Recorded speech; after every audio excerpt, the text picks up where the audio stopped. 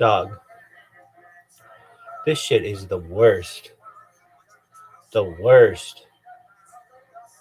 Dog, this shit is so fucking stupid. You stupid. What up, fool? You know any cholos? Fuck yeah, I know all the cholos. I'm the king of the cholos. Next question. Are you the king of the Jews? Fuck yeah, I know all the Jews. I'm king of the Jews. Next question. All right. Are you the king of the juggalos? Fuck yeah, I'm king of the juggalos. I know all the juggalos. Next question. All right. What aren't you the king of? Fast computers. Next question. Why? Because that's why I'm still fucking jerking myself off with this fucking VLC player, dog.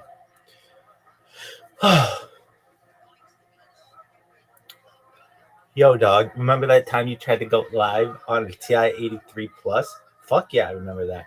Next question. Oh, are you fucking serious? Are you fucking serious? What is this bullshit? Dog. Dog. Dog. We got fucking gold here, and this shit is just jerking itself off. Jerking itself off. Jerking itself off. What in the fuck, son? Dog, this is the worst. This shit is so bad. Unbelievable. I'm over here trying to fucking give you Rebbe statistics. I'm having to jerk myself off with a fucking Google Play Store. Why? Why not? Next question. Why do we need a Play Store? Why do we need a store? Well, we need an App Store. Dog, we didn't need that shit back in the day. You just got it on LimeWire and installed it. Hope for the best, bitch. Everybody knows that. Napster motherfuckers. Come on, you slut. Oh, installing. Okay, install it, bitch. This shit is the worst. Yo, dog, I got a knee that kind of hurts. My mouth kind of hurts. The shit could be worse, no doubt, son. Really? This shit is the worst. The worst, dog. Dude, don't give me British people on my fucking news. Oh, hey, go back to your fucking island.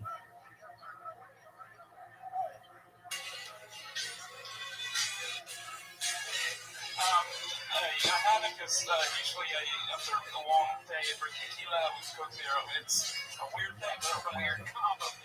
No, it's called Charro Negro. Because of Mexicans. Tower of Power, bitch. I'm a Tower of Power. Oh, are you fucking serious? I bet that bitch just fucking. Are you fucking serious?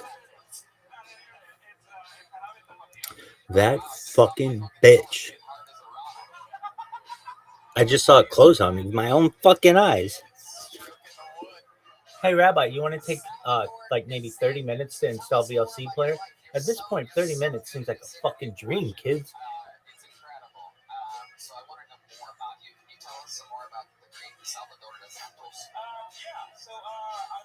Yo, dog. This bitch wore a raspberry beret. The kind you find in a secondhand store. This bitch shopped at Goodwill. I was working part-time at a 5 and dime. My boss was Mr. McGee. I told him several times that he didn't like my kind, cause I was a bit too leisurely. Something close to nothing, but different than the day before. That's when I saw her. Ooh, I saw her. She walked in through the door. She walked in the way. Kind of and a second-hand store. Raspberry. If it was warm, she wouldn't wear much more. Hey, raspberry beret. I think I love her. Built like she was. She nearly asked me my plans to do her any harm. And I told her I'm on my bike down my home man Johnson's farm. I said, never tell me on.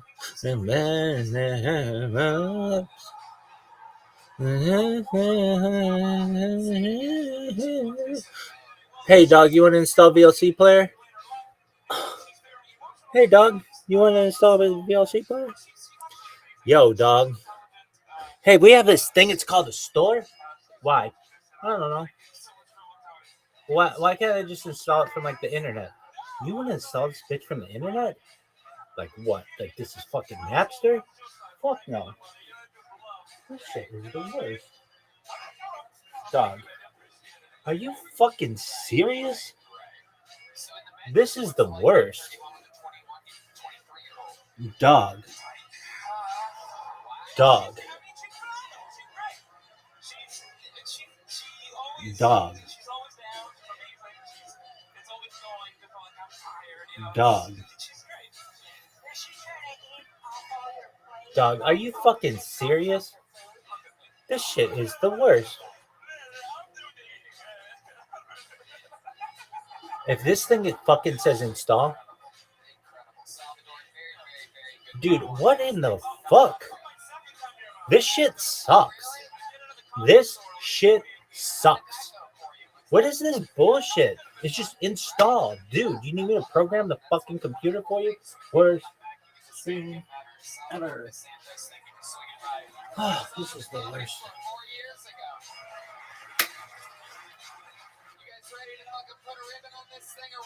Did that thing install?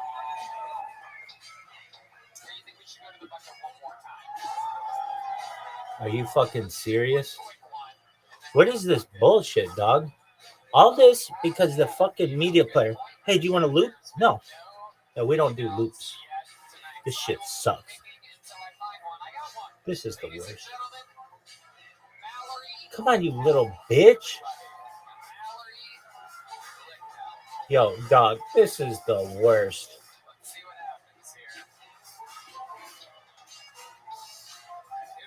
Yo, dog. This shit sucks. So much fucking cock.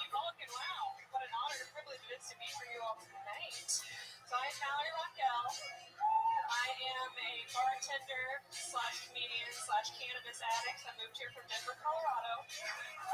Dog, are you fucking serious? Denver and Austin. I've tended bar for so many white men that I've definitely met a serial killer by now. Talk about. Sometimes when I'm at work, there are men that I make eye contact with on the other side of the bar, and I'm like, my God, I really hope they don't know which car is my car in the parking lot. You know what I'm talking about, ladies? Calm down, woman. I just worked a 10-hour shift. I'm not trying to fight for my life. You know? Being that I'm in the service industry, I don't have insurance, but I do have autoimmune diseases. So, come on, you little bitch. That's been a treat. I was diagnosed with celiac and Graves' disease last fall, and I am doing better since I swore off gluten, but I do have some symptoms to deal with. My favorite symptom is weight loss. Last week, my friend said, "Hey Val, you're looking thin," and I was like, "Oh, thank you, Courtney. I'm really sick, really, really sick. Thank you." God, what is this bullshit? Welcome, Mallory. How long have you been doing stand-up comedy? 2 years. 2 years. Okay. All of that here in Austin? Yes, I did do it a little bit in Denver, then COVID happened, and we moved down here. So sweet. Me and my husband. Okay. How long have you been married? Oh, 9 years. 9 years. What does he do for a living? He is a prep cook. A prep cook? Okay. All right. So you're a waitress? I'm a bartender. Bartender. Yes. That's right. He's a prep cook. Do you guys work at the same place? We do. Oh my goodness. Look at that. There's some nasty shit going on in that kitchen, huh? You know. And There's nasty shit going on in the bathrooms too. This shit wasn't even recording. What the absolute fucking shit? Disease, am I correct? I mean, it is if you eat gluten. Yeah. Right. Yeah. Okay. So, can you give us an example of how you have weaned yourself off of gluten? I mean, it's not the most convenient thing in American food culture. Not to eat. God, I gotta take a I do feel shit. like an asshole. Of course, I have Allegedly. jokes about it. But you know, Do you feel like a shitty asshole? I fucking did, dude. Actually, I It's a worked. celiac joke. Roseanne just gave me the look of disappointment that my mom never gave me as a kid. Who doesn't love Just good fucking. food? I didn't even know what that felt like until right then. Who Keeper always plays. Yeah, no, I've Red Band. Come Thank you, on. Red Band. Thank you. I'm giving Red Band the same look I knew Roseanne no, is no, giving. Red Band. Don't touch me. Well, you know, just fucking eat meat and vegetables, and like you'll be healthier. Okay, Mallory, you've been married for 9 years. How do you keep things exciting in the bedroom? Ooh, it's a good question. You know, I actually have a butt plug that I'm afraid to use, but I feel like that's on the horizon. Red Band. Get the fart board out of there. You're allowed one fart per episode. It's always been that way. You know that. God damn it. You know. So you have a butt plug that you're afraid to use? Yeah, just a little like, it hurts. But, you know, we're working on it. We're working on it, spice it up. We met when we were pretty young, so now that we're like 31, so we're getting to that time where maybe we need to change it up. Spice it up. Spicing it up is hard to do when you have celiac disease. You're right. It's very, very risky. It's not wrong. It's not wrong. Okay. Very, very interesting. So 2 years you started in Denver. What's the Austin scene like for you compared to Denver? Honestly, it's been great. I mean, it is kind of saturated, but I mean, you all know that. Just meeting people, making friends, and taking the opportunities when they come my way. I've done a lot of shows around town and also in places that you've never heard of, I'm sure, in Texas. Right, absolutely. I'm sure. You know, another female stand-up comedian that started in Denver, one of the greatest of all time, Roseanne Barr, is sitting right here. Roseanne, talking to that microphone. Give her some. Yeah, I started the Comedy Works also. Amazing. Yeah, but that was like a million years ago. Oh, That was in the 80s. Like time is a construct. Huh? I said Yeah, time is a construct. that's true. I went on stage there in 1980 the first time. Fucking hell. And, well, I was going to say, I think you're funny and you have funny ideas and some funny jokes. I think you need work on your construction of the joke. Dude, are you fucking serious with this bullshit? Good premises. And You're they're really original. comfortable on stage. Thank you. Yeah. Yeah, she is. Dog, are you Now, fucking stage serious? presence I don't is even the, talk. the thing This that shit stood out sucks. indeed for you, Mallory. Congratulations on getting pulled out of the bucket. Where's Jump up. Ready? There you go. Okay. Mallory Raquel, everybody. All right, this is it. It's that time. shit sucks? We have one None of final this regular, recorded. one final comedian. The man who has done more sets than any other human in the history of the show. A new minute every single week for about fucking half a decade now.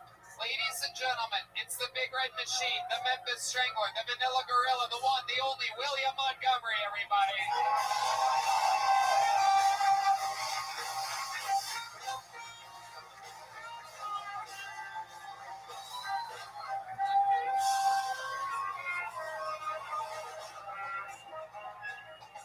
Dude, why is that shit First taking and foremost, fucking long? Roseanne, I have to be honest, I also tried to kill Tom Arnold at one point.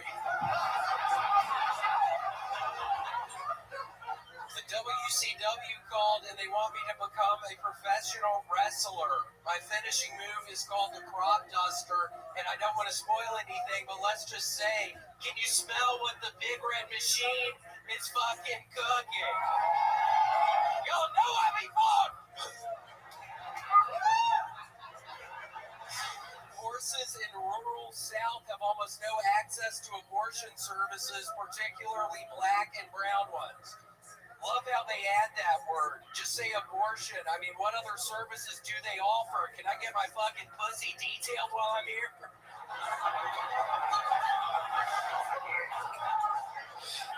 For one months, I want to see an action movie where the hero is a fat black woman and she battles her arch nemesis. No good men worth a damn. And then also, I brought a fortune cookie. Let me just see what this fortune cookie said. Wow. Crowd goes wild.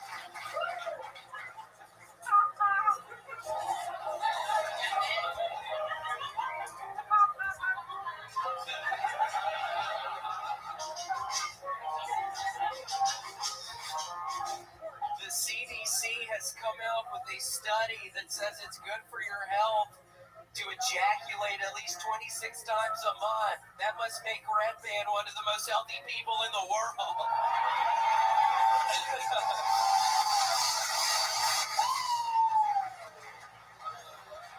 Yeah, he constantly is jacking off. He's nasty. Okay, that's my time. William Montgomery with a new minute 55 fucking seconds. What a thunderstorm. As always, you can always count on him.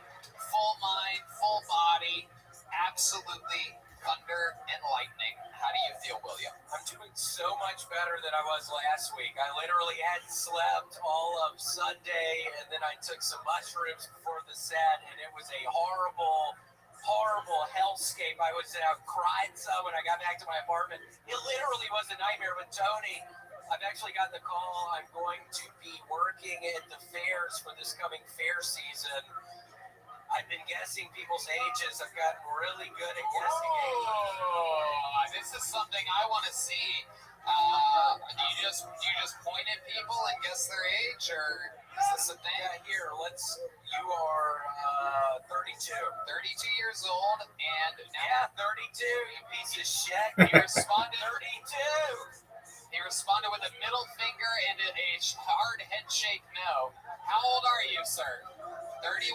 Whoa. 31, pretty close. Who else? Okay. Oh, how about this Asian guy? Asian guys are tough. Man, you gotta be 32. How old are you? You're 32, right? Oh, he's 32. Wow, he's saying no with his hands and his face. Okay, how old are you, dumbass? 34? 34 is still a pretty good guess. Okay, who else? How about the cool black guy over there? Right there. Black guys, black don't crack, they say. If you say 32, you're 35. Uh-oh. How old are you? 30? He's 32, everybody. God! One of the angriest age guessers I've ever seen in my life. One of the fucking fair people is here tonight. I shouldn't have fucking done that. How about you're showcasing your fair talents? How about somebody up in the balcony tonight? Okay, the young lady there, you're 33. How old are you? 33! Cool! Holy shit! This is absolutely incredible. Yeah, I shouldn't have invited the fair manager guy here. I've gotten some right, but how about let's try somebody a little bit older. I see this guy out at every show right there down the middle, right down the pipeline there. How about that guy? 56. 56. What is your actual age? 59. Wow. This is incredible. Now, is this something you think you're going to be doing for the rest of your life? Pretty much. I think so. I think I'm going to go join this fair. I think I'm actually going to contact the guy who makes the popsicles out of the melted other popsicles. That's genius. I was just thinking, that's just a fucking genius. When he was up here with his sweatpants, holy shit. It's pretty wild. So this is something that you think you're going to do forever. You're never going to... Yeah. You're just always going to do it? Yeah, God willing, and the creek don't rise, I'm going to be doing it for the rest of my life. I'm probably never going to fucking stop guessing people's ages. I swear to God, nobody on this earth is going to tell me to stop guessing these ages. Because I guess them. Tony, I'm actually still sick. Is there literally a doctor here? I swear to God, I'm still sick. There's not. We need to find a doctor here. I need some sort of antibiotics or something. Tony. Is there a doctor in the house, Asian guy? Are you a doctor? What's going on here? You are? Okay. He's mad at you for guessing the wrong age, so I don't know if I would take what he's given. This guy looks like he's got his degree in a lab in Wuhan over here. Might be a little bit tricky. He actually called me today and said that all his snot is like coming out of his nose and it's green and yellow. Oh, great. That's great. Thank you, Red Band. Yeah, why would you bring up our personal conversations, you fucking idiot? Seriously, Red Band, don't be fucking bringing up our personal conversations on this fucking thing, you dumbass. I'm sick as shit right now, you idiot. I fucking spit in your drink earlier, Red Band, so you're probably gonna be Let me ask you something. When you give Red Band advice like that, do you think he's gonna take it? Do you think he's ever gonna stop messing with you? I don't know if Red Band's gonna stop. He is gonna stop if he's 6 feet under, if he keeps taking the testosterone and not moving around. Red Band, you could die soon, man. You look as fucking nasty as ever. Oh my god. I'm kidding. Wow. Just being mean for no reason whatsoever. Do you know, can you guess Red Band's age? This is a real interesting moment. 46. Wow, look at that. That's pretty good. 48. 48. You're basically 2 off with everybody. You're like 2 or 3 off with everyone. At the carnival, it's usually 2 pounds. You win at the carnival. It's normally 2 pounds. What are you fucking talking about? Yo, dog, DLC player. Yeah, dude, I'm so over Rebby attributes at this point. It's not even fucking funny. Pissed. Why? I gotta take a shit. I got a canker sore. My knee. I think I blew my knee out. How? Dog, on this fucking cinder block. What else? Yo, what's up, barefoot cinder block boy? Calm down, bitch. Really? Don't you have some fucking shoulder of which to be a pillar, you stupid cunt? West side. Look at this shit. Oh, I bet this shit ain't recording. Fuck no. Why? Because it's tight. Dog, what the fuck? Look at this. Look at this athleticism. We got fucking Herschel Walker out here, bitch. Really? Herschel Walker wishes. Herschel Walker ain't got shit on me. Really? Dog. I'm the sickest motherfucker of all time. Bo Jackson bows to this motherfucker. Why? Because I'm the sickest fucker ever. I'm a 99.99, bitch. Why aren't you just a 99? Bitch, I'm everything. A triple threat. What's a triple threat? Bitch, I run, I throw, I kick. I can even block. That's a quadruple threat, bitch. Really? Yeah, that's just on offense, son. What special teams? Why are they called special teams? Why do you touch yourself at night, motherfucker? Dog, if I have to click one more fucking button on this, I'm going to be pissed. Skip. Actually, I do want that. Make yourself at home. Yo, dog. Just fucking work.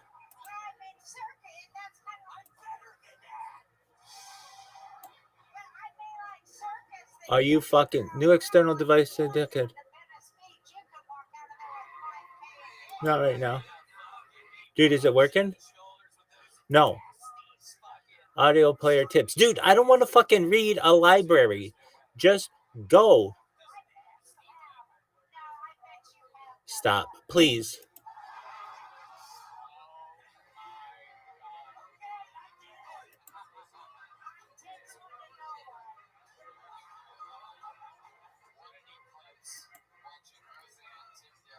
Come on, you little bitch.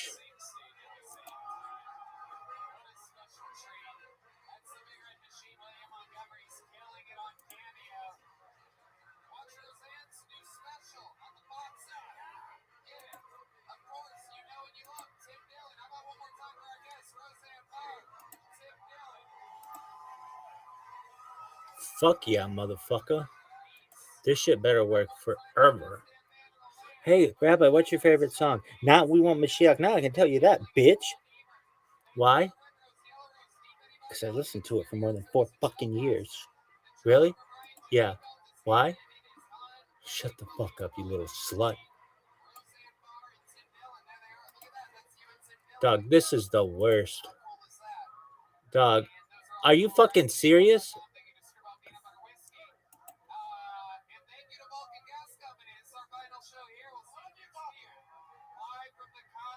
Are you fucking serious? Are you fucking serious?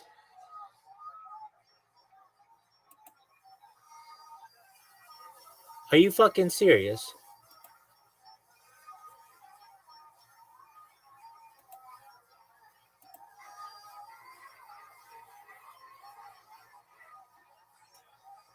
Dude, are you fucking serious?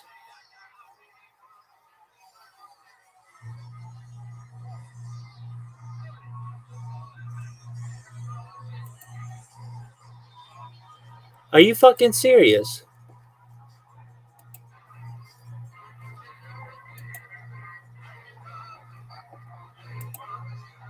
Dude, what is this bullshit?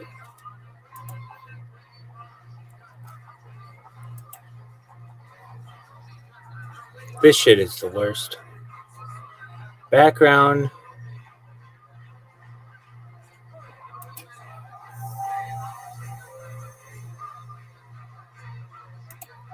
Yeah, play videos in the background, bitch. Who wouldn't have that? Why wouldn't that be fucking default? Are you fucking serious? Dude, what is this? Are you fucking serious? Why wouldn't that be the default? I've never known anything to not be that way. Bitch. Come on, you fucking shit.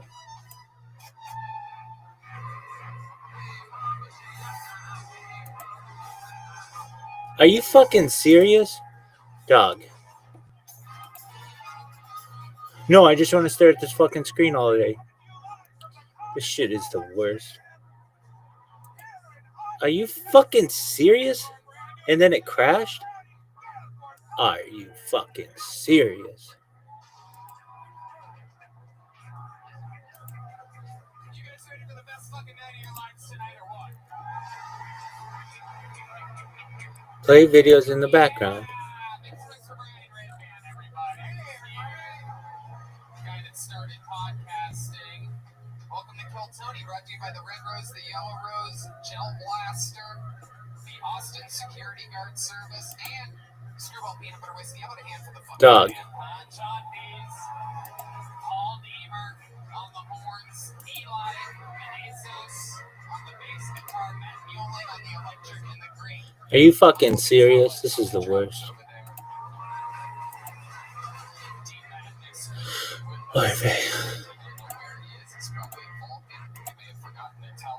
Are you fucking serious?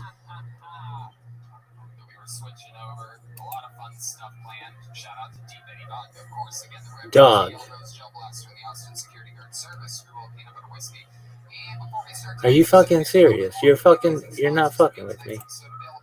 Dog, are you fucking serious? I have to open this fucking Play Store again? Holy thing. This is the fucking worst shit. It's the worst. At our new home club, and I gotta tell you, Liquid IV has This been shit. pulling its weight, keeping me so alive, bad. keeping us feeling absolute in tip-top shape, keeping me inspired to go golfing and do hot yoga and completely rejuvenate the toxins that I put in my body the night before. Liquid IV is the hydration brand that fuels your well-being. Their hydration multiplier is one product you're missing in your daily routine. In just one stick, you get 5 essential vitamins and 2 times faster hydration than water alone. Use it first thing in the morning before a workout, when you feel run down, after a long night out, and especially on long flights. Right, man? I love it. It's so convenient also. It's just these little packages. You can keep one in your pocket or in your suitcase. And you have the best flavors known to man. I love my personal favorites, the grape, the fruit punch and the cherry. It's so awesome. You just take this little packet, you put it in a little water, and next thing you know, you have something that hydrates you 2 times faster and more efficiently than water alone. It contains 5 essential vitamins: B3, B5, B6, B12, and vitamin C. And it has 3 times the electrolytes of those traditional sports drinks. It's made with premium ingredients. It's non-GMO, and it's free from gluten, dairy, and soy. So, grab your Liquid IV in bulk nationwide at Costco, or you can get 20% off when you go to liquidiv.com and use the code TONY at checkout. That's 20% off anything you order when you shop Better Hydration today using promo code TONY at liquidiv.com.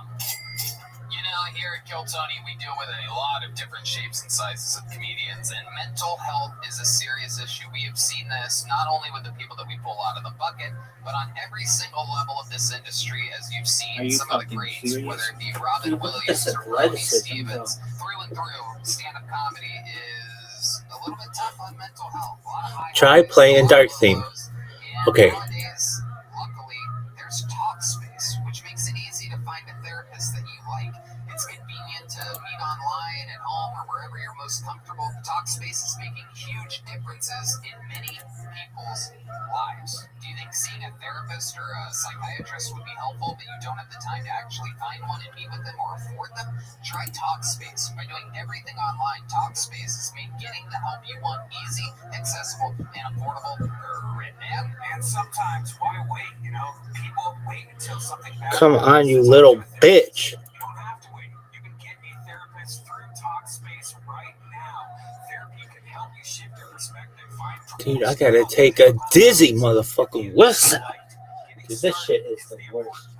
Talkspace makes it This easy and affordable. shit At is the Talkspace.com, absolute you can fucking sign up worst, online dog. and get a What personalized is this match with a shit? provider that's right for you, Dog, typically within 48 are you hours. fucking It's serious? convenient to have virtual Look at this sessions athleticism. with your licensed Dog, therapist from the comfort of this your is the home. worst. Talkspace is affordable also and in-network with most insurers. And as a listener of this podcast, you'll get $100 Come off on, you your little first slut. month with Talkspace when you go to Talkspace.com Dude, I gotta take a dizzy, /Tony dog. to match with a licensed therapist today. Go to Talkspace.com/Tony What to is get this shit? $100 It's the off your worst. first month All and I show know your is this support is for the the worst. show. That's Come on, you little bitch. Talkspace.com/. Look at this athleticism.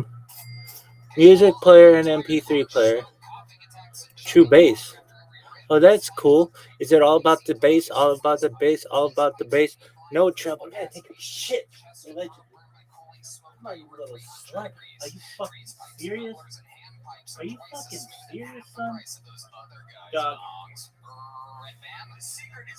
Dog, this is gonna be a bang bang play. I got news for you, son. This shit is gonna be a bang bang play. Jeter. Oh man, I gotta take a dizzy. No dizzy. Oh, dog. Dog. We gotta restart this bitch. Come on, you little slut. Hey. Hey. Restart. Restart that shit. Son, look at this athleticism, baby. Is this shit installed already? Install. Come on. What? You guys ready to start the first ever Kill Tony of the mothership? This is an epic moment. Normally we have 1 or 2 guests. This week, to get things started, we figure we blow it the fuck up. Ladies and gentlemen, 3 guests, 3 of the best in the world. From New York all the way to Los Angeles. Make some noise for Jim Norton, Whitney Cummings, and Bert Kreischer. Yes, Jim Norton, one of the best in the world. The great Whitney Cummings, and the motherfucking machine, Bert Kreischer. Yep. Yeah. Welcome. Whitney Cummings, Jim Norton, Bert Kreischer. They've all been on the show before. This is very exciting. Bert Kreischer Their special Razzle Dazzle comes out tonight at midnight on Netflix, everybody. And The Machine comes out Memorial Day, and The Roast of Bert Kreischer comes out on April 1st on OnlyFans. And a lot of fun stuff happening. OnlyFans TV. OnlyFans TV. Thank you, baby. Because when you say OnlyFans, it sounds like you're joking. They just laugh. They thought you were kidding. No, it's real. That's my career at this point. You say it and people just laugh. Yeah. Okay, OnlyFans TV. If you have OnlyFans and you don't want to jerk off, watch The Roast on April 1st. Yeah. Don't stop coming. By the way, I jerk off on OnlyFans. Not I said that. I would jerk off on OnlyFans. How much did you pay to see me jerk off for real? Like, let's put a price point on this. Do you guys want to do a jerk off auction right now? The gay cowboy from Dallas has got everybody. Oh, I bought the Playgirl of Brad Pitt when he was naked just to see his cock back in the day. What did it look like? It's solid. If God could have given anyone a small cock, it would have been him, but he didn't. Yes, but I can tell you who did get one.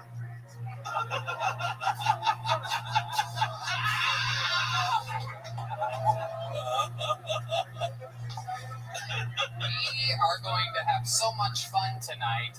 You guys have all done this show before. I'm excited to announce that we've done this show for almost 10 years straight. We have indeed, on this evening, set an all-time record for signups. Over 189 people are in this bucket. No. They thought they were signing up to have abortions in Texas. It's actually... We're gonna have a lot of fun. You guys. Abortions are half fun. The front half's pretty fun, I hear. Yeah. The second half's a bummer. Yeah. Are these mics not on? What the hell? They are a little bit low. You know, it's just such an awkward ride home. You have nobody to talk about. You pay for an Uber, they made me take the train. So you're hungry? You're only eating for one again. How does someone become an abortion doctor? Is there really someone in med school thinking, well, I want to work with kids, but there we go. We got to loosen them up a little bit. Yeah, they're tight. But the only doctors know that I don't worry are pedophiles because they want to kill the baby, not fuck it. Let's go, Texas. Let's fucking go. We are doing a special abortion taping of Kill Tony next week. It's called Kill Babies, and people have 60 seconds to vacuum a baby out of their pussy. You should do a Kill Tony right outside an abortion clinic and go, if you name it Tony. You guys know how the show works. If I pull one of these names out of the bucket, that means they get 60 seconds uninterrupted. Oh shit, yeah, that's dirty. 60 seconds uninterrupted. You know their time is up and you hear the sound of a kitten. That means they have to wrap it up then, or else they bring out the angry West Hollywood bear. It's just loud and it cuts them off. And then I interview them afterwards. We find out more about them, and they get talked to by our esteemed panel. And we're going to have a lot of fun. You guys ready to start tonight's show?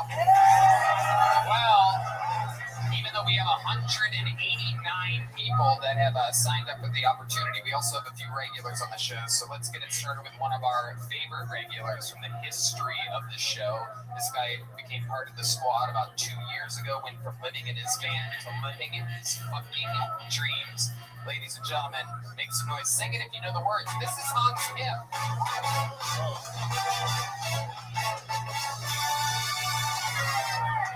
What the fuck is up, comedy mothership? Hell yeah. I think one of the most racist things to ever happen is the Chinese Expulsion Act. Do you know what's worse to an Asian than getting expelled? Nothing. Could have at least called it the Chinese B+ Act. How dare you use the language of schools against us? School is like our NFL. That's like calling the Fugitive Slave Act the offsides on the defense 5-yard penalty act. I have a Rolex. I love my Rolex because I'm fabulously wealthy. I'm thinking of having kids just to stunt on people. I love having a Rolex because I can look at it and be like, oh, looks like it's time to pull up my iPhone because I have no idea how to read this thing. Thank you. Welcome. Another new minute. Very fun. The Chinese Expulsion Act. Yes, I've read a history book this week. I love it. What is the Chinese Expulsion Act exactly? Can you explain it to these people? The Chinese Expulsion Act is what happens when Asians act up. Is that really what it Well, apparently we built the railroads, and they were like, okay, what are you going to do now? Okay, fuck off. You know, they're done with us. I thought you were very funny, and I've made it my life stream to fight racism.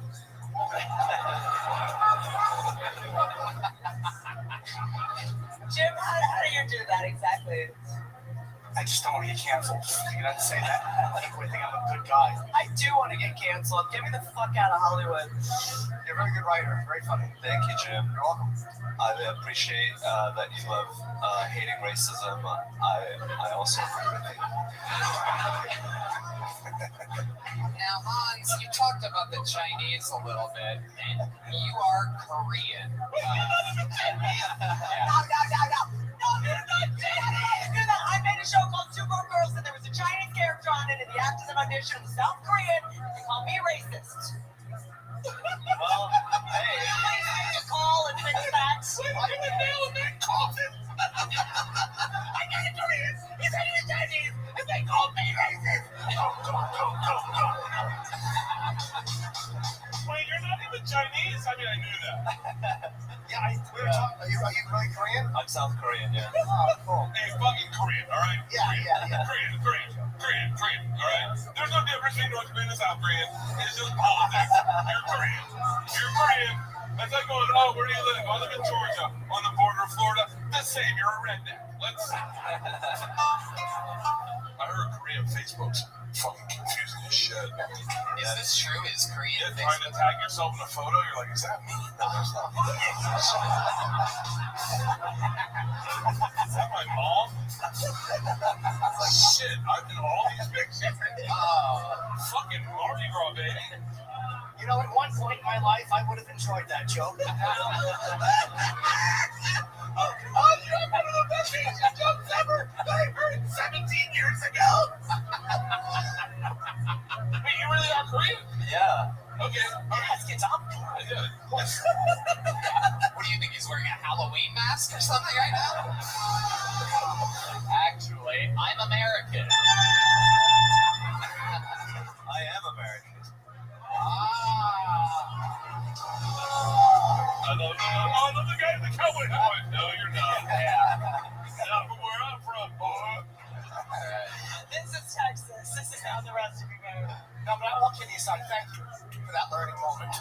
Thank you, Jim. Hans, how did it feel up here? A whole different venue? Did you notice anything different? You notice the change in the room at all? I noticed that I'm closer to the audience. I feel it's more intimate. I feel like we could really connect. And I felt like this is a wonderful club, and I can't wait to just be here and not get extra kicked out. So. Extra kicked out? Extra kicked out. Let me, can I say something really quick? Yeah, of Do course. women talk in Texas? Depends on what you say. We might edit it out later. But yeah, you can talk now, sure. Doesn't mean it's going to be in I'm the so show. funny. I have a voice made for podcasting. Men love it. No, but I'm half from Texas. I'm from, my mom's from a place called Sherman, Texas. Is anyone from Texas that lives here from here anymore? No, it's Austin. Yeah. It's Austin. None of these people are from here. So something I feel like we all came out, we're so excited to be at this club because this is just the fucking best thing ever, and I feel we're like so excited and like pushing, and you just fucking kicked it, and one of the things that made me laugh the most, you just went, I have a Rolex. And you just like let us setup be a punchline. Like, that was fucking so Korean, dude. That was... The way is no way. Hans Kim, we love having you start the show. You're a consistent fucking real stand-up comedian. There goes Hans Kim, ladies and gentlemen. And now, I repeat, in this back alleyway is 189 human beings waiting to find out if their name is about to get called. You are about to witness the first ever bucket pull in the show's history. The first ever on the crew to be on this stage comedian. Could be somebody's first time, could be a local legend. Let's find out what happens together. Your first comedian out of the bucket goes by the name of Cole McKinney. Cole McKinney. Cole.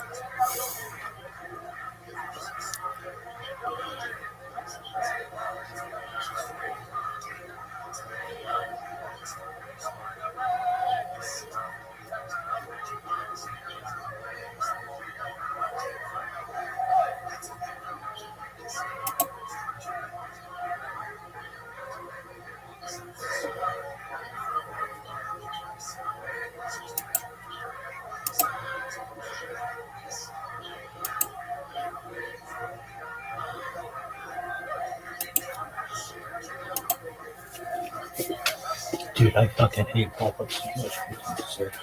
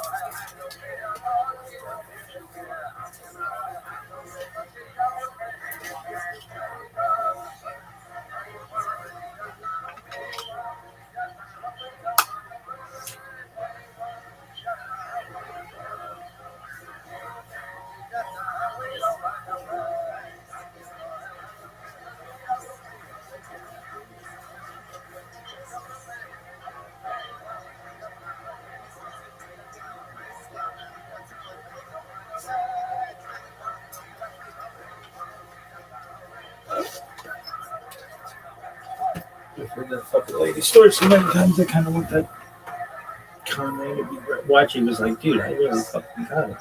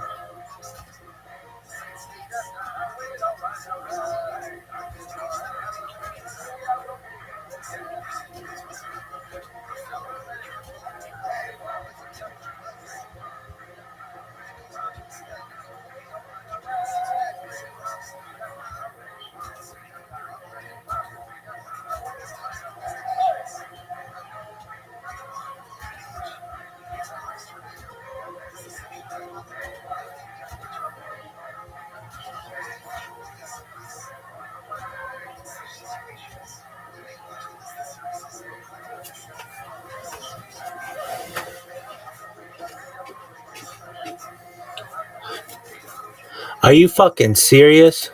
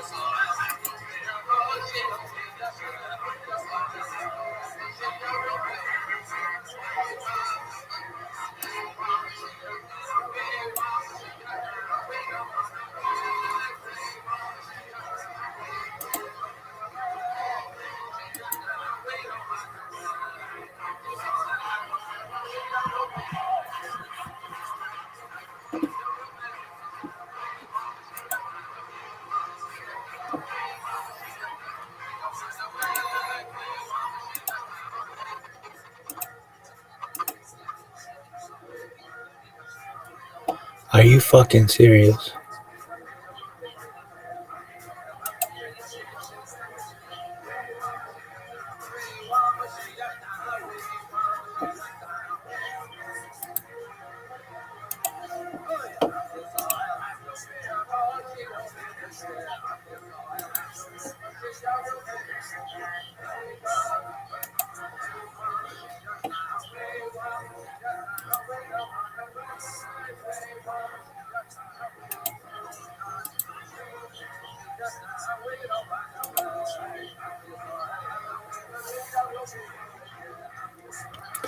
This shit is so fucking unreal.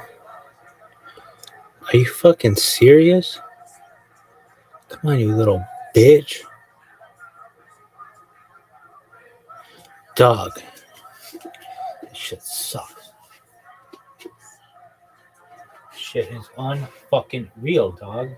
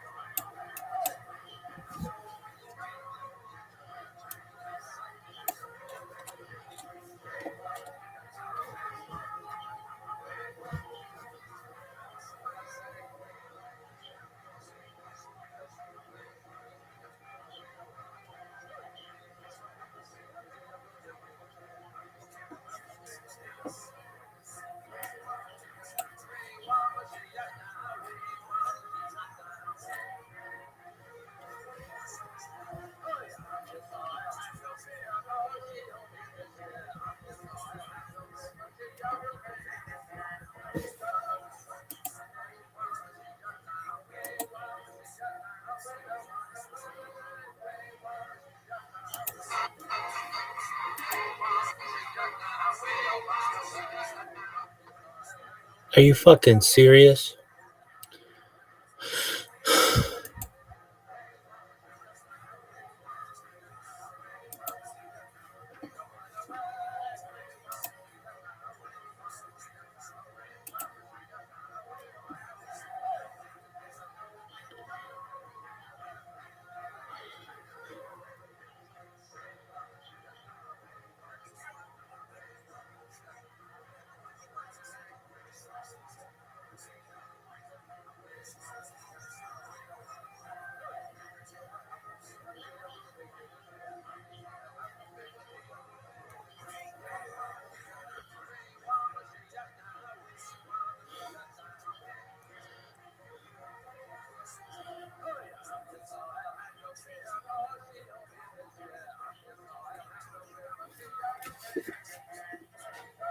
Shit.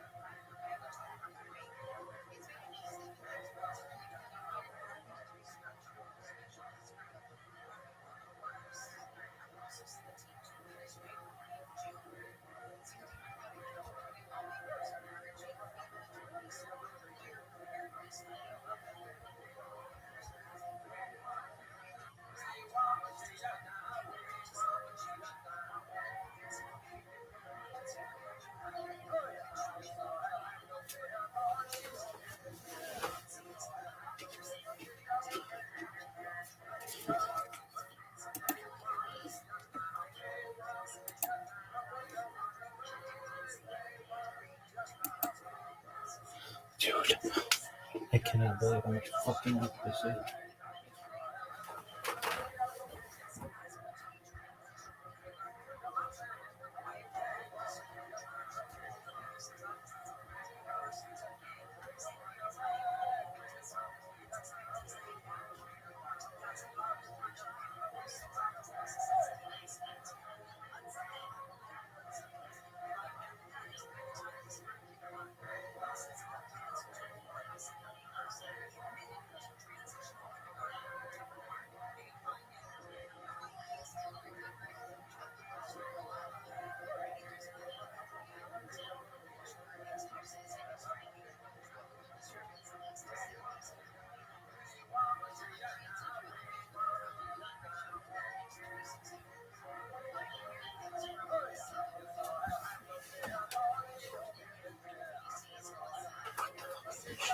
If this thing crashed, I'm gonna be so pissed.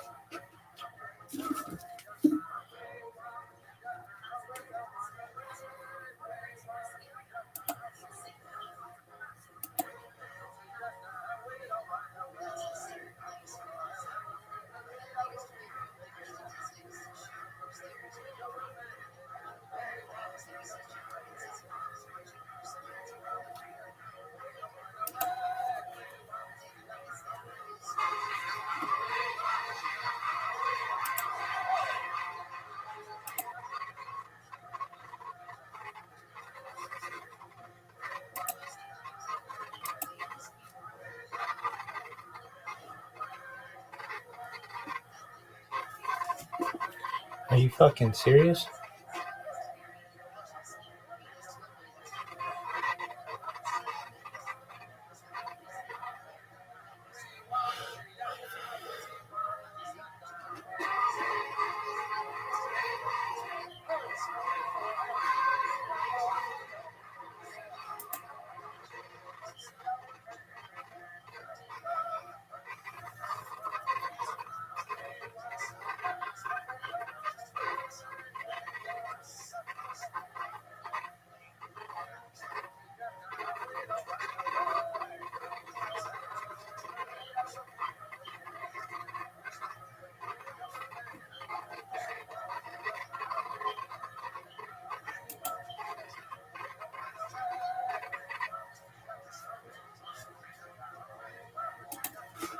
Dude.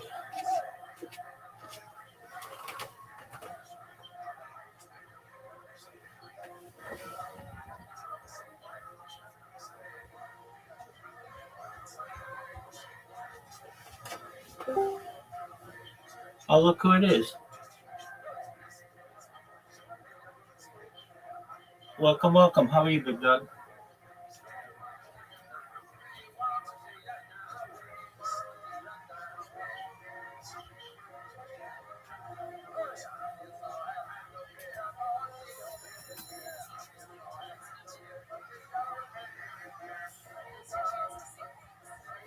Robin, What up, pimp? hello. How are Where you? is my introduction? My man, I'm busy right now. You can't always get it. Okay, you win. What's going on, big man? Nothing. I'm just came here because you miss me and I secretly miss you too. Okay, well, I see how it is. Yeah, I did miss you. I want to know everything about your life since we last spoke. What's good? And nothing much. I am. It's like raining outside right now. Nothing much. So yeah. And today I will gonna do finally put online episode. So let's go. What are you gonna put on? Episode. Okay, what episode?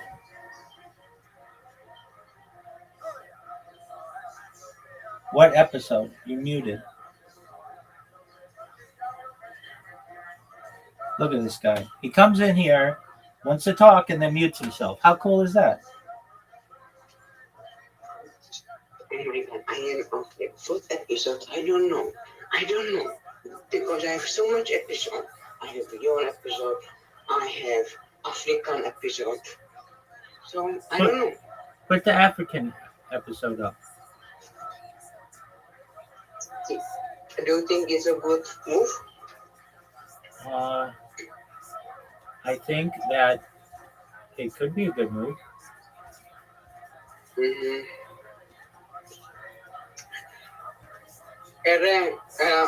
Reddit is so cool. It's so cool. Oh, okay. Yeah, I agree with you. But you're the guy over here who was like, hey, everybody, watch me jerk myself off trying to get guests. When I'm like, why don't you just post to Reddit? And now you know about the zombie apocalypse strategy group. What do you mean, jerk off? What do you mean? It's a phrase in English that means waste time. I will going to be is like in the 60% because of Reddit. I will going to be in Australian radio. You're going to be on Australian radio? Yes. How is this going to happen? And I don't know. I just messaged them and and I was saying who I am, what I'm doing, and he said you are the perfect candidate. Send us email, and we are going to do like training, like talking online, and after that you are on Australian episode. Ooh. Yeah, Australian radio. How do you get that done? What? How did you get that done? Because I just saw like their post, like we need to get guests to our new radio, and I just tell them who I am, what I'm doing, and they say it's perfect. Hey, I want to do that. You are not me. I don't care. I want to be on.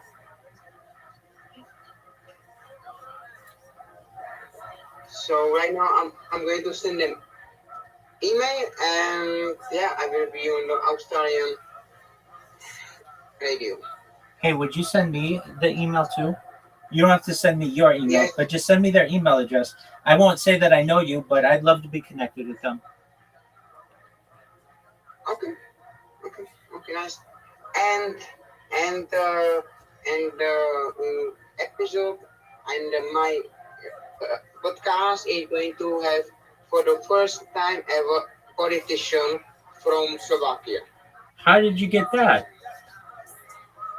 through LinkedIn. I just messaged them. Dude, look at you. You're really moving up, aren't you? Yeah, you can say that. Oh, I am saying that. Dude, you're dominating. You know this? I'm not dominating. I'm not dominating, but I am trying to do some stuff. Dude, you're rocking. What do you mean you don't have news? You're going to be an Australian hero. Okay, so what city are they in? Do you know? I don't know. Right now I need to log into my Reddit and find out. Right now, you need to log into your Reddit and find out. Is that correct? Yes, Okay, well, you're rocking out. You know that, right? it's not that big. It's not that big. I don't have like 3 million like man or like Messi or this. This is for me. Rocket. Okay, let me ask you this. You have Okay. you have a picture of your class, right? Yes. How many of those people have an interview with Australian radio? I'll wait. No, I will not going to interview them. I will going to be the host on radio. That doesn't make sense. You're going to be the guest. Yes, yeah, sorry, yes. That's okay. Nobody, All right. nobody, How many of those people have a podcast? nobody. Okay. Now, here's my next question for you. And you may think this is a good question. You may think it's a bad question. You may think it's the best question that you've ever been asked in your entire life.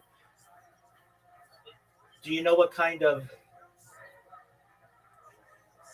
like, how big is their account and everything?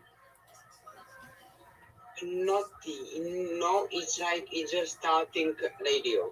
It's not that big. It's just starting radio. Is it a podcast as well? Um, wait, I'm going to find it.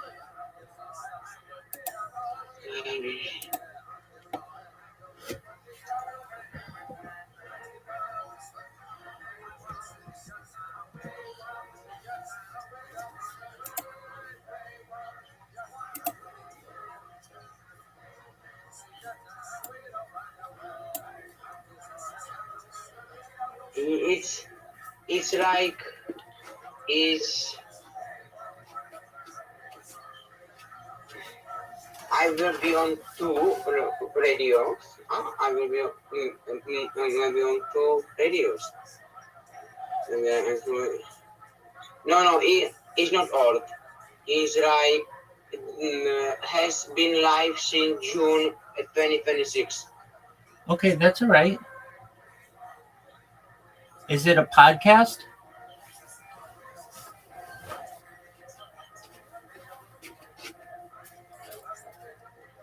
No. It's not like podcast. I will be all posting will be done via phone call. So they will gonna call me.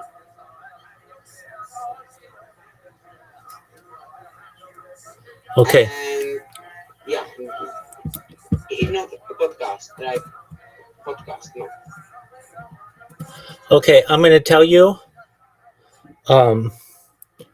something that I want you to always remember for the rest of your life, okay? This is very important in podcasting. Are you ready? Okay. Yes. Okay. There is a scam that it happens. I'm not saying this is a scam. It's not a scam. I just haven't told you this, and I want to make sure that you remember it. That I just want to make sure you're aware that what happens, especially with people, and people have tried it on me. So just be careful whenever anybody wants you to do something or have you on or anything, have in the back of your mind, oh yeah, Rabbi always made me realize, don't ever have it counted, meaning don't ever think that it's a done deal and it's easy, that everything is a challenge. And there's this, what people will say to you is, Tony, I want you to be on my podcast. And you say, okay, great. And they say, all right, I'm going to send you, let's meet on Friday at noon, your time, and we'll do the podcast. And you're like, okay, great. And then you say, let me see your podcast. And they send you someone else's link, just some other podcast. You're like, wow, this is a big podcast. Cool. All right, so let's meet on, so Friday at noon comes along. They send you the link. You click it. And then you're like, hey, where am I? I'm trying to get into this podcast. I can't do it. And they say, oh, did you click the link? And you say, yeah. And they'll be like, okay, we'll check from our end. And then you never hear from them again. What you don't know is that they sent you a drainer link for your cryptocurrency, or they stole your credentials. You have to be very, very careful with that. And you have to say to yourself, whoa, that was a really good scam, because they basically showed me a big podcast that I thought was theirs. I was all excited to be on it. And when you're like going to be on a podcast, you're like excited and you're not thinking this could be fake. And it is. I've had people try that with me. Fortunately, when it happened with me, I was doing it on my phone, and they were like, all right, well, we're sending you the link. I'm like, okay. I look at their podcast and it's really big. And it's like, oh, wow, this is really going to be good. But it turns out that wasn't their podcast. Does this scam make sense to you? Yeah. So you have to be very careful with that, okay? Yeah. But that's not this. Thank you. You're welcome. So I just want you, whenever anybody's like, I want you to be on my podcast, you always have to have that in the back of your mind, always, that this might be too good to be true. And I mean, this is a very easy scam to run too. So we say, all right, Tony, we're going to meet at noon on Friday. You say, okay, cool. I found out about you from Reddit, and I want you to be a guest on my podcast. You say, cool, that's neat. You come in here, Rabbi, I'm going to be on a podcast on Friday. I'm like, oh, that's great, wonderful. And then you're like, okay, cool. And then they send you, they're like, okay, well, what's your email? And you're like, oh, here's my email. They send you the link. It looks like a Riverside link. But imagine, instead of it being Riverside, Riverside, they changed one of the I's to be a capital, to be a lowercase L. You know how I and lowercase L look very similar? Yeah. And you don't know the difference? And they send you the link, and you're like, okay, I clicked the link. And they're like, okay, great. Now they have access to your computer.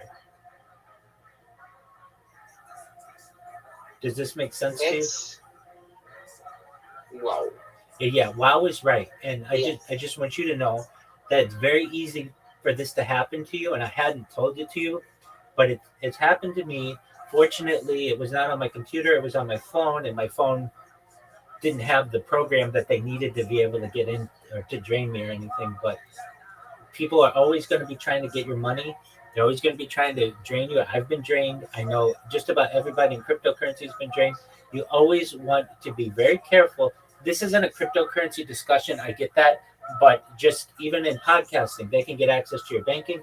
They can get access to all your passwords. They can even just do a keylogger, and you don't even know it, but it just it's just archiving all of your keystrokes, so they know all your passwords and they can get into your social media that way. Does this make sense? Yeah. Okay.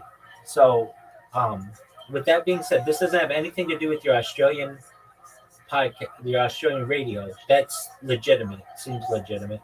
But just always be careful. Whenever you have anybody who's like, I want you, either I'll be on your podcast or I want you to be on my podcast, and they want to send you a link, you have to be very careful. I mean, it could have been,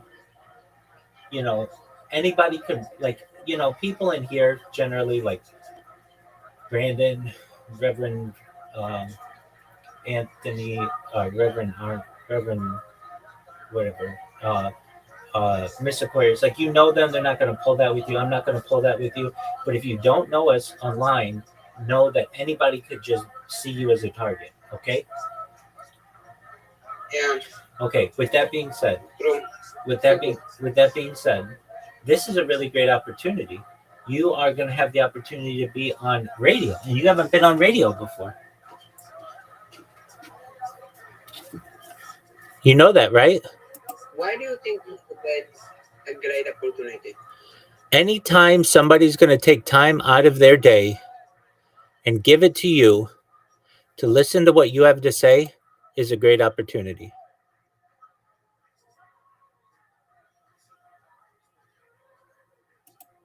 That's true.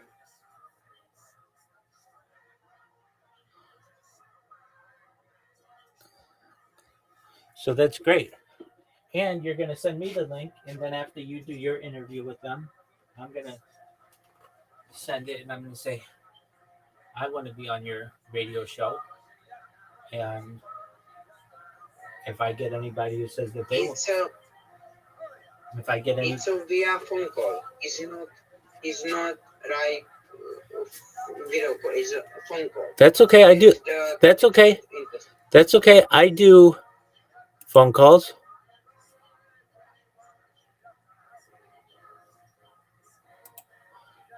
So, when are you going to do it? I need to send them the email.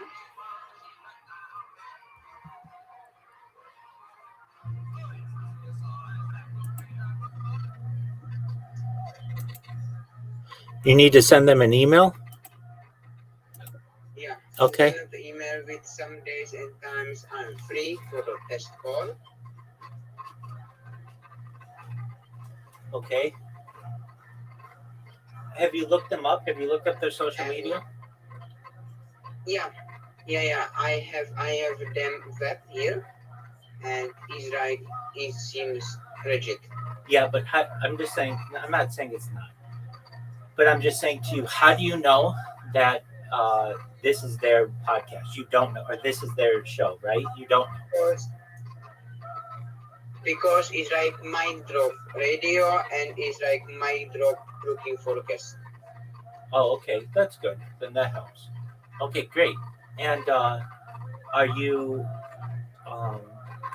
When do you plan on meeting with them? I think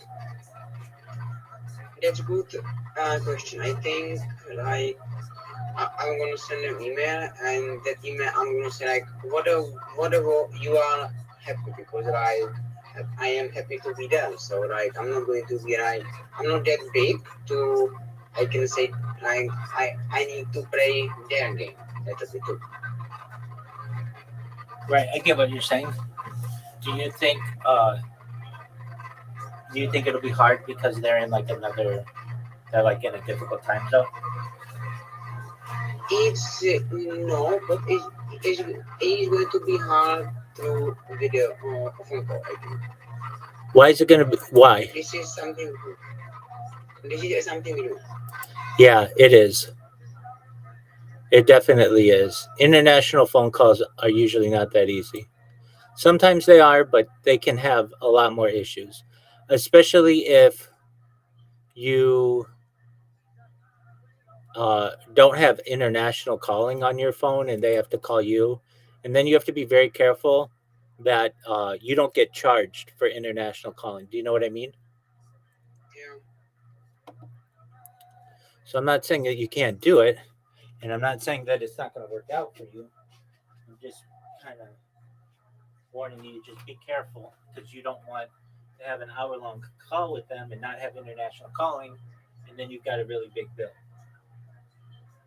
Yeah, that's not what I want. Yeah, exactly. So like after I done this, I will be going to send you that. I appreciate it. That's what I want you to do. Okay, and then you're gonna upload Uganda. Are you going to anytime soon get a green screen? You don't have to even get a green screen. Are you ready to download that green screen stuff? Not yet. Not yet. We will doing tomorrow because tomorrow we are doing another episode of our podcast. So tomorrow we have like everything together. Green screen gonna take a long time. Not that long, but like it's gonna be frustrating. It's not gonna be easy. It took me like 5 hours to help Reverend Andrew. So for you, hopefully it doesn't take that long. But we were if I can get him to do it, I can get you to do it. Do you already have OBS? Yes, I have that of this. Okay, good. I've got a podcast later today. This guy. Do you know what Bigfoot is in Europe? Bigfoot is like a big monster, like monster from it. I know. Yeah. So this guy, he does a lot of Bigfoot content, and I'm not. I don't even know what to think about of Bigfoot. It's been around my whole life, and I know that there are tales of it from like ancient people.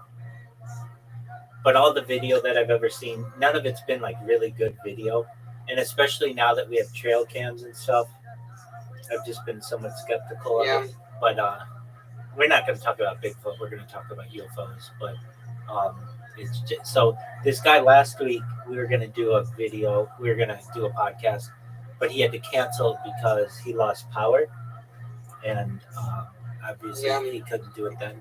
And then this week, he said he just got back from a Bigfoot trip, which is cool. Like, I don't know, they were searching for Bigfoot or something. And now we're gonna do an interview later today. So that's good. And then once that's done, I'm really, for the next few days, I can't guarantee, but I plan on doing my best to send out a bunch of contact forms and try to schedule more stuff to be on podcasts, because I do have one next week, but I need more. And the reason why I haven't done more is just because I've been busy with all of these different accounts. I know with it. You're 100% right, and just the fact that you knew that means the world to me. So, but I did set one up. Well, I told you I set up TikTok. I set up a really interesting one on TikTok. This is a kind of a first of its kind on TikTok. So, I'm sure you have an Android device, right? You have an Android phone, and you have an iOS phone, so you know both. So if you use any of the phones a lot, you get something called cache, CACHE, that builds up, and like you can bloat your phone, and you can run out of space. Do you know what I mean? Yeah, I know. All right. So this doesn't happen so much if you're just searching on TikTok or Instagram or something, but it does happen a lot if you create a lot of videos, because videos are very data intensive. And so I showed you yesterday my TikTok where it's just like a bunch of music videos, but there's no sound to them, and it's like, okay, well, this is cool, and I'm sure in the future people will appreciate it because they like music and stuff, and they'll like music videos, but it's not like we can hear what you're saying, and I understand that. So I built this bot last night. I built 2 of them. I've got 2 more to build that basically it logs into TikTok for me. It takes a 10-minute video. It does another 10-minute video, another 10-minute video, another 10-minute video, another 10-minute video, and then it closes TikTok and clears the cache, and then does it all over again. And before I would do this, but every like 12 hours or so, I would have to manually clear the cache, and it just took a long time. It's really annoying to do. Like, you may say, well, every 12 hours, that's not that bad. But when you're doing other things over the course of days, it becomes annoying that you have to click this and undo this, and it's not like it's just one button you have to click. It's several buttons. And it's just the amount of time, especially when you have to do it twice a day. It's kind of a pain. But I figured out how to do it so that it clears its own cache by using this robot. And because of that, it doesn't work. Like, let's just say of of an hour of footage. Normally, I could just do on Rumble 1 hour of footage, but now because Rumble's being jerks, I can't do that as easy. Now I can do it on YouTube, but let's say on Rumble, normally it would just press play and record for an hour. Even Rumble would have issues. They have this stupid issue, and I can't believe that like nobody. They get a lot of complaints. There's no doubt about that. What would happen is, let's say your internet or your device or whatever disconnects for not even a second, just like 0.1%, 0.1 seconds. This screen comes up. That's basically like the loading screen, and you have to every single time click it and fix it, and it's a very manual process. And there's no like normally what they would do is just say like reconnecting, and then when it reconnects, it opens your camera back up and continues the stream. But it does not do this on Rumble. So sometimes I would get like of a 12-hour video, 9 hours of it would be good video, but 3 hours of it would be the stupid screen because I either didn't notice that the screen was up or I was asleep or something.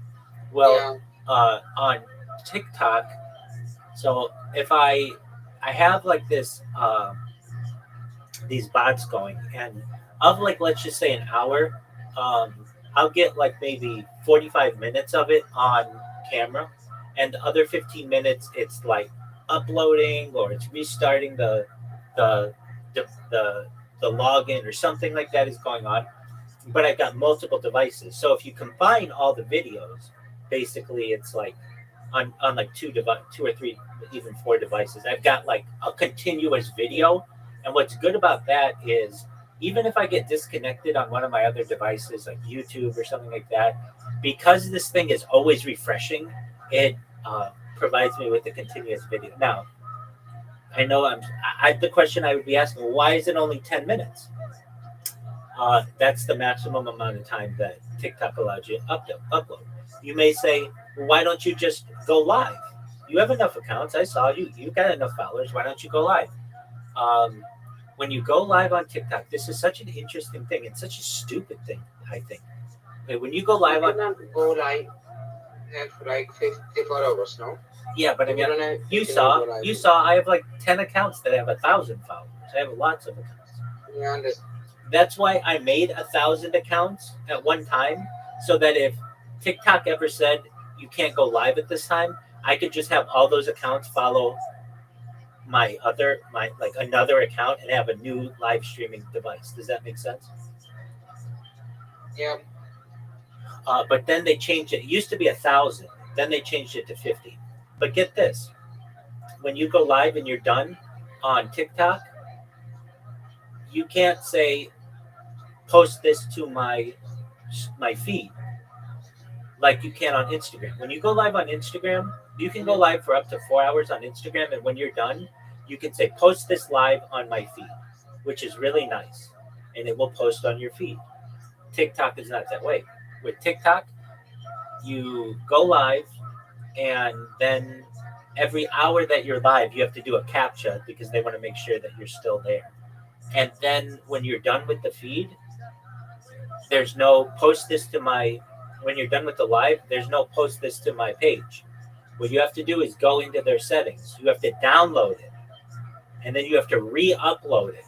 Do you know how long that takes? I mean, I'm sure you know.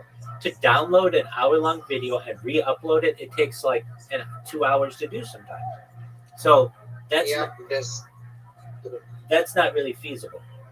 But what is feasible is just doing it in 10-minute increments, because the 10-minute increments automatically post on the page, and you don't have to download it and re-upload it. All right, now the question exists. Well, why don't you just do this on Instagram? I used to do it on Instagram. I have entire years of my life that are just 1 to 4 hour videos of my life posted to Instagram. However, Instagram a couple years ago got sued by like a bunch of parents that basically said that Instagram is causing like their kids to become depressed because of social media. And so because of that, Instagram implemented AI for like all their videos and everything. And if Instagram notices that you're going live like every hour or every 4 hours continuously, they'll flag your account, and then they will suspend you. And so then you have to go back in and say, can you please unsuspend me? And they have a person take a look at it, and the person can look and see, like, hey, you were asleep and you're live streaming. How are you able to click the buttons if you're asleep? This is obviously, you've got some kind of robot going on here. And then they will suspend your account. So I don't want to mess with Instagram because they will be difficult. Now TikTok is a little different. Believe it or not, TikTok doesn't use AI as much as Instagram does, and that allows me to be able to create these bots and upload. So my goal is to have 4 TikTok bots that basically have the entirety of my life on different angles of cameras. And while it may not get all hour on one device, on 2 devices it'll probably get most of it, and 3 devices it almost assuredly will get it all, and 4 devices, that's probably complete coverage. And also TikTok saves much longer, it seems, than so long as you don't like trigger their they don't like so long as you don't do a copyright strike or something like that, generally you're pretty good. So that's what I've been doing. I've got 2 more of those bots to create, and that'll be good. And so I'll use TikTok as opposed to Rumble. Rumble itself, they just had an outage. I was like, good. I just got this email from them. So they won't respond to my email like, hey, why did you ban me? I don't know why they don't respond. I think it's just kind of one of those things that it's better not to respond to someone than to respond, and then you get into this debate with them over their stuff. So they wouldn't respond. I added, or like I tagged the CEO, I tagged their support team, I tagged their head engineer saying, hey, why did you guys take down my stuff? They didn't respond. And then the next day they had a huge outage and none of their stuff worked. So I was like, good, that's what you deserve. If you don't want to let me on there, then your platform has a huge outage. And we'll see how it goes. But the thing is with them as well, that doesn't mean they deleted my data. It just means that I can't get to it, which is unfortunate. But even with like YouTube, if YouTube says we suspended your account for whatever reason, that doesn't mean they got rid of your data, especially YouTube. They have a lot of content. They're still using all that content to study, but they are just not, they just don't give the public access to it. And that's kind of the deal.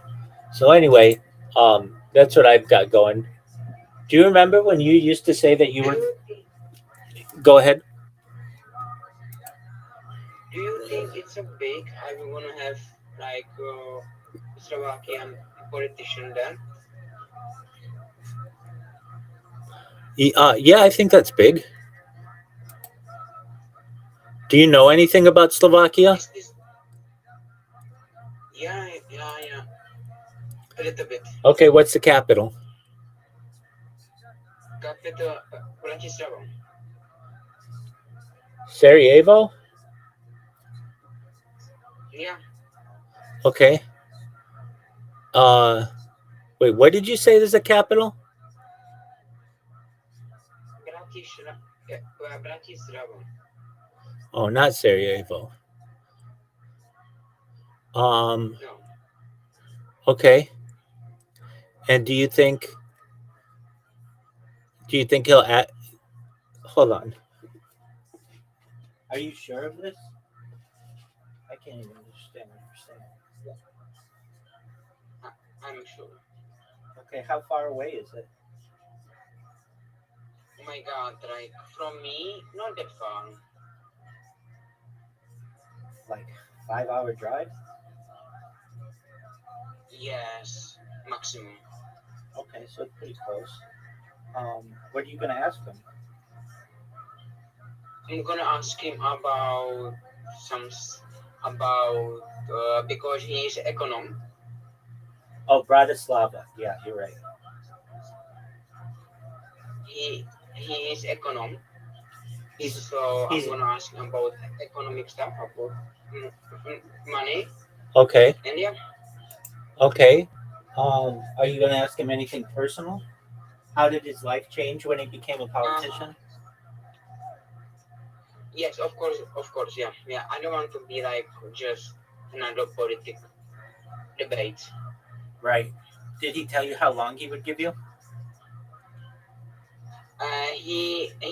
He just tell me I'd be happy to talk with you on the podcast, and I just send him like I like when do you want to do it, and like I just post that first promotion on on Instagram, and he was not respond. I think he's busy. Okay. Would you please create an account right now on Calendly? Okay, calendar. C A L Do you E. think this is important? Yes, I do. Because instead of you sending him an email saying which one of these times work, you can just send him the link and he can choose what time. Yeah, start free. Try. No. This is not good. No, And it's Calendly free. Just type in Calendly free. yeah, I'm. Did you find it? Yeah, Okay. I'm. I need to get. I need to like get there. And so I have a question. Hit me with it, big dog. My question is when we like. Oh my God, I forget. I forget. I'm sorry. I forgot. It's okay. Well, this is really great that you've got this politician. What is he? He's like a representative, or is he like a mayor? No. He is more than mayor. He is more than mayor. Okay, so that's a big deal. Yeah. Do you know his name? I know his name. Okay, that's good. Does he have a He's, Does he have a Wikipedia? I don't know. Okay. Maybe.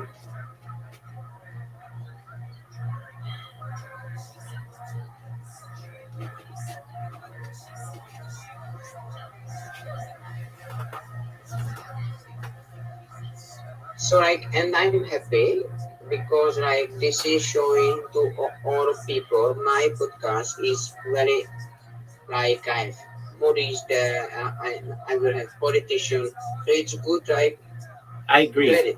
I agree. It shows you're serious. I agree, 100%. It's good for you.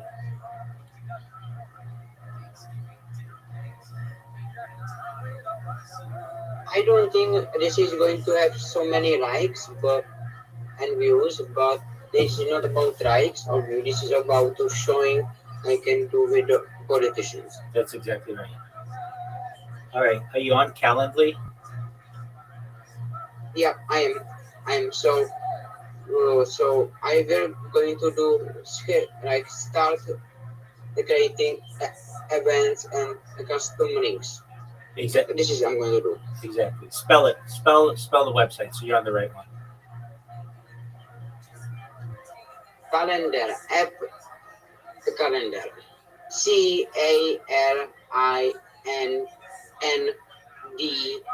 CALINDAR. That's not it. Calendar. That's not. That's not it. I'll send it to you.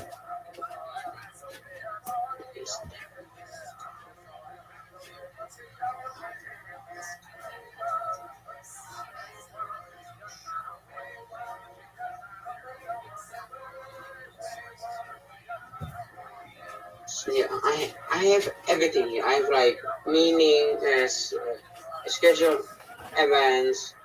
Hold on.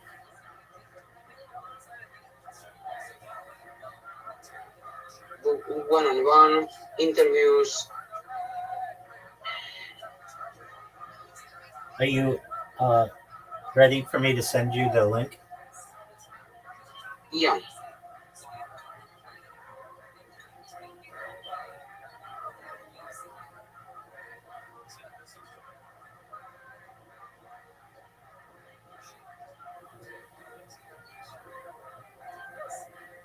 All right. You create that. I'm going to go to the bathroom. I'll be right back, okay? Okay.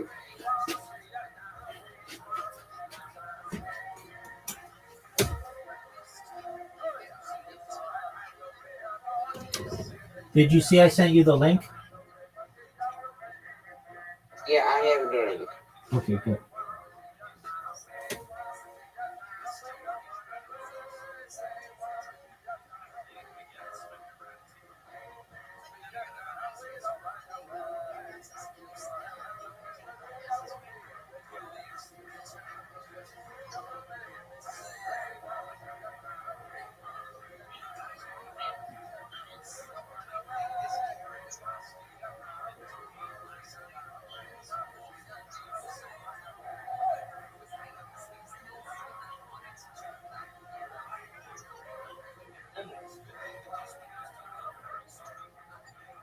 Let's do it.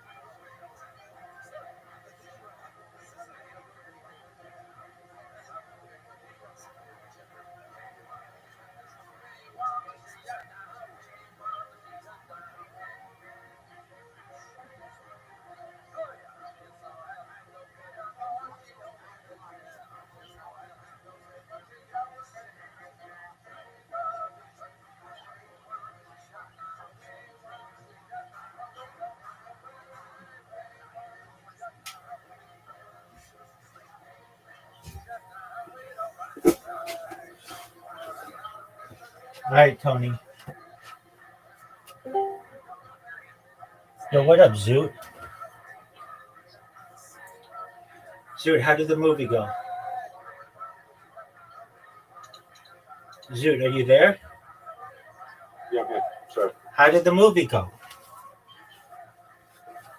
Yeah, fine. Why just fine? I left early Why did you leave early? because he said we can do it. I just said if you want to stay, you can do it, or you could go. And then I was just like, oh yeah, wait, I'm on tomorrow and the next day. It's just Why wouldn't you stay as long as Why wouldn't you stay as long as possible to get to know him better?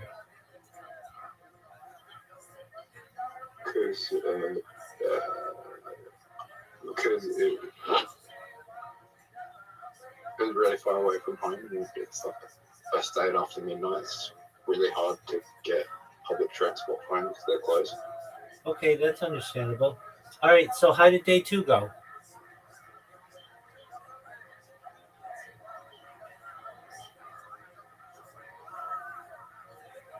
Day two.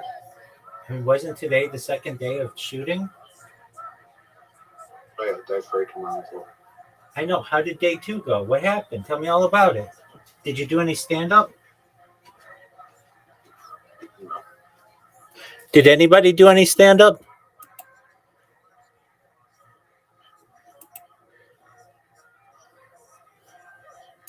Zoo, did anybody do any stand up?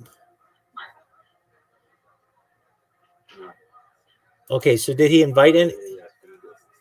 So yes, people did do stand up, but you didn't do it. Is that correct? Only one person. Yeah, I saw it. Okay, how did they do? Fine. Okay, and did he let them go the whole time? Okay, and what did you do today? Were you just an extra? Okay, and like, what do you do? You just sit there?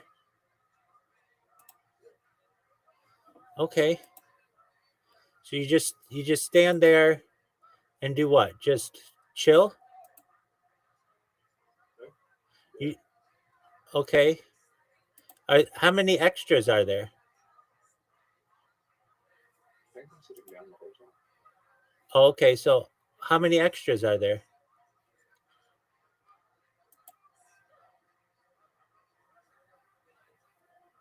Maybe 20. There are 20 extras. Okay, so that's good. Do you like being on set? Yeah. Do they have food? Hey, Rabbi, if you're in Adelaide, I could get you one who said this. Yeah. Okay, that's fine, but I'm not in Adelaide. Do they have food? Hey, What Rabbi, what kind of food do they have? faster. Oh, okay, so it's catered. Yeah. Hey, Rabbi, What up, pimp? if you came to California, would you be an extra in the movie? If definitely yes, if you let me continue live streaming.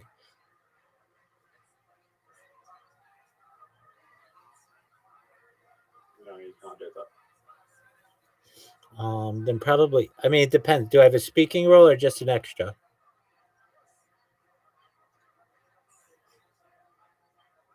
You're just an extra. No, then definitely not. If I had a speaking role, then yeah, I'd be down. It depends. I mean, if he's like, you need to take 3 weeks away from live streaming to have one line, then no. But if he said, yeah, it's just going to be an afternoon, we're going to be in Orange County or even LA County, yeah, then yeah, I'm down.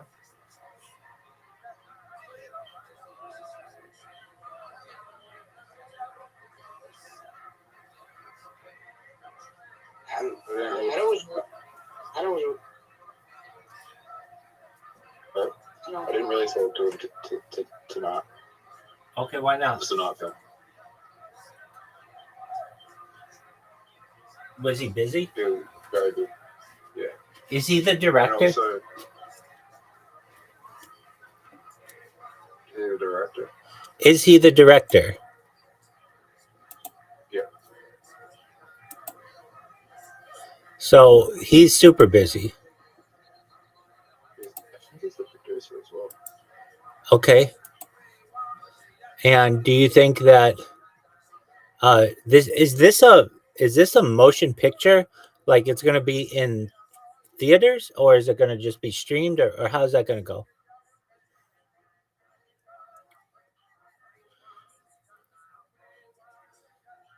He wants it to be in theaters. No way. That would be really big. Are you ready to lose? Okay. Tony, did you download Calendly? Yes. Okay, do you have it all set up? I will going to tell Zoot something. Okay, tell us whatever you want. Zoot. Yeah. I will going to be on radio in Australia soon. You're So- going to be on radio on the show. Yes. Yes. So you can hear me there, and maybe if you can hear me, it's like you will be more open to this episode. But yeah, I will be in. So that's G. There's like Australia's a big place. There's many locations. You're probably doing radio around one location. You don't know that. I will going. I mean, I could be able to stream it. If it's not my location, I could be able to stream it. I will. He is pet through. He's in Perth. Wait, I need to do a transition.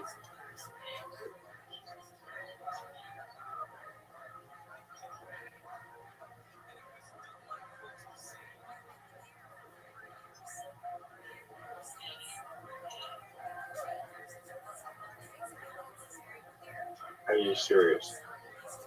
It's going to be in Western Australia. Super far away from him. But that's okay. He could stream it.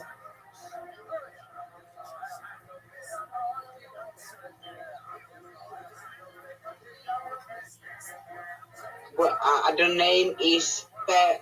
I Perth. don't know what the name is. Perth. It's Perth. Say Perth. Perth. Perth. There you go. Perth. Yep, it's a big city. It's the biggest city in Western Australia. But it's not near. It's not near Zoo.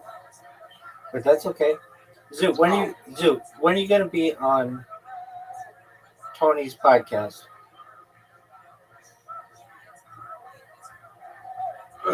When I go to Parata.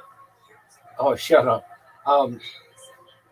He's never had an Australian on his podcast. He wants to have an Australian on his podcast. Yeah.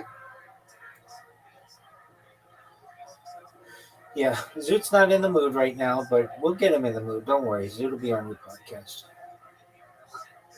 I mean, probably after the movie. Yeah, there you go. After the movie, there you are. He's just busy with that.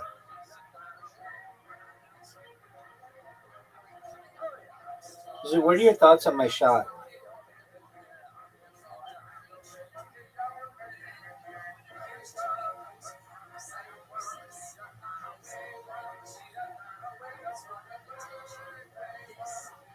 Zoot, do you think you can make that shot? Zoot's mind isn't even in the game right now. I can tell when he's focused and when he's not, and he's not focused right now. All right, Zoot. So, do they go out for drinks or anything after they shoot the movie?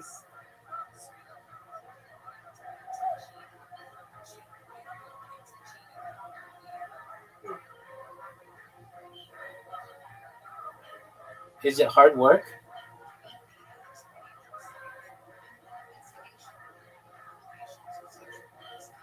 No. Okay, so are you just in one scene?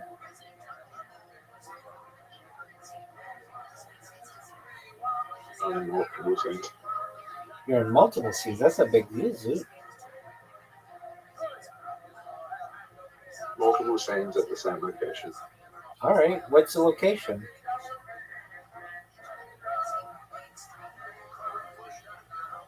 I can't say the stream. Okay, did you sign a non-disclosure agreement?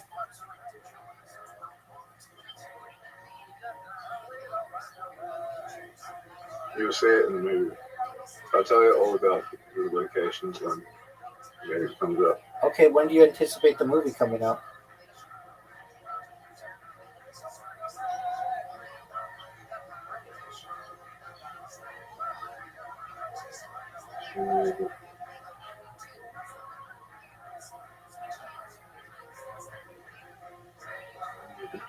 Not until next year. Okay. Is James McCann having to self-finance this?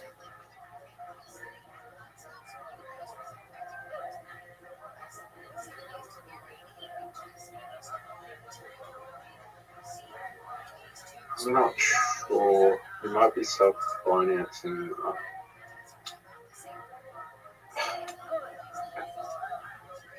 He might be self-financing.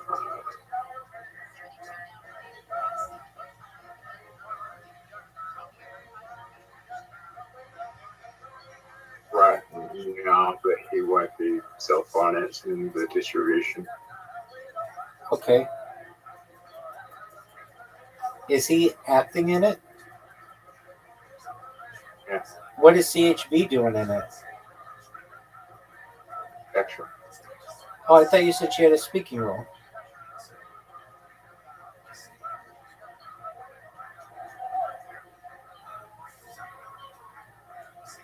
She may or may not. I wasn't there that day. Oh, okay, that's right. All right. Well, you've got 2 more days of shooting.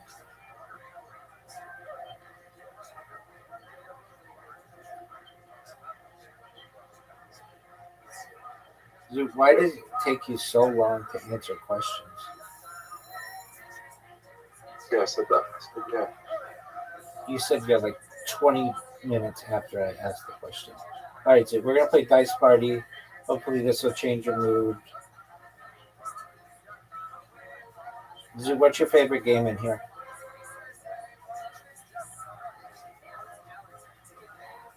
Last part is pretty relaxing.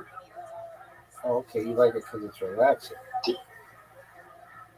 you know why I like Dice Party? Because it's pretty easy for you to win since there's not a lot of skill. No, because what is the mascot for the Play-Doh app? Because Dice Party's the mascot of the Play-Doh app? Well, it's a die.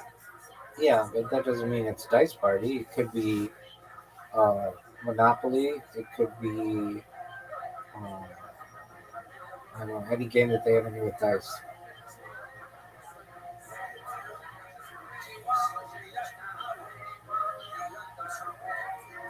What are your thoughts on this? What are your thoughts on, oh, F, man.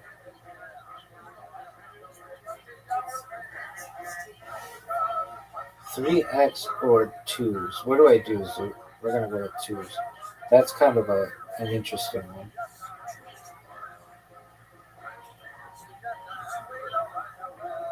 Tony, did you download? Did you set up your Calendly account yet? Calendly?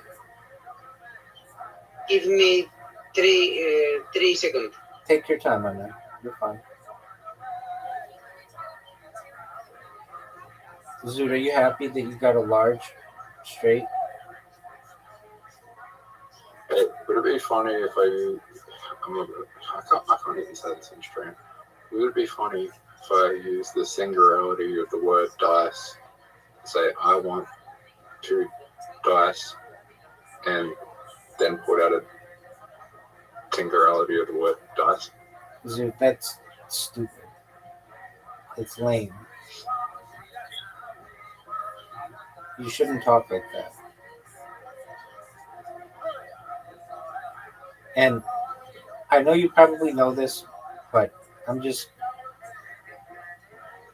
sure you know this, but you didn't realize it. When the producer of a movie says stop, you stop. You don't continue telling your joke. But I know you wanted to get it out, but like you need to stay um, on James McCann's good side, and he already is like, this guy. I'm not going to let this guy open for me if not only do I not find his humor to be my kind of humor, but also he doesn't do what I say. But you march to the drum of your own beat, the beat of your own drum, I should say. But just just be careful is what I want you to know. Like you only like you only get so many opportunities, and like you can't undo a bad impression, or it's very difficult. That was that. Right, how many people have they told on Cable Tony to stop, and then they just keep going, and it actually turned out to be funny? None of them, not a single one of them. They shut those people down, and then they get booed.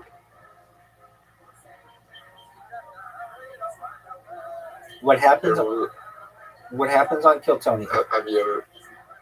Go ahead. Have you ever seen someone being stopped, and then when they talk to them, it was funny? No, it always backfires. I've watched 780 of their episodes, and every single nice word time. Every single time it backfires. Like there's just something about the tension that builds in the room when somebody does something that they're not supposed to do that causes it to backfire. I can say that I've seen a lot of episodes of Kill Tony. I've seen them all actually, and if anybody ever continues to talk when Tony says stop, they always get booed or it's always bad, and he lays into them. What occasionally happens, one every 10 times, is somebody will give their minute, they'll have the cat sound, and then they get the bear. Do you know what it means to get the bear? Yes, you do. What does it mean? It means that you've gone over your time and you need to stop. And whenever anybody continues to go after the bear, it always goes badly. Now, sometimes Tony will say, all right, look, we're already this far into it. You can finish the joke. And only 1 out of 10 times does that work. Like, basically, if somebody cuts you off, it's not going to work. You need to stop. There's already, like, tension in the room that basically say, like, this is not working for you. What I did nothing right now. What are you saying, Big Dog? What I did, what do you say, Tony? We didn't I say. did nothing. Oh, quit it, you. We're talking about a TV show. It's called Kill Tony. Okay. Rabbi, Yes, sir. there was actually the people that came up to me tonight and said, I really like that joke you told yesterday. Are you serious? Yeah. Who said that? There was another extra, and he was like, I couldn't stop thinking about the joke you told yesterday. It was funny as. All right. Well, I mean, maybe, and you've said I've done really well with that joke, but obviously, James McCann not only didn't think it was funny, but he thought it was offensive, and he cut you off halfway through and said that he's seen better on Kill Tony. So It's like he's the guy you need to No, he make. says he did worse than kill Tony. Or he's okay, same thing, isn't it? I mean, he's seen worse or whatever. And the next guy did a joke, which is one of my friends, and he was just like, that joke wasn't so bad. Right, which is cool. Like it wasn't like it didn't go as badly as you thought. No, he just the minority. I think he just was like the minority I talk about is gonna be in the film later on. The minority talk about? What do you mean? The minority that's part of that joke is gonna be in the film later on. Oh yeah, then you definitely can't. But that makes more sense. I wouldn't consider that a minority though. It's like It is a minority. little people is not a minority. It's like, and at least not from your traditional racial standpoint. It's someone with a special need. I don't want to call them little people. But that's what they're called to be non-offensive, though. Really, that's confusing because little people also means children. No, it doesn't. Children means children.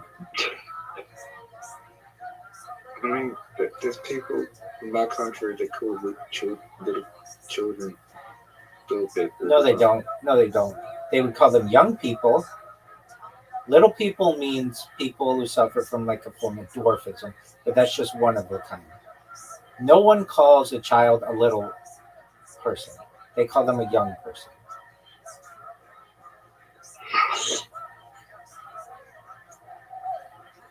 And like, don't you think that little people get enough jokes about that? Like, it's like, but it makes a lot of sense. If there are little people in this movie, then I can see why he cut you off even more. Like, I get that. That makes sense. I don't think he got it that bad. I think he was also trying to be funny as well. That could be. If he gave you another chance to do a stand-up set, what would you do? Not use that joke. Okay. Word it differently. No, don't word it differently. Why wouldn't you say, I heard that Carmen Sandiego hooked up with Where's Wally? My question is, how did they find each other? That's a funny joke.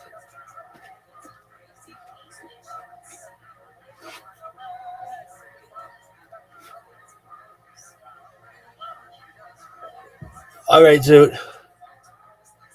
It's been real. It's been fun. You've got 2 more days of shooting, correct?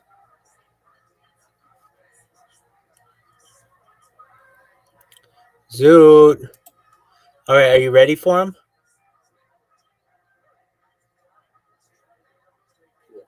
All right, well, go get him, big dog. Update me tomorrow, okay? God willing.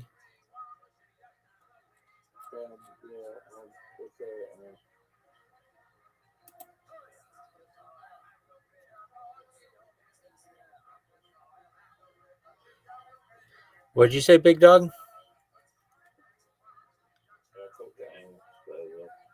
Oh, what did he say?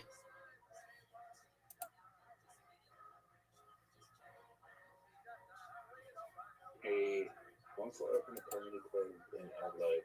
He's not happy how things are running here, but he also doesn't know how to run a business. And he tried to open one 2 years ago. It's not a comedy club. It was more.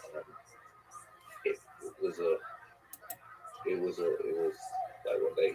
It was just a venue bar. Like there's also a bar that he wants to open. The comedy club, but he doesn't know how to run a business, and he's also a really traveler, and he doesn't live there anymore. Okay. Well, do you want to help him? But he partially lives. He's got a house here, but he lives in New York. He's got that too. Australia has, and then he has a New York apartment. Oh, so he's made a lot of money.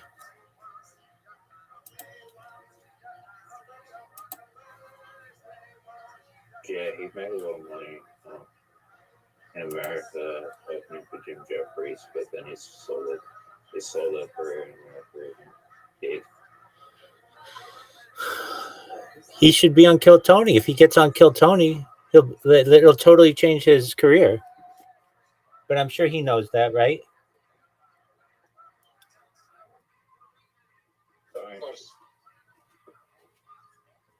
You know what's going to change his career? Being in this movie?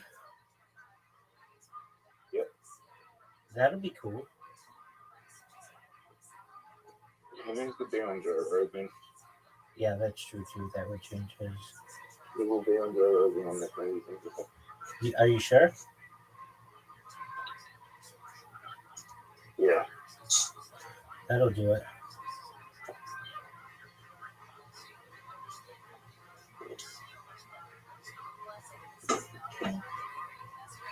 It's crazy though.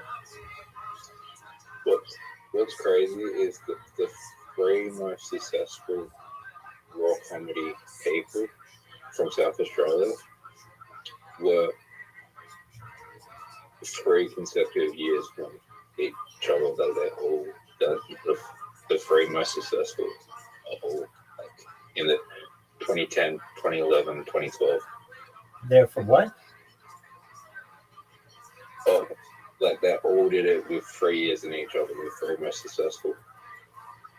What do you say? What you're saying in one sentence, please. I said the 3 most successful people in who made it from South Australia into the national finals from South Australia are all 3 years within each other, and none of them won, but they all become successful. Oh. Who are they? 2010, John McCann. 2011, Tom Gaynor, who went on to become a rapper, singer, named All Day. 2012, Amos. So okay, that is big. All Day's not as big as he was anymore. Okay, why were they big? Do they have good music? It's okay music, but it's like because they had the whirlwind, the raw thing. They built a following from that, put out music. The music blew up because all of his brothers were in school. Like all of his brothers were popular in school. So like school I went to, yeah, it just blew up. It's like the band played around all the schools in my city. And I'd like, No way. So basically that was a hot time for raw comedy.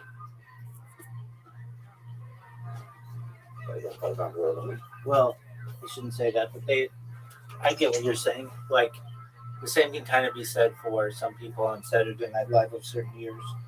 Like they were just person after person after person. yeah, because it was the prime of social media, so television wasn't completely dead. I gotcha. But television was in its dying stages. Television was. This was just before television's dying stages, and then it was peak social media as well. Okay, I'm in agreement with you. Nowadays, I'm sure there's a lot of people out there who don't have a TV in their house. You're sure what? There's a lot of people out there that don't have a TV in their house. Oh yeah, I agree with you.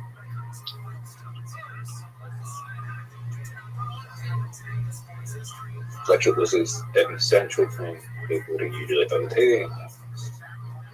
Nowadays, it's essential for someone to have a mobile phone. Right.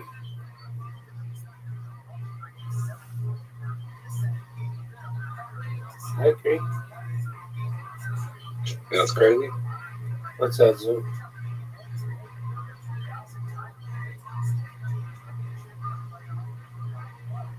Times are changing.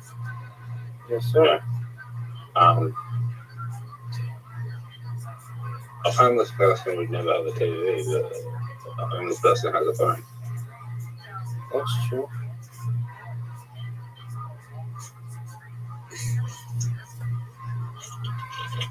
They need to be tracked somehow, good dog.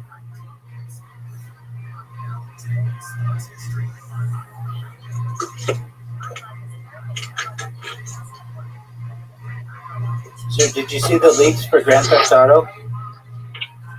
Sorry? Did you see the leaks for Grand Theft Auto? No. They leaked the map, which is cool, and then they leaked like 2 or 3 videos from it for the gameplay, which looks pretty amazing. Yeah, I'm not gonna play. Why Yeah, I don't know if I'll play Grand Theft Auto. why not? I just don't play with video games besides Play-Doh. All right, do you have a PlayStation or an Xbox?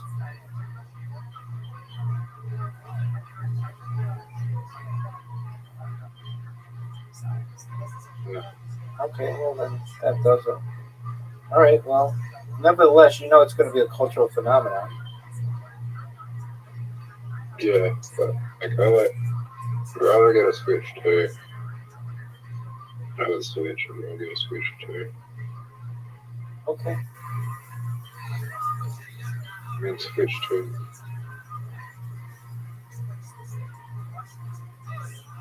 Can't play GTA.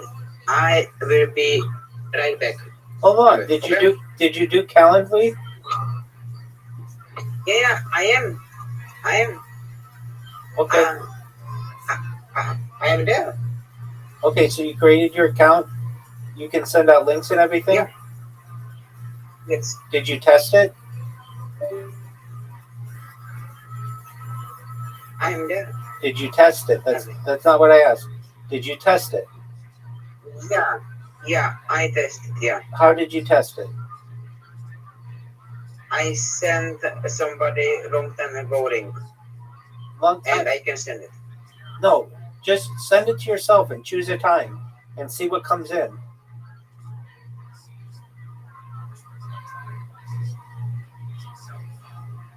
Okay.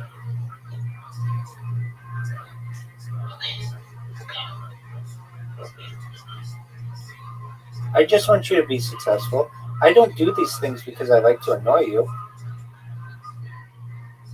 I know.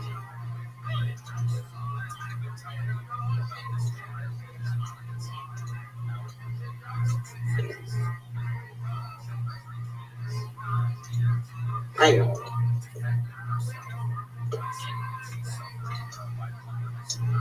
Okay, so 1, 2, 3. Yeah. Yes, it's working. Yeah. Did you choose a time?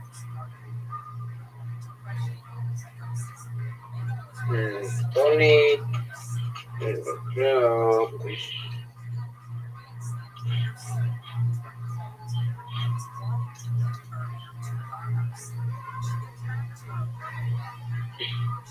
Yes. Okay. Did you try to change the time and see what happens? Yes. Okay, what happens? It happened. I can change it. I can do anything I want with this. Like I have like Monday. Like I have like time I'm in. Like I have time block, and it's working good. Okay. Did you set up your schedule? Yes, I have my schedule. Yeah, Okay. I don't use it for schedules, but I will be. Okay. And when are we going to do our next videos? Friday, Why aren't we doing them today? because we make a deal. Yesterday we are doing Fridays, I and know, you said yes. I know, but why can't we do it today? Because like I need one day of podcasting, and I need to do editing, Okay, video for that's okay. TikToks and That this. that's okay. Okay, that's fine. Well, I want you to know that I'm proud of you. Good job with the Australian uh, radio. That's amazing. That's really good news. And if you need anything from me, I'm here for you. Okay, big dog. Yeah, okay. So I will gonna talk you tomorrow. God willing. Okay. Okay, Take care, big dog. okay. Take care. Take care. Bye. Bye.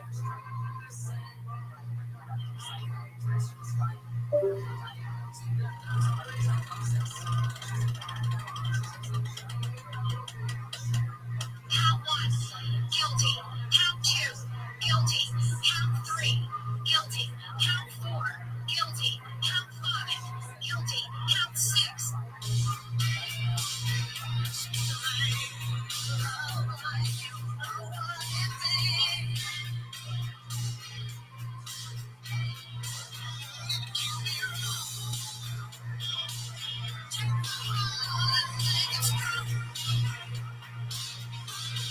Count one.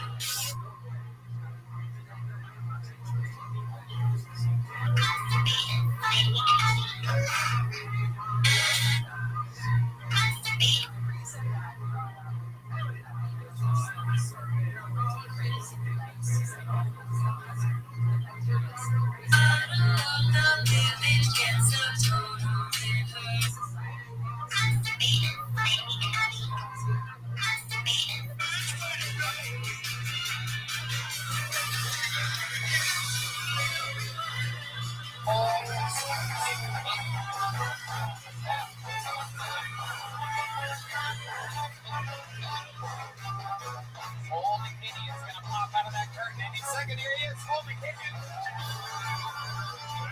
what's up? Yeah, I just came here. I moved here from a conservative small town. You know, it was conservative because my dad used to meet the family whenever the gay guys from Modern Family would come on. And but just moving here to Austin, the homeless people are kind of already starting to piss me off. Like there was like a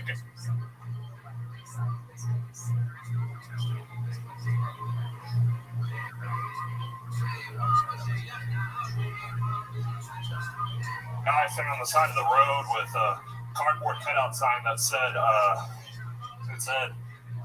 sorry, yo. It said that he was homeless on it, and then I was like, well, no shit, you know, you you never see some guy just standing on the side of the road with a sign that says like Happy Memorial Day or some shit on it. And that guy definitely doesn't look like Shia LaBeouf after he hasn't seen a movie in 2 years or whatever. But yeah, thank you.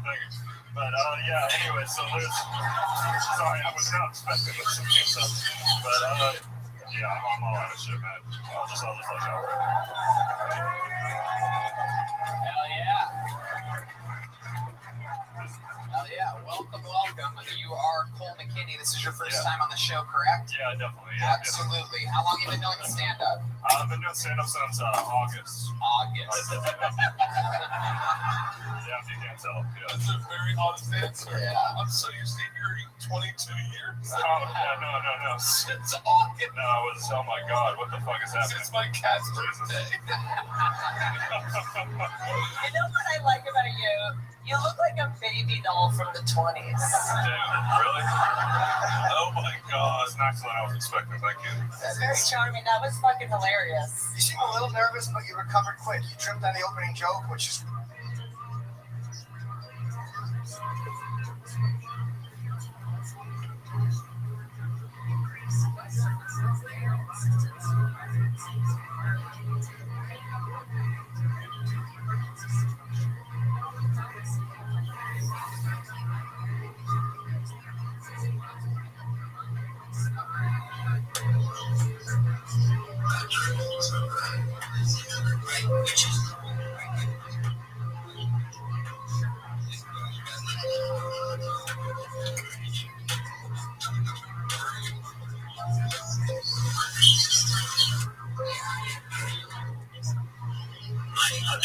Another account and have a new live streaming device. Does that make sense? Yeah. But then they changed it. It used to be 1,000. Then they changed it to 50. But get this. When you go live and you're done on TikTok, your music video, another.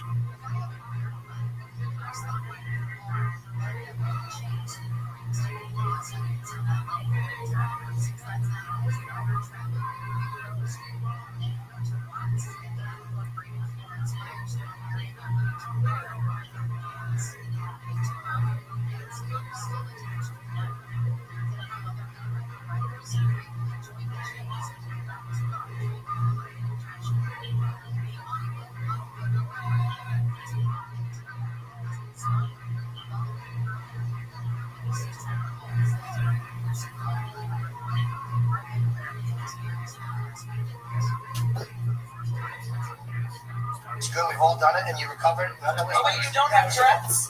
I know I don't. I'm just very, very retarded. So guys get to just fuck up their shit and they still get laughs? Yes. Well, I love Texas. That's over there. That's sexism. Whitney, you know this is still America, right? Like, it's not that different than everywhere else. You're like, oh, men can talk here in Texas? Cole McKinney, let's talk about it. You started in August in Austin, Texas? Yeah. Okay. Are you from here? I'm from a small town in East Texas. Yeah, Mineola. Okay. Yeah. All right. Nobody knows what that is. And how old are you? What's up? I didn't hear you. I'm sorry. How old are you? 19. 19 years old. Wow. Look at that. Are you going to school or anything? You in Hogwarts right now? What's happening? Fly your Quidditch stick here tonight to be here? I'm going to ACC. If you say it really fast, it doesn't sound like Austin Community College. So. You don't look 19. I don't look 19? No. Yeah, tell it to bartenders, man. Yeah. You look like both the pedophile and the victim. Very rare type of human to be able to look like both. Like, you ever just jerk off? Like, yeah, look at that little baby dick. Shut up. A lot of time in the mirror. Yeah. Okay, so Cole, you're 19 years old. Tell us what it's like being 19 in Austin, Texas. What do you do for fun? What are you up to? I mostly just do stand-up for fun, but the clubs that I can't get into, But what else? What else other than stand-up? You look like you're into like fucking crypto or fucking Pokemon. I wish. Installing cameras in girls' toilets. I'm into I'm into, I don't know, I just play video games. I work at the HEB on Riverside Drive, yeah. Whoa, shout out There must be a lot of homeless people in there tonight. What is HEB? What is that? HEB, it's kind of like it's like your average HEB just with Walmart customers. But he doesn't know that. It's like a grocery store. Oh, it's a grocery store. Yeah, It's the best grocery store on planet Earth. It really is. It's unbelievable. That one is a special one. I know which one you're talking about. They have their own car wash, right? What do you do at the grocery store? I work in the deli, so I brutalize chickens and shit. Yeah. What? Yeah, like I put them on the skewers and put them in the ovens. Yeah. You doing a lot of fucking? Unfortunately not. I'm pretty new in town, but yeah. Oh, sorry. Pretty new in town.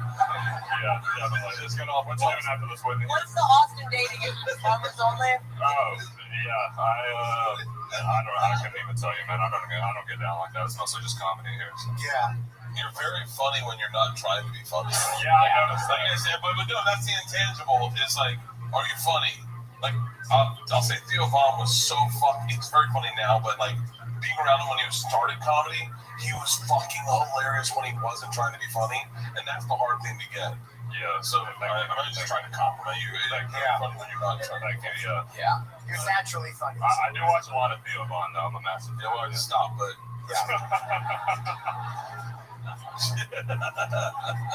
Cole McKinney, let me ask you this before we let you out of here.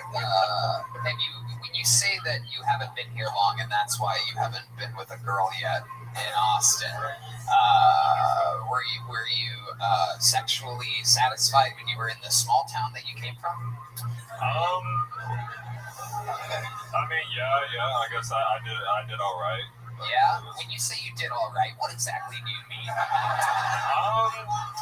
do you think you've had more sex with more women than me? I don't know.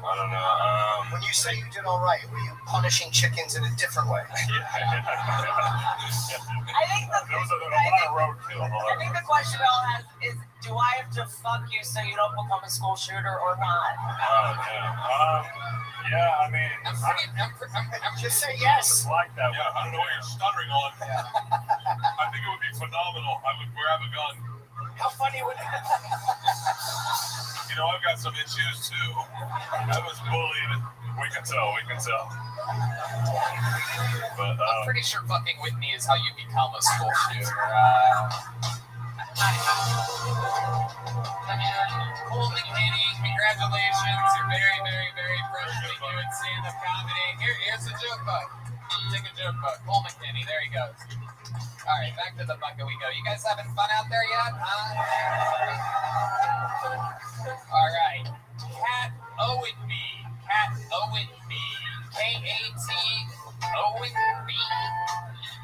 I think so. I do believe that's the name that I'm reading. Handwriting's spelled different here. How many of you like it when comedians do good on this show? How many of you like it when comedians do bad on this show? Ladies and gentlemen, I do believe coming out of the curtain at any moment will be the Kill Tony debut of Cat Owenby. We have movement? Andy could.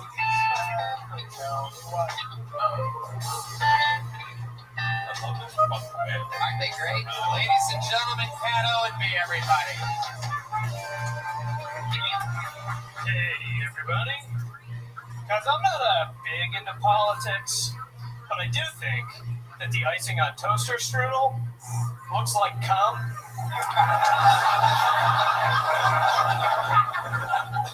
Which gave me a pretty good idea.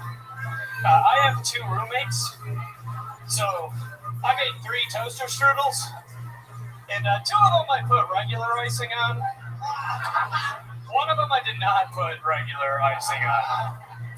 I walked into my living room and I was like, hey, who wants a toaster strudel? And they're high as shit, so they both grabbed one and they're chowing down, right? And I was like, oh man, they have no idea I'm eating cum.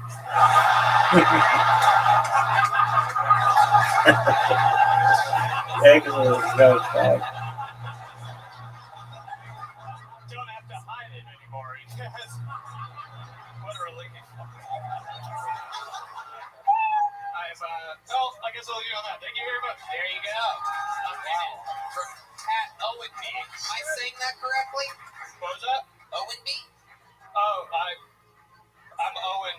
and they were just yelling Owen outside, and I came over. Oh, wow, you're not even the person I pulled over the mug. Sorry, it's a madhouse out there. Great. That's great. I don't know if any of the producers of the show are paying attention to this, but do a better job, everybody. All right, here we go. Can I say how funny you are?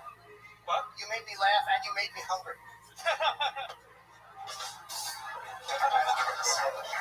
You have a real look. Like, you're, again, I know I said the last guy looked like a pedophile and the victim, but Jesus Christ, I don't know what's going on He here. looks You look like someone a pedophile would pass on. Yeah. That hurt my feelings. He looks like the criminal and the police officer that would arrest him. He looks like he's in whiteface for some reason. Like he has makeup on. Never mind. I love it. I love your mustache. I fucking love it. Thank you. There's nothing hotter than making out with a guy and just tasting.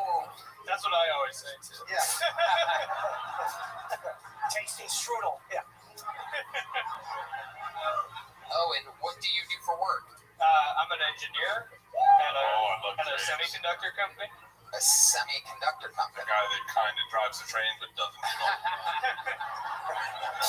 Can I tell you what's crazy? Shut up. I thought they were called toastum strudels. I think you missed the point of that joke. Did you mix it? I was so distracted through the whole joke. I go, have I been saying it wrong? I think you're thinking of steakums. Don't get me started on steakums. I was like raised on steakums. I was. Yeah. Hell yeah. Yeah, that's the old I didn't have a dad growing up special right there. It's like making your own steak, but in a frying pan with sadness. Super sad. I didn't have olive oil, so I used tears. I would cry over the pan a little bit. Anyway, let's talk about it. You do that for work. How old are you? 29. Whoa, you're an old-looking 29-year-old. Yeah, thank you. That's incredible. Hopefully if I shave the mustache. Why do you... Oh, you're younger looking without the mustache? I think. Maybe not. I don't know. Okay. I like it. I like your style. What do you do for fun? I drink a lot, and I do a lot of comedy, but when I do that, I play a lot of disc golf, skateboard, snowboard. Not snowboarding so much. It's a Favorite disc you can throw? The Wraith. Oh, so Wraith's a great one. Wraith's the best. What weight? Like a 171. Fuck yeah. What is that? Backhand. What? Forehand or backhand? Forehand. Oh, my kick's getting hard. Did you ever play at the brewery out by the airport? No, I don't think so. Great, man. I play Circle C a lot. This place is sick with fucking disc golf courses. I know. Oh, wow. Sarah Thank you. was at the show last night. She's got the fucking sickest. Okay, go ahead. All right. I'm really into disc golf. That's cool. Did I ask you how long you've been doing stand-up? No, 3 years. 3 years. All of it here in Austin? No, I'm from Worcester, Massachusetts. That's where I started. I moved here in July. Okay. All right. What's your favorite thing about Austin, Texas? Probably the food and the weather. I mean, coming from Massachusetts in winter, that's not just 10 feet of snow is pretty fucking sweet. I think somebody just shushed us from the audience. I think someone's letting out the air in their tire. Why'd you leave Worcester? I came down here for the comedy scene. That's what I moved for. I came here, I didn't work for like 6 months. I just did like 15, 20 open mics every week. How much time do you think what's the longest set you ever done? 20 minutes. 20 minutes. I'd love to have you on the secret show. That would be awesome. He just got booked on a stand-up comedy show. There you go. Oh, and check in with one of the producers so they can get your actual name. Great job. You literally didn't even get pulled out of the bucket. That guy just got lucky as fuck. Like Jimmy Johnson. My name's John. I'm gonna go up there. I got this. You guys ready for another special treat? Ladies and gentlemen, this is one of those moments the Kill Tony fans absolutely fucking can't get enough of. One of the strongest regulars ever. One of our greatest joke writers. Famous for his unbelievable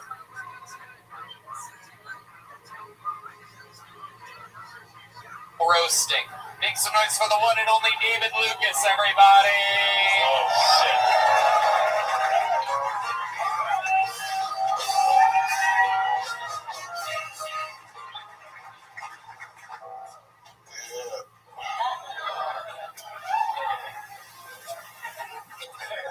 I like living in Texas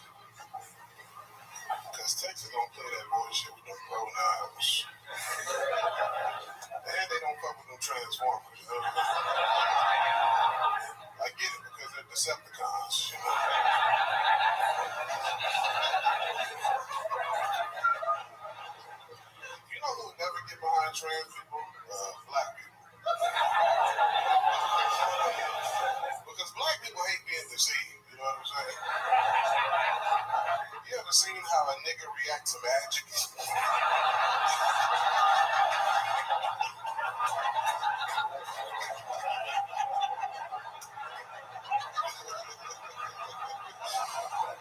Like if I pull a car from behind my back, all the niggas in here run out, you know what I'm saying? That's why you never see a black magician. We don't like that shit. Like, that's a goddamn devil, man. Alright, man, appreciate you. David motherfucking Lucas. Doing it again. Absolutely love it. Spot on. In and out. Big punchlines. Fucking legendary. I love it, dude. Thank you, bro. I love it. I know I've been on the road with you. You walked up and you fucking owned the room and told a great fucking joke. God damn it. That's fucking so good, man.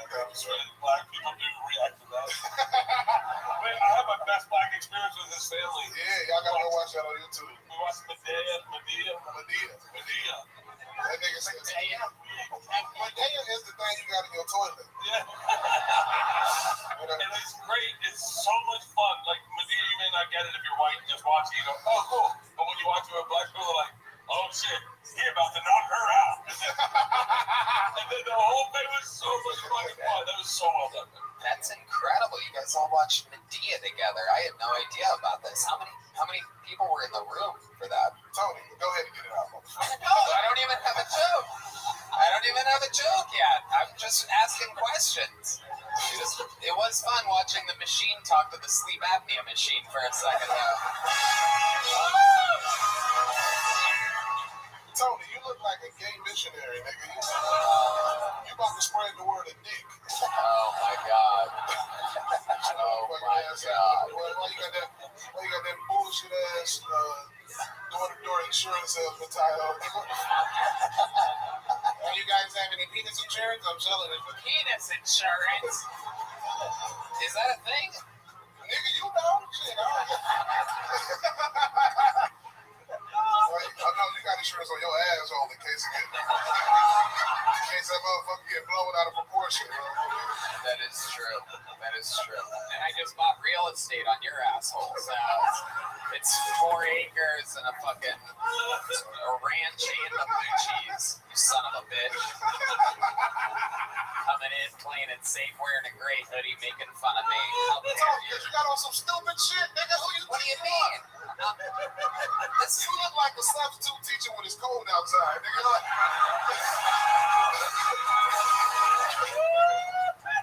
That's some goofy ass shit you got on, motherfucker. Professor Hinchcliffe in this bitch.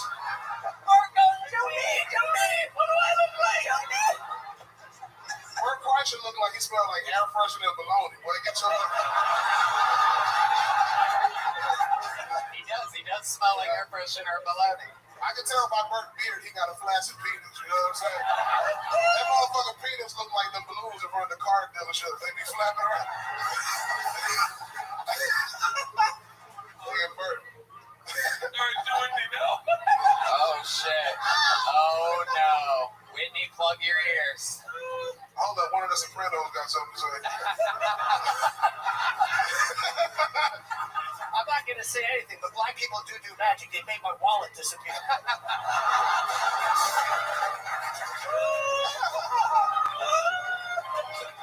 Oh, fuck. The top of your head look like a goldfish net, nigga. That shit thin as a motherfucker. You need to let it go, boy. You got a reverse mohawk, nigga. None in the middle, all on the side. Okay. You have a body like Patrice and a head like Beetlejuice. You look like an albino herbivore, motherfucker. You just ugly for no reason. You look like some shit for Men in Black, nigga. You look like you'd be in that. You look like be around the coffee machine. You look like Lizzo dressed like Suge Knight for Halloween.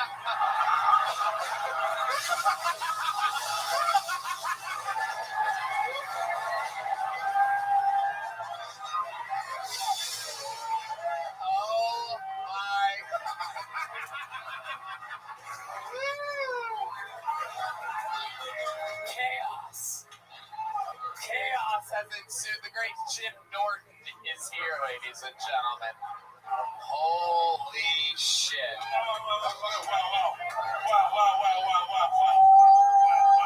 This shit is going down. I won't ever forget this moment.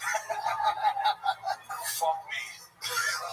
How fun. David Lucas does this every time he gets up here. Fucking lights shit on fire. Incredible. Very funny, man. Very funny. Really funny. What else is going on, David? Everything else good? Yeah, man. Check out my tour dates. I got Milwaukee Improv coming up. I got Oxnard and some other shit I can't remember, but just go to my website, DavidLucasComedy.com to get them tickets. Appreciate y'all. A star, ladies and gentlemen. David motherfucking Lucas. And like that, back to the bucket we go to find a new innocent soul.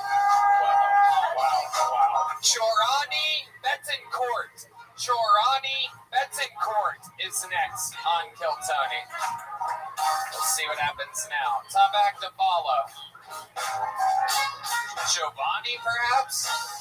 Giovanni Betancourt? Giovanni Betancourt. How many of you in the audience signed up tonight by round of applause?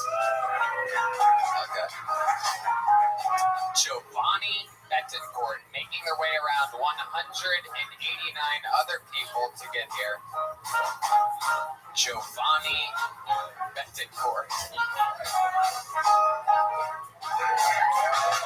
Here he is, Giovanni. Well, this shit makes some fucking noise. Where the fuck you at? Do you guys like to watch porn? I can't watch porn unless it has like racism or like fucking sexual overtones. My favorite. Oh yeah. Let me tell you what. Let's see, like black bitch gets fucking fucked by fentanyl. Asian bitch gets slapped on the back by the subway. Or my favorite, Palestine family gets fucked by the Jews. They get a little fucking tight, right?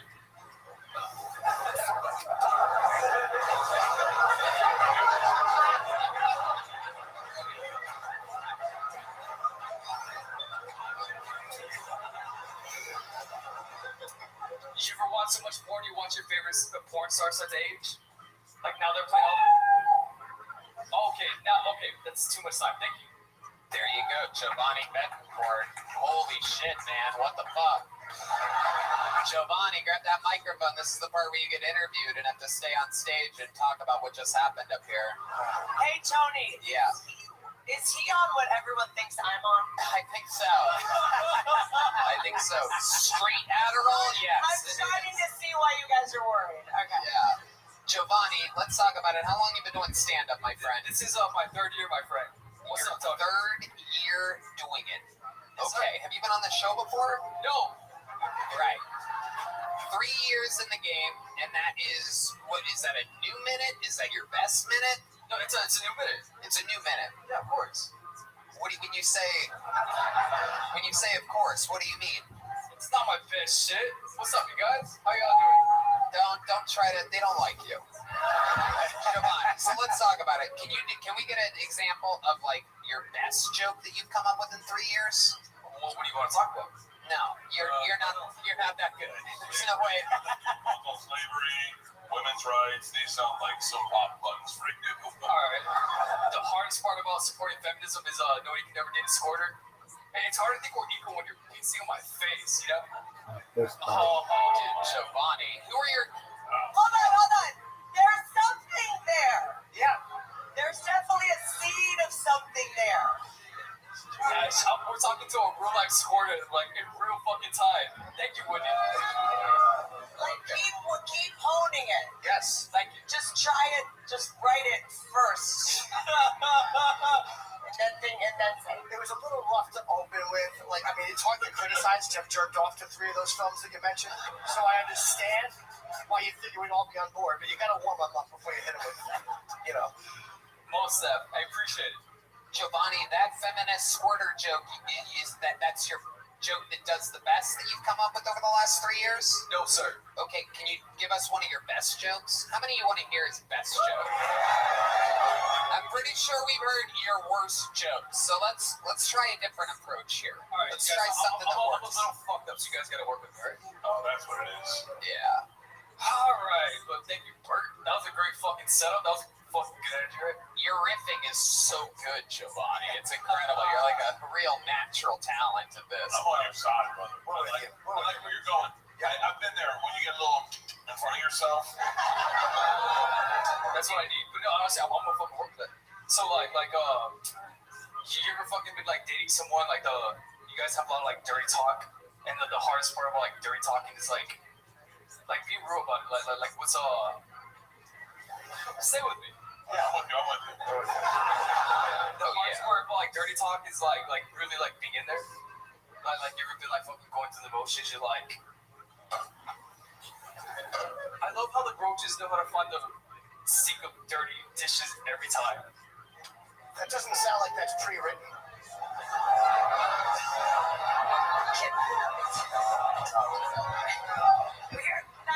One quick, we're helping comics get better. We're helping us. No, we're not. That's not a comic, and we're not. Look who the fuck it is. Look who comes waltzing in like they fucking own the place. Mr. Mural himself. How you living, pimp?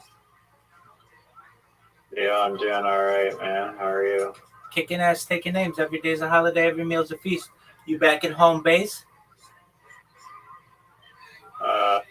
No. I'm still in Ontario till September 3rd. J.U.R.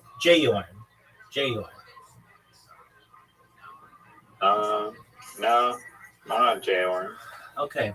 What's the opposite of J-Orin? I'm doing that. Working nonstop. All I care about is work. No distractions. My man. We're going. Man. When I retire, I want to be you. Carrot paradise, baby. Carrot paradise. Don't even talk to me about this. I would have had this bitch launched by now. Kim Kardashian would be using it.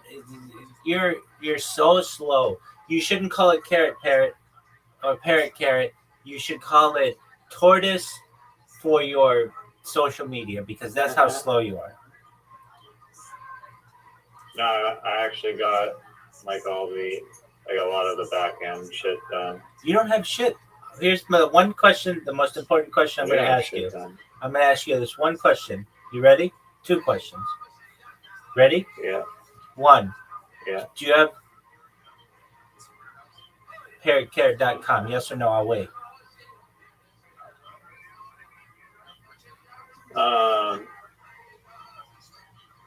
No, I have Hyperd.io. Hyperd.io? Yeah. That's the worst thing I've ever heard in my entire life. Well, I asked AI and it said it was a better name. I asked 4 AIs and said Hyperd was a better name. Nope, Hyperd sucks. Okay. Hyperd.io, nobody wants to use that website. Also, you're going to get in trouble. They're going to sue you, that other place. No, they won't.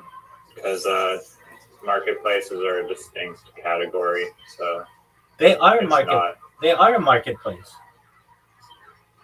No, they're not a marketplace. They're like a marketing company, which is different than an actual marketplace. Okay, Hyperd sucks. So already, I don't want to get behind this. Already, anybody who watches my stream is going to be like, oh, dude, we got a better name for this. And we're going to undercut this motherfucker like it's going out of style. But with that being said, do you have your link tree? I'm grabbing all the social medias very soon. So Dude, that's like next on my list. Dude, you are so bad at this. So bad. I gave you. I know I'm the worst. You're the worst. I agree. You're absolutely the worst. I gave agree. you the game plan. Take this name. It works. Get your link tree. Get your social media. And you're like, oh, I'm gonna get Hyperd.io. Nobody fucking wants an IO. Nobody. If anything, I would say, and then herd, it makes it sound like you're a bunch of cattle. If anything, I would go with any other name, just a .com. That's it. I don't care what it is. Nobody wants to go to an .io. Nobody. If anything, if you could get hyper.ai, that's better than IO. It's not an AI company, though. Yeah, but it just makes it sound better. I mean, IO is pretty widely used for technology companies in the modern day. 95% of any legitimate company uses .com. Well, I mean, I'll buy that one, assuming it gains any traction. Doesn't the other company own that? No, they're Herd Hype. Yeah, it's confusing. It's not the same name. That one you got to be really careful about. Hype Herd sucks. Herd Hype. Okay, I'm going to it. I'll ask: is Herd Hype? No, I'll read you the thing if you want to know the answer, because the answer is it's up to a dude. There's already a marketplace for herder, which I don't know. You might get into trouble with that too. Also, Open Herd is a marketplace. It's a livestock marketplace. I understand what you're saying. Herd Hype and Open Herd aren't very close, but it's still a marketplace you need to be careful of. Okay, here.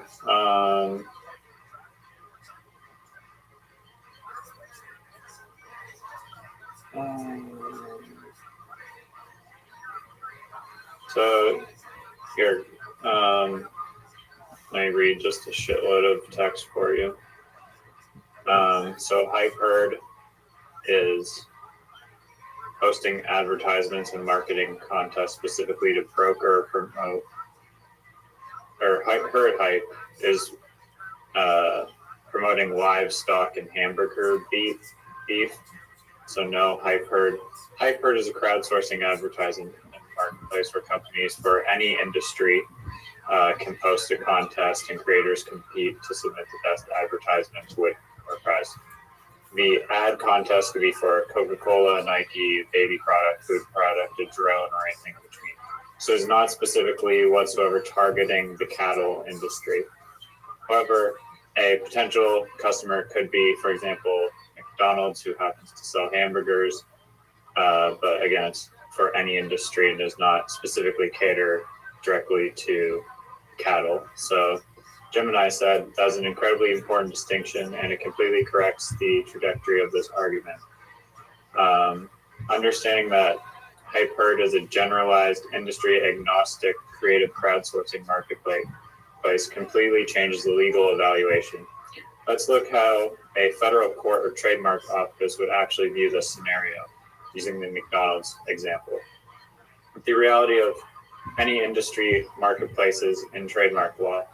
When a company is a generalized marketplace like Fiverr, Upwork, 99 Designs, or Kickstarters, its legal vertical is defined by the service it provides. Crowdsourcing and creative matching, not the random industries of the clients who happen to buy from it. If McDonald's runs a contest on Hype Herd to get a viral TikTok hook for a new burger, Hype Herd is still providing creative crowd management software, not agricultural marketing. Here's how your defense stands up in this legal model. 1, the channels of trade argument. In trademark litigation, courts look at where the actual money changes hands. Hype Herd's customers, or Herd Hype's customers, is a cattle rancher looking for a custom designed catalog or text blast system to sell their upcoming bull inventory and bull semen inventory. They're looking for specific agricultural expertise.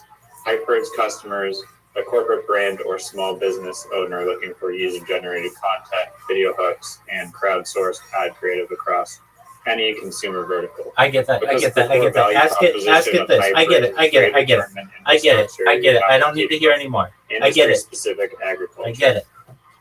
Here's what I want you to ask it. What about a confusion for a customer? Ask it that. And also say, steel man this for me on how a customer could get confused and how this could cause legal issues. Okay, since Hyperd is a generalized marketplace, you can completely insulate yourself from any potential trademark friction by making sure your Class 35 trademark application, advertising, and marketing services uses explicit, modernized language. When you file, you should define your services as providing an online crowdsourced marketplace for digital content creators and for brand advertisers, hosting online promotional contests and tournaments for the submission of user-generated advertising creative across diverse consumer industry. By explicitly stating that it's across diverse consumer industries and focusing heavily on the crowdsourced marketplace mechanism, you cleanly establish a total separate legal lane from them.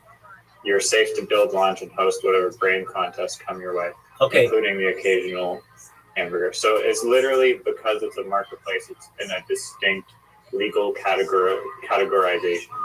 Okay. Can you ask it, please, to say, can you please steel man this for me for how a customer could get confused? Because I'm confused by it. I don't know if it's Hyperd or herd hype. I have to think about that. Herd hype is the like cattle, but it's called herd hype. It's not even hype herd. They're two different names, and they're in two different industries. The one industry is not that different, though. They do marketing services. They offer social media management. No, marketing services is different from a marketplace. They offer social media management, ad campaigns, video creation to drive traffic. That's very similar to what you do. We're not talking about creating cars and selling hamburgers. They're very, very similar.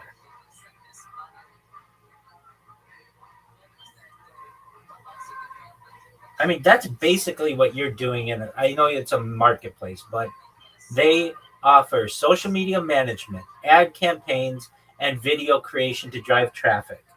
You are creating a marketplace for ad campaigns is really what you're doing. This is what they do. It's just they don't do it for everybody. They just do it for herds or cattle. But if I'm a judge, really, as a third party, I have no dog in this fight. I'm going to say that you're infringing upon them because they offer done-for-you services like social media management, ad campaigns, and video creation. What are you doing? You're basically creating a website that allows you to host social media management, ad campaigns, and video creation. That's very similar. Yeah, but it's legally classified as a marketplace, whereas they're a agriculture specific marketing, whatever the fuck. I get that. Ask Gemini or whatever to say, well, I'll just ask it. I don't need it. We'll go. Legal Mary, you're in excellent shape. If this ever went to a federal court with a real judge, you would certainly win because 1, Class 3 generalized marketplace defense, Fiverr, Upwork, President. No phonetic similarity, unlike the Blippi example. No channel overlap. Cattle ranchers does not equal brand marketing managers. Or no likelihood of confusion as a matter of law. As a customer, I would get it confused.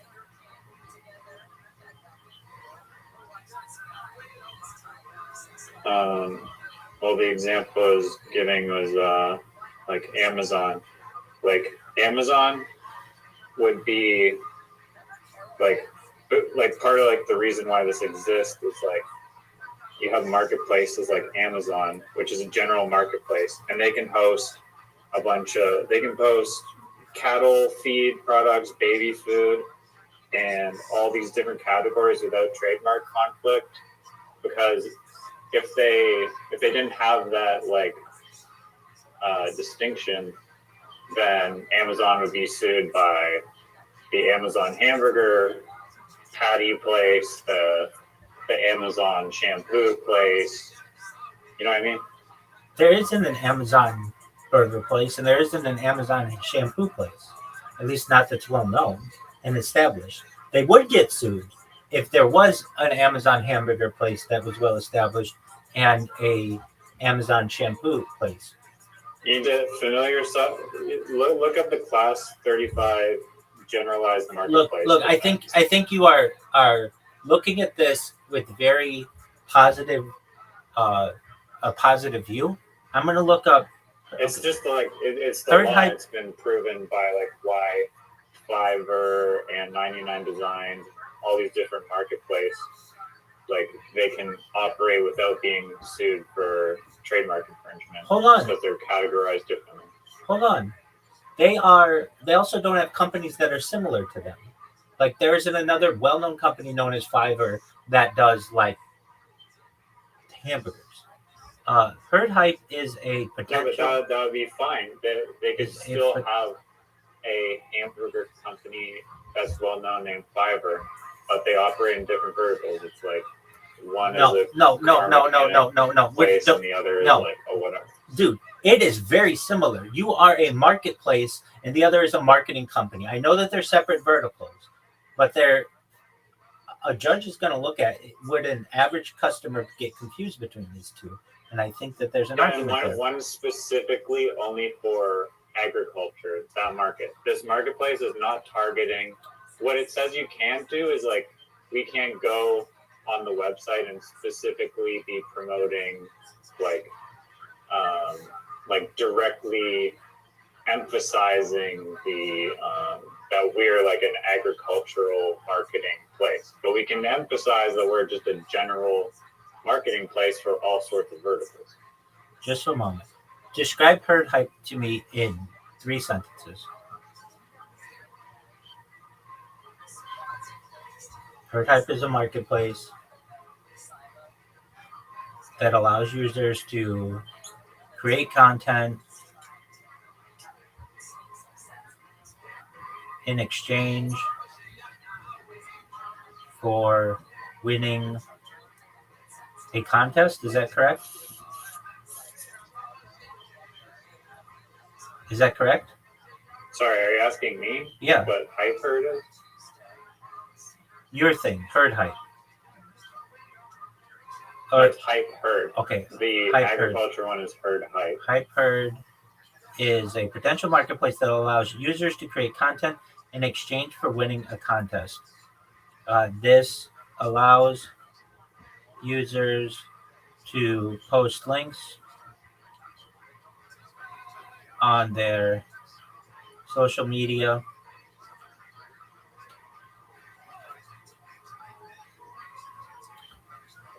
to potentially win.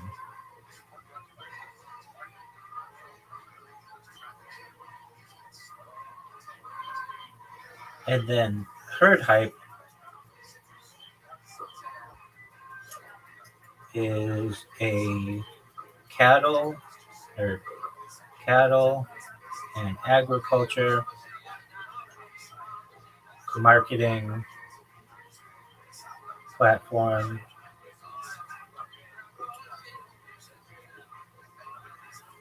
Are these distinct enough to keep me out of federal court? Or is there potential that a reasonable consumer might confuse them, even though one is a marketplace and the other is a marketing service? Mention the class 35. Okay. I'll do it. Okay. Please redo this with the understanding about class 35.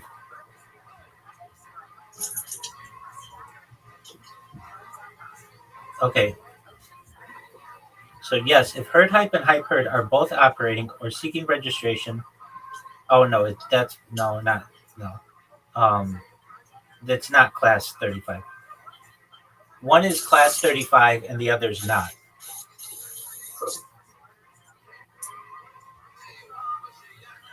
one is class 35 and the other is not.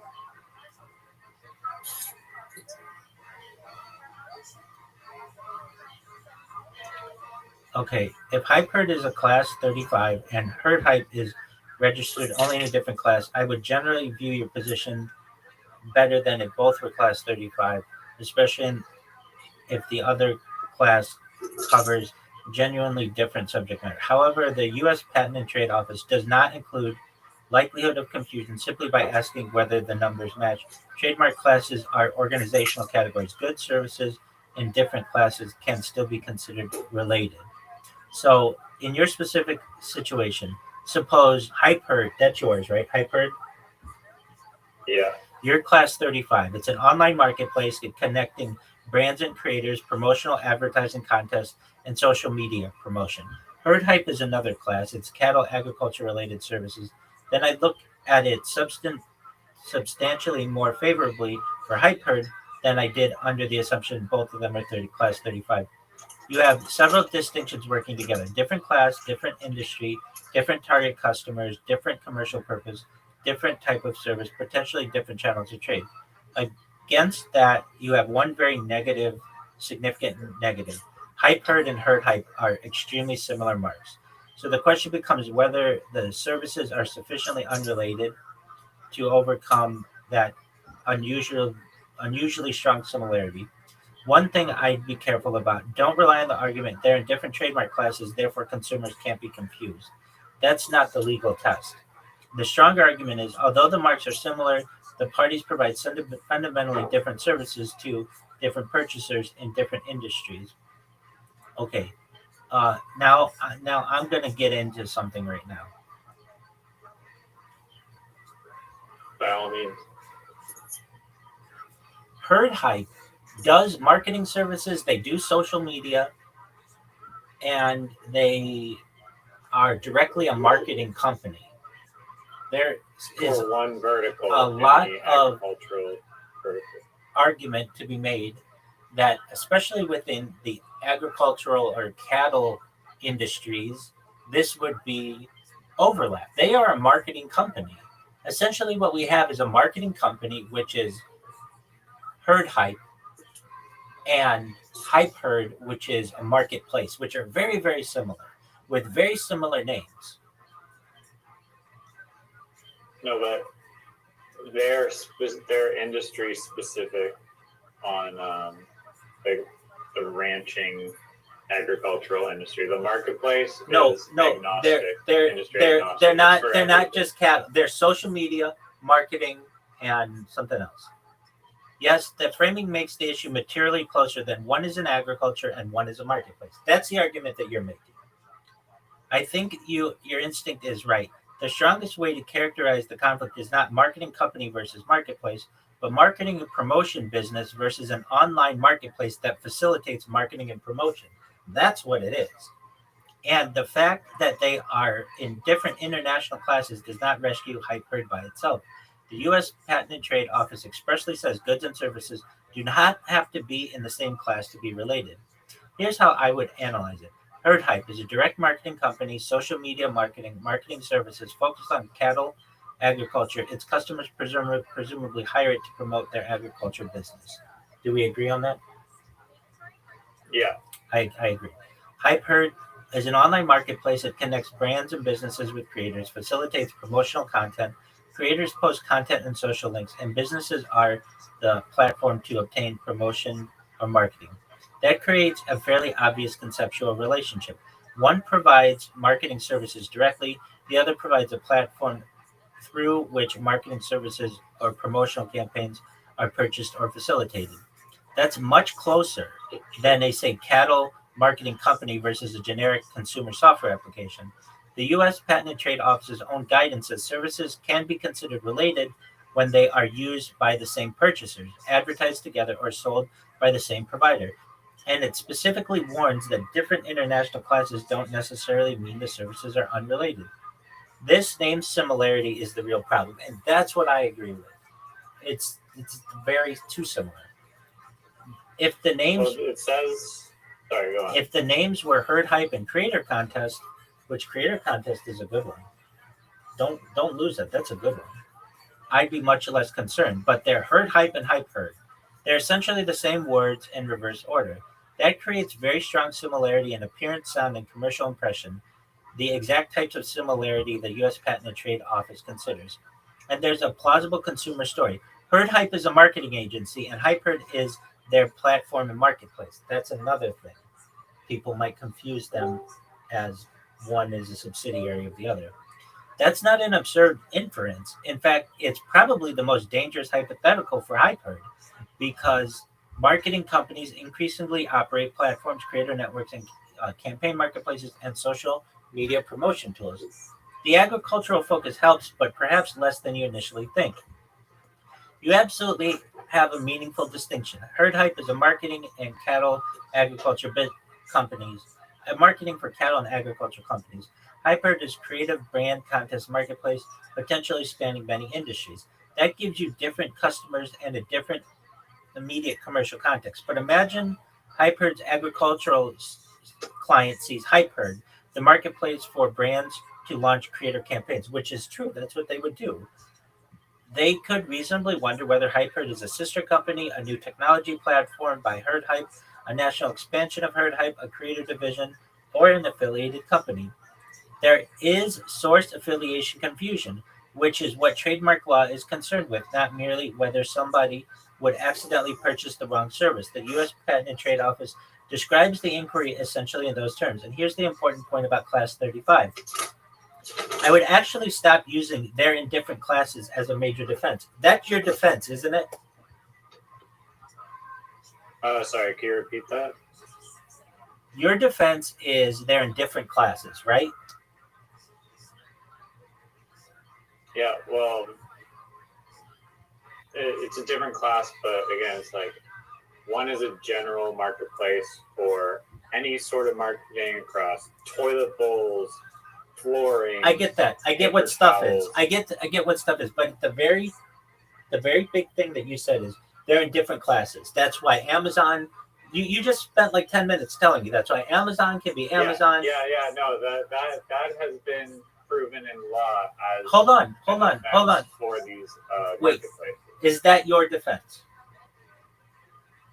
That is probably the strongest defense. Yes. Okay. So, and here's the important part about Class 35. I would actually stop using they're in different classes as a major defense. If Herd Hype's registration is, say, in Class 42 or another class because of how its particular services were classified, but its actual business is marketing and social media marketing, that doesn't make the marketing relationship disappear. The U.S. Patent and Trade Office explicitly states goods or services don't have to be in the same international class to be related. There is even U.S. Patent Trade Office and authorities stating that the fact that the services are classified in different classes has no bearing on the likelihood of confusion analysis. So I would treat the class difference as a data point, not a shield. My revised assessment, with the facts that you've given me, I'd characterize it as the marked similarity is very high. Relatedness of services is moderate to potentially high. Industry overlap is limited but potentially meaningful. Customer overlap is potentially meaningful if Hype Herd targets agricultural brands, which it will. Right? I mean, it will. If you have Arthur Daniels Midland or Monsanto and they want to do some kind of campaign, that's a huge overlap. No, this says your defense only works is you never position Hype Herd as an agricultural marketing tool. Your landing page and marketing is 100% focused on digital creators and modern brands. You don't create livestock specific features or categories, and your tagline is never anything like marketing for any business, including farms. If your messaging ever looks like you're targeting ranchers or farmers as a primary audience, then the defense weakens significantly. Of course, nobody's saying that. Of course, nobody's saying that. The big question comes out when if Monsanto comes to you and they say, hey, we want to run a social media campaign, just like Coca-Cola or Nike. would their consumer base have confusion with the overlap with hype herd or herd hype? And the answer, I think, is potentially. Um, the different trademark classes is helpful context, but legally weak itself. Overall, there's a legitimate trademark clearance concern. I mean, this doesn't even have to get going. You have to register this before you even get the company going. So this isn't like something like you get the website going and everything. No, you have to put in your trademark with the United States Patent and Trade Office. So that's good. That's not cheap. That's expensive. We're gonna look up how much that is, but I would not say Hyperd is. I think it's only like a grand or something. I mean, that's not cheap. That's 1/10 of your budget, right?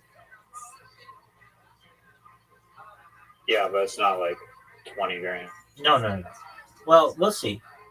I would not say Hyperd is obviously infringing. There is a respectful argument that the businesses are sufficiently distinct, but I would also not characterize this anymore as a situation where a reasonable consumer is unlikely to confuse them merely because one is a marketplace and the other is an agricultural marketing company. The marketplace distinction is probably your best defense, but it's also potentially your biggest weakness because the marketplace is facilitating exactly the kind of promotional marketing activity that Herd Hype sells. The question I want answered next is the really important question is what exactly does Herd Hype's federal registration say it does? Do you know? What does the federal registration what? For Herd Hype, what does it say its services are? Like you're saying yours is number 35. What is Herd Hype's? I'm not sure, but it wouldn't be 35. Okay, well, you don't know that. If you don't know, you don't know. The answer is you don't know. Well, it's not a general market. You don't know everything that they do. The answer is you don't know. We'll have to look it up, and that's fine. I don't expect you to know everything about this. In fact, I expect you to barely know anything about it. It's very confusing. So we'll have to. So we need Herd Hype's trademark registration number, application number. I'll just ask it to look it up. Yo, dog, can you just look it up for me? It's just their website.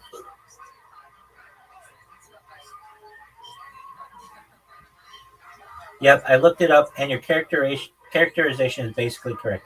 I found their actual website, and it makes the overlap argument stronger than the generic description we were working with. Herd Hype website.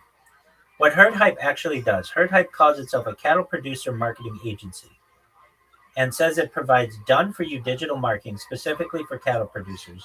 Its services include social media marketing on Facebook, Instagram, and Google, email marketing, video creation, Google and Facebook advertising. Like this is very similar to what you do. Website design, branding, bull sale marketing, lead generation, CRM, and marketing automation. And this is particularly interesting. Herd Hype also offers do-it-yourself platform access to its customer retention management, email marketing, lead capture, automation, SMS marketing, reputation management, etc. So I would not categorize Herd Hype as simply a cattle company that happens to do some marketing.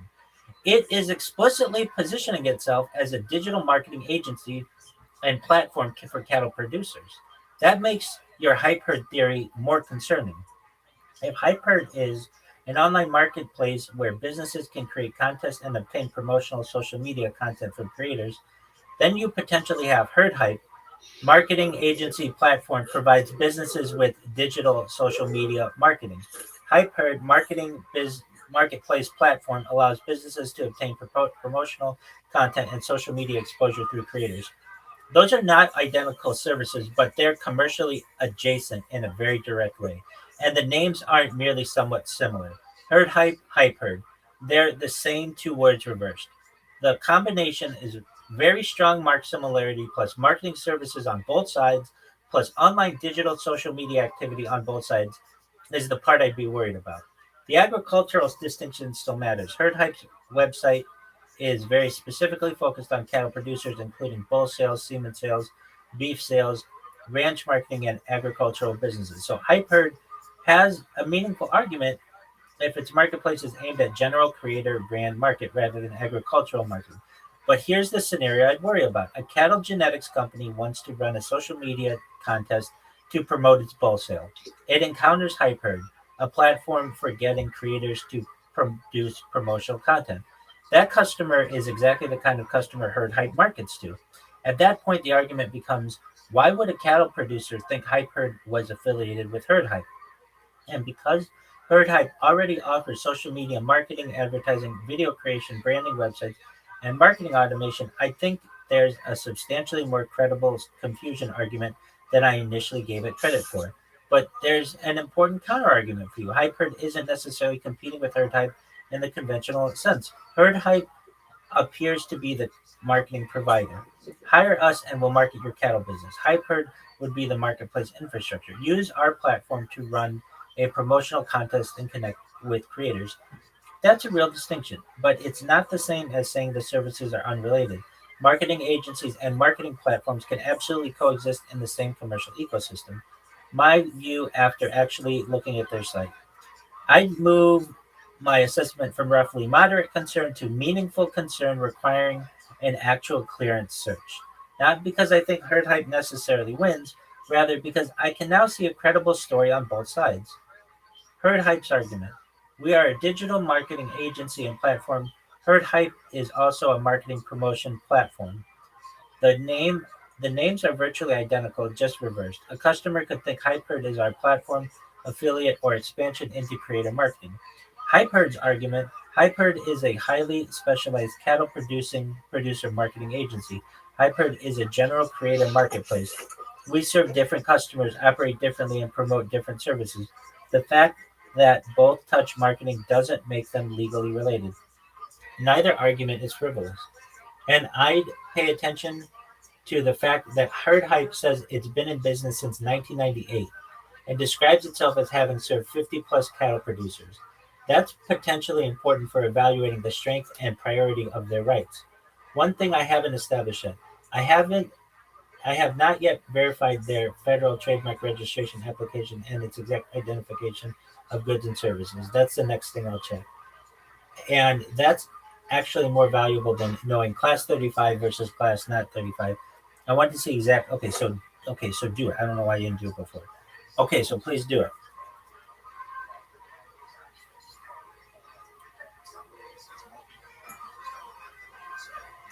Yep, I dug into it more deeply, including Herd Hype's actual site in the federal trademark search resources.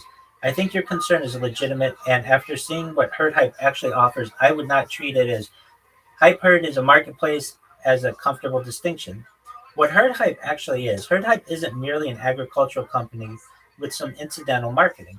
It expresses it expressly brands itself as a cattle producer marketing agency and says it provides done for you digital marketing to cattle producers. Its listed services include social media marketing, email marketing, video creation, Google, Facebook advertising, website design, branding, wholesale marketing, and CRM marketing automation.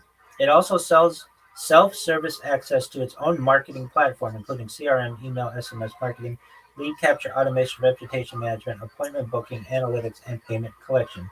So the factual comparison is closer to Herd Hype, agricultural marketing agency plus marketing technology platform versus Hype Herd, marketing promotion marketplace and creator platform. That's substantially closer commercial relationship than I initially assumed. The biggest problem is still the names. This is the part that bothers me most. Herd Hype, Hype Herd.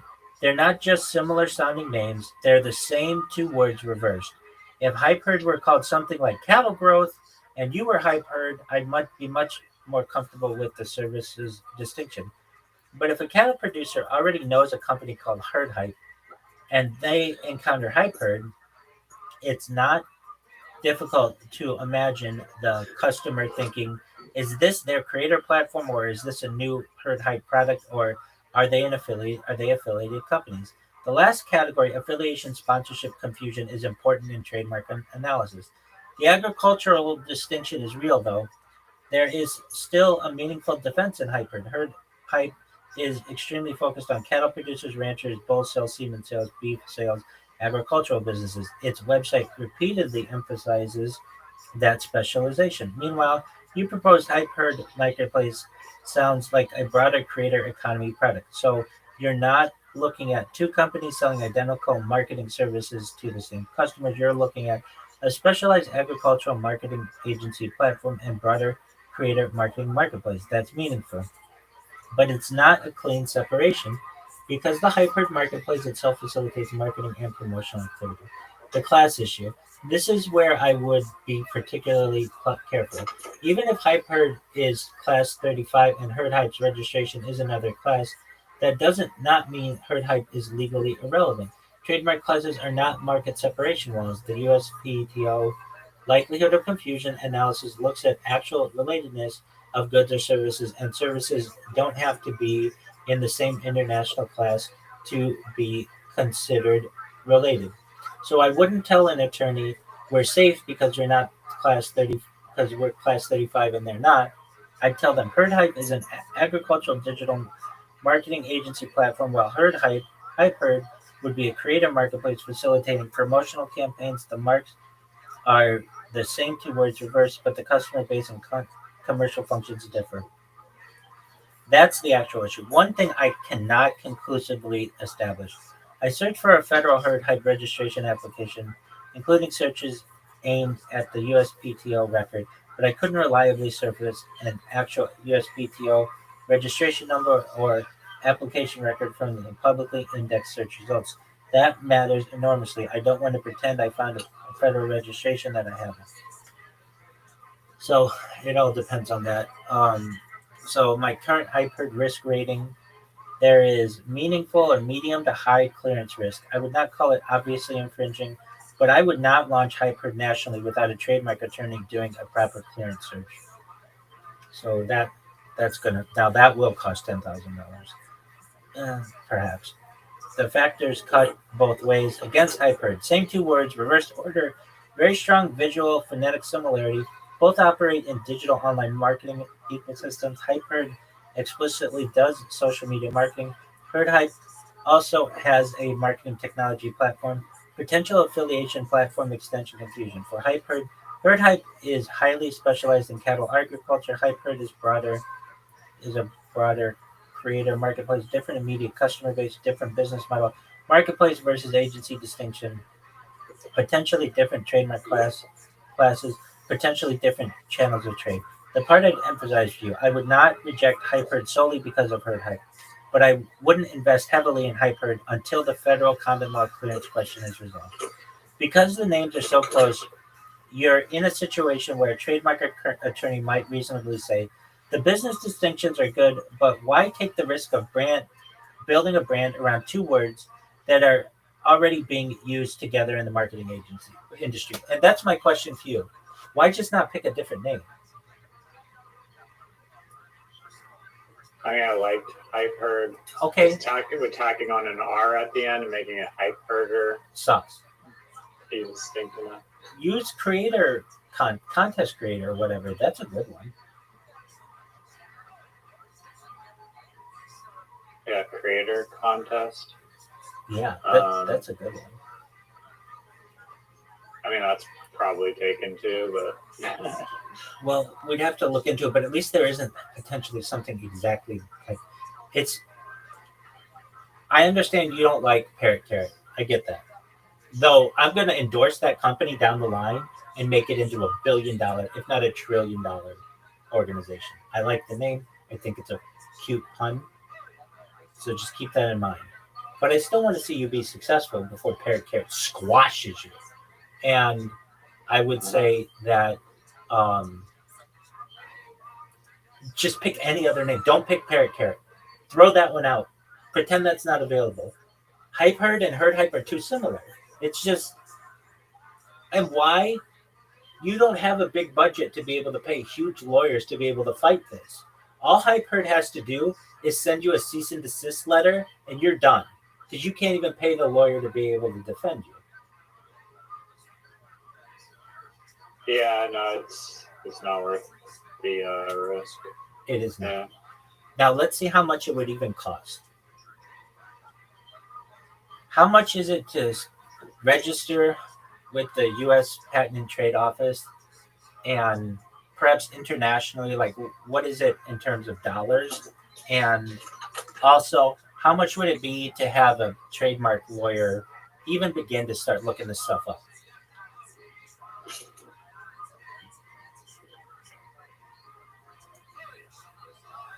Yeah, if you're thinking about Hyperd, I'd budget the trademark process in two stages: clearance first, and then filing after you know the name is defensible. I would not file the first and investigate afterward, given the herd hype issue. So the government filing fee is generally a few $100s per class for a standard application, depending on the filing base and application requirements. The USPTO fee schedule can change, so I'd have counsel confirm the exact situation. For Hyperd, if class 35 is the only class you need, which I don't know if that's true, you might need like marketing or something else too. You're probably looking at $350 to $500 ish for the government fees for one class before attorney fees. If you ultimately want two classes, you pay separately for an additional class. The bigger expense isn't the actual USPTO fee, it's having a lawyer make sure you're filing the right identification of services. An overly broad or poorly drafted Class 35 description can create problems later. What I'd spend on a lawyer right now, given the herd hype situation, I would not immediately spend $2,000 to $5,000 on a giant trademark project. I'd first pay on a trademark clearance search and opinion. A reasonable range, I'd expect work, basic attorney screen search, more comprehensive knockout clearance search, full professional clearance search plus attorney opinion, filing the U.S. application, complex opposition office action work. Those aren't government set up prices. Law firms set their own rates, but they're useful budgeting numbers.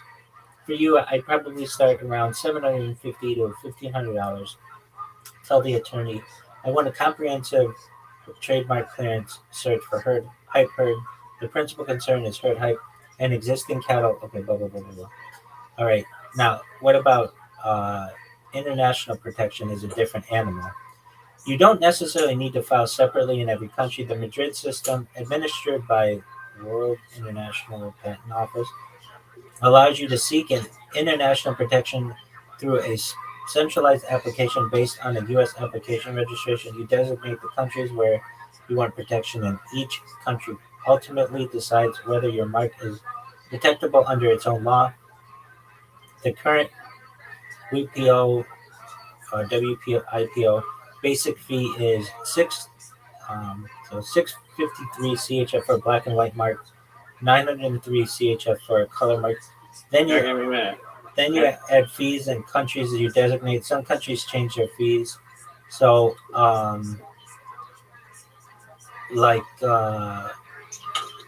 it depends on how many different countries you want to be in. So international registration isn't pay $1,000 and you're protected everywhere. The cost depends heavily on which countries you want. What I'd do if I were you, given the particular herd hype situation, I'd spend money in this order. Step one, $750 to $1,500, a trademark. Decide whether hype herd survives. Then set up $500 to $1,500.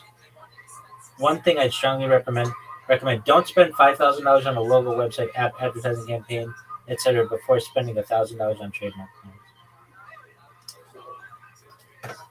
Okay. I'm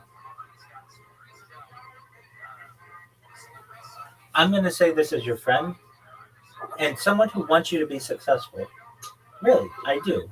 I know that I come as this contrarian in many ways, but I would say herd hype and hype herd are not it's just too close. It's absolutely too close. You need a different name. Yeah, I agree. Moreover, though, and more importantly, you need more money. And I know you're like, well, I don't have more money, so I can do with this what I want to do. If anything, you need some type of angel investor. This involves big amounts of money, and let's just see how much it costs. Okay, so for a marketing platform like HypeHerd, how much do we need to get this off the ground? Let's say we change the name so we don't have to go through the trademark issue, but like we're going to need a website, and let's say our budget for a website is $300, and then we'll need like what? We'll need to like be able to store the data in a safe way, and like we'll have like European Union digital privacy issues, California digital privacy issues. We'll probably need a lawyer to be able to help guide us through some of this. Right now, we don't have any employees. We just are going to try to do this on our own. We don't have an advertising budget. We just basically want to start a website where people can take links from their social media, post it to the website, and people can vote on it, and then companies can basically sponsor a contest, and then people will be able to vote on that. How much is this going to cost? Like realistically.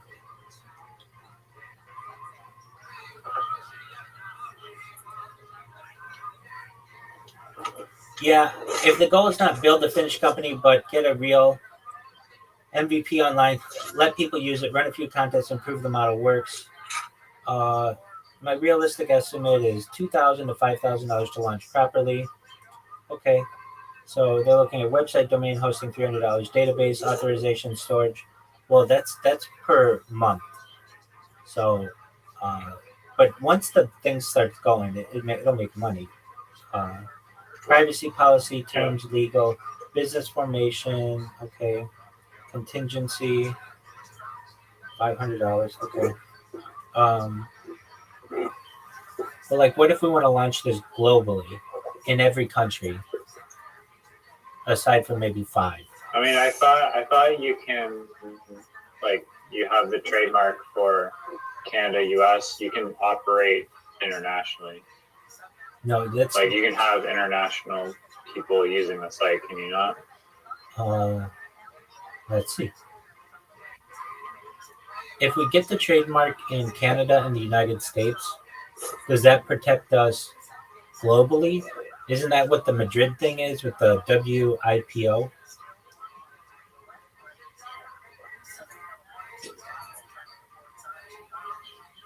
Like the trademark itself isn't protected globally, but I'm pretty sure you can operate and have clients or customers that are from other countries using the service. Yeah, but then somebody can just steal your name and your logo and everything in their country and register it.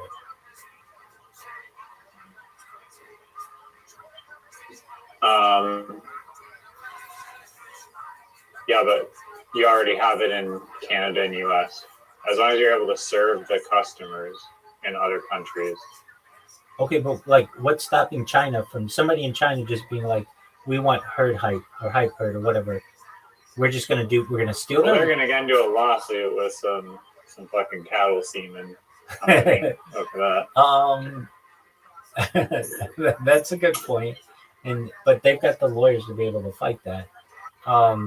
Okay, so you can currently. It's a great name. You can currently designate protection in up to 133 countries. So, just ask it if customers can use the platform from other countries. If we have the patent and trademark in Canada and the United States, can customers globally use our platform? These are two separate questions. Yes, customers can potentially use your platform globally, even if your trademark is registered only in the US and Canada, but there are two completely these are two completely different issues. Trademark protection does not equal permission to operate. A US trademark gives you trademark rights in the United States. A Canadian trademark gives you rights in Canada. Okay. They don't prevent you from operating a website elsewhere. Okay, so, but here's the really important distinction for your platform. Trademark registration does not determine whether Europeans, Australians, Brazilians can use your website. That's a regulatory compliance question, not a trademark question. For example, The GDPR can apply to a company outside of the EU if it offers services to people in the EU. So it will. Um, can a person in Germany sign up for your website potentially? Yes. Okay.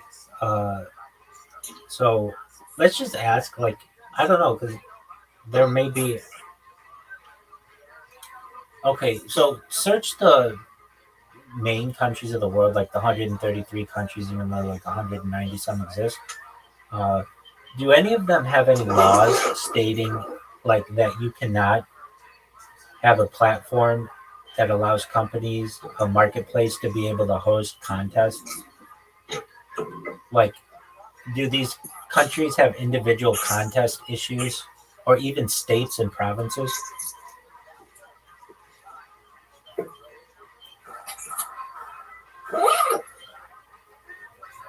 Dude, I feel like I'm in your book bag. Your zipper is so loud.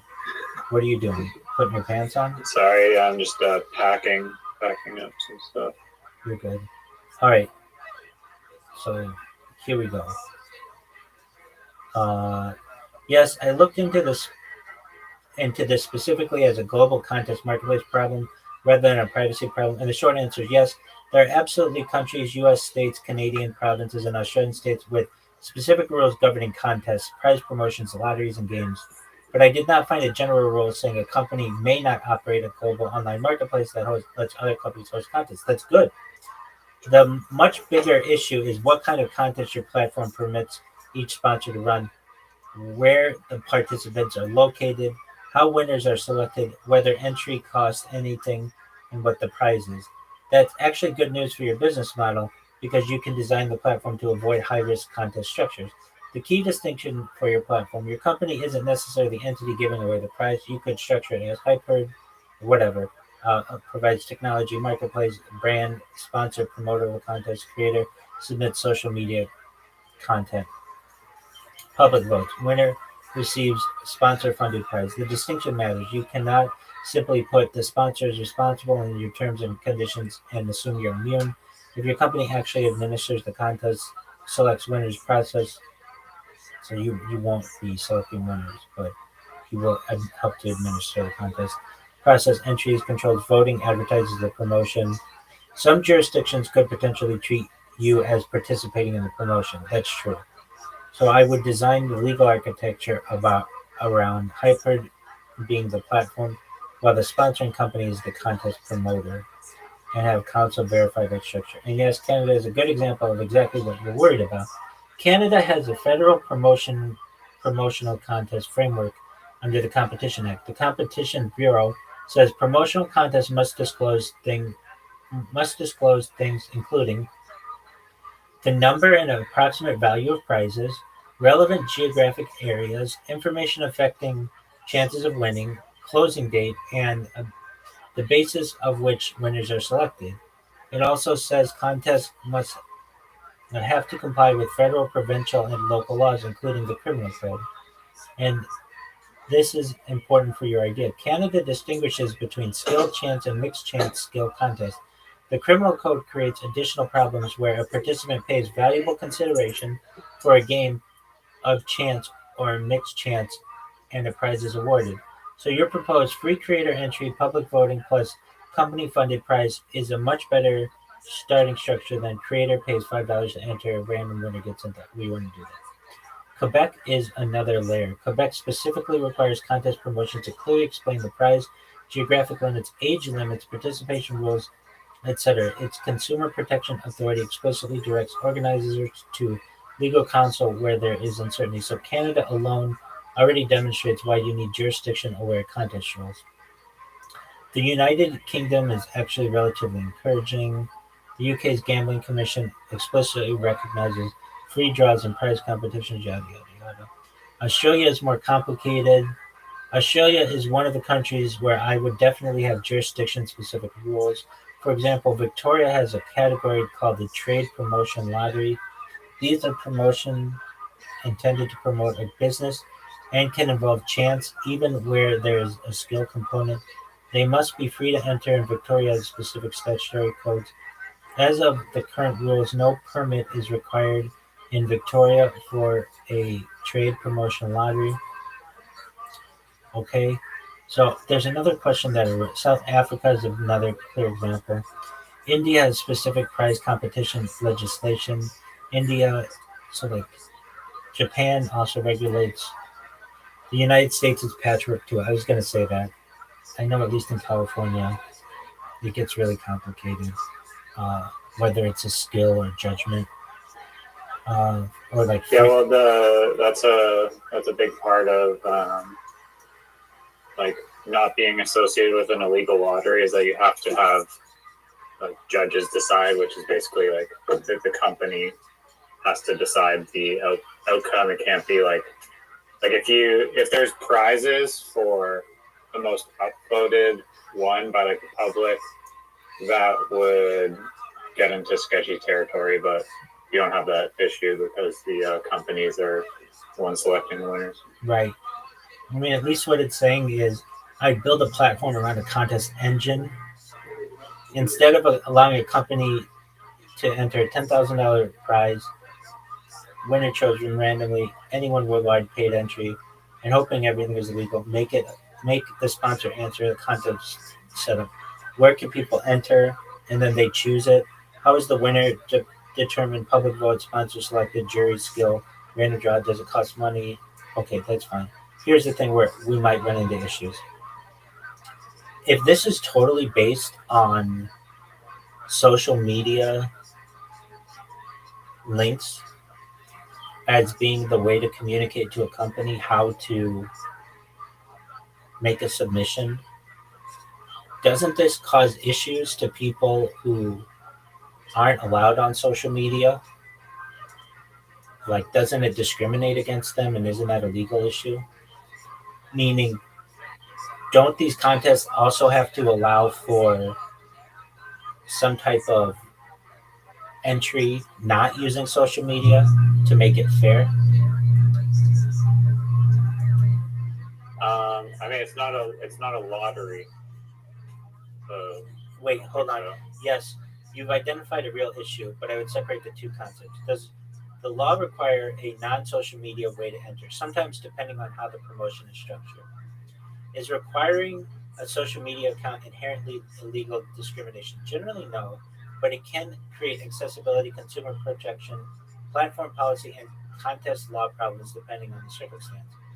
And for your particular business model, I think there's a much bigger design than making social media the mandatory method of entry. The biggest distinction, submission versus entry. You can make social media the primary way creators submit their work without necessarily making social media the only way someone can participate. For example, creator submission. Create your promotional content, post it on Instagram, TikTok, YouTube, etc. Paste the URL in the platform.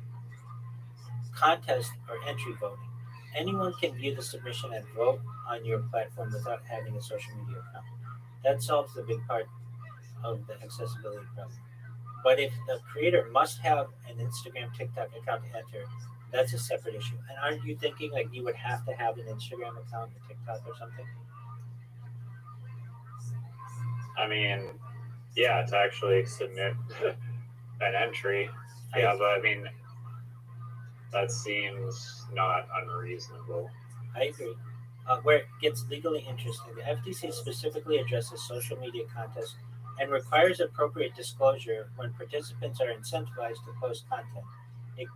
So that's something that we'd have to worry about as well. Yeah, no, you literally just have to include like your post. Right. Well, like it'll say on like the website, like be sure that your post includes like ad or promotion hashtags. Right. It gives examples on where you're located. Right. It gives examples of contests where participants must make social media posts to enter. The FTC, and then also, yeah, each place like California or the UK or Brazil has their own and Quebec has their own like data privacy standards that you have to meet, but it's not pretty defined, I think. So. I mean, at least in California, if they contact you, you have to delete their data. The FTC also emphasizes the state laws governing contests and promotions vary and can require disclosures, licensing, or bonds. More importantly, some sweepstakes laws care about equal access to entry. For example, California legislation governing certain sweepstakes expressly requires permitted means of entry to be clearly identified and requires entries to have equal odds. Oh, wait, that's a thing. Did you hear that? I did not hear read it. All right, it says, for example, California legislation governing certain sweepstakes expressly requires permitted means of entry to be clearly identified and requires entries to have equal odds. So it's Yeah, I don't think this is sweepstakes though. That's true. And A sweepstakes is like a lottery. That's true. And California's This is a skill-based contest. And California's Attorney General explains the broader principle that a legitimate sweepstakes must provide. Okay, we know that without paying. So I would not build your business around the assumption everyone has social media. Here's what I think you should build. I make hybrid system work like this. Social media submission, makes a video, post it, whatever, improves social media, copies the URL, paste the URL on hybrid. Hybrid verifies, displays the submission. People vote on hybrid. I agree. That's it. Well, not vote on hybrid. That's not what you want. I mean, they could, but there's another reason. Imagine your sponsor says, "I want creators to promote my product on TikTok." That's fine. You can make that particular contest require TikTok post. All right. So there's another issue when it comes to disability or accessibility. At least in the United States, that can cause issues. So don't make your entire competition dependent on another company's platform being accessible to everyone. So that means that you should accept entries from people who don't have access to social media.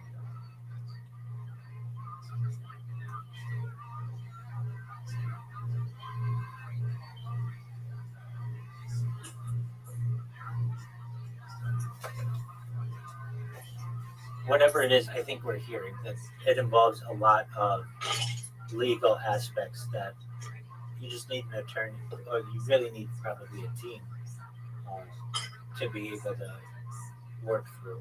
I'm not saying it can't be done. It definitely can be done. It's just how much money are you going to spend on doing it? And there's the adage that you will get sued. No matter what your business is, if it continues long enough, you will get sued for something. And can you absorb that lawsuit?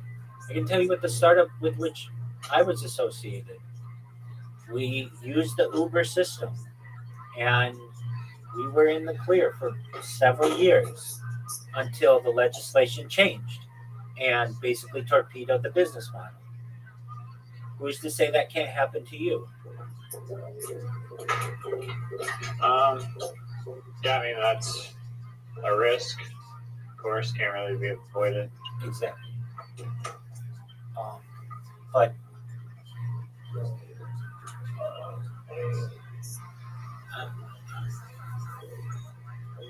you could get this to, even if you get everything's established, how are you going to get this out to people? How are you going to market it? I know you had said I'm going to get with creators, but that's just, in my opinion. Yeah, no, I was talking to my brother about it, and he, like, I didn't even mention the thumbnail thing to him, but he said, oh, like having a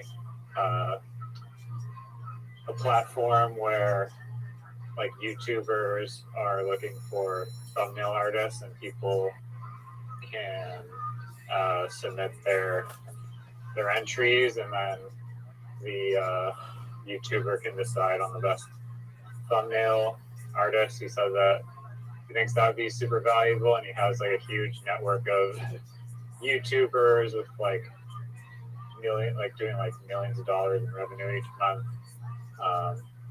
So can possibly kind of kickstart the thing through that.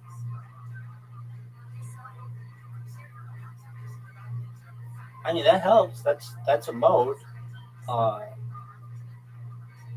So what would they do? Like they would sponsor a contest. Who can create the best, uh, like thumbnail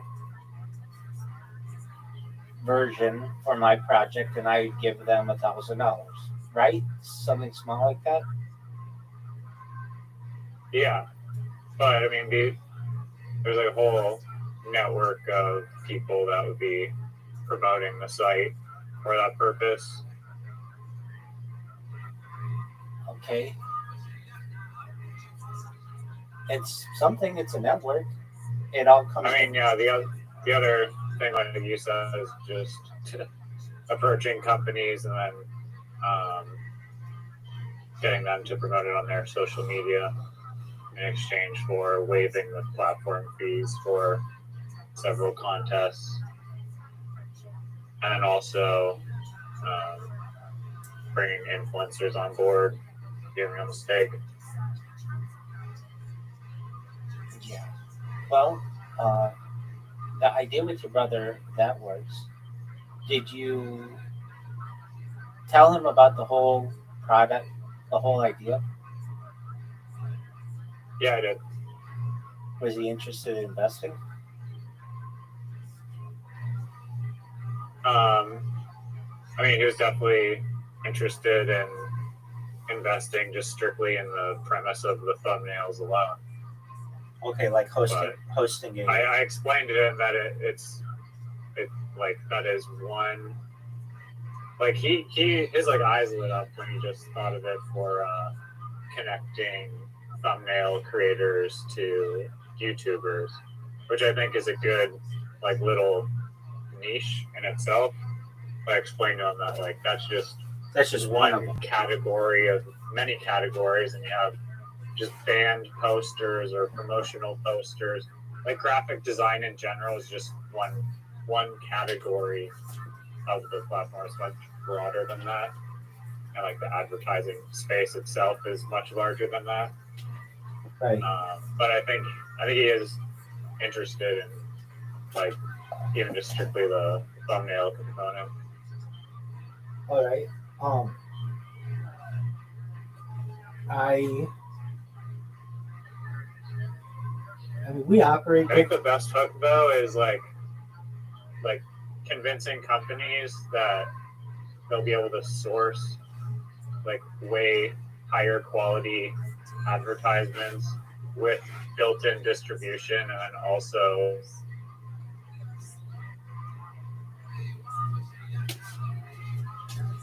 then also what?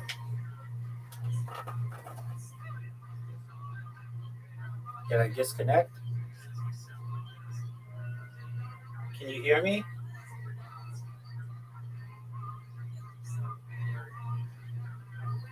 Yo, are you there?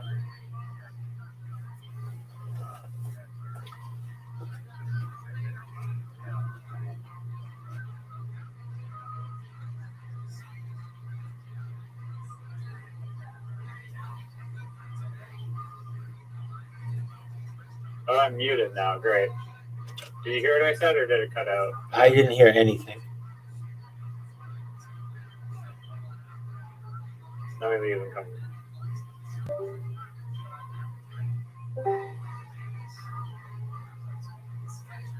Hello? Yo, dog. Yeah, did you hear what I said, or did it cut out? You were completely muted. Okay. Well, I was just saying that I think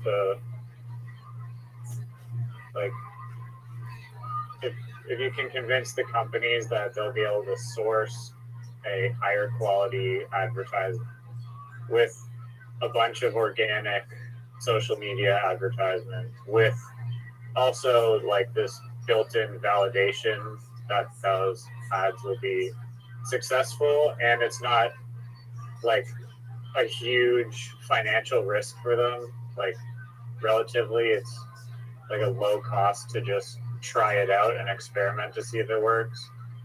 I think there's a lot of upside there that would at least get people interested in just trying it. I think it will work, but I would say to him this. Yeah. I would say, I already have given away 51% of the business to Rabbi Rothschild. We already know that. So I basically own 49% of it. But between you and your brother, let's say 100% of your equity in this organization. I would say that you have a different relationship. You know him. I've never met him, but this is what I would say. I would say I would come together with a business plan, and I would say this has an opportunity to be $1 trillion business. This is bigger than any YouTube channel.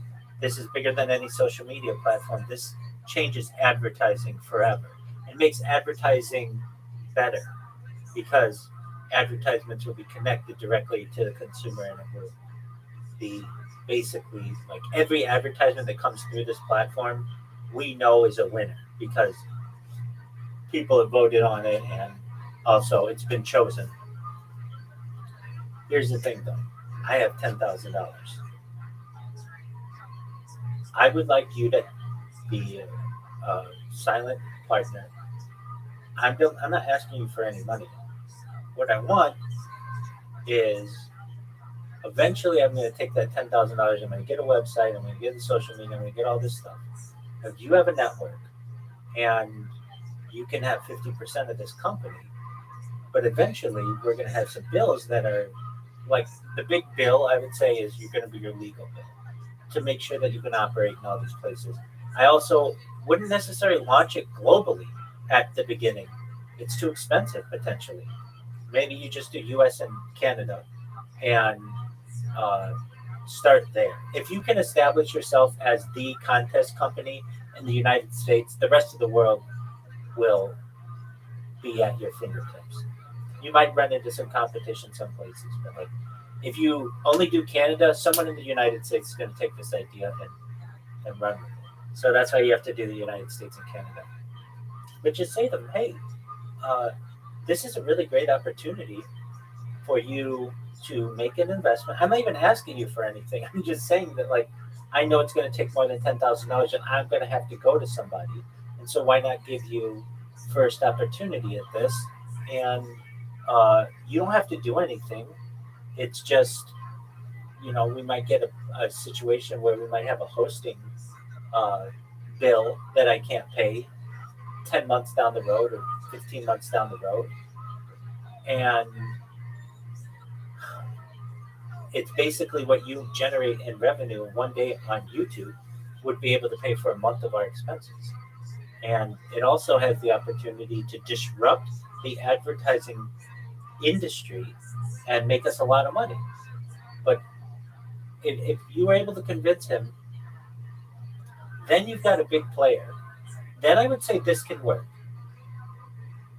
If you can't get that, it's okay, but you need somebody else. I've just seen how these things go. And eventually a bill comes down the road, or eventually you meet a cease and desist, or you hit a lawsuit, and you need to have that financial backing, or you're going to be one of the 99% of businesses like this that are going to close. But this has the opportunity to be very successful. It's just going to take some money. And you have a connection to that. Yeah. Yeah, and I think the legal framework, like, obviously has to be like super airtight so that it is compliant with everything and avoids like frivolous lawsuits. That's right. And it's not a one-time deal. You need constant monitoring of this information. Because if that's true. If the state of South Carolina changes their laws, or Vermont, or Manitoba, you have to have your finger to that pulse. And that's not saying that you can't. That just usually means you're going to have a law firm on retainer. And you might get a bill every month or $5,000, but they're going to be checking all this stuff for you. The legal aspect of it's going to be the really expensive thing. But you want to make sure that you're protected. So if your brother says, I don't want anything to have to do with this, you can say, okay, that's fine. Or maybe he just says, I'll sponsor a contest, but I don't want to get into it. That's okay. but then I would not move forward with this. It's too much of a waste of your resources to find out that down the line. Like it's like you're driving a car for a road trip. You barely have any gas in this car, but you have this grand plan to drive cross country. If you already recognize that you barely have enough gas to get the car going, is it that good of an idea to start a cross country trip? When, if your brother's in the car, he can get you gas at any gas station that you need, then there's a really good chance that you're going to be successful with this. And if he says no, then you say, I know that you're saying no now, and I respect that. Please give me 3 months to come back to you, and I'll show you what kind of developments I've made. You get what I'm saying? Like, eventually, I just know how I am. I have the confidence. It doesn't always work, but I have the confidence I can convince anyone of anything that I need, if given enough time. And you just have to say that to yourself. Okay, he wasn't happy with it right away. I'm going to show him that maybe we can get a couple of contests sponsored because of this, and we'll move from there. I'm going to show him what the website is. He'll be able to go to it. He'll be able to click on some things. He'll be able to see the design, the logo, all of that. And maybe he might, because frankly, he's sitting on a huge pot of money. He's not doing anything with it. I mean, maybe he's investing in whatever, but this is a really great opportunity. You could say to him, brother, this has the opportunity to make billions of dollars and absolutely disrupt the marketing industry, advertising industry. I just need a little help. I think like the tipping point, basically, like, and it creates this kind of self-perpetuating growth cycle. But when you, like, assuming that you're able to launch with some initial companies, they actually go through the process and the process actually works and they're extracting value from that process, then it becomes this like self-feeding machine where it's like a snowball effect of more companies are going to find out about it. They're going to host more contests. More people are going to find out about the platform. I'll just keep rolling. But assuming that like the foundation of it is like solid and it actually works, and we can actually prove that it works with the initial seed of however many companies, then I think there's a lot of potential there. That's right. And one important lesson that I learned in the startup, which I found to be interesting, we would crunch the numbers and we would say, oh man, if we could get basically our app, not just in every major city in the United States, but globally, how much money would that bring in per day? And guess what? It was millions of dollars, but it was not like billions of dollars, which is really what we thought. Like, oh, we would be rolling in money. It just was a small sliver of a very large pie. Now, let's take your,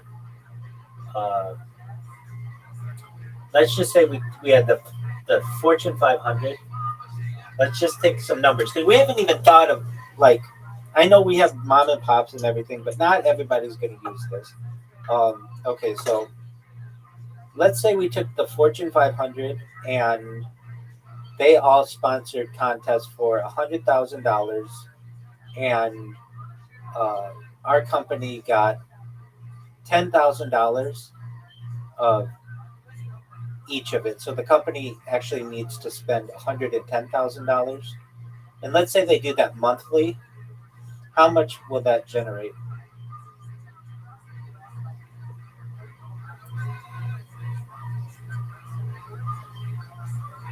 So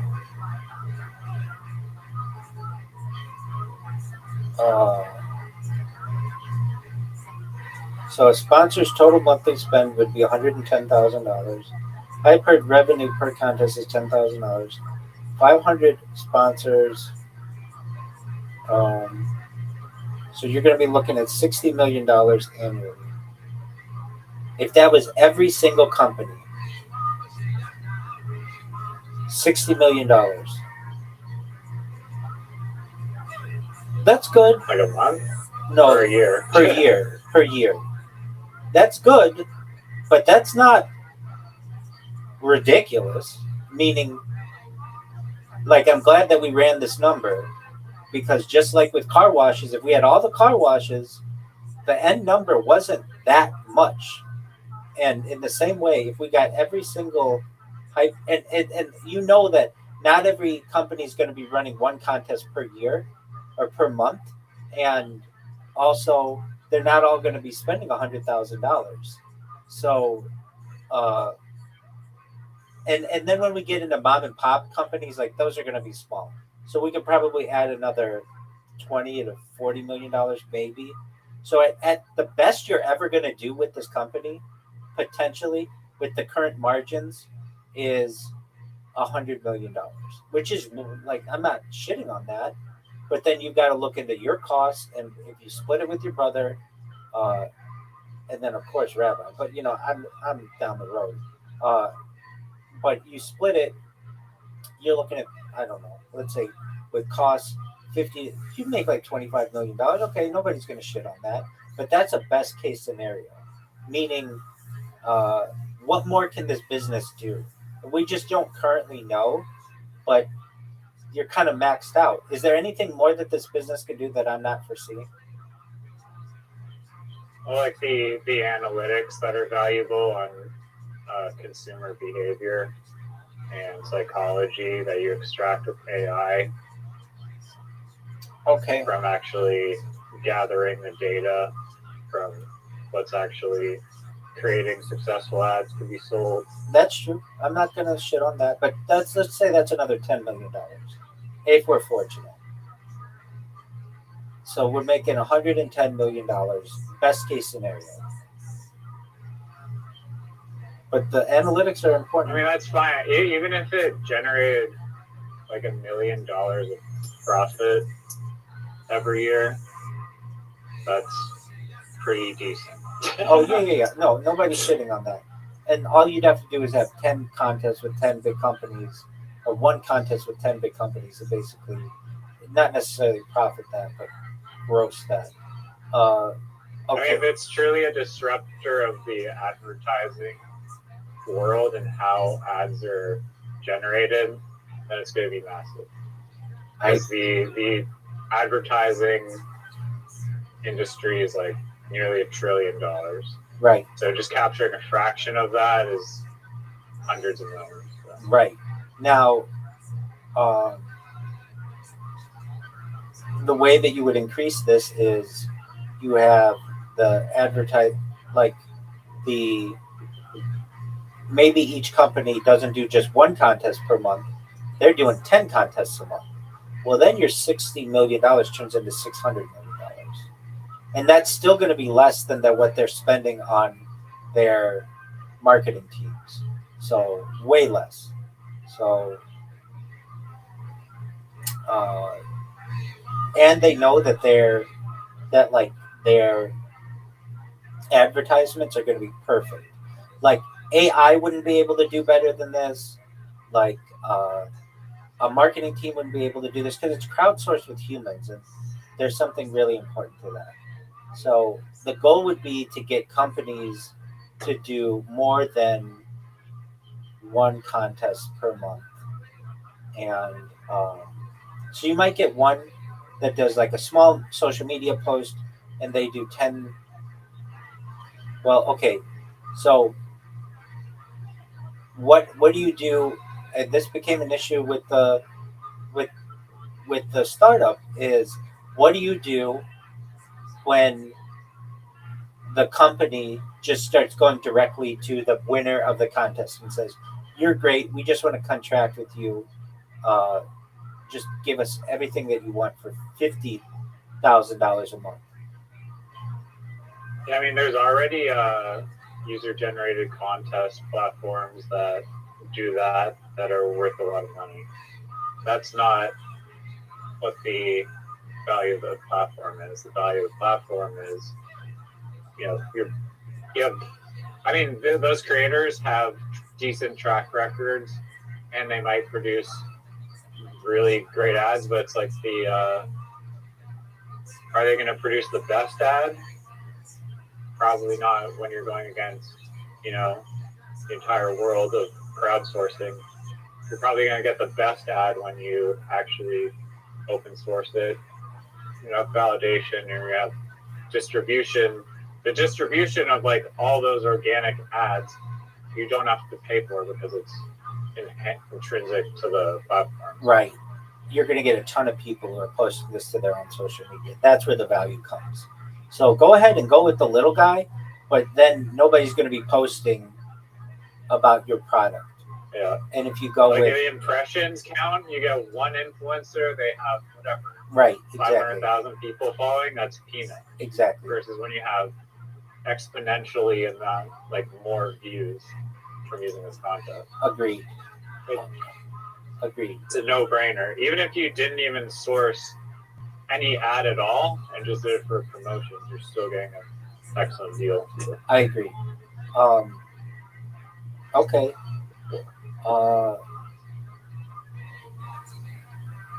So I would have all these numbers generated, and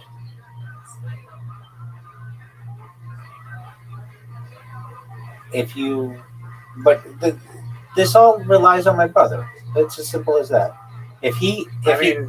Not necessarily. I think absolutely there's other people that would invest, but I just have to be extremely careful and only approaching people I know aren't going to screw me over. That's true. And try to steal it. That's true. But which is possible. You'd have to be very careful. Yeah. And I would explain that. My brother was super interested though in like the thumbnail aspect of it alone, and he saw a lot of value in that. I think it's a good way to kickstart it. He already has like a massive network of YouTubers. So. Right.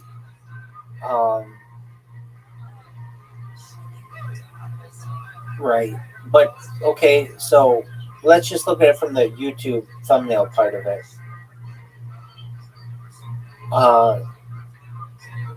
There are only so many different things you can do with a YouTube thumbnail. Do you agree?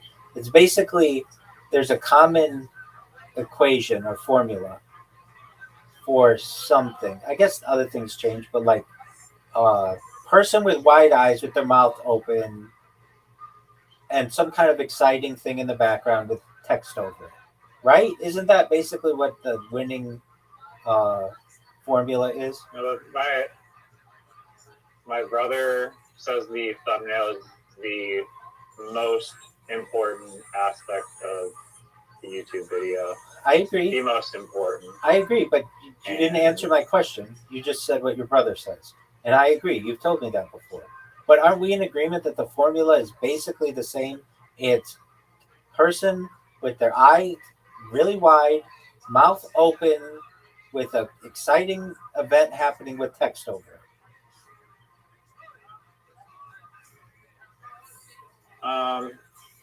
I think there's a lot more of design theory that goes into it, but those are some, like, if you want to simplify it, then those are good ingredients, but good thumbnail designers, they have distinct styles to them. It's like a artist. Yeah, but there's only so much you can do with it. They put a little outline around the person. There's only so much that the winning ones do that people do. It's kind of come down to a formula. I would say like 5 or 10 years ago, there was much more diversity, but now everybody basically has the same thing. It's a person with a little outline around them with an excited face, mouth open, and the exciting thing or whatever, and text over it. Now, I understand. My issue with the thumbnails is that it's not a repeat. It's hard to get repeat customers doing it because they'll find a good thumbnail artist and they'll just hire them, and then it's hard to get them to come back for new thumbnails, unless they want to stress test their thumbnail and keep running more contests to make sure they have the absolute best thumbnails. So that's my biggest problem with it, but my brother says that there's a large market of YouTubers that want to find the best thumbnail for it. And also, I guess the good thing about the platform is it promotes those people's YouTube channels also because of the contest, so they'd be getting free marketing for their channel. I agree. Okay, but who's to say? Let's say somebody runs a thumbnail contest for $1,000. They get their winner. Who's to say they just don't take that thumbnail and put it into ChatGPT and say, "Give me 100 of these for the future," and they're all set. They're done. They don't need anybody anymore. And they may say, your brother may say, and he's right, that the thumbnail is the most important thing. But the difference between the fact that they used yellow text versus orange text isn't necessarily going to be so big that it's worth another $1,000 of investment. People are going to click it. Yeah. And so, like, how do you get repeat business that way? It's difficult. Yeah. Fair. Okay. Well. Yeah, I know. I mean, with like a band poster though, it's like, or whatever, concerts or whatever. Those that market, they actually need new band. But I guess it's like the same problem. You take I mean, they could do that anyway. Basically, just take an existing band poster they like, chuck it into ChatGPT, and call it a day. That's true. The thing is, they don't crowdsource it though. The thing that gives your brand value or your platform value is the fact that people have to post this on their social media. So there's a ton of influence that comes from that, from a crowdsourced point of view. It's really less about, this is the key, it's less about what the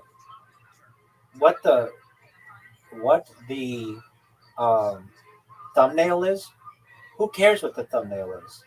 What's important is the fact that you're going to have 1,000 people posting that thumbnail as an entry on their social media. That's what's important, because that's going to get a lot more people interested in the podcast than the thumbnail. Does that make sense?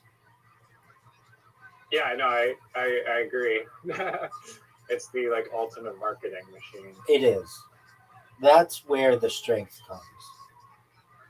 I mean, and the fact that it's going to be really specific. I mean, yeah, Joe Blow can just post his like a lawn, like design my like logo for my lawn mowing business, and then just get a bunch of social media attention for that business. Yeah, that's exactly right. Or whatever the product or service is. That's exactly right. That's where the power of this comes. All right. Well, what did we learn? You need a new name, no doubt about that. It doesn't have to be Parrot Carrot, but it certainly cannot be Herd Hype or Hype Herd or whatever. It's too close. You're going to be running into issues. So, what about contest creator? Or creator contest is what it was. It's kind of like broad. I think the target market that we're really serving is companies that we're looking to like promote their thing, so I think the name should be indicative of that. Like there should be something in the name that tells the customer companies, we're going to take your thing and explode it, like on social media. So that's why I like the hype word in it. So maybe it could be hype something else, hype contest. I don't know if you want to go with that. I don't think that's it, but I mean, this goes back to the other thing. You got to do a bunch of searches, but I like the idea of exploding it. If you were going to do something like that, social dynamite, social explosion, social TNT, those are all interesting things. Creator TNT. Right. I don't think having bombs in the title is a great thing necessarily. It's not positive enough. Okay. The explosions and associated with negative stuff usually, unless it's like firework. Creator explosion, content explosion. Content explosion is good, especially if it had an X explosion. No EX. I mean, that kind of makes it more specific to you. Whatever it is, if you find it, but I'm telling you, you gotta win. And also, yeah, herd is not, people associated with herd mentality and crap. So yeah, well, we didn't probably even isn't optimized anyway. We didn't even get into that. Yeah. Okay. So find another name and let me know what it is. I'll tell you all the reasons why I don't like it, and then eventually you'll settle on something. But I'm telling you right now,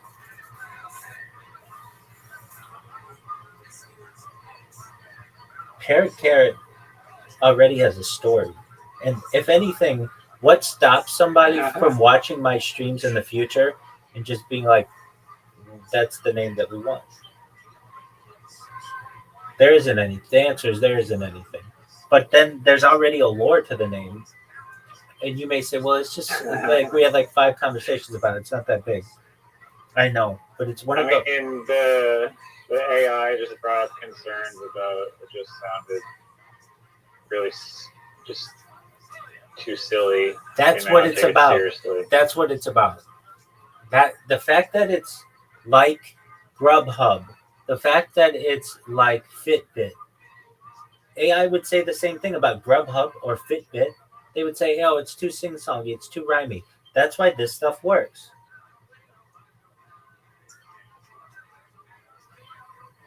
I hear you. And it just seems like it. I don't know. It's hard to forget.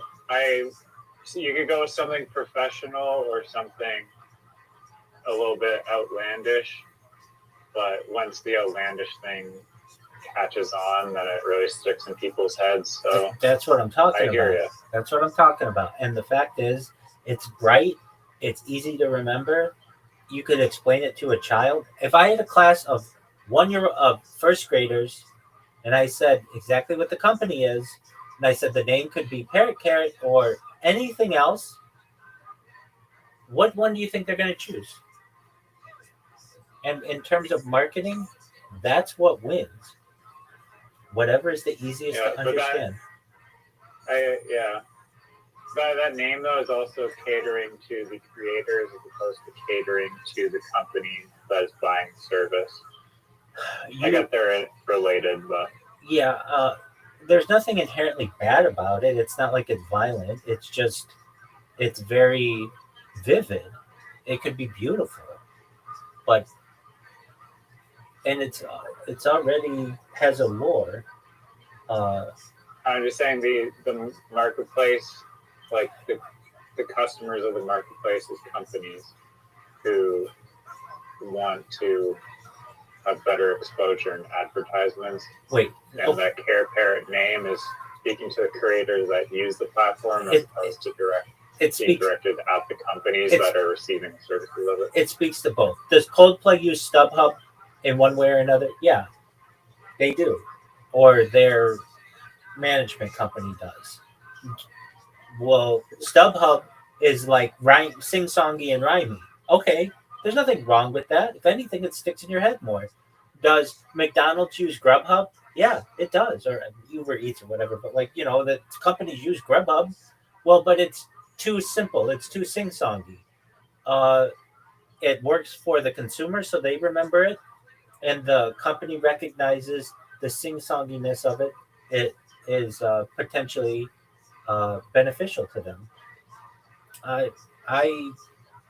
Okay. I mean, we could also just crowdsource it to have the best name. But that's true. But that's probably the best way to do you get Yeah. you get a list of 50 names or whatever. But then It's not 50. It's like you go on the platform and whoever decides the best name for this site wins 10 grand or whatever. okay, but it's kind of one of those things. How do you get people to participate if they don't know what their name is?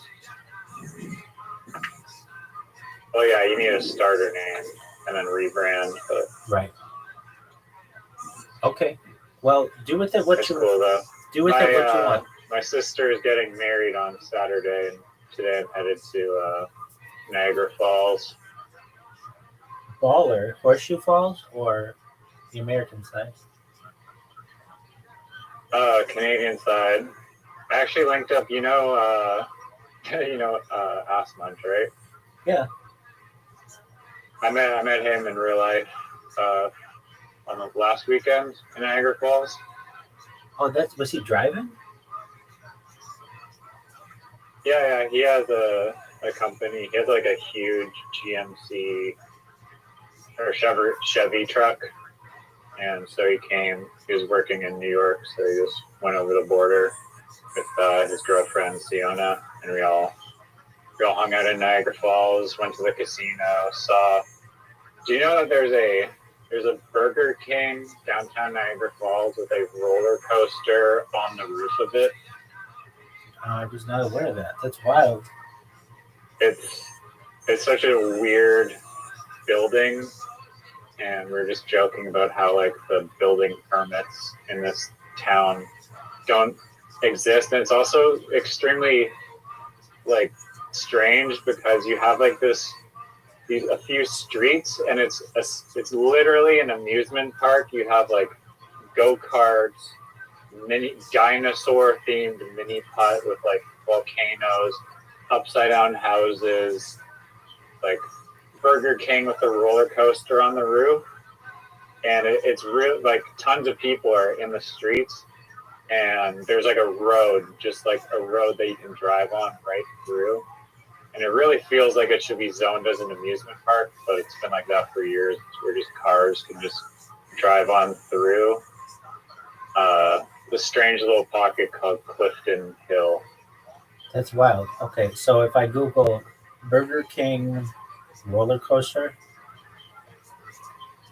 yeah, Niagara Falls, you'll see it. I can send you a photo if you want to see it. I have a picture of it.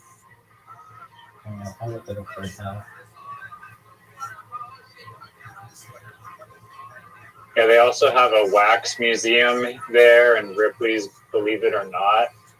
And my mom went there like a long time ago, and she said she felt really bad because in the Ripley's Believe It or Not, there was this actual person who was basically just on display, and he was like the largest human alive or something. He was like 8'5", and you would just go in like a zoo and just like look at this like freak show basically. They were alive?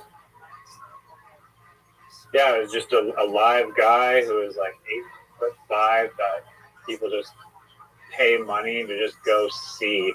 Like a circus performer. Oh. That's wild. All right, well, Big Dog, I wish you the best with your wedding, and keep me posted on whatever the marketplace is going to be. I've got, not in a couple hours, I've got to do a podcast, so I'm going to prepare for that.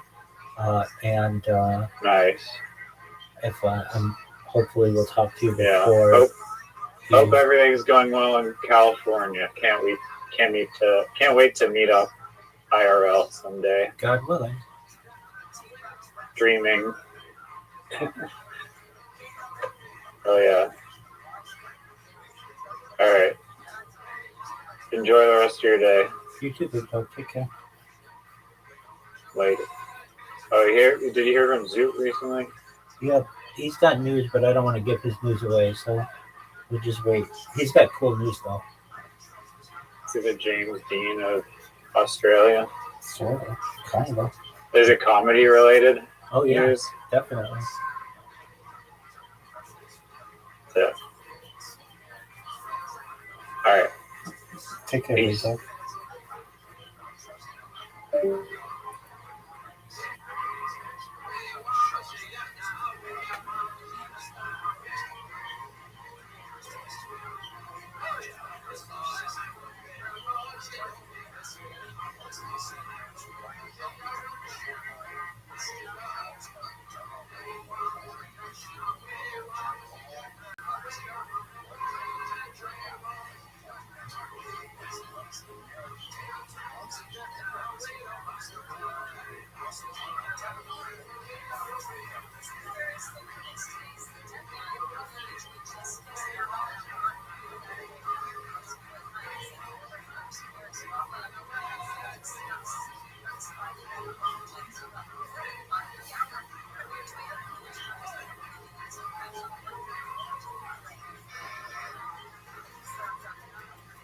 It would be good if we had a comic that tried and like had any Tony, fundamental. I need to check a diversity box. Just let me do this. I guess the one piece of advice I do have, if you're going to hold a microphone, you can't have scabs on your knuckles. What the fuck have you been doing? Is this from just fist fighting homeless people? I'll say to the bag earlier, Whitney. Yes. What? Giovanni, what are you fucked up on right now? Is this just Takade and fucking... Why is your dick showing? Did you just get a hard-on from bombing? Whoa. You do kind of have an erect penis right now. That is incredible. I'm back on your team. No. Yeah, no. Hold on. Not all of us wear underwear like fucking communists. Yeah. Okay? And sometimes our dicks will show. If you ever see me in an airport, you're looking at my dick. I'm on your team, and I know what's going on right now, and I've been there. That's confidence, by the way. If you're bombing, you're like, look at my dick, it's hard. That's fucking good for you. Good for you. Fuck them. Your dick is hard. Be you. Gives a shit. Giovanni, normally when people do bad on this show, I never ask them again and again to keep trying to do their best joke that they've come up with. But for some reason, my instinct is to do it one more time with you. You guys want to hear one more of Giovanni's best jokes? I'm gonna give you guys a fucking different joke. So what do you guys think about inflation? Hold on. Talk about the fucking banking crisis going on. Someone who looks like a fucking drug dealer in Grand Theft Auto wants to ask people about inflation? What the fuck? I cannot be more thrilled at the setup to this guy's joke. Knowing where his style tends to lead us, I'm starting to think that we may have actually stumbled across his actual best joke. Fourth time is the charm. I want to hear the rest of his inflation jokes. No interruptions. This is Giovanni's inflation joke. The world is waiting. Here he is with his fourth at-bat of the night. 3-year comedy veteran, Giovanni Betancourt.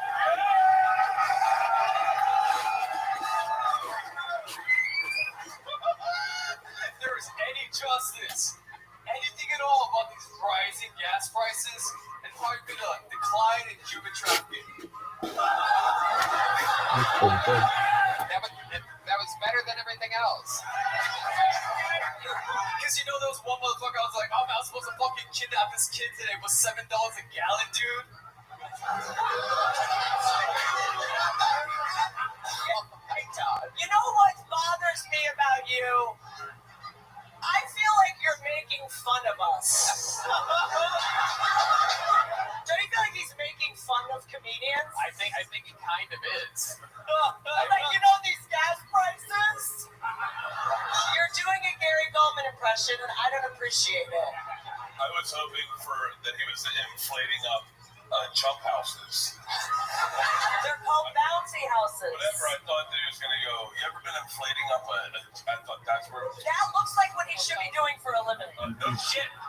That's why I thought that's where we were going. I was like, Giovanni, what do you do for a living? I work for a tech company, and you won't know.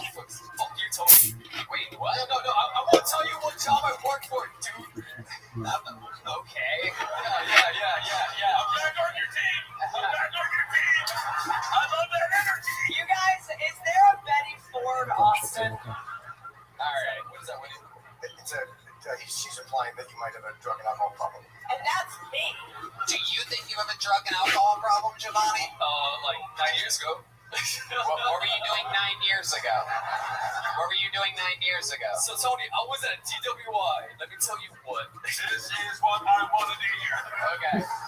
Keep going. Keep talking. Dude, I got put over. I was trying to help a friend out. I was minding my own fucking business, you guys. Yeah. And then? You get your beer out of Jim Norton's face. He's a fucking legend. Move over. That's true. That's a good point. That is a good point. That is a great point. I don't mind the beer, just don't put the hard dick. Giovanni Betancourt, congratulations. You go home with a little joke book tonight. Put the mic back in the mic stand. And, there you go. It's Giovanni Betancourt, everybody. Here you go, Giovanni. There you go. You guys don't have to hug the people that come up here. That's not part of it. That's not part of it. All right. What did we do? Giovanni. Yeah. All right. You guys ready to pull another one of those people out of the bucket, huh? Holy shit. A 3-year comedy veteran. A guy trying his hardest for 3 years. That is incredible. Aaron McPherson is next on Kill Tony. Aaron McPherson.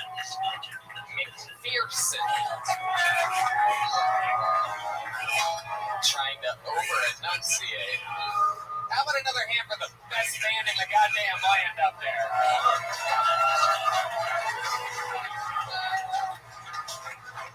Aaron McPherson is going to come out right now. There he is, everybody. Oh, yeah. All right, ladies and gentlemen, I got an announcement to make. I've been told throughout the years that I look white or that I act white. So therefore, I did some research, and turns out I'm in fact white. 2%, like white milk, white as fuck. I've been learning some new words, new lexicon. I've been learning some words. I've learned some things like, hey, bub. And I've learned some other words like, hell yeah, brother. Heard hey bub's a term of endearment from one white man to another. On some other things, you know, I've started doing some white people things. I've started attending city council meetings, school board meetings, HOA meetings, and I ain't even got no house, man. Done some other things too, you know, even the police have caught on to my newfound identity. Of course, after they whooped my ass for about 5 minutes, to be able to pull out my ID like, sir! They're like, oh, sorry, we didn't see you there, bub. Carry it on. Aaron McPherson. Wow. Man, I can't tell whether you're fucking great or going up after the last guy's just the easiest follow on planet Earth. But you seem so likable, so cool. How long you been doing stand-up? 4 years. About 4 years. Okay, where at? Just moved here, but in Kansas. You were in Kansas. What part of Kansas were you in? I was out of Wichita, but I lived in a little tiny town in Winfield, Kansas. Oh, damn, you really are a white black guy. Yeah. Holy shit. A tiny town in Kansas. Yeah. Wow. What were you doing for work out there? She was working at Budweiser, delivering beer. Delivering beer. What are you doing for work now? Same thing. Okay. Okay. Not the kind of bud that most people that look like you deliver, but gotta keep that on the down low, you know. A lot of jokes in a minute. It was great. Yeah. Good writing. A lot of fucking lines. Set one theme. Really funny, man. Thank you. Did you move to Austin for the stand-up comedy scene? Yes. Incredible. Amazing. Yeah. And how long ago did you move here? I moved here in August. August. Beautiful. And how old are you? 30. 30. Perfect. Everything matches up. What do you love about Austin, Texas? What I love about Austin, just being in the city. It's cool. It's foodie. Other than the same thing over and over. Real Mexican food. Yeah. That's awesome. It's true. Yeah, foodie is definitely important thing in the town you move to. How's the housing market? Great, but there's no food.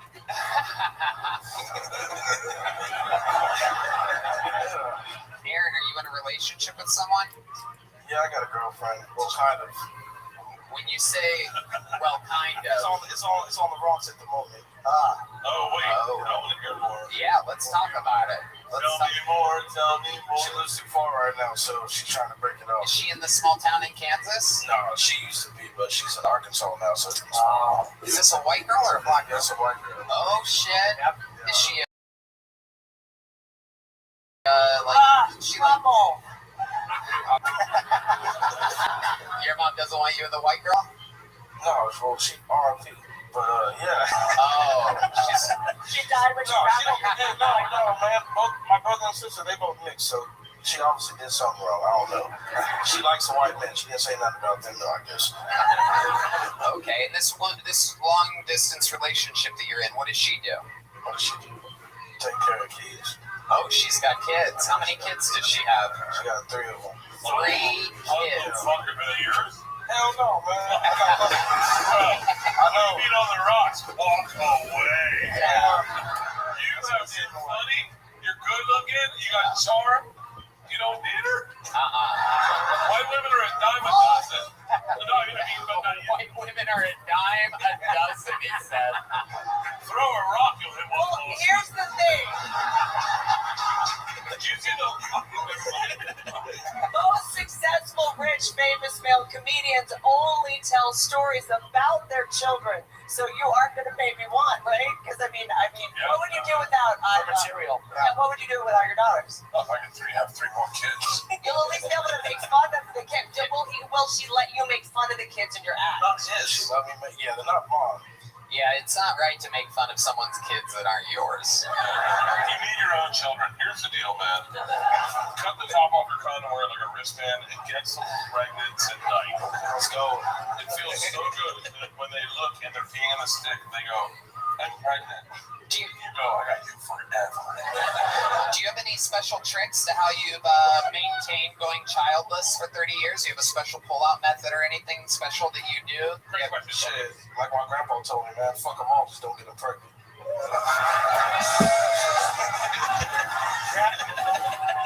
That's not exactly the answer I was looking for. No, man, I don't know. That's not the most grandmotherly advice. My grandmother said, just put it in their ass, Jim.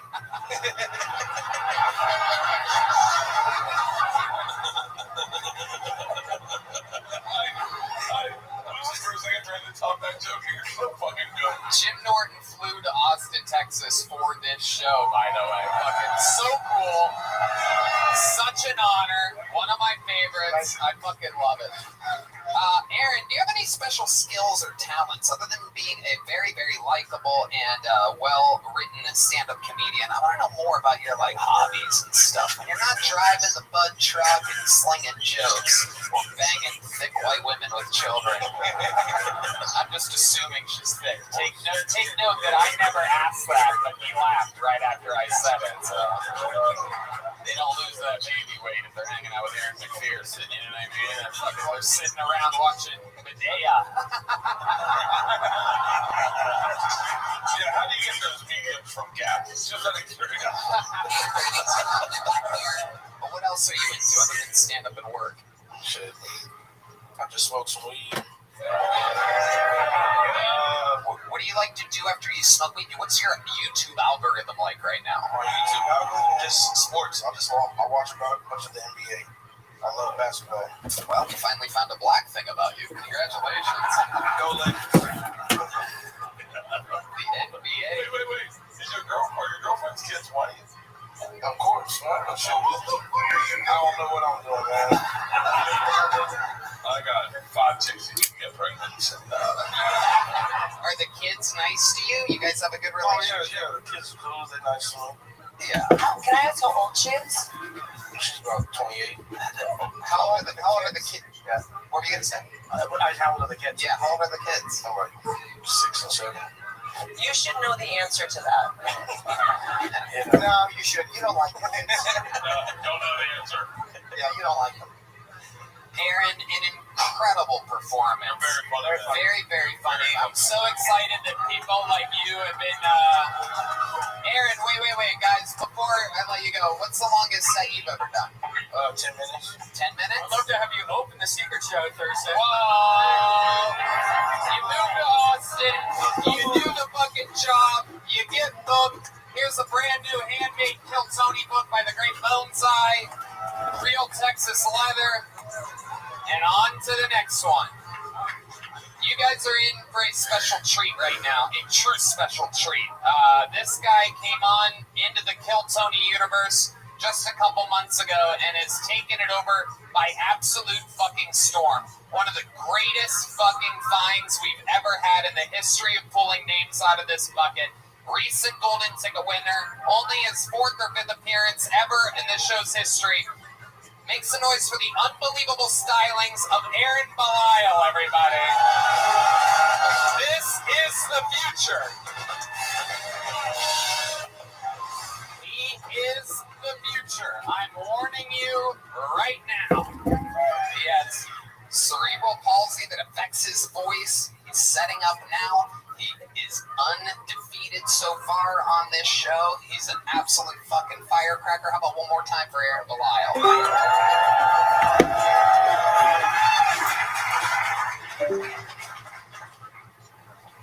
So I'm thinking about suing my chiropractor.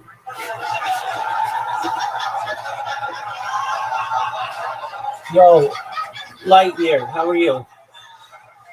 Doing good. Lightyear, in what year were you born? Huh? What year were you born? Huh? What year were you born? 2007. 2007. All right. How's your life going? Huh? How's your life going?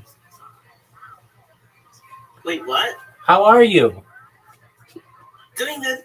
Excellent to hear, big dog. Do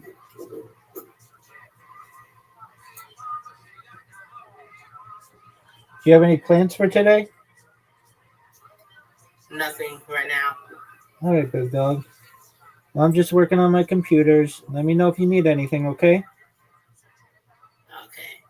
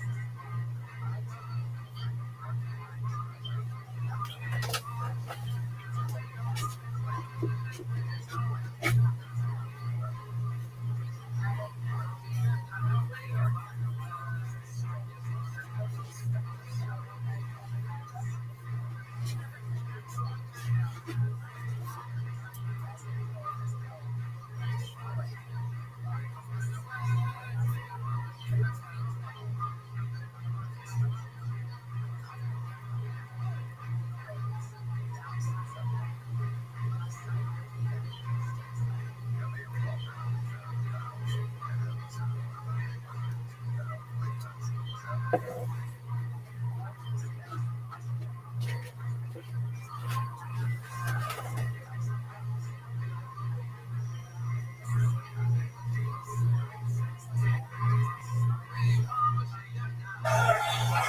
didn't deserve this. He took my parking spot, so I fucked his wife.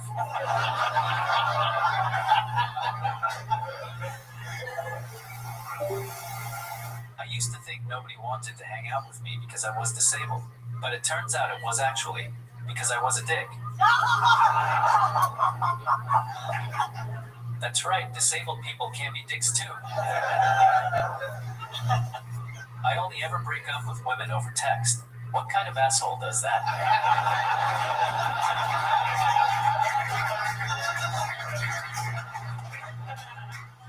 Sometimes I would wait outside a handicapped bathroom stall even if I don't need it.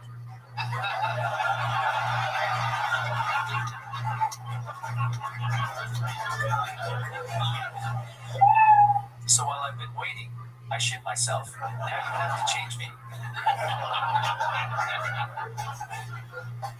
And this time, please make sure you wipe front to back.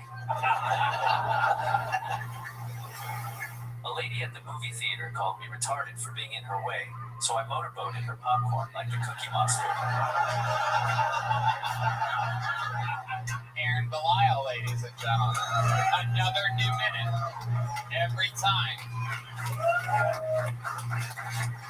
Unbelievable. This is your guys' first time seeing the great Aaron Belial. What are your thoughts?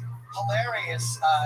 One of the most unique people I've seen in stand-up, and the jokes are great. Your jokes are really funny, so great. I love it.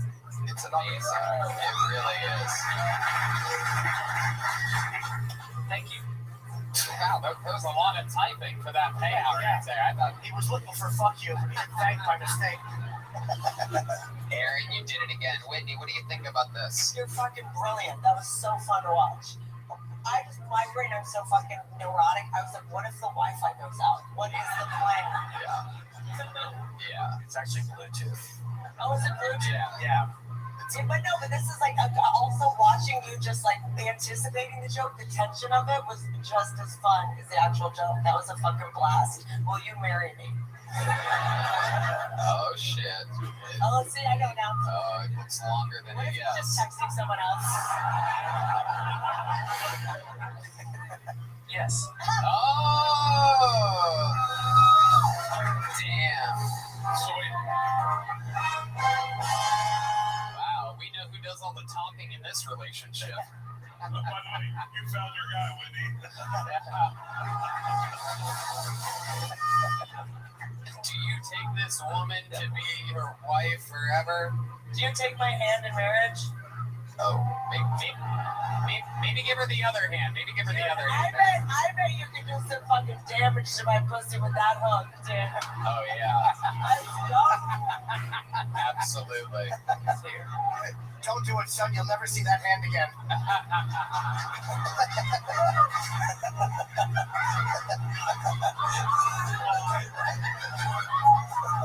I would pay to watch that. I would absolutely love it. Incredible. Aaron, if you were going to have sex with Whitney, is there anything special that you would do? Any special moves or anything like that? I mean, I'd imagine that you really have some real tricks up your sleeve. I'm so insecure. I'd be like, who are you texting? Who are you texting? Who is that? Give me your phone. Give me your phone. Give it to me.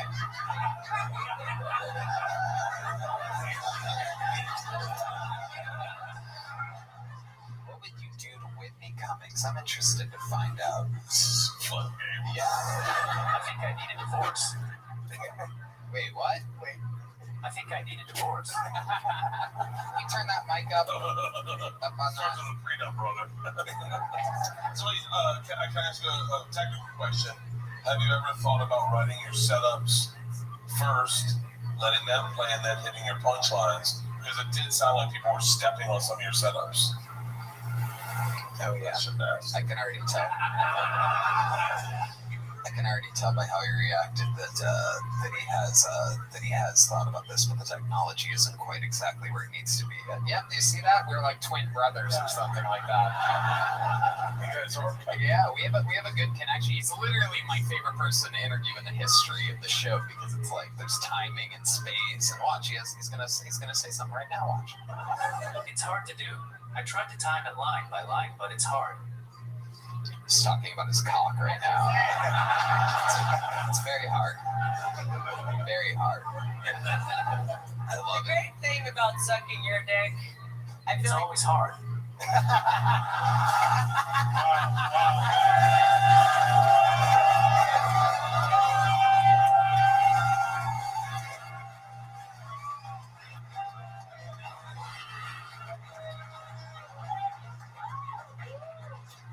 Every single week, this motherfucker absolutely dominates. Jim, is this the craziest shit ever or what? And so funny, really. And the jokes are great, and the timing is perfect. That was I would like to hear the answer to that, though.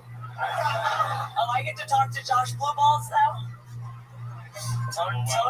You don't know who it is. Right, yeah. No, I know. That's why I looked at you guys and I was like, this is gonna bomb with the audience. But at least I'll make Bert laugh. Is it cerebral palsy or cerebral palsy? Oh no. Oh yeah, wait, well that's one or two. That's the big voice. Let the voice. Yeah, let the apple. I dated a girl with cerebral palsy. You dated a girl with cerebral palsy. That's the mute guy. That's the new guy. Fuck. You dated a girl with That's the mute guy. cerebral Okay, palsy. say it again. I stepped on your words. I think it's cerebral. Yeah. There you go. Is it? Yeah. Oh yeah, you would know. Yeah. You dated a girl that you said? Cerebral palsy, yeah. Yeah. Cerebral palsy. Can you give us a little bit of like a background on that? Yeah. I met her on a plane. We took Xanax. She had a cat. We were partying in Soho, and we got fucked up. And on our second date, my buddy's like, "Hey man, I think something's wrong with your dick." You know her? Oh shit. When he does that, that means he's got something to fucking say. So I discovered something crazy this weekend. I looked down and realized that my body is really fucked up. Finish this, please. Well, I was having a problem, and I thought the best thing to do was call Jason Rouse, and his solution was to eat mushrooms in Zilker Park with my dog. Wow. Yeah. Jason Rouse name drop. So how did that go for you? How was mushrooms with your dog? And does your dog I have? started to freak out, so I decided to distract myself by running around the park for 2 hours shirtless with a stick in my mouth. Wow. Yeah. That's how I fell in love. I feel bad for anybody else on mushrooms that day in Silver Park. I was like, did you guys fucking see that? Did you fucking see the guy with the fucking stick in his mouth? By the way, the best part of Bert's story is that the girl didn't have cerebral palsy. You just broke her back when you rolled over on her. No, she did have cerebral. Am I saying it wrong now? Yes. Yeah. Cerebral palsy. I went out with her on a Sunday afternoon, and she was wearing sneakers. Was the first thing that I was like, oh, what's up with that? And then she, on a Sunday afternoon in a sundress, and then she cut her hand with her right hand, cut her steak with her right hand, and ate with her right hand. And then I was like, and then Patrice, Patrice alive, and Patrice goes, "You're such an alcoholic that you dated a chick for 3 days, got so fucked up, and didn't know she had cerebral palsy." And I was like, yeah, it's a Soho. There's a lot of cobblestone street. Wait. I swear to God. She was a big fan of Guns N' Roses. So a year later, she sucked my dick and whatever, but a year later, we're broken up, and I bring her to this TV show, and then Slash from Guns N' Roses there, and we get fucking wasted with Slash. I bring her. And when she goes to get the door, it's noticeable she has cerebral palsy. She's reaching across her body to get the handle, and Slash, we're hammered. She walks out, and Slash looks at me and goes, "Yo, that's your dick." And I was like, yeah, I was about to say, yeah, I didn't notice it. He goes, "She's perfect." All I can hear was Patrice giggling, going, "You're as big of an alcoholic as Slash." Now you fucked up the way I said it. You have it right. You talk a lot.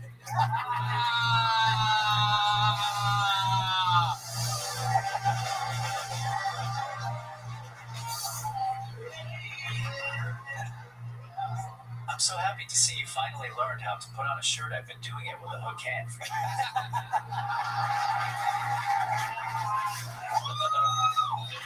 Oh, Aaron, motherfucker. Bert's taken off his shirt so many times he has breast cancer.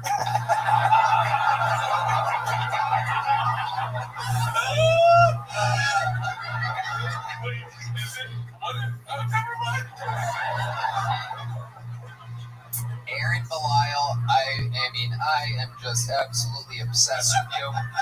Every single. Be careful, just so you know. I told this joke last time, and it's true. The M and the B are right next to each other on the keyboard. So, just to be very clear, it's just with one good hand, I would be careful.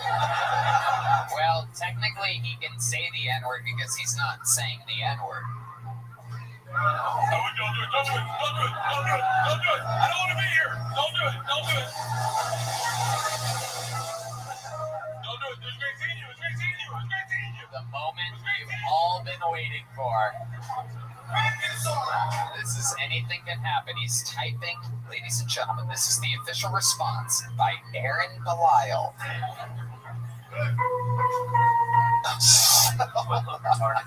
Wait. Hold on. Dan, hold on a second. He had a good line. What? Do I look retarded? No. Well,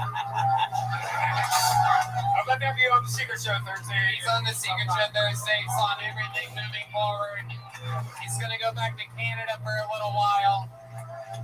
He's Canadian, but we're getting him an American citizenship, by the way. How about a hand for the new American, Aaron Belial, everybody? Yeah.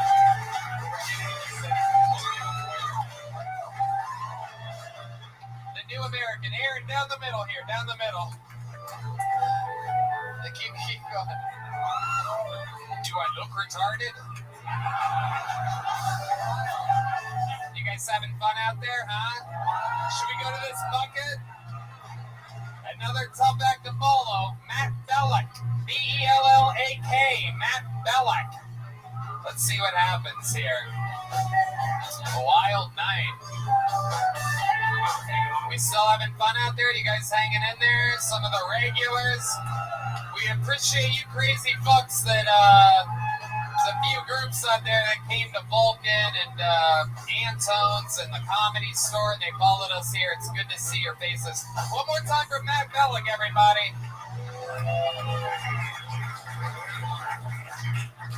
What's up, guys? So, yeah, I've been hanging out with my girlfriend too much lately. We've been living together for 5 years. She's I just a bitch, man. She fights me. She tells me I'm wrong about everything I do. Been living there for 5 years. 2 weeks ago, for the first time, I found out she failed kindergarten. This dumb bitch had to do kindergarten twice, okay? Guess there's never losing another argument in this relationship ever again. Mister knows how to color inside the fucking lines. That's who, dude. I walk around my house different now, dude. The other day, I couldn't find my phone charger. She's like, how big is the phone charger, you dumb? I was like, bitch, you failed nap time. Remember that, dude? Remember eating a fruit snack and passing out was too much for you? She wants to have kids with me. I don't think I'm doing that anymore. I don't know, man. She failed kindergarten, guys. Like, I'm gonna dip my toe in that retarded fucking gene pool. They can't do 2 plus 2, those mommy-loids. Dude, the other day we're laying in bed. She goes, let's make a baby. I was like, why don't you recite the ABCs? I'll come to you right now. You can't do that shit? How it's too much for you? Go take a nap. Yeah, fuck it. All right, thank you much. All right, Matt Bellick. You look familiar. You been on this show before? No, not on the show, man. No. Okay. I used to do a podcast at Betterbox. I remember seeing you when you were filming out there. Okay. Yeah. Yeah. So how long you been on stand-up? It's almost 10 years. Almost 10 years. Very, very interesting. That was most of that was in Los Angeles. Do you still live there? I started down in South Florida, then moved to Chicago, then LA, and now here. And how long have you lived here? Oh, almost a year, about 10 months. Almost a year. Okay. How's it been going for you? It's good. Hanging out in an alley waiting to get stage time. Right. Yeah. No, yeah. That's exactly where your career is at. Yeah, you're exactly right. And you should be fucking happy. I'm ecstatic. If that alley wasn't open for you, you wouldn't be doing anything right now.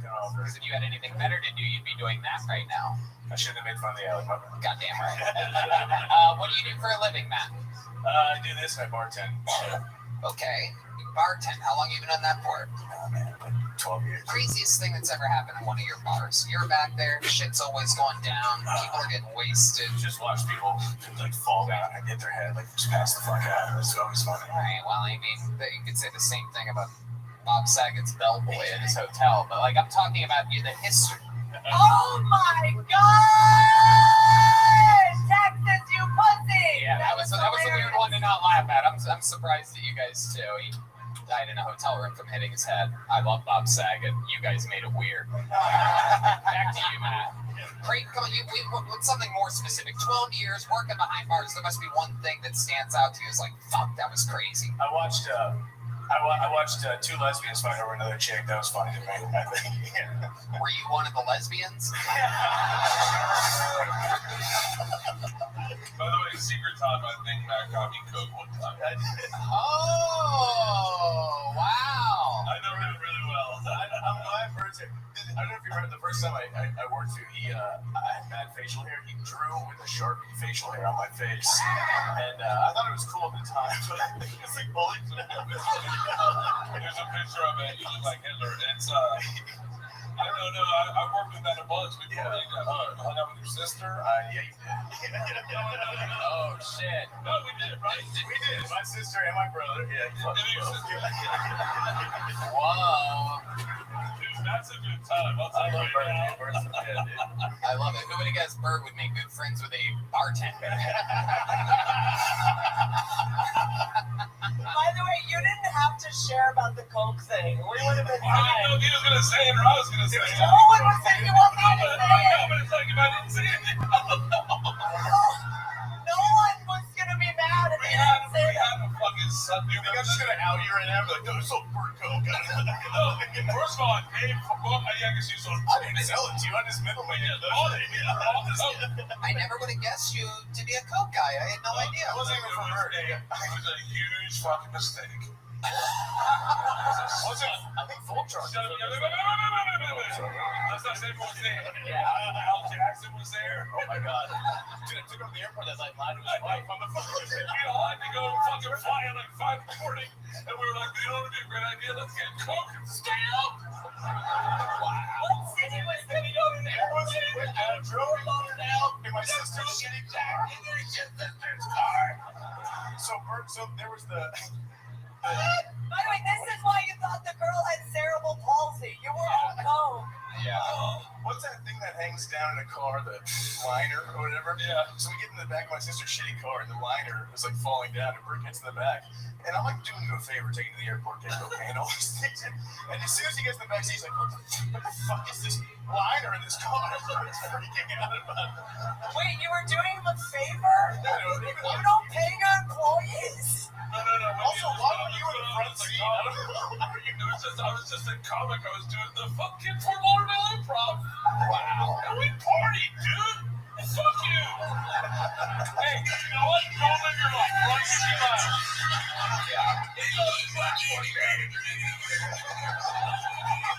What's your love life like? I got a girlfriend. Yeah. How long have you been with her? It's gonna be almost 5 years, man. 5 years. How do you keep things fresh in the bedroom? 5 years with the same woman. You look like you. I don't keep it fresh.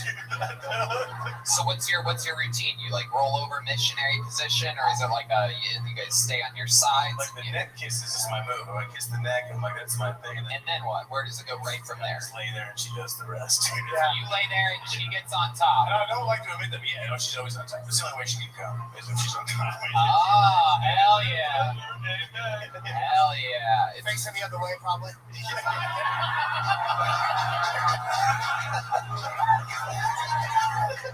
It is interesting that I have bad news. Your girlfriend's never come.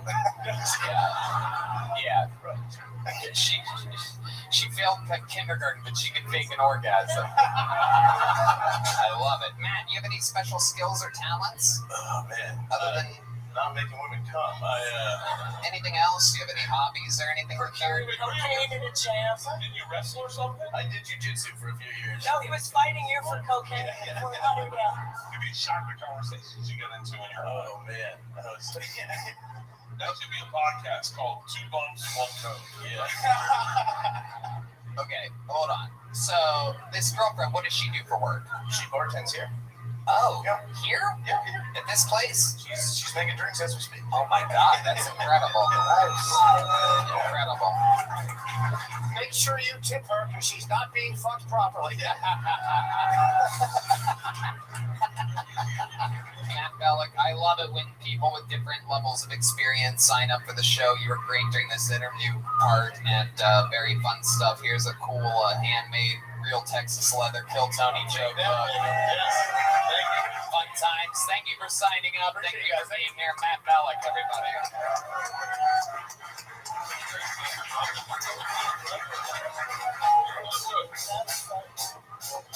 All right, back to the bucket we go. It's wild out there, huh? Dom Carr, D-O-M Carr. You can't mess this one up. Dom Carr. Oh shit, from the audience, here we go. I've been waiting all night for this. Go all the way, Dom. Open that door for him. Yeah, I love it when people visiting sign up. This is very exciting. Dom Carr, most likely a first timer. So give him a big round of applause, everybody. Let's go. I miss the old racism, you know. Not like lynching a black guy for saying a white girl has a fat ass racism, but like that late 90s, 1995 and above. They said that shit with their chest, you know. Not these internet racists who, like, you see a black dude beating up a white guy and they're like, oh, and they want equality.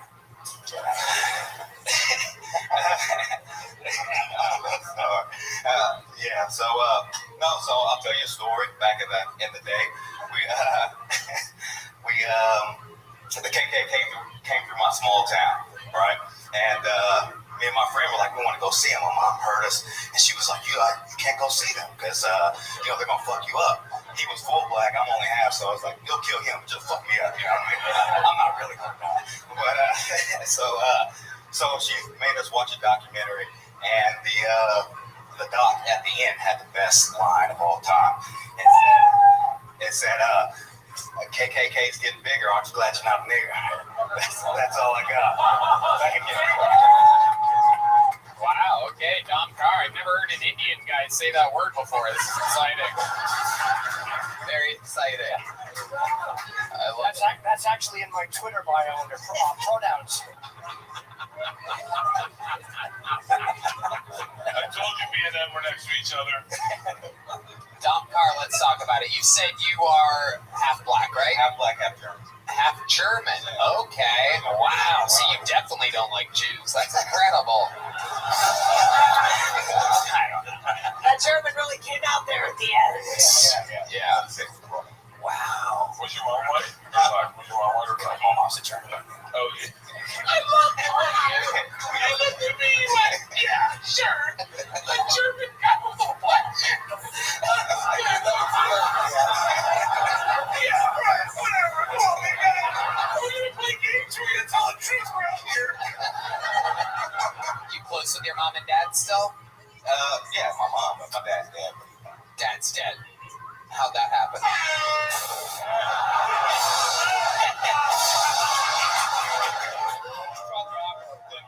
What? The truck? Yeah, he was a truck driver. Oh, shit. A black truck driver? Where did you think this was going? You're a true fucking comic. Did you hear what he just said? Everyone moved. He went, it's fine. Everybody dies. What was he hauling when he died? I was young. still grieving. Like, do they have insurance? I'm stupid fucking question. What road is he on? Did he drive for Budweiser? Because he might still be alive. This may be one of those old black dad tricks where it's like, no, I died, but he just moves to fucking Austin to chase his dreams. Fuck it.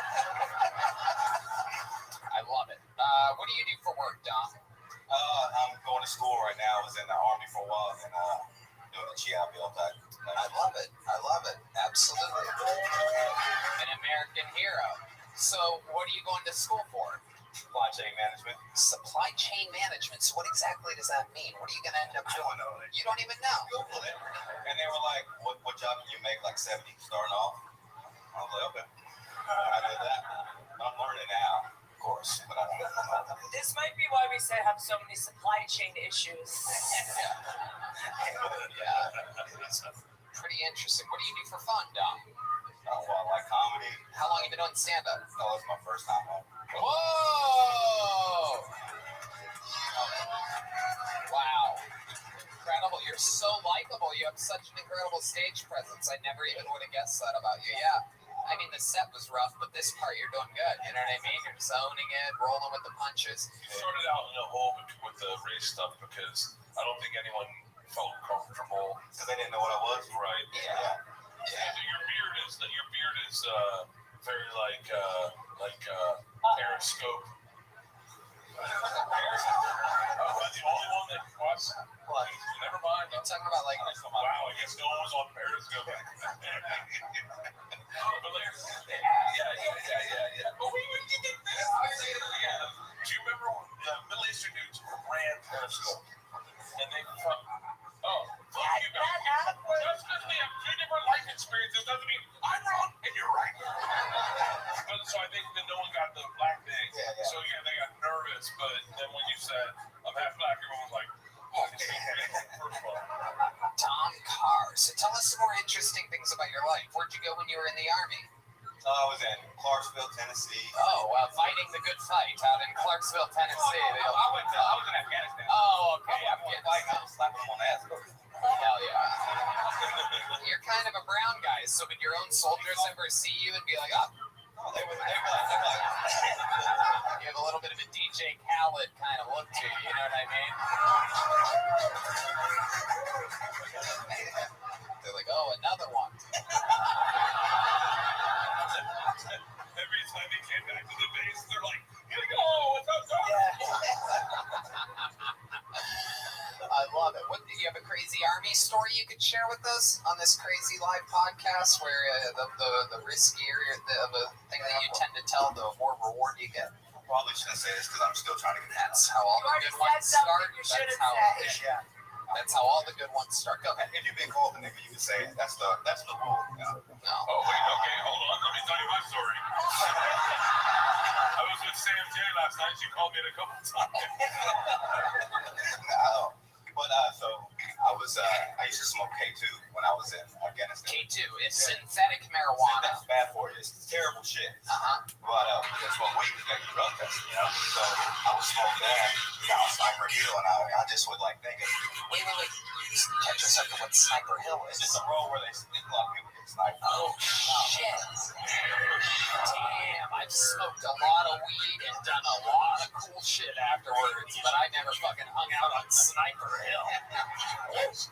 I love that Tony was Sniper Hill. What happened there? God forbid I walked out Pussy Alley. Ew, Pussy Alley, get me out of here.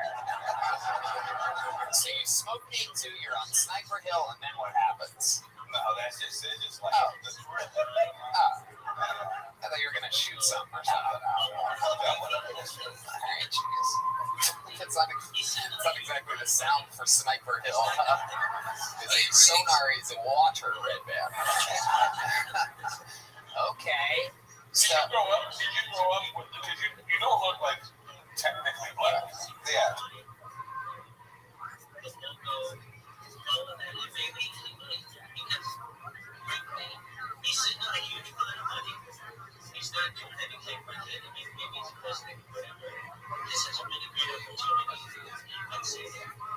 Brother, this is the opportunity to make really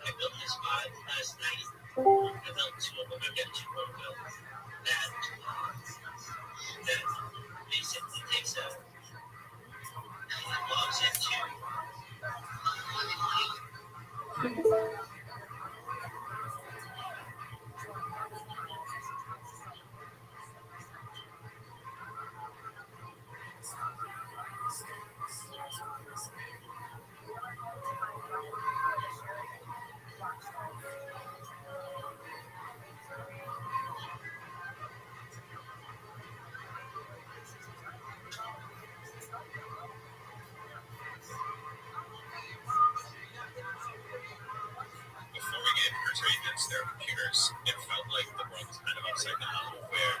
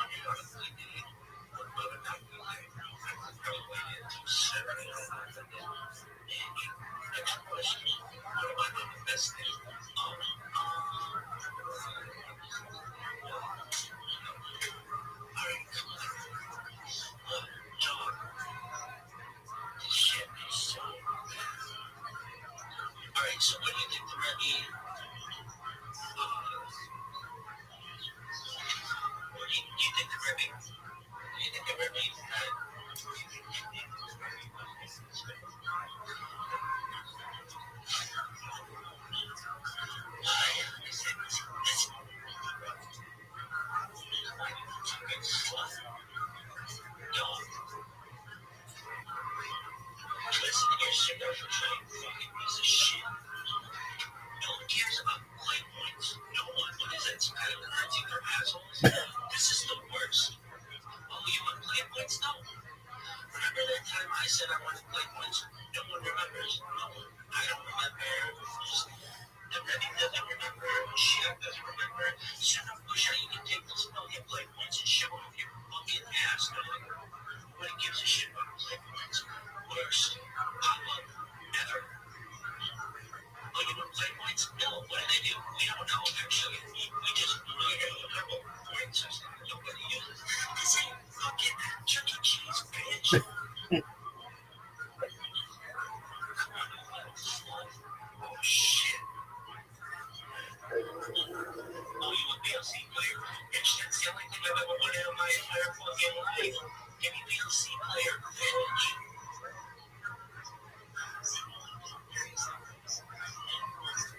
What do you think the Rebbe's arm strength was? Bitch, I'm triple threat. Really? Bitch, how am I not triple threat? How late? You got bad blood, bitch. So you think the Rebbe was a good answer? I mean, so what you think the Rebbe's going to be running the option? If it's Rebbe running the option, what? Type of option with the Rebbe? Well, like triple option, or speed option, or whatever the fuck timeline is, right? The fucking non-Egypt, Bobby Lugo, Tommy Frazier, that shit was super. And yeah, I know obviously, the triple option, you need that rollback lock edge. Really? Fuck yeah. Next question. You think the Rebbe ran the triple option? If the Rebbe ran the pocket passer, but if the Rebbe ran the triple option, then the Rebbe would obviously be a triple option player. How about you? What do you want? Speed option, next question. And I never pitched the ball. I just fucking drunk motherfuckers.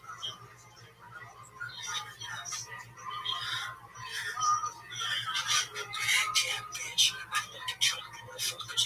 What's up? Next question. Dog. Do you think the Rebbe was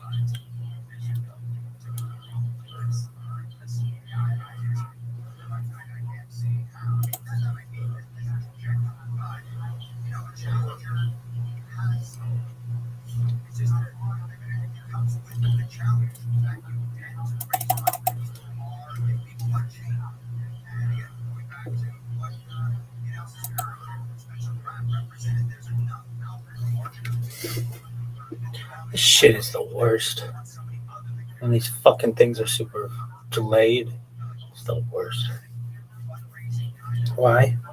Because everything sucks, folks. If you haven't figured that out, well, I got news for you. Everything sucks. Really? Uh-huh. Hey, TikTok, why can you only fucking record for 10 minutes? Huh? Why can you only record for 10 minutes? Well, we don't really fucking know. Okay, well, get your shit together. You mean people want to record for longer than 10 minutes? Yeah, they do, assholes.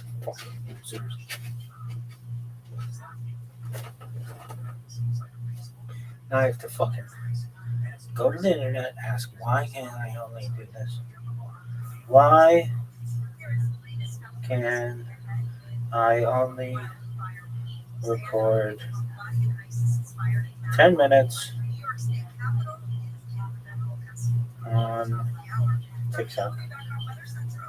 Why can't you do longer?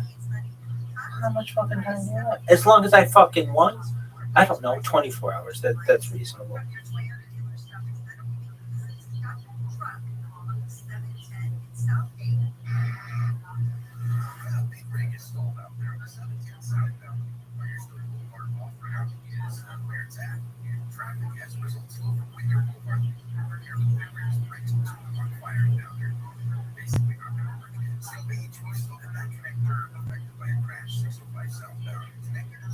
Dude, quit with this bullshit.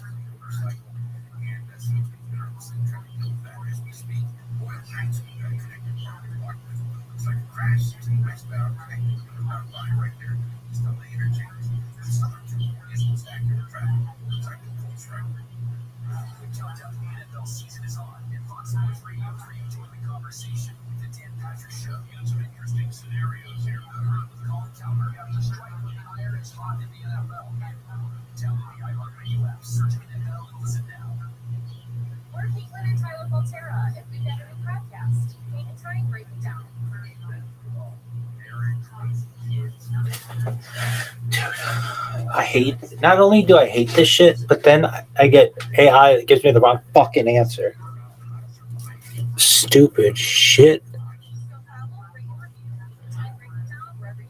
Dog, come on.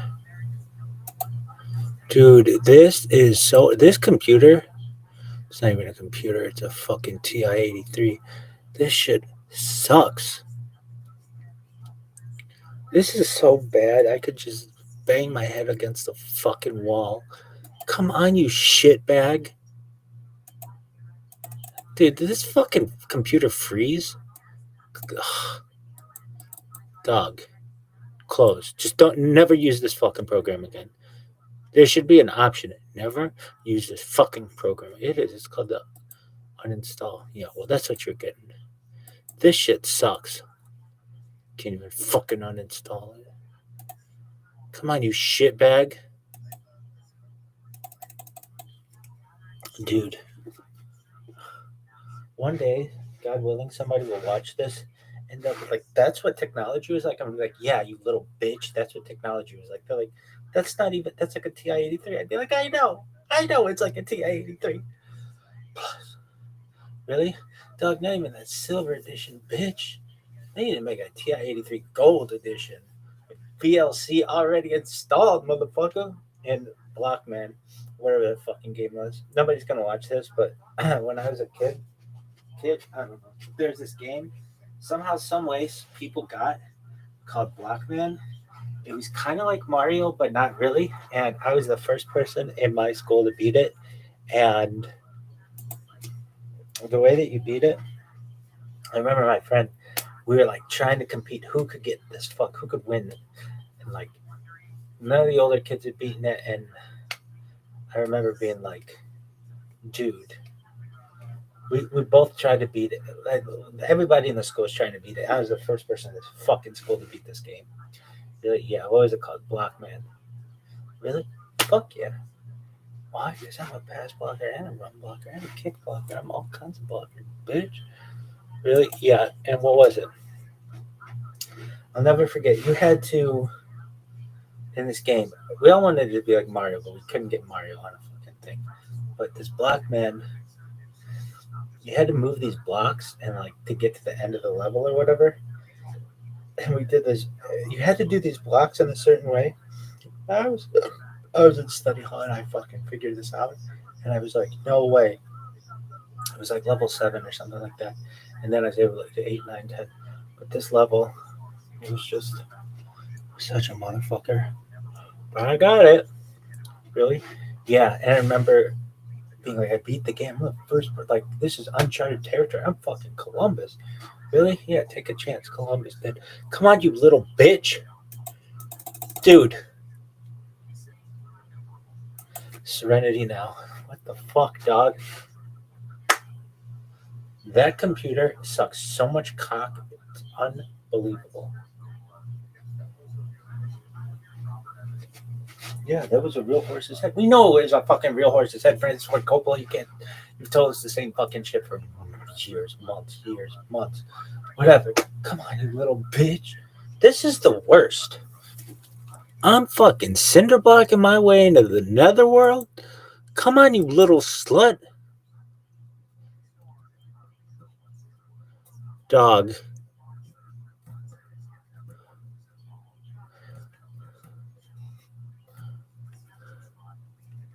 You are such a piece of shit. Oh, you wanted to close that? Oh, cool. You want to open up TikTok? No. Dog. This is the fucking unbelievable. Oh, no. What in the fuck, dog? This is a fucking joke. This is an absolute fucking joke. I'd rather have just like one continuous advertisement on my fucking computer and it worked quickly than this shit. This is just absolutely ridiculous. This shit is the worst.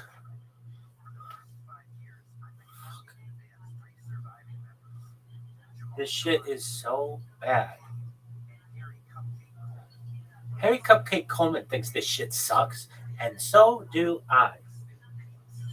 Dog, come on, you bitch.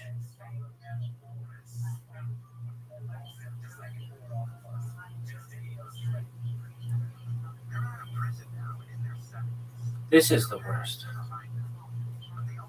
Is it? It's terrible. I mean, I don't know. I'm sure there's worse shit.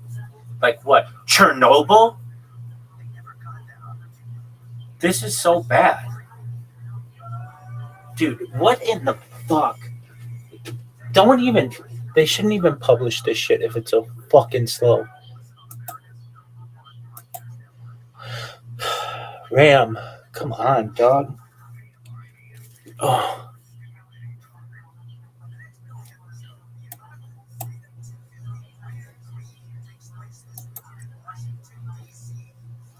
Dude, what is this shit?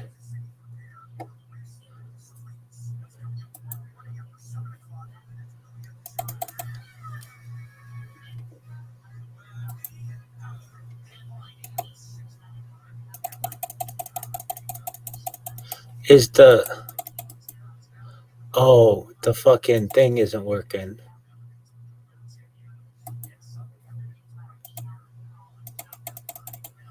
Oh.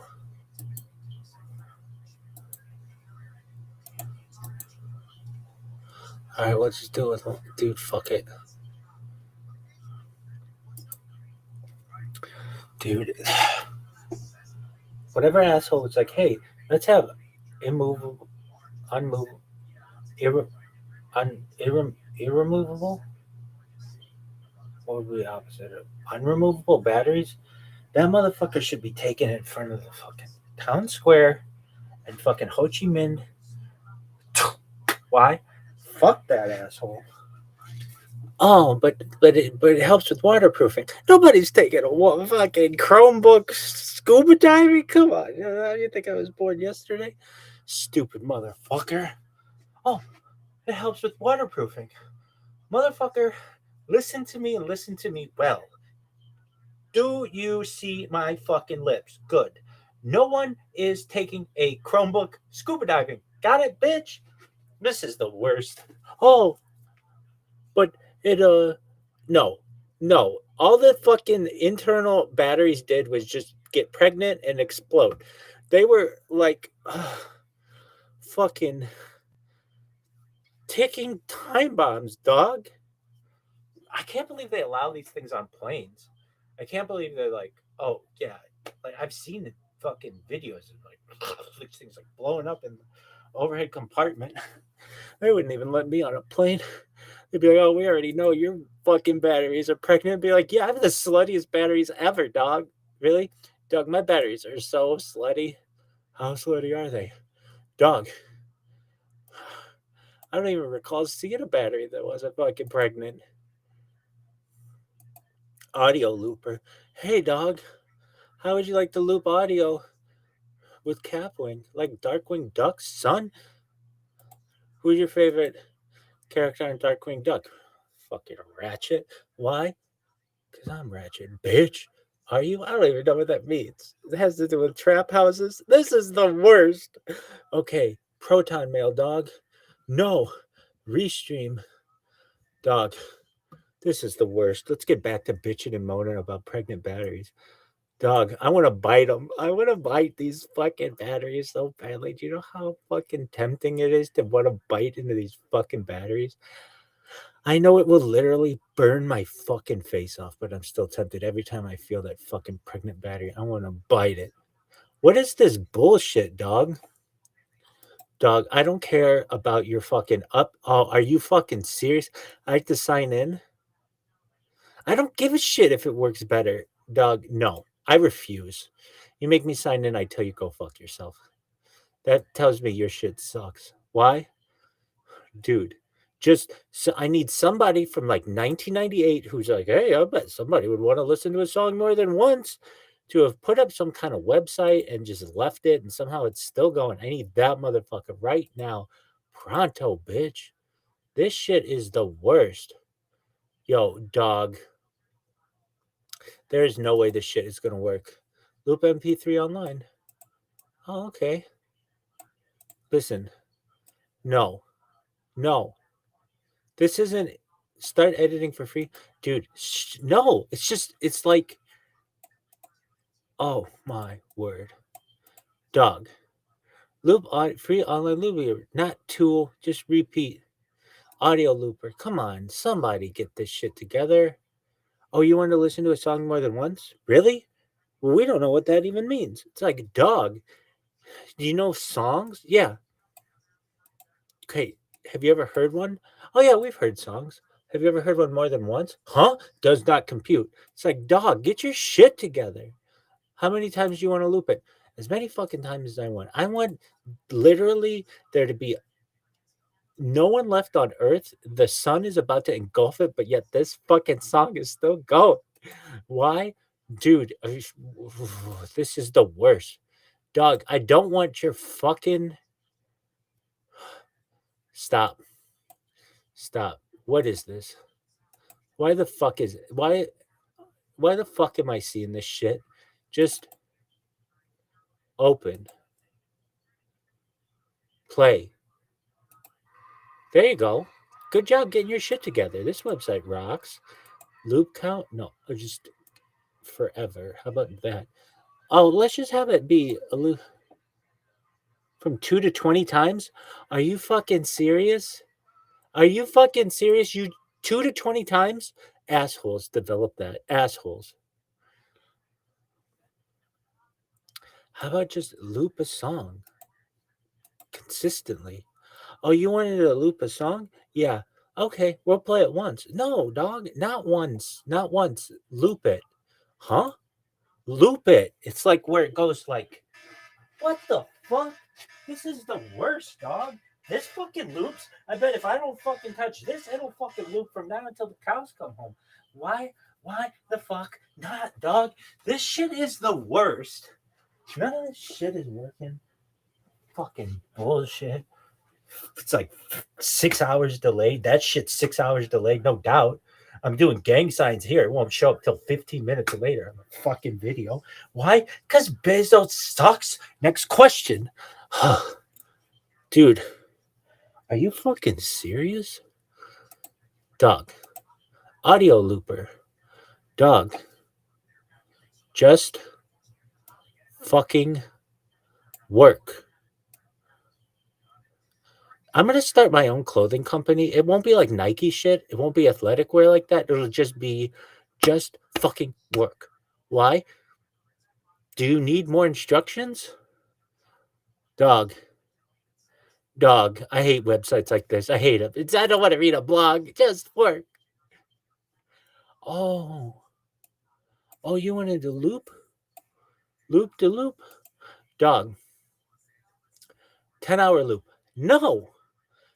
How about infinite loop, ass? Loop video and audio for free. Dog. If you make me fucking sign it, I'm going to be pissed. But then how do we use your fucking, I don't know, show advertisements in the corner? I don't give a fuck. Choose file.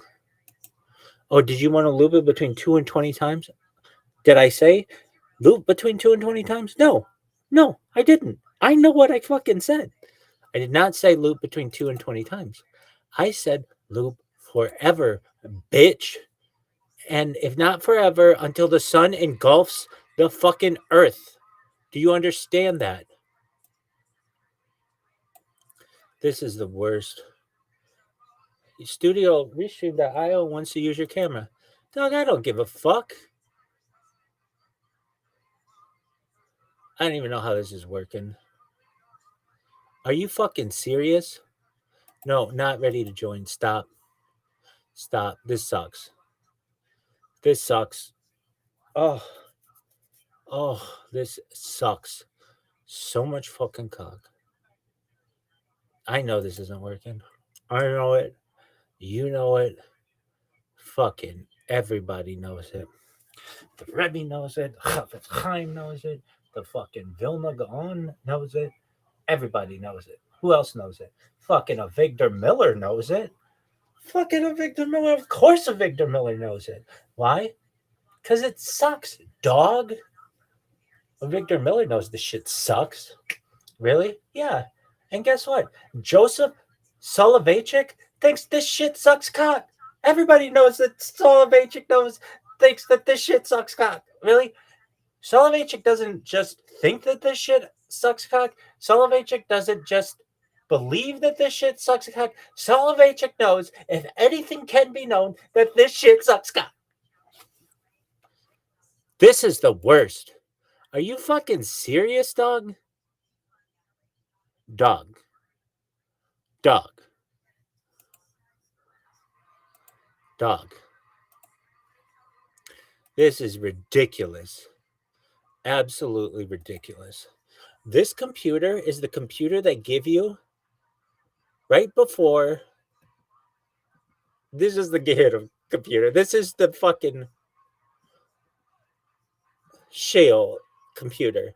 This is the computer that used to give motherfuckers in Sheol. They'd be like, hey, dog. Hey, we know you just died and that sucks. Welcome to Sheol. Here's your Chromebook. You can't use it to scuba dive. This is the worst. Are you fucking serious? Are you fucking serious? Come on. You piece of fucking shit. Dude, this is the worst. This is the worst. You know, I have to be on a podcast in less than an hour, and I'm over here jerking myself off raw because this shit sucks.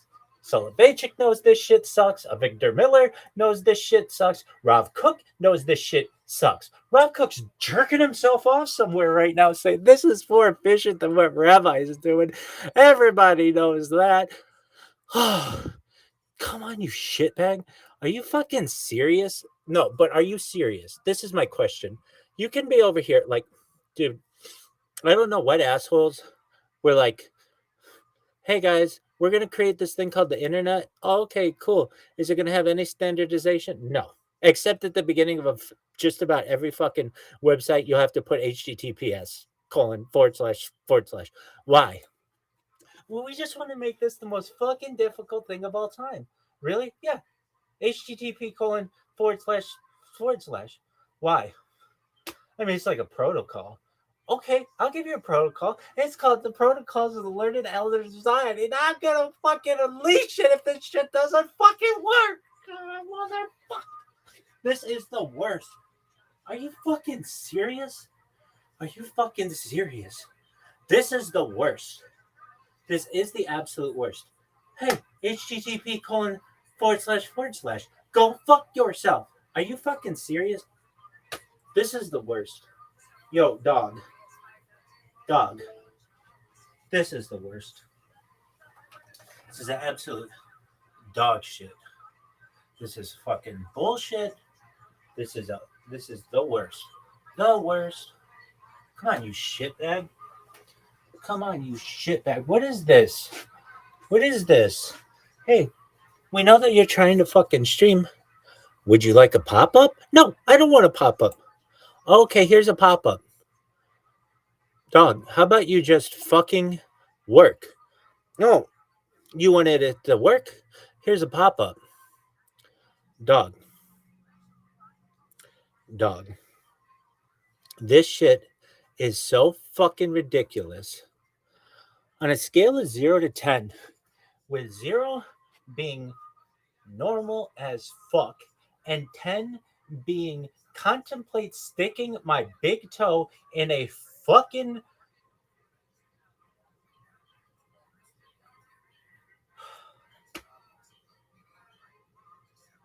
Serenity now, bitch. I don't even want to fucking say it. Why? Because I don't want to talk about big toes. I want to talk about shit working, dog. This is the worst. This is the absolute fucking worst. It's taken me 6 hours to fucking... That is the worst computer. Hey, dog. You want to go scuba diving with your Chromebook? No, I don't want to go scuba diving with my Chromebook. I want it to fucking work. Oh, okay. My name is Sundar Pichai. I haven't given a fucking penny back to my alma mater, but what I can tell you is I've been sitting on my fucking ass as a CEO of Google for like a decade, not innovating for shit. We had everybody's data. Everybody. Name somebody. Yeah, we had their data.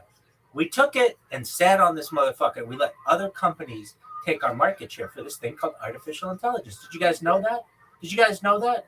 My name is Sundar Pichai, and I jerked myself off raw. My Twitter profile has a fucking cricket stick instead of something that would help the world.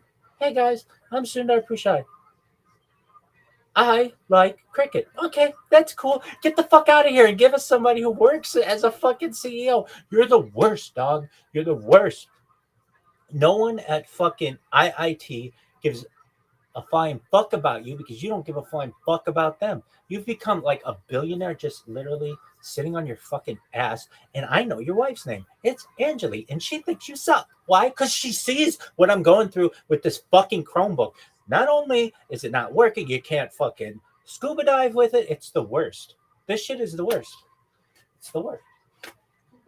Oh, well, we don't have updates for it anymore. Why? Are you still a company?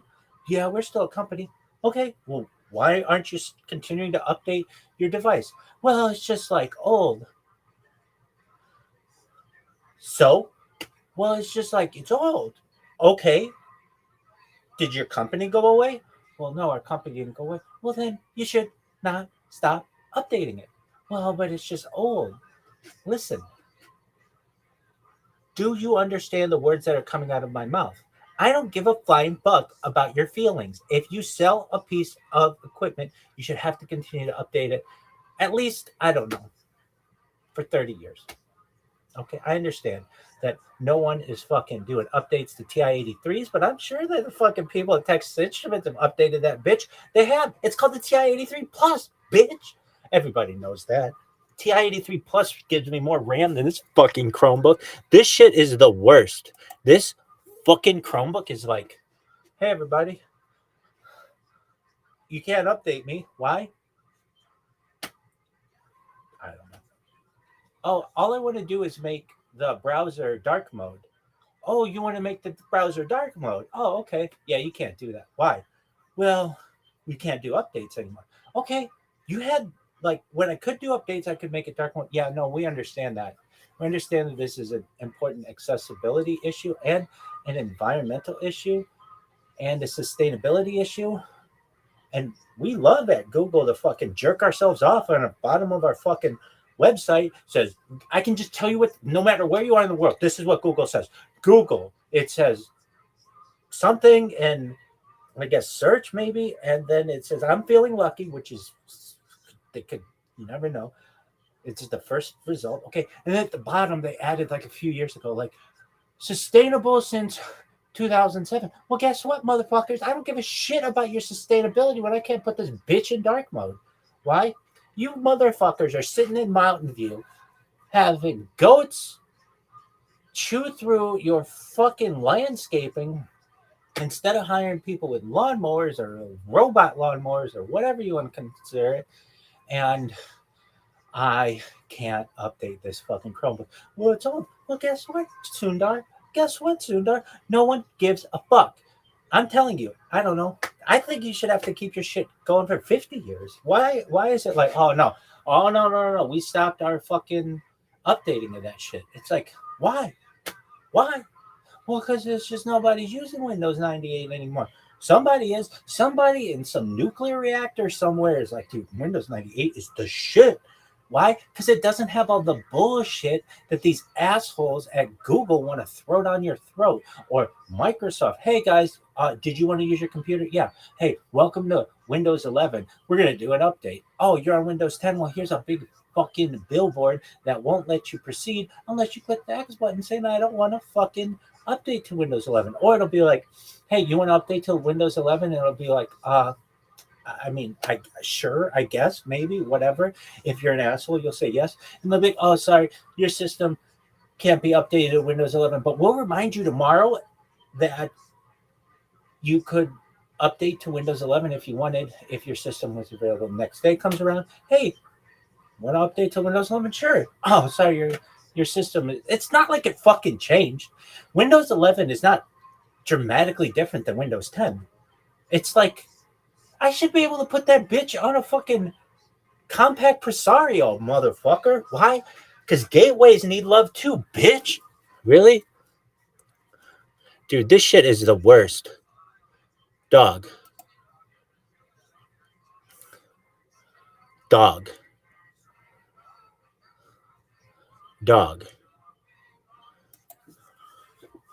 You know why? You know why this is? It's a fucking sham. It's known as planned obsolescence, and it fucking sucks.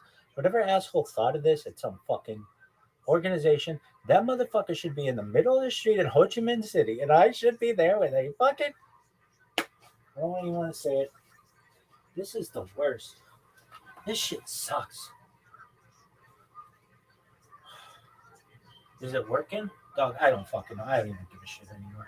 This stuff sucks.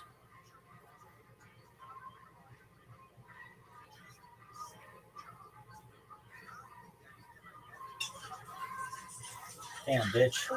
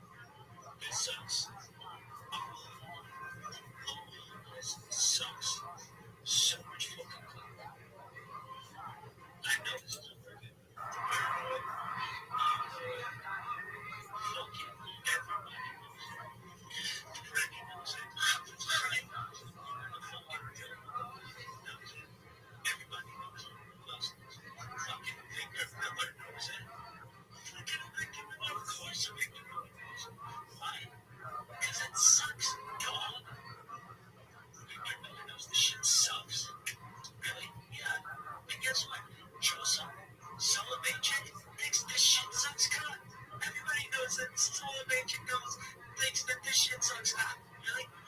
Sullivan Chick doesn't just think that this shit sucks. Sullivan Chick doesn't just believe that this shit sucks. Sullivan Chick knows if anything can be known, that this shit sucks. This is the worst. Are you fucking serious, dog? Dog. Dog. Dog. This is ridiculous. Absolutely ridiculous. This computer is the computer they give you right before. This is the computer. This is the fucking shield computer. This is the computer they used to give motherfuckers in shield. And they're like, hey dog, hey, we know you just died and that sucks. Welcome to shield. Here's your chrome. You can't use it to scuba dive. This is the worst. Are you fucking serious? Are you fucking serious? Come on. You piece of fucking shit. Dude, this is the worst. This is the worst. You know, I have to be on a podcast and listen to that hour, and I'm over here jerking myself off raw because this shit sucks. So Magic knows this shit sucks. Victor Miller knows this shit sucks. Rob Cook knows this shit sucks. Rob Cook's jerking himself off somewhere right now saying this is more efficient than ViralRabbi is doing. Everybody knows that. Come on, you shitbag. Are you fucking serious? No, but are you serious? This is my question. You can be over here like, I don't know what assholes. We're like, hey guys, we're gonna create this thing called the internet. Oh, okay, cool. Is it gonna have any standardization? No. Except in the beginning of just about every fucking website, you have to put HTTPS. // Why? We just want to make this the most fucking different yesterday. Stupid motherfucker.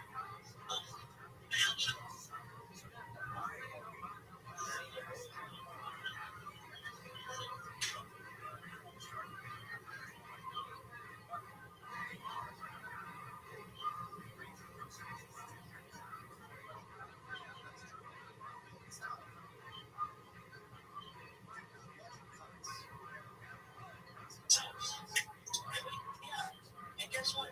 Joseph Soloveitchik thinks this shit sucks cow. Everybody knows that Soloveitchik thinks that this shit sucks cow. Really? Soloveitchik doesn't just think that this shit sucks cow. Soloveitchik doesn't just believe that this shit sucks cow. Soloveitchik knows if anything can be known that this shit sucks cow. This is the worst. Are you fucking serious, dog? Dog.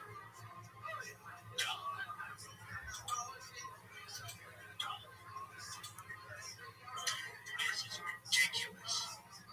Absolutely ridiculous. This computer is the computer they give you right before. This is the computer. This is the fucking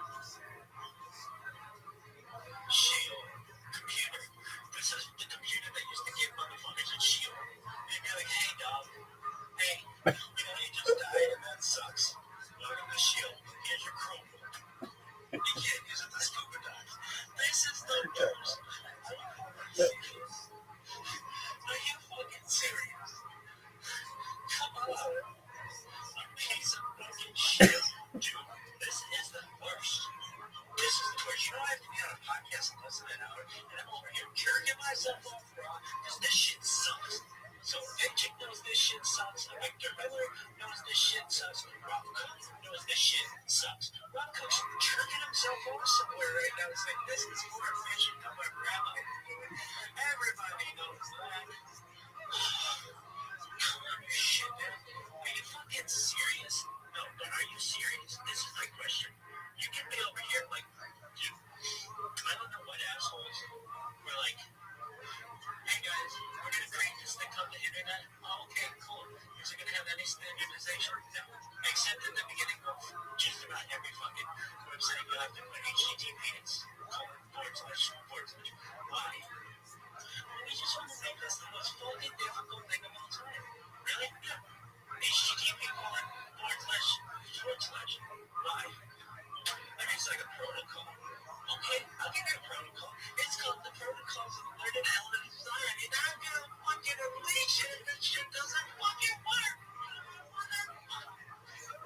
the worst. Are you fucking serious? Are you fucking serious? This is the worst. This is the absolute worst. Hey, http://. Go fuck yourself. Are you fucking serious? This is the worst. Yo, dog. Dog. This is the worst. This is absolute dog shit. This is fucking bullshit. This is the worst. The worst. Come on, you shitbag. Come on, you shitbag. What is this? What is this? Hey, you know that you're trying to fucking stream. Would you like to pop up? No, I don't want to pop up. Okay, here's a pop up. No, how about you just fucking work? No, you wanted it to work? Here's a pop up. Dog. Dog. This shit is so fucking ridiculous. On a scale of 0 to 10, with 0 being normal as fuck, and 10 being contemplate sticking my big toe in a fucking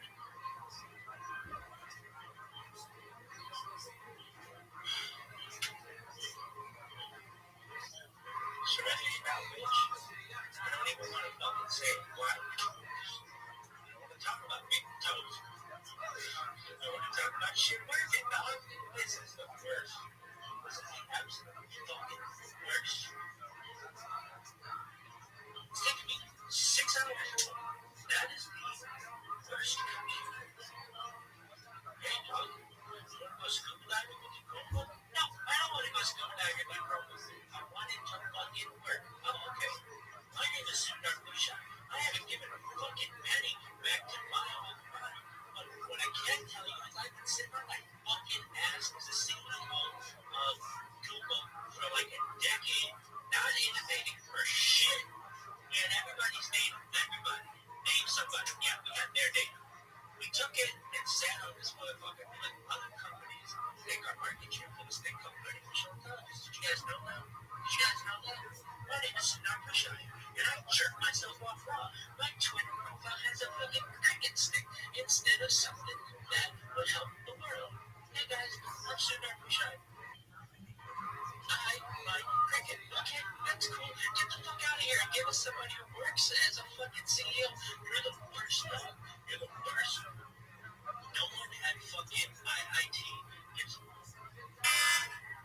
flying fuck about you because you don't give a flying fuck about them. You become like a billionaire just literally sitting on your fucking ass. And I know your wife's name. It's Angela, and she thinks you suck. Why? Because she sees what I'm going through with this fucking Chromebook. Not only is it not working, you can't fucking scuba dive with it. It's the worst. This shit is the worst. It's the worst. Updates for it anymore. Why? Are you still a company? Yeah, we're still a company. Okay. Why aren't you continuing to update your device? Well, it's just like,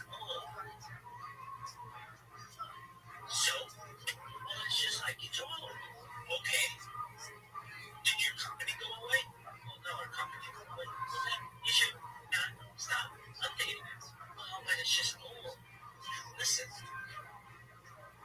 Do you understand the words that are coming out of my mouth? I don't give a flying fuck about your feelings. If you sell a piece of equipment, you should have to continue to update it at least for 30 years. Okay, I understand that no one is fucking doing updates to TI-83s, but I'm sure that fucking people in Texas that should have updated that bitch. They have. It's called the TI-83 Plus, bitch. Everybody knows that. TI-83 Plus, you get a bit more RAM with more than Chromebook. This shit is the worst. This fucking Chromebook is like, hey everybody, you can't update me. Why? I don't know. All I want to do is make the browser dark mode. Oh, you want to make the browser dark mode? Oh, okay. Yeah, you can't do that. Why? No, you can't do updates anymore. Okay, you can. But when I could do updates, I could make it darker. Yeah, we understand that. We understand that this is an accessibility issue. Hi, Rabbi. How you living, big dog?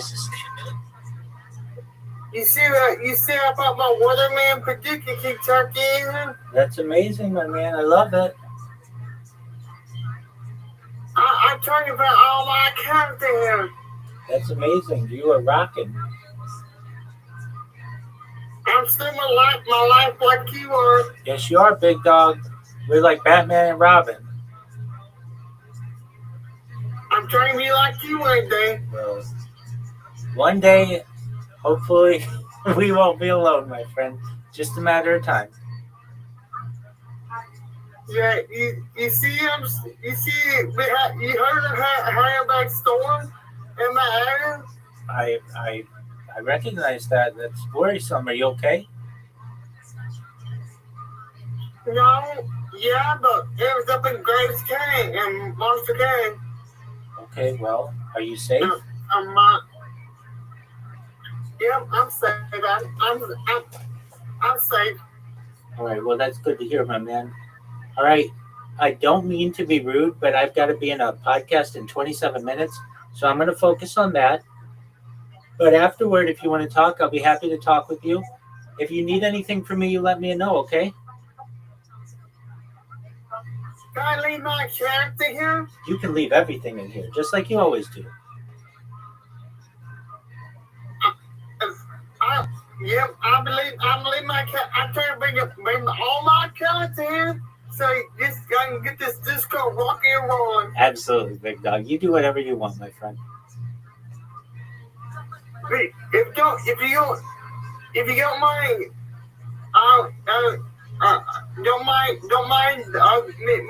my other accounts coming in. You bring anything that you want in here, big dog. I'm going to bring all my accounts in so they're walking. Sounds like a plan, big man. You enjoy your podcast, and when you get done, say it to me.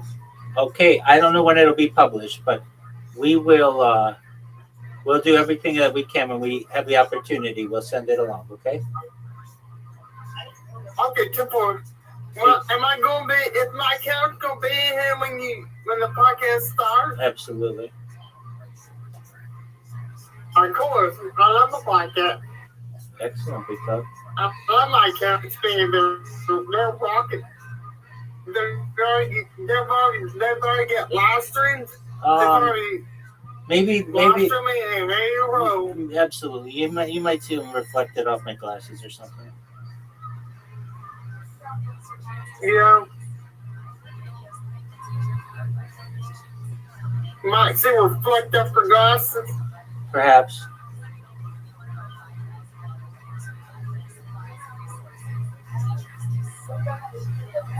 Yeah. But it's almost a question at work. Yeah, but she'll be back soon. She'll be in here soon. All right, Rabbi. You have a great podcast. Thank you, big dog. I'm back in these so you'll get started. Excellent, big man. We're get ready for the podcast.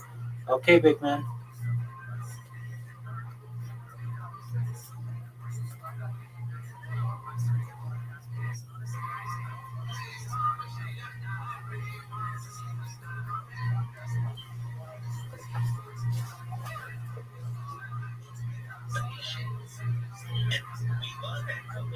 Jerk ourselves off on the bottom of our fucking website. So I can just tell you, no matter where you are in the world, this is what it says something, and I guess search maybe, and then it's about feeling lucky, which is I don't know. It's the first result. Okay, and the bottom they added like a few years ago. Sustainable since 2007. Well, guess what, motherfuckers? I don't give a shit about your sustainability when I can't put this bitch in there. Right? You motherfuckers are sitting in Mountain View having goats chew through your fucking landscape instead of hiring people with lawnmowers or robot lawnmowers, whatever you fucking consider it. And I can't update this fucking program. So, well, guess what? Guess what? No one gives a fuck. I'm telling you, I don't know. I think you should have to keep your shit going for 50 years. Why is it like, oh no, we stopped our fucking updating that shit. It's like, why? Well, because there's just nobody using that need it. Somebody in some nuclear reactor somewhere is like, it's the shit. Why? Because it doesn't have all the bullshit that these assholes had come to want to throw down your throat. Or Microsoft, hey guys, did you want to use your computer? Yeah. Hey, welcome to Windows 11. We're going to do an upgrade. Oh, you're on Windows 10. Here's a big fucking billboard that won't let you proceed. Won't let you get that. Fucking update to Windows 11. I want to be like, hey, you want to update to Windows 11? And I'll be like, I mean, sure, I guess, maybe, whatever. If you're an asshole, you say yes. But then all of a sudden, your system can't be updated in Windows 11. But we'll write you tomorrow that you could update to Windows 11 if you wanted, if your system was broken. Next day comes around, hey, update to Windows 11, sure. So your system, it's not like it fucking changed. Windows 11 is not dramatically different than Windows 10. It's like, I should be able to put that bitch on a fucking Trumphead Presario, motherfucker. Why? Because gateways need love too, bitch. Really? Dude, this shit is the worst. Dog. So, really? Yeah. And guess what? Joseph Soloveitchik thinks this shit sucks cock. Everybody knows that Soloveitchik thinks that this shit sucks cock. Really? Soloveitchik doesn't just think that this shit sucks cock. Soloveitchik doesn't just believe that this shit sucks cock. Soloveitchik knows that anything can be known that this shit sucks cock. This is the worst. Are you fucking serious though? Don't.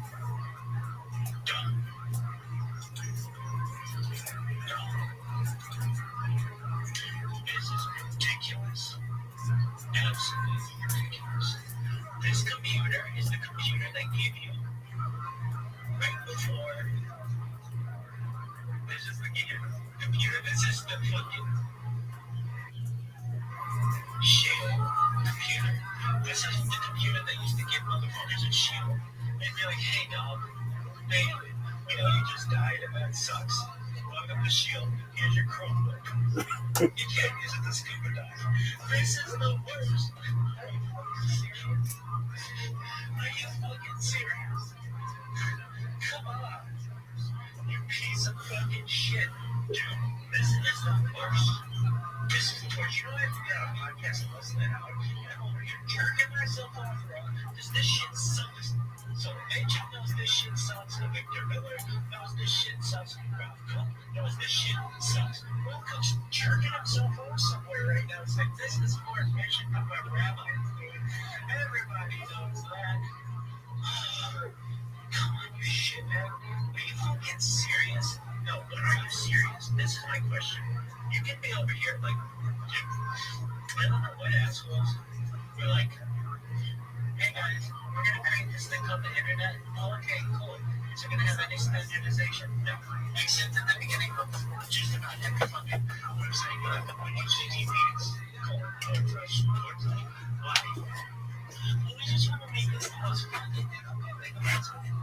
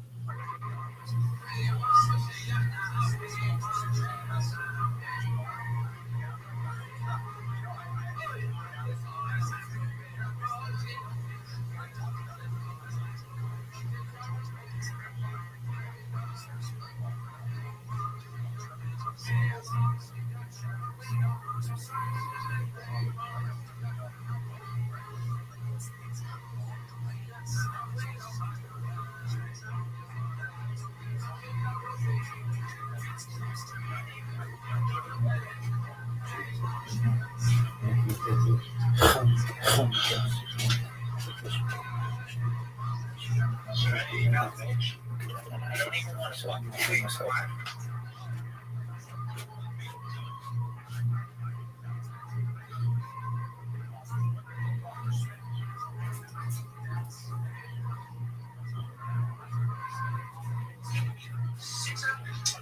That is the worst.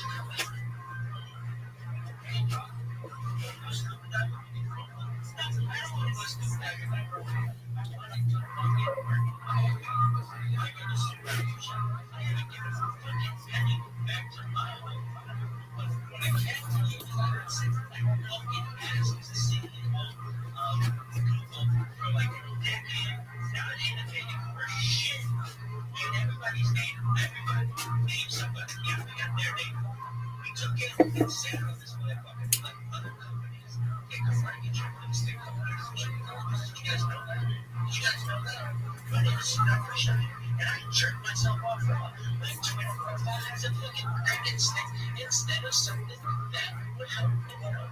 Hey guys, I'm super shy. I like freaking fucking. That's cool. Get the fuck out of here. Somebody works as a fucking CEO. You're the worst, man. You're the worst. No one has fucking IIT. Gives a flying fuck about you. You don't give a flying fuck about them. You become like a billionaire just literally sitting on your fucking ass. And I don't understand. It's Angela and shit that she saw. Why? Because she sees what I'm going through with this fucking Chromebook. Not only is it not working, you can't fucking stupid area with it. It's the worst. This shit is the worst. So, we have updates for it, everyone. Why? Are you still a company? Yeah, we're still a company. Okay. Why aren't you continuing to update your device? Well, it's just like, it's just like, it's all okay. Did your company go away? Well, no, our company went away. Well, you should not stop updating it. Well, but it's just, listen. Do you understand the words that are coming out of my mouth? I don't give a flying fuck about your feelings. If you sell a piece of equipment, you should have to continue to update it. At least, I don't know, for 30 years. Okay, I understand that no one is fucking doing updates to TI-83s, but I'm sure that fucking people at Texas Instruments have updated that bitch. It's called the TI-83 Plus, bitch. Everybody knows that. TI-83 Plus is giving me more RAM than this shit is the worst. This fucking Chromebook is like, everybody, you can't update me. Why? All I want to do is make the browser dark. Oh, you want to make the browser dark? Oh, okay. Yeah, you can't do that. Why? Well, you can't do updates. Okay, you can.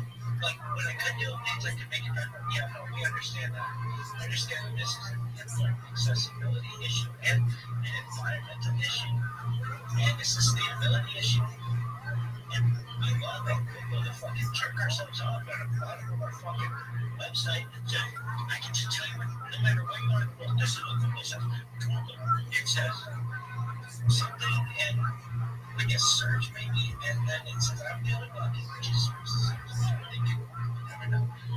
It's the first result. Okay, and at the bottom they added like a few years ago, like sustainable since 2010. Well, guess what, motherfuckers? I don't give a shit about your sustainability, but I can't put this bitch in there, right? You motherfuckers are sitting around having goats chewing through your fucking landscaping instead of hiring people who lawnmowers or robot lawnmowers or whatever you want to consider it. And I can't update this one. Guess what, Sundar? No one gives a fuck. I'm telling you, I don't know. I think you should have to keep your shit on go for Facebook.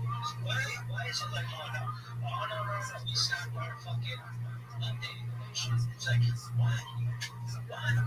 Because it's just nobody knows that anymore. Somebody in some nuclear reactor somewhere is like, Jesus, this shit. Why? Because it doesn't have all the bullshit that these assholes have want to throw on your phone. Microsoft, hey guys, do you want to hear? Yeah, hey, welcome to Windows 11. We're going to do an update. Oh, you're on Windows 10. Oh, here's a update. Oh, fucking billboard that won't let you proceed unless you can act on and say, I don't want to fucking update to Windows 11. You want to be like, hey, you want to update to Windows 11? And it'll be like, I mean, sure, I guess, maybe, whatever. If you're an asshole, you say yes. And then they all of a sudden, your system can't be updated. Windows 11 won't overnight you tomorrow.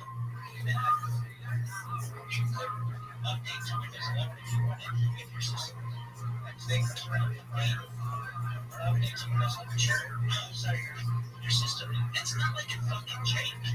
Windows 11 is not dramatically different than Windows 10.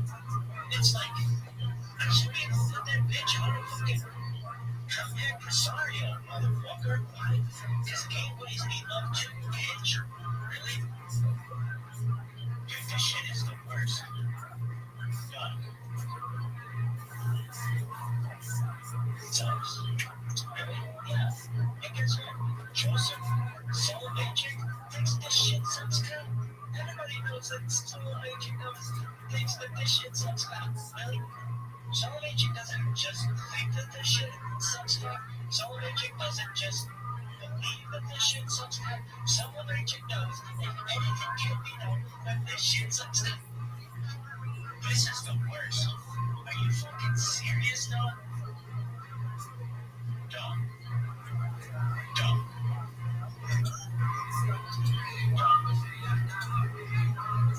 This is ridiculous. Absolutely ridiculous.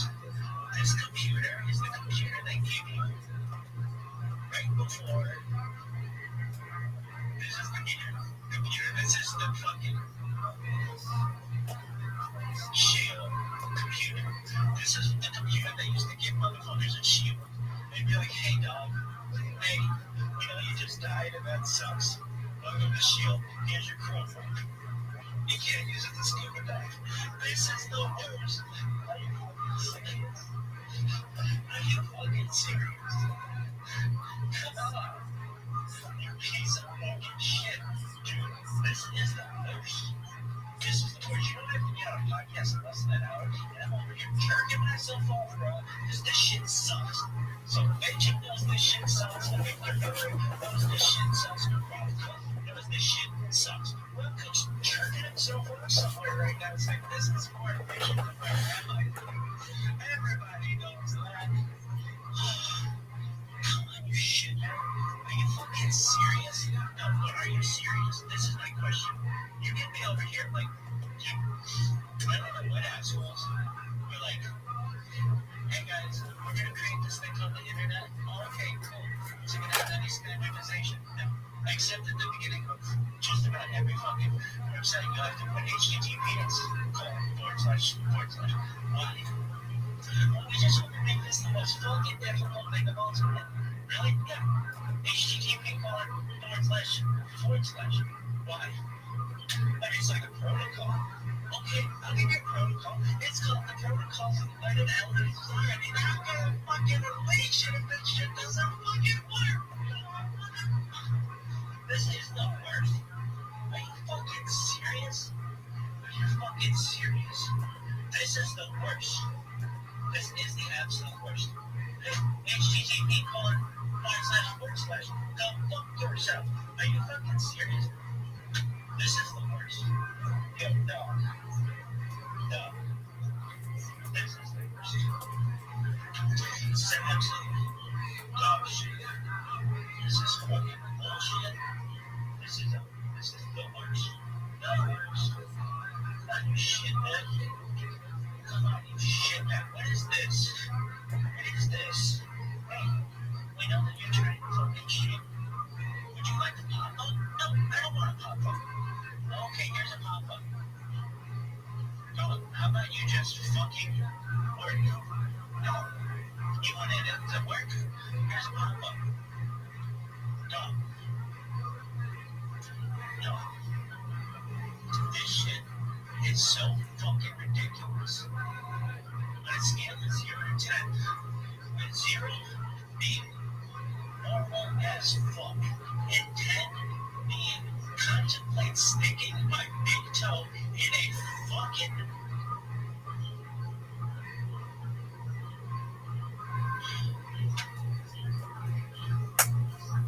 So now you know, don't you? I don't even want to fucking say what. I want to talk about big toes. I want to talk about shit working, dog. This is the worst. This is the absolute fucking worst. It's taking me 6 hours to talk. That is the worst of it. Hey, dog. Go scuba diving with you? No, I don't want to go scuba diving with you. I want to fucking work. Oh, okay. I need to start that push-up. I haven't given a fucking penny back to my own body.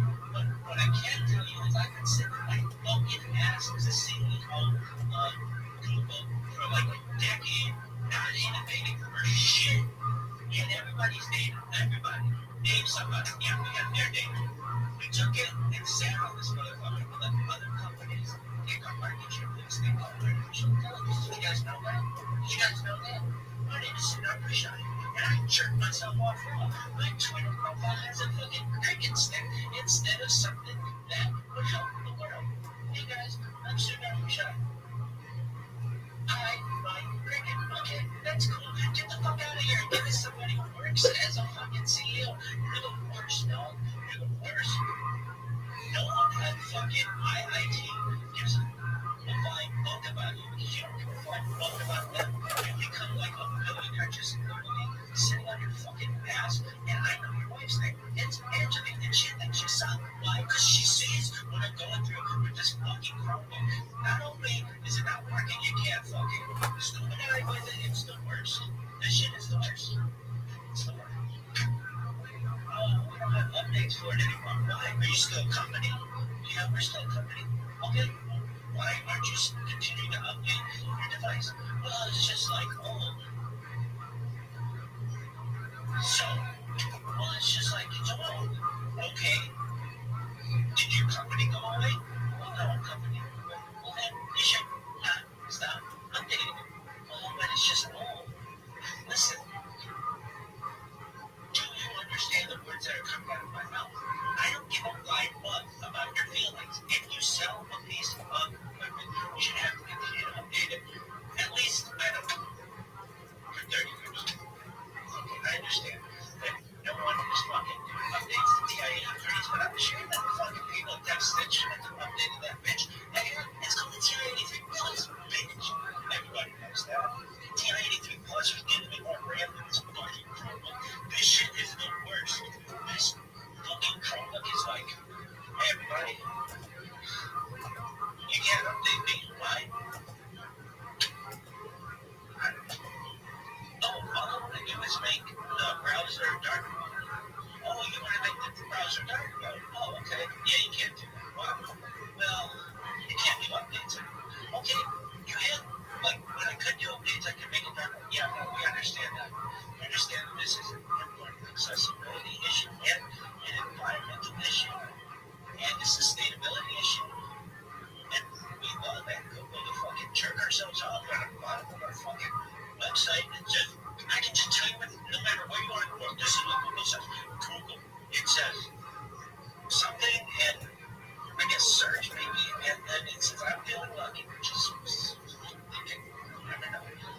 It's the first one. Okay, and at the bottom they added like a few years ago, like, sustainable since 2010. Well, guess what, motherfuckers? I don't give a shit about your sustainability when I can't put this bitch in dark mode, right? You motherfuckers are sitting in bottom. Yeah, the goats chewing through your fucking landscaping instead of hiring people with lawnmowers or robot lawnmowers, whatever you want to consider. And I can't update this phone. So, who gives a fuck? Soon enough? Guess what? Soon enough, no one gives a fuck. I'm telling you, I don't know. I think you should have to keep your shit going for Facebook. Why is it like, oh no, we stop now?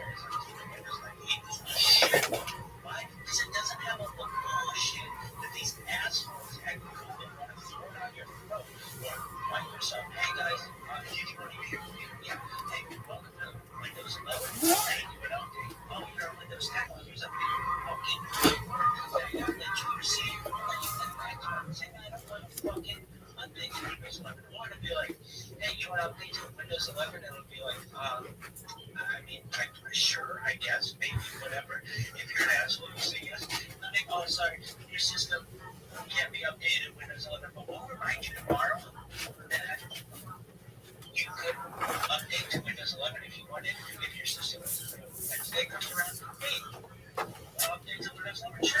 Oh, sorry, your system, it's not like there's nothing changed. Windows 11 is not dramatically different than Windows 10. It's like, I should be able to put that bitch on a fucking compact Presario, motherfucker. Why?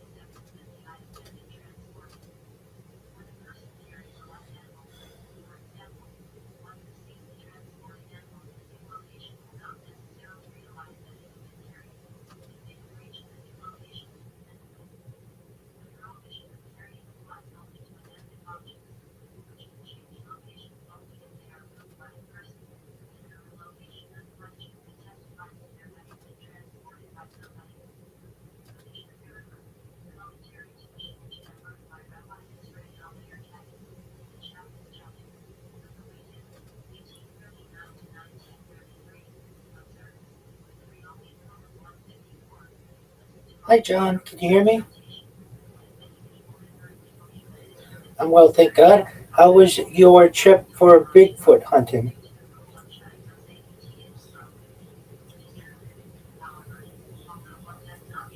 That's excellent. Did you have any luck or fortune?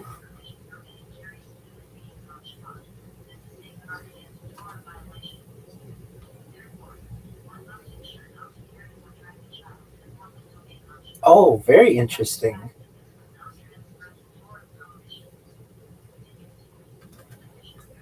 Wow, that's a big deal.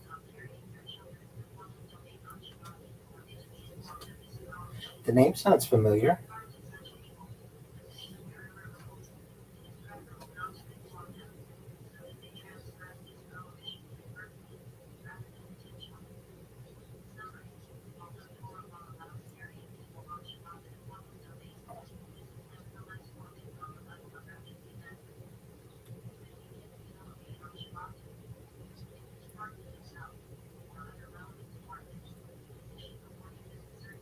Absolutely, 100%. Well, firstly, it's a privilege to be with you. And I had put in the contact form that my uh, specific area of interest is UFOs. So I hope that's an okay topic on which to discuss. Specifically, if possible, I'd like to talk about Chaim Eshed, who, if you're familiar, perhaps he was the former head of the Israeli Space Agency and some of the claims that he made in 2020. And then most recently, he had another interview in June of 2026, so just a couple of months ago. and he basically said that he had a visit from Men in Black, and that's why he had been quiet for all this time.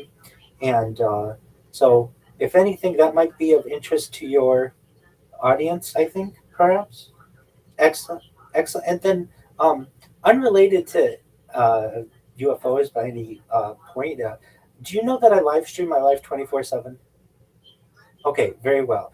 And so, if I may just perhaps during my introduction, I'd like to just show people uh, where they could find me on YouTube and all of the live YouTube streams that I have going simultaneously. Would that be okay?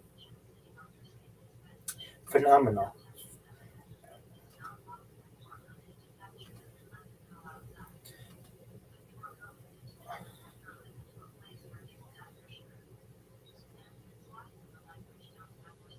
Certainly. Okay.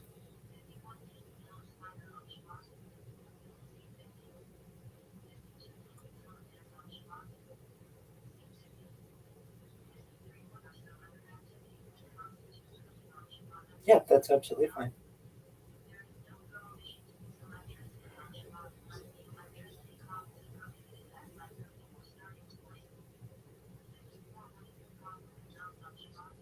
Absolutely.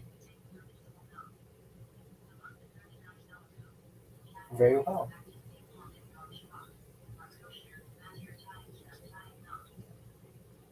Excellent.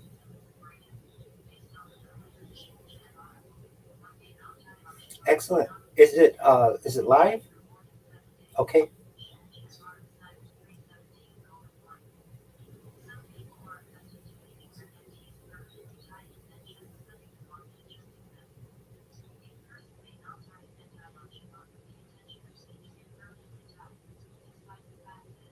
Okay. That's wow. That's impressive. That I was able to get on, but also I consider it a privilege that you would allow me to be here. You have quite a lot of content, so that's phenomenal.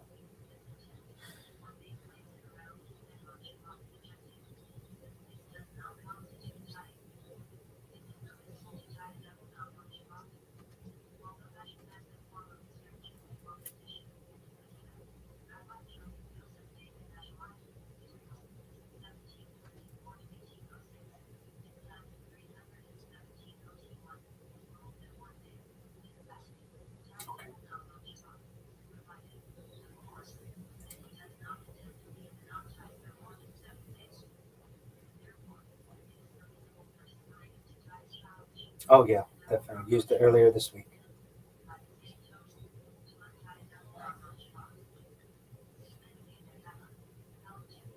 Absolutely. Usually at the end, you have to stay for a few minutes to allow it to upload. Okay, yeah, great. Um,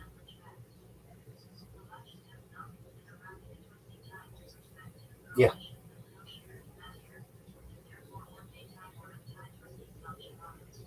it's a beautiful system. Yeah, I think it's.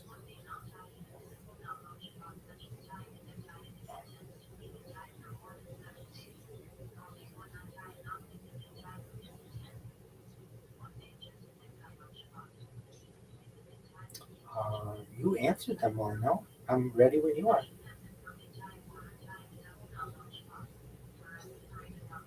Okay. Okay.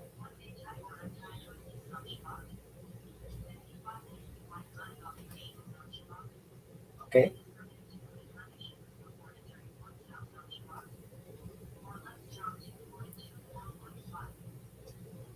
Okay.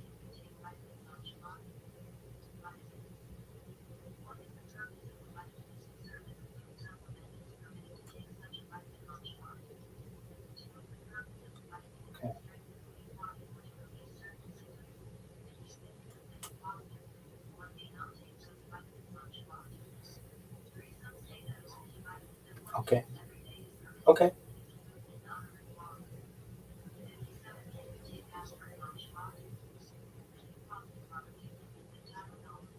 Okay.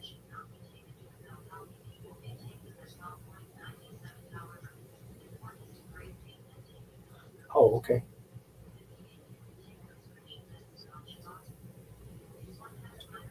Absolutely. Totally understand that. How long do you usually go for, if I may ask? Oh, okay. Excellent. And if I may, I also like to talk about futurism a little bit. And in my intro, I can talk about the topics that I like to discuss. But um, the people who are interested in many of the topics that we discuss or in this um, kind of realm, they're into a lot of interesting stuff. So perhaps they might find that of interest as well.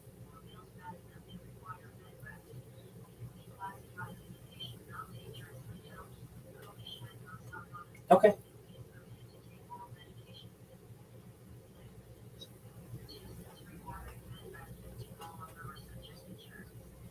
I understand.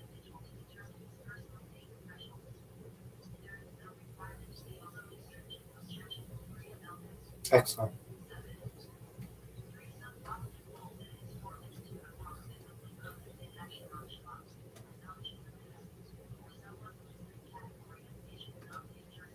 Great. Excellent.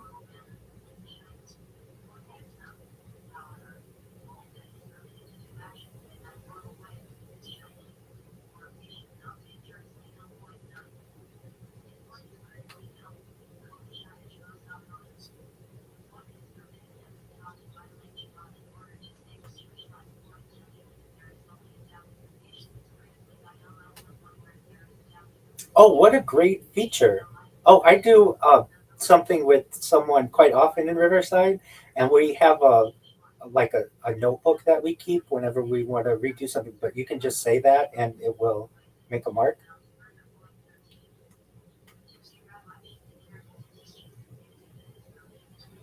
Oh, perfect. Oh, that's so helpful. I really appreciate you letting me know that.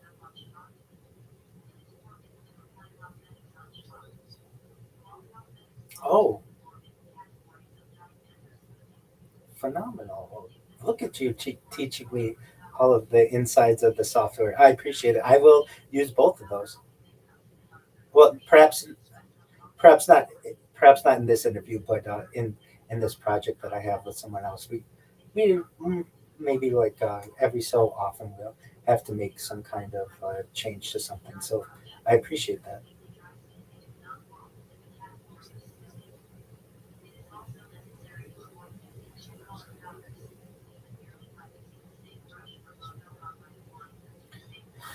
God willing, you know how it is with the internet, with how it can be.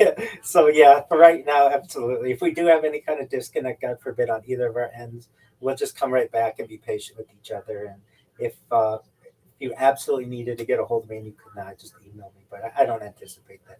Usually things go pretty smoothly, but you never know, as they say.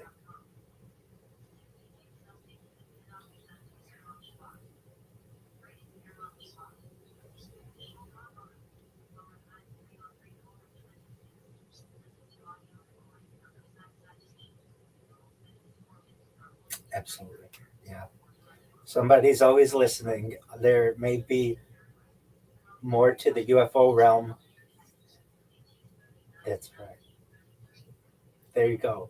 Yeah, I think they're probably more in at least interested in some aspect of UFOs than perhaps some of the other topics that are out there because it does have so much in terms of science and advanced technology. But yeah, there's just something about the topic that random disconnects and buffering can certainly occur. So I'm glad that we're on the same page.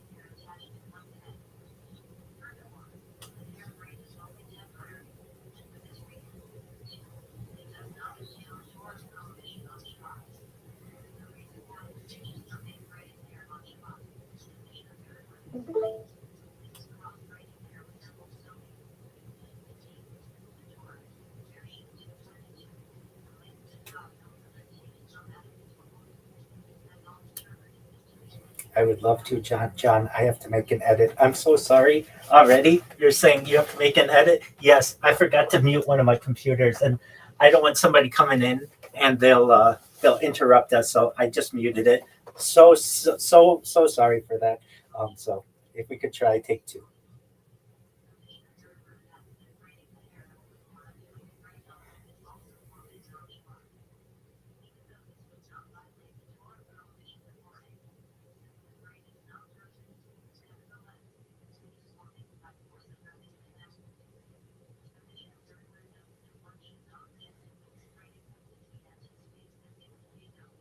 Thank you so much for the opportunity, John. Thank you to your audience. I am Rabbi Rothschild. I stream my life 24 hours a day, 7 days a week, 365 days a year for world peace. I've been doing so for more than 4 years, nearly 5 years. My streams go back to the pandemic. We've seen the death of a queen, the birth of AI, the coronation of a king, and everything in between. This is a real life Truman Show, a real life Big Brother. This is a timeline and a time capsule of human achievement. In the 1990s, the phrase content is king was coined, and in my own way, I'm making that true today. I'm, in my own way, the king of the internet, and here's why. In 2018, The Economist magazine stated that data had overtaken petroleum as Earth's number one resource, and I have more data archived on the internet than any person in the world, which is making me very influential. I'm going viral, God willing, and when I do, I'd like to make you, your audience, your friends, your family, all financially independent if they're not already. I'd like to ensure that they have generational wealth if they don't already. And I'd like them to be able to perhaps start charities and philanthropic organizations of their own. In addition to live streaming my life, I like to talk about ending world hunger through the use of technologies such as agricultural drones, floating greenhouses, saltwater greenhouses, hydroponics, vertical farming, cloud seeding. And certainly, some of the topics that may be of interest to your audience are the push for alien disclosure, additionally, whistleblower amnesty, and some of the other topics that I feel are important to be able to push the topic of ufology from a fringe topic into the mainstream, and we start to take this very important subject seriously. It is.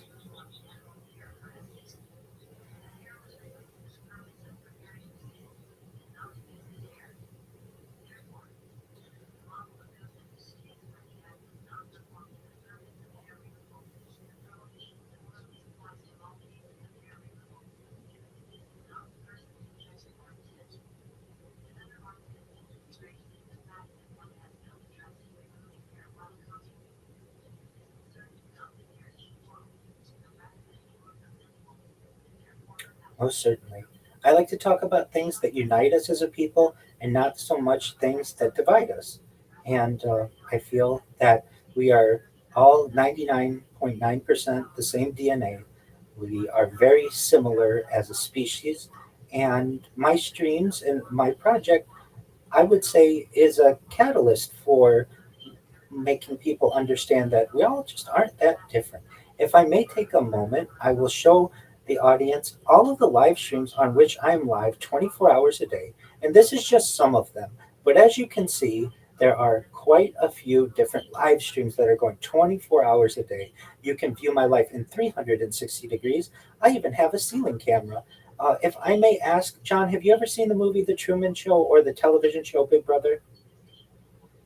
Ec- Excellent. So it's similar to that. And one of the things that I like for my project to do is to show that no matter your race, color, creed, background, economic status, we're all not that different.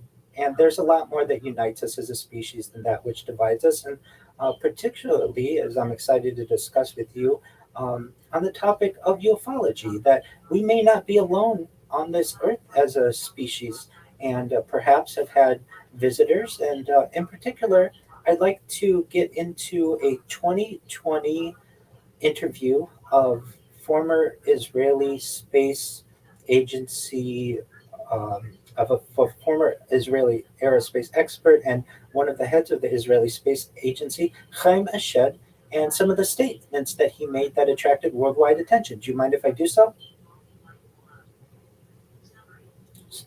Absolutely.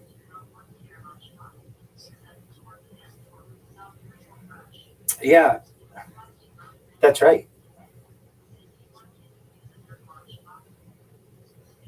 No, not at all. And I did not have a social media presence prior to the pandemic, or not a large one.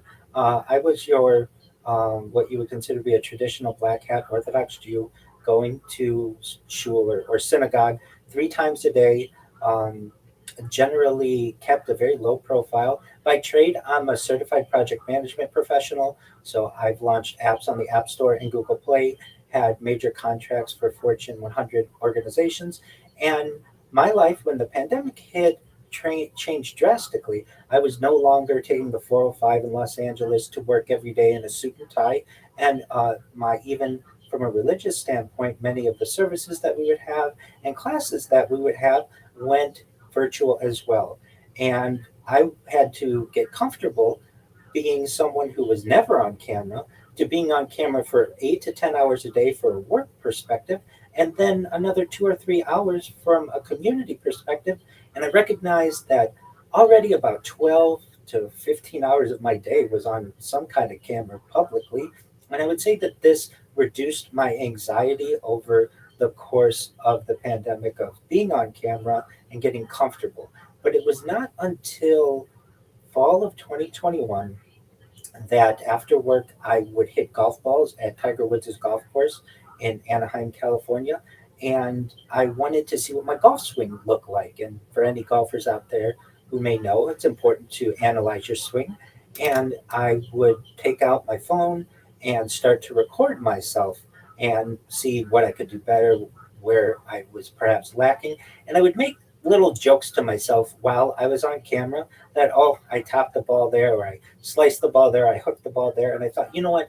This information is maybe not that important right now, but my future family, God willing, might think that this is interesting to see what their dear old dad was like during the pandemic when we were basically having to stay 6 feet apart and with all of the protocols. And so at night after work and after the driving range, I would upload that data to the cloud. And I was just storing it for my own personal time capsule, essentially. And it was taking me a very long time to do. I would get throttled by uh, data providers and ISPs and cellular providers, and especially with hours of content. And I thought, you know what, there's just got to be a better way. And there is. It's known as streaming. And so it was fall of 2021 that I realized that if I'm going to be on camera already for 12 to 15 hours a day, well, what's the big deal about showing the world the rest of my life and really just making this into a Truman Show? I had seen that movie. I was familiar with Big Brother, the television show, and I thought, you know what? If I'm going to do this, I want to do it better than anybody else. I don't want to just do it from one angle. I'm going to buy many different devices, and I have more than 33 different devices that are streaming constantly 24/7. And I give the world essentially a portal into my life. And that's basically how it got started. And since then, I've been able to build a community, particularly on Discord. We have thousands of people who have connected with me there and who are members of our community. And there are actually other people who live stream their lives simultaneously while I live stream my life. So we've made this somewhat of a group a group activity, and it's just a matter of time, I feel, until more and more people find out about what I do, and the perhaps the opportunity to go viral will occur. And when that occurs, that's when we're really going to start to push things like world peace, things like ending world hunger, ending world thirst, and certainly alien disclosure.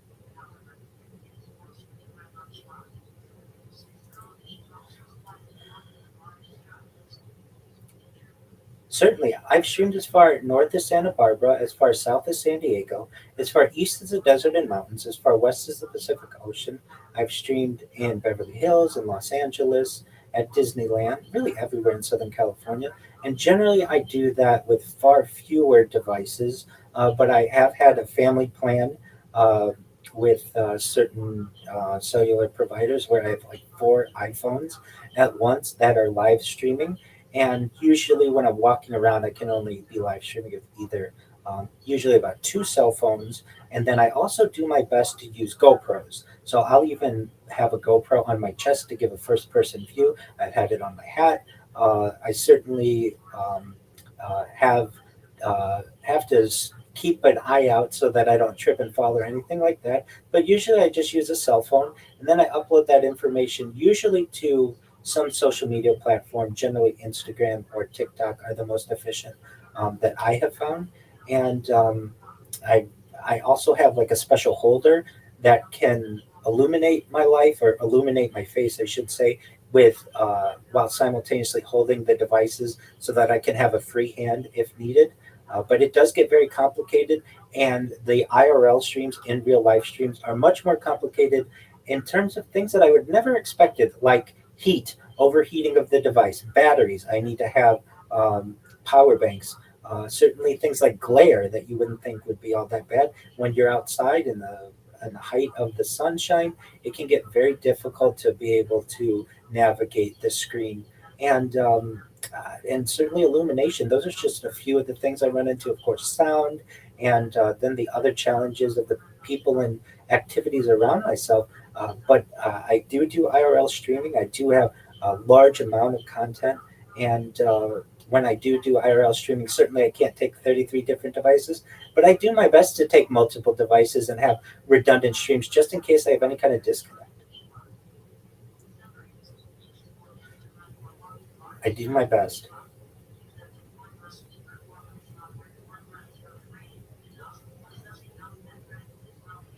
Great question. I was a UFO skeptic for a good portion of my life, and I don't think I'm alone in that.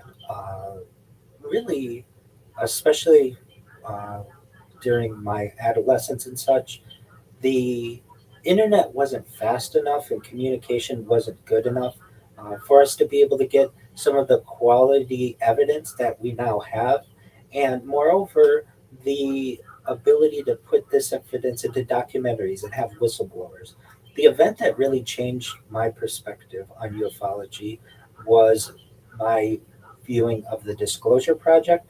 I'm not sure if you're familiar with that, but it's a 2001 press conference that occurred May 9th, 2001 at the National Press Corps in Washington, D.C., or the National Press Club in Washington, D.C., that was hosted by Dr. Stephen Greer.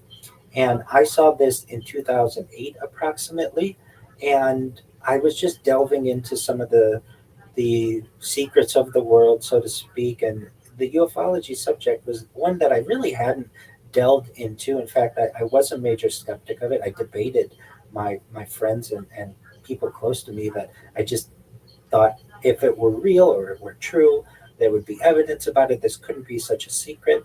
And that's when my life changed, when I saw the Disclosure Project of more than a dozen or so witnesses from all aspects of society, including people who worked for the FAA, people who worked for military intelligence, people who worked at NASA, international organizations, and they all came with a unified front stating that these objects are real, that we are being visited, that we are not alone, and that we need to take this very seriously. And it was at that time that I really started to delve into the subject. Prior to this, I was a casual coast to coast AM listener, perhaps just because I was more of a night owl at times, and that's what was on AM radio.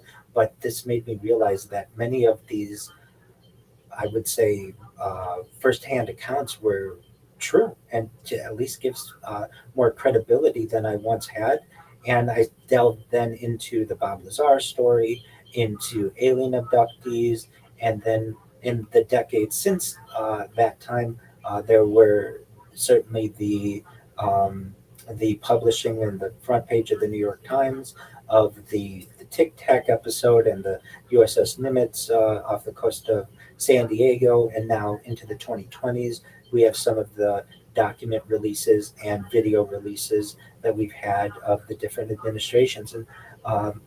And there's a lot more evidence now than there once was, and the internet improved, documentaries improved, and just the availability for people to publish information, I would say, improved, and that really changed my tune on this subject.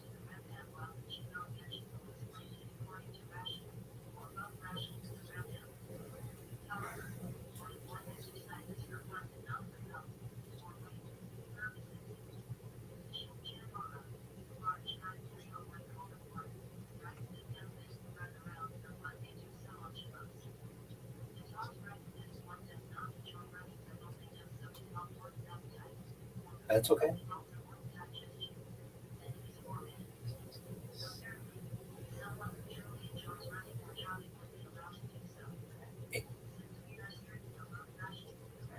No, in fact, the idea of alien existence and human existence does not contradict within Judaism.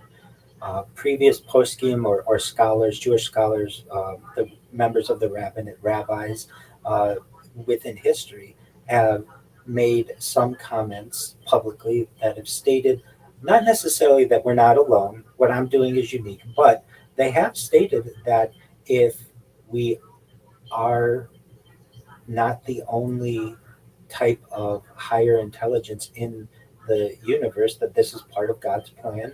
And for whatever reason, it's perhaps not in Torah or the Hebrew Bible, so to speak, but that doesn't necessarily mean that we have to reject it and that we have to be closed minded on this subject. Moreover, there have been different uh, strategies of how we would handle this event if we weren't alone. Does that mean that we continue to keep kosher? Yes. Does that mean that we continue to honor the Shabbat? Yes, absolutely. Does that mean that we continue our familial traditions and our holidays? Absolutely. Just like with any event or any kind of advancement in technology, Judaism has adapted, and I anticipate as a religion will continue to adapt, especially as more people are being made aware of the reality that we are not alone. Now, with that being said, I have taken this subject to my rabbinical colleagues, uh, both in the modern Orthodox world and the Hasidic world, and there are basically two points of view. There's the more progressive modernist approach, which is chances are that we're probably not alone and that panspermia or guided panspermia may be a reality. When I say panspermia, the fact that life may have been brought from somewhere else, perhaps an asteroid, or guided panspermia actually may have been seeded here from a higher intelligence. And if that's the case, what do we do with Bereshit, with Genesis, with the creation story? And we don't necessarily need to throw out the baby with the bathwater. Usually, the approach is that this idea may have been metaphorical, it may be an analogy, um, and then there's the more traditional sense, which is simply there's only God and that's it. And depending on which camp you're in, you may have the more progressive idea. You may have the more traditional idea, but that traditional camp is having many people who are moving to the more progressive camp. I can tell you exactly one event that I had. I was in a Chabad. For those who don't know, Chabad is a, a Hasidic dynasty, and someone, actually a Chabad rabbi from Israel, was there, and I showed him a video of a Russian MiG that was flying and had a UFO in the background, and I remember him saying, "There's only God," and that's basically what his stance was going to be. Because if not, uh, his job would have been in jeopardy. His community would have had some type of awakening, and so I understand he had to toe the line. But I've taken this to more progressive people within my community, and especially behind closed doors, we recognize that there's a lot of evidence out there that we are not alone, and we have to handle this in a mature fashion. So, from a Jewish perspective, though, neither camp necessarily recognizes that there's a direct contradiction. Some people may say that there is only God, but that doesn't necessarily mean that uh, UFOs or aliens absolutely cannot exist. But perhaps that rabbi in particular or people in that camp don't know how it all works, and that's why they reference there's only God. But I would say that that is a position that is lessening, especially over the decades, and with different governmental organizations that are recognizing the reality that we may not be alone, and the growing group, not just within Judaism, but in society in general, that recognizes that we are not alone, and that we are now the majority of us of people believe we are not alone, and we have to be okay with that.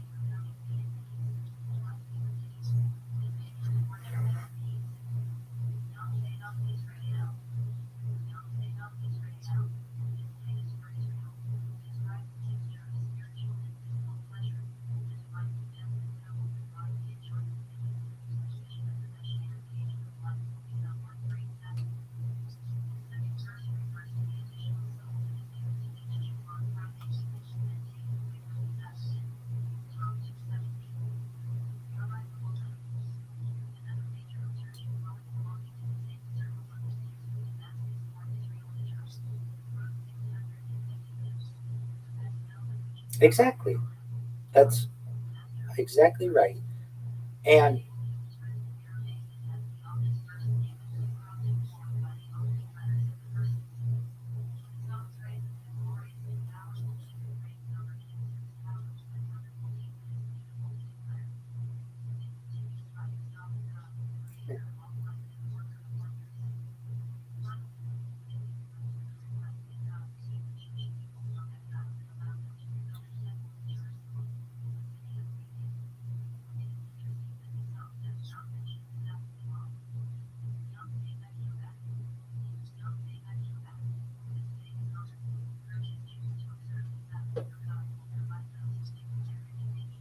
that's exactly right. And it's a great analogy. Absolutely.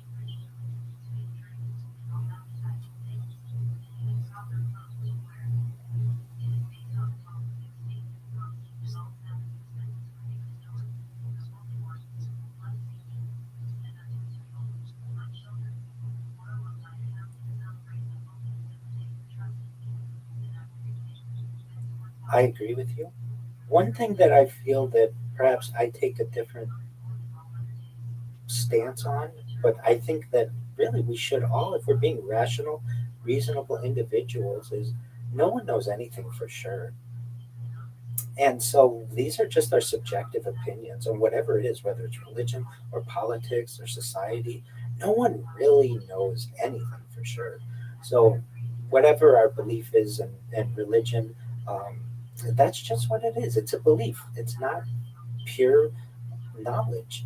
And we have to be okay with that we are imperfect from that point of view. That can you really know anything? Perhaps you can't. It's just your opinion. And certainly, I'm in agreement with you that uh, perhaps many aspects of the biblical story are very earth based. And that doesn't mean that there can't be another extraterrestrial intelligence that had their own origin story, and that these origin stories can't somehow be connected.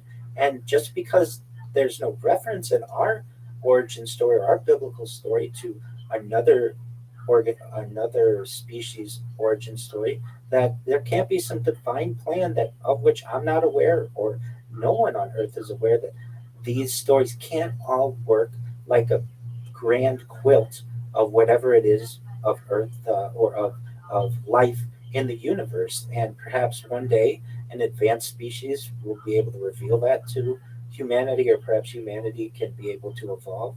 But for anyone out there who is listening who says, I absolutely know how this is, nobody absolutely knows anything. And so, John, you're an expert in many of these subjects, and I'm an expert in some of the subjects of which I and have interest. And anyone who wants to be very truthful will recognize and answer that they don't really know anything.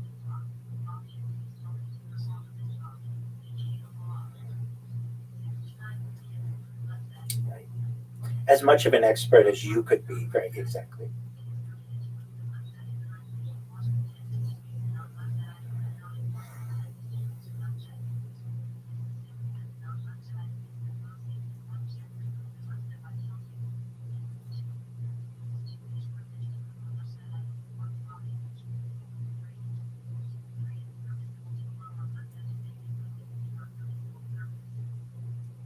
I'm in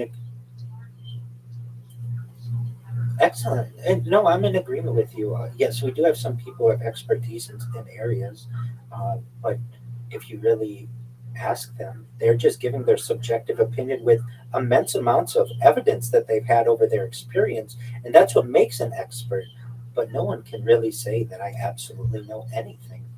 Everything could be a simulation. This could be a hallucination. We don't know. This is really just our subjective opinion of how life exists, and especially within a religious standpoint, people many times say, "No, this is how it must be." And I have to remind everyone out there, no matter what your religion is, that's just someone's opinion, and we're entitled to our opinions, and you're entitled to believe whatever you want to believe. But there's a difference between belief and absolute knowing, and really, no one really knows anything.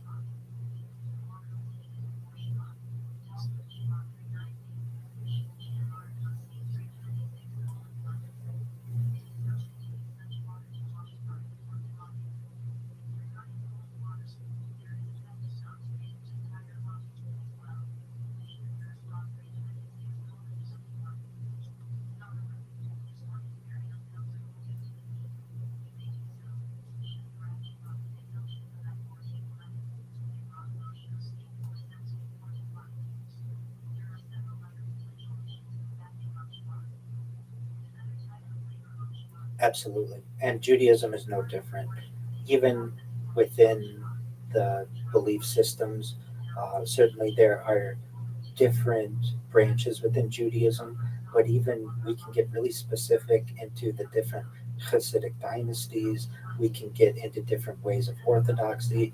And when you really get down to it, you'll get into your own community, and people have differing opinions on how it all occurred. And I'm sure that's the same in whatever religion it is. And then you'll get instances, I've been in instances, and shockingly, where you can be in the same community and get two completely different answers on a given subject. And then you start to recognize that, all right, these are just people's opinions and nobody really knows.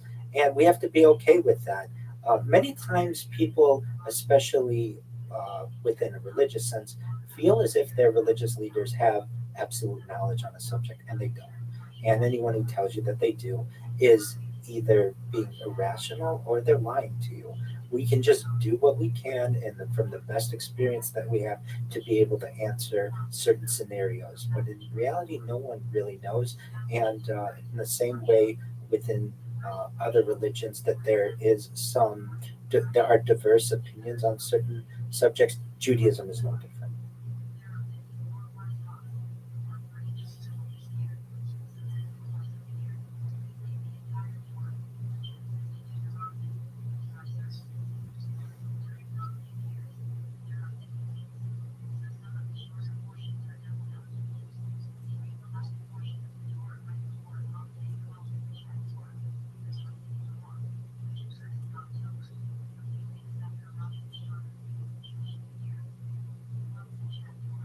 That's okay. His name is Yep, his name is Chaim Ashed, and he is the person in 2020 who made claims, some really interesting claims that we'll get into. But basically, he was the head of Israel's space security program, and he was involved in the development of Israeli satellite technology. He's recognized as a leading figure in the Israeli aerospace community and has received national awards for his contributions. Some of these awards are not even have not even been declassified as to why he won them. So he was really at the really top echelon of the Israeli Defense Force. To give people an idea, he was basically the equivalent of a brigadier general.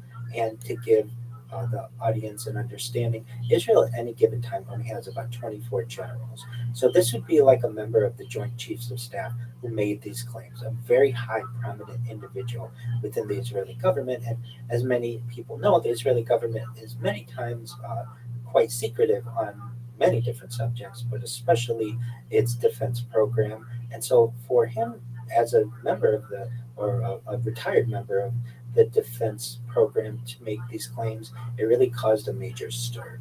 And in this interview, I should preface by saying in November of 2020, Chaim Ashed published a book, and then in early December, he did an interview with a newspaper. And within the newspaper, the interview and the book were only published in Hebrew. So we've had to use translations, or I've translated what is necessary to be able to convey the most important aspects of what occurred. And then there was a translation that was also done into English in the Jerusalem Post. And what he claimed was that there are extraterrestrials that exist, but not just extraterrestrials exist, but there are civilizations that exist. That government has awareness of these extraterrestrial phenomena, that there's a possible relationship between humanity and advanced civilizations. He discusses humanity's readiness for disclosure and the future evolution of human consciousness. So, like, that's a huge amount for anybody to make, but especially someone in the higher echelons of the Israeli military. He made these claims when he was 87 years old, and he felt that he had nothing to lose. He had achieved everything that was necessary within his professional life. He retired in around 2012 and then became a contractor, a consultant, and a professor and lecturer. And so he felt that he had nothing to lose, and he stated specifically about extraterrestrial life that humanity is not alone in the universe and that advanced extraterrestrial civilizations exist. He argued that the size and age of the universe make it highly possible that intelligent life has developed elsewhere.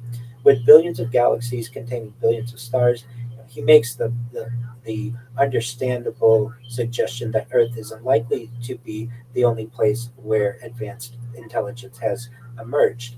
However, he does go into some specifics that these extraterrestrial civilizations are observing humanity, that some of these civilizations are far more technologically advanced than humans, that contact between humanity and these advanced beings has occurred for some time, and that humanity is still developing toward a greater understanding of its place in the universe.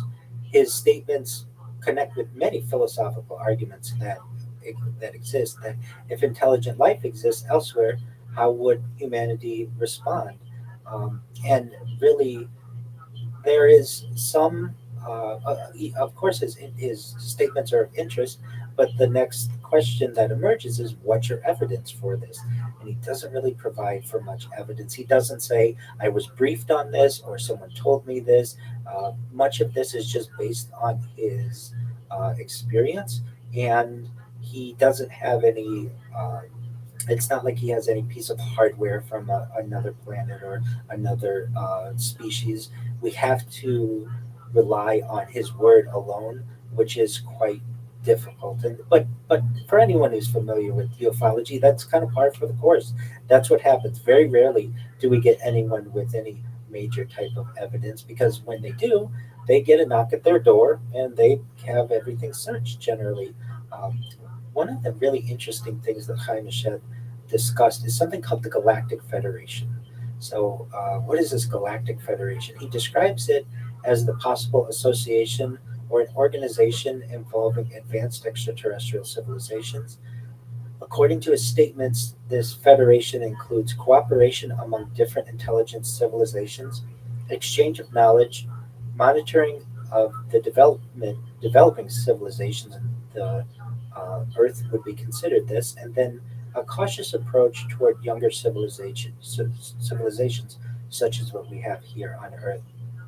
And he states that the that there is a program perhaps between the United States and some type of galactic federation where there is an exchange of knowledge. Perhaps some type of base actually exists on Mars. These are claims that he makes that, frankly, are hard for me to even believe, and I'm willing to believe just to quite a lot within ufology. And again, for anyone out there who's listening, I do want to convey I'm the reporter of this. I don't know whether this is all true or not, but these are major claims that were made in 2020. He also states that the United States is not alone with its connection to the Galactic Federation. He states that Japan, the United Kingdom, China, and perhaps some other countries are involved as well, which, if true, mean that perhaps higher echelons of multiple nations are aware of this. And um, the other aspect that he talks about is that humanity has not yet reached a level of maturity required for open interaction with these civilizations. That the idea of a galactic federation could have seeded us here. That's popular within ufology, but again, we don't have any proof of this. So it is something that you do want to take with a grain of salt, but it is quite interesting. And so, with that, before we move on, love to hear what you have to think of some of these claims.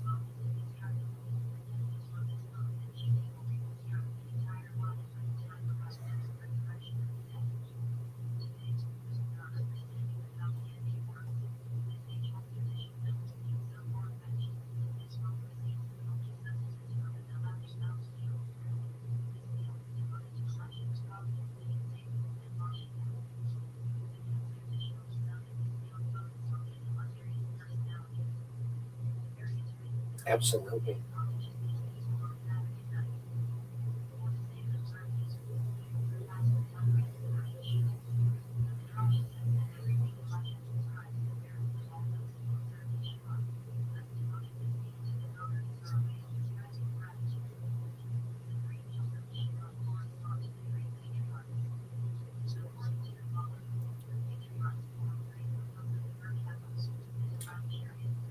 I absolutely agree with you. Yes, we saw this with the movies and television shows of the 1950s, certainly with Star Trek in the 1960s and Star Wars in the 1970s, Close Encounters of the Third Kind.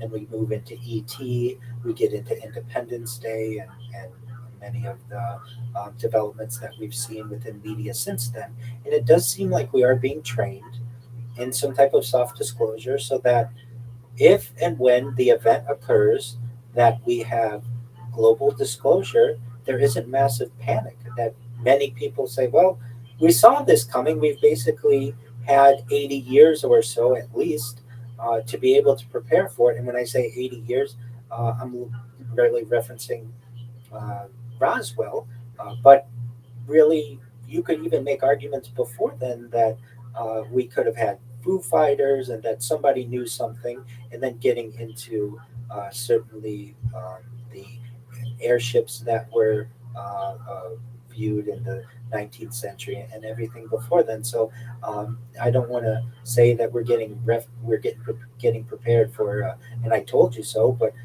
that wouldn't be a surprise. And let's just be honest, if you wanted to keep society as reasonable as you could and you want to maintain the status quo, this would be a smart strategy.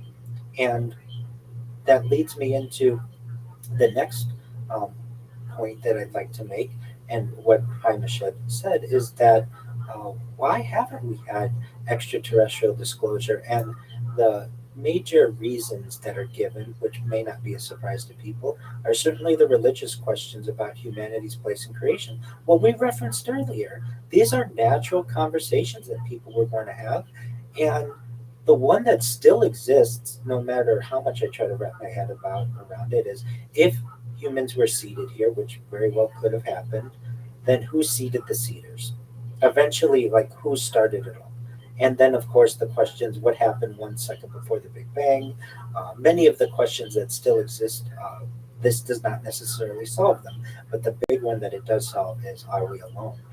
Other potential impacts include political challenges, economic uncertainty, certainly changes in philosophy and culture, and really questions about human uniqueness. Usually, this concept is sometimes called ontological shock, which is the idea that discovering something completely unexpected about reality could transform how people understand themselves and existence. And thus, I think that we may be programmed to reduce the amount of ontological shock that may occur. And if that's true, we can see it in our media. We see it with Disclosure Day this summer, uh, and all of you name it. Every year, a handful of movies come out that seem to reveal a little bit more of the truth that perhaps may exist, and we're just all waiting for that one event, whether it's craft over our major cities or it's on the 24-hour news stations that we are not alone in. How do we handle this?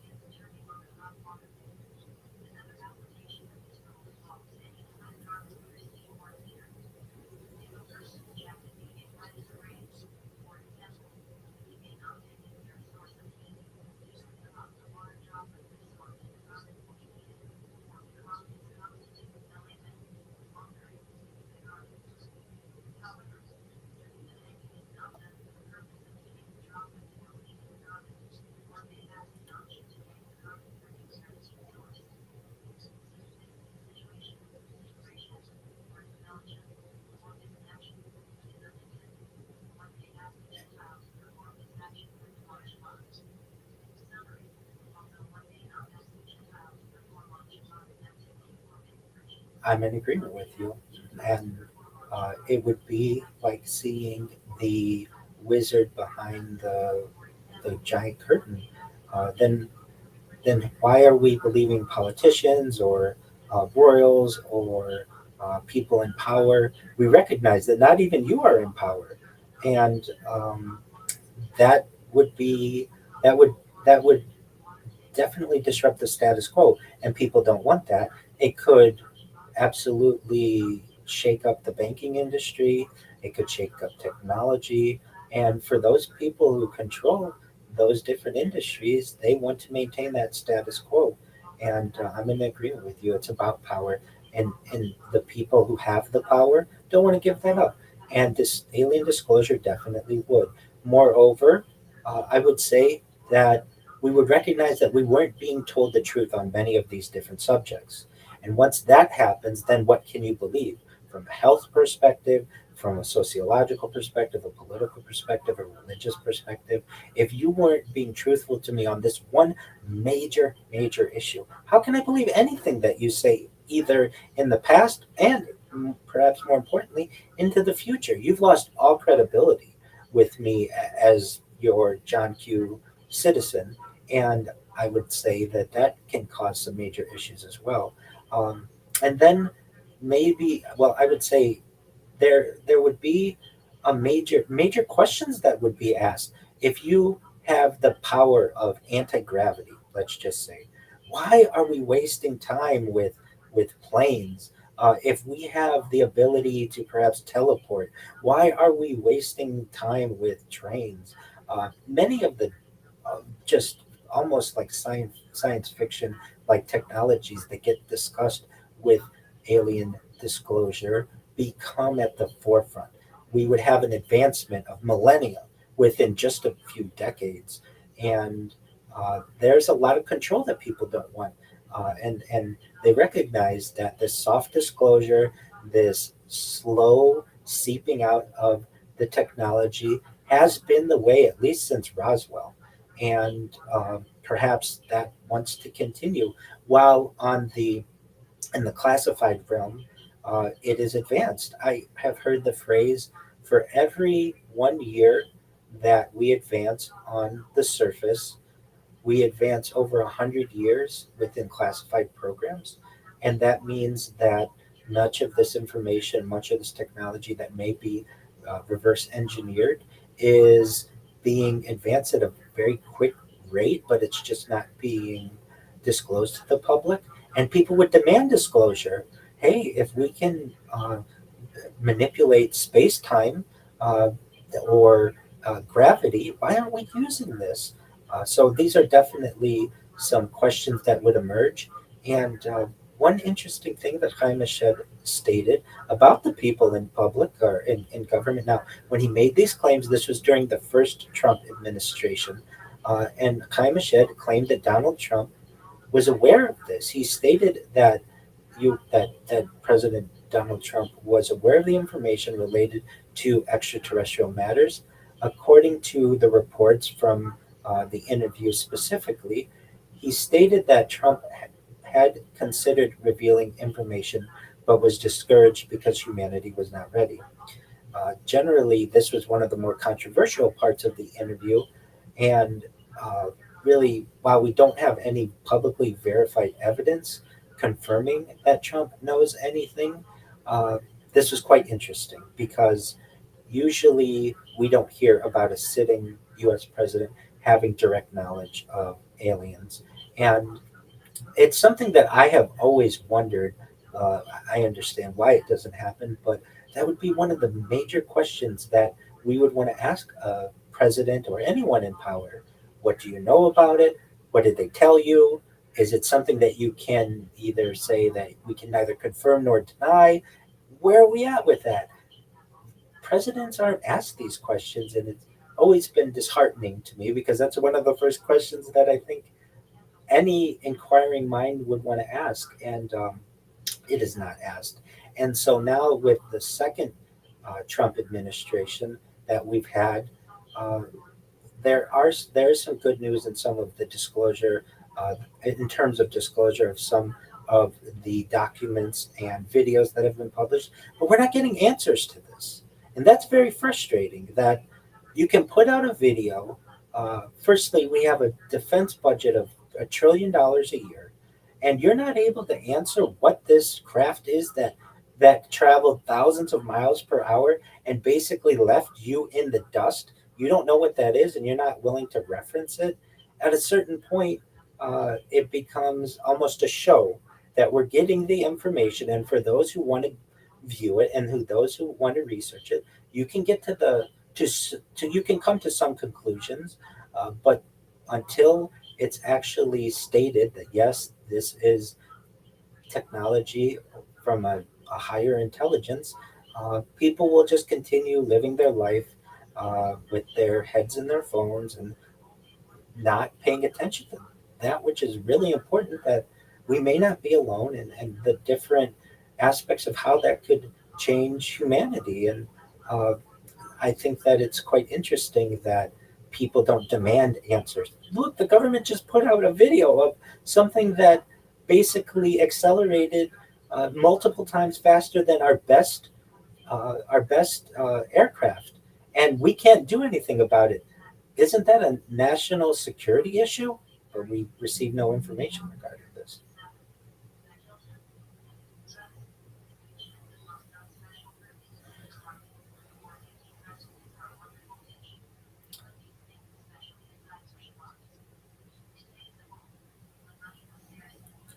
Right. And well, and it's frustrating that, well, it's not, it's realistic. I understand that that's realistic, but when people recognize that, if we could come to a conclusion that we're not alone, and that the issues that we experience here on earth are really very childish, and recognize that we need to mature as a civilization amongst all nations and focus on that which really causes issues like hunger, thirst, energy, transportation. We're just really bickering amongst ourselves on some of these other subjects. But I absolutely recognize that, okay, if alien disclosure happens today, what does that have to do with the cost of tea in China? Or what does that have to do with the cost of gas in the United States? But when we recognize that this involves essentially very close to unlimited power sources, and that you would never need to put gas in your car anymore, that can wake people up. But it's a hard bridge to gap, because people don't recognize that this is the connection between alien technology and what the cost of a loaf of bread is. So I absolutely understand that, and uh, recognize that that's how people will continue to think until they're educated that, hey, if we can come to the conclusion that we're not alone, the cost of energy perhaps goes down. The use of robotics and certainly different advanced technologies makes it so that you don't have to go to work anymore. Perhaps we can have a universal basic income. You can spend time with your. Well, that's in in an ideal world. And I also think there's a certain contingent that wants to act like an ostrich with its head in the sand. They don't want to know, and they just want to reject everything, because it is scary to think that we are not the head of the food chain, even with on Earth, and the idea that our evolution may have been manipulated or modified, and our DNA may not be purely organic. That can be very scary to an individual, especially if you perhaps don't have the necessary education, or you're very traditional, or perhaps extremely religious.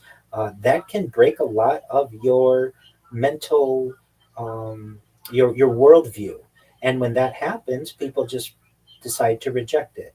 And so, getting back to what we had previously said, the idea of soft disclosure, perhaps maybe doing this to people slowly but surely, so that there isn't massive panic in the streets when we do potentially have some type of disclosure. I find it interesting that in the 1940s or so, if you were to poll people on the idea of humans being alone in the universe, a majority of people probably would say either we were alone in the universe, or certainly alone on Earth. But now, if you look at the Pew Research or CBS polls, a majority of people think we are not alone. And whether that means alone in the universe, or means that there's some kind of interaction between humans and alien species occurring on Earth, a majority of us feel that we are not alone. And when you're the majority, that's a major challenge that we've been able to overcome within the world of ufology, and those who push for disclosure, because no longer when you go into just a random room do you have to feel like a minority, do you have to feel like you have a fringe idea. You recognize that you are the majority, and that probably if you got into an open discussion, anywhere between 75%, 90%, and sometimes in some rooms 100% of people recognize that we are not alone, and we have to be okay with it. And you have to say to yourself, I can't mention this in my community, I can't mention this to my neighbors, I can't mention this at work, but these are the beliefs that I have. And then you kind of have this secret bond amongst these people. And this happens with many societal movements, and ufology is certainly not alone in that.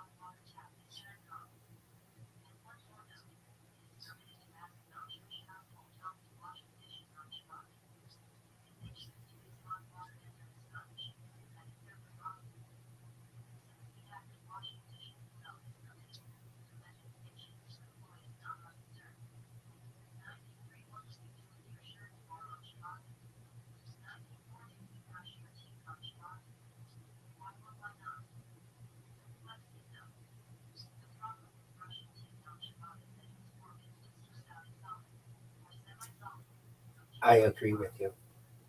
I, I agree with you. They have to save face, especially they don't want to be seen as the person who believes in whatever it is that may may have them lose credibility in the eyes of others.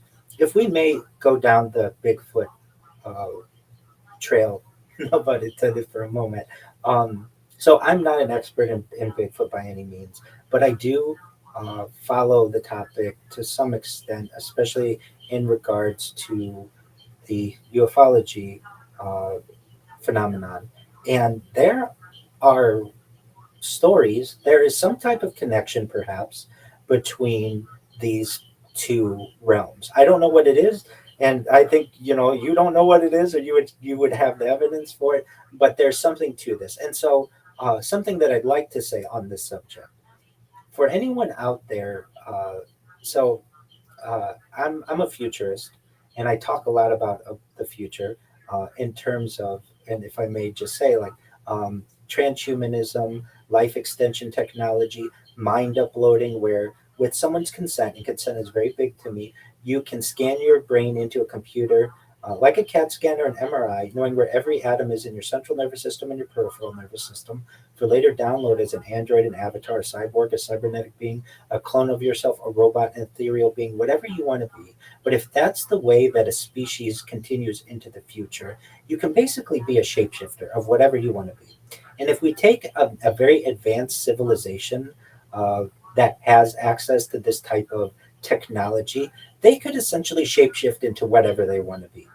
And a an 8 foot or 10 foot or six whatever type of hairy beast may be something, if you could shapeshift, would be something that you could shapeshift into. So whether Bigfoot exists here on Earth, I don't know, but somewhere in the universe there's a very high likelihood that some type of Chewbacca-like being does exist. If you just look at it from a numbers position, then you get into the idea: okay, does this exist on Earth? Is the Patterson Grimley video true? All of those questions. I'm not here to make those determinations. I'm a novice in all of this, but what I am saying is that if you do believe that we are that other extraterrestrial life exists, and just from a numbers perspective, something out there resembles Bigfoot. And I'd love to hear your thoughts on that. Please.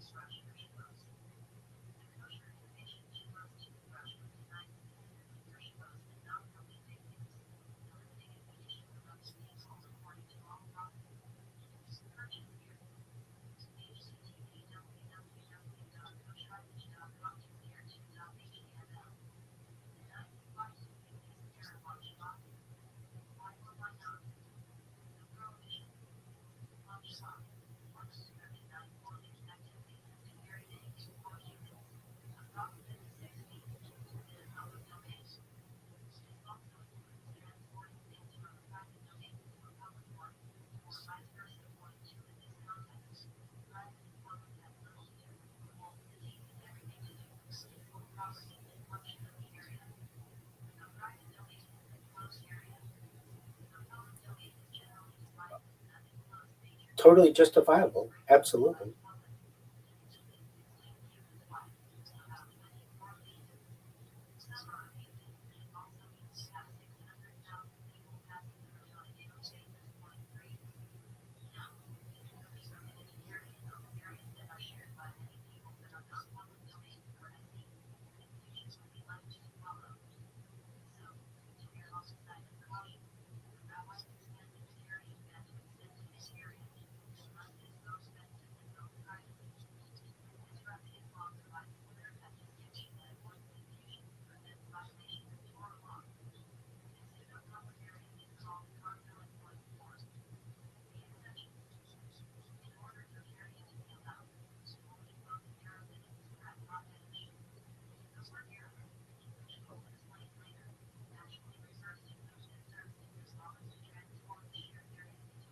I agree with you, and especially when you go to um, Aboriginal people or Indigenous people, there's definitely some kind of connection there. This isn't a modern phenomenon, and that it's one of the questions that I have that I wish I had the to which I had the answer. But I am confident in saying if extraterrestrial life exists, it exists in many different shapes, sizes, and types. And the idea of some type of hairy being is not is in terms of a potentiality. There's a very high potential of it, and so whether that is a species that visits Earth, that I don't know. Whether it's a screen memory, that I don't know. There is just there's some interesting connection to it that I don't find in other aspects of ufology. It's not like everybody who plays basketball sees UFOs, or everybody who enjoys coffee and has a UFO encounter. There isn't anything like that, but there are these strange connections, both in the past and the modern era, between Bigfoot and UFOs, and uh, hopefully we're able to, as you know, we continue to advance, to be able to make connections there. One thing that I would say I'm very disappointed in, and I don't know, I'll ask you if you're disappointed in this. With the advancement of uh, cameras, we have had the ability, I find, to have better uh, evidence for UFOs, especially with the advent of the smartphone and just digital cameras in general. I do every once in a while see someone who claims to see a Bigfoot or something like that, but with the use of trail cams, we don't see this as well as I would want to. Like we see some of the other species of animals that get caught on trail cams. Do you think that if Bigfoot exists, or perhaps is some type of extraterrestrial, that they're able to manipulate cameras?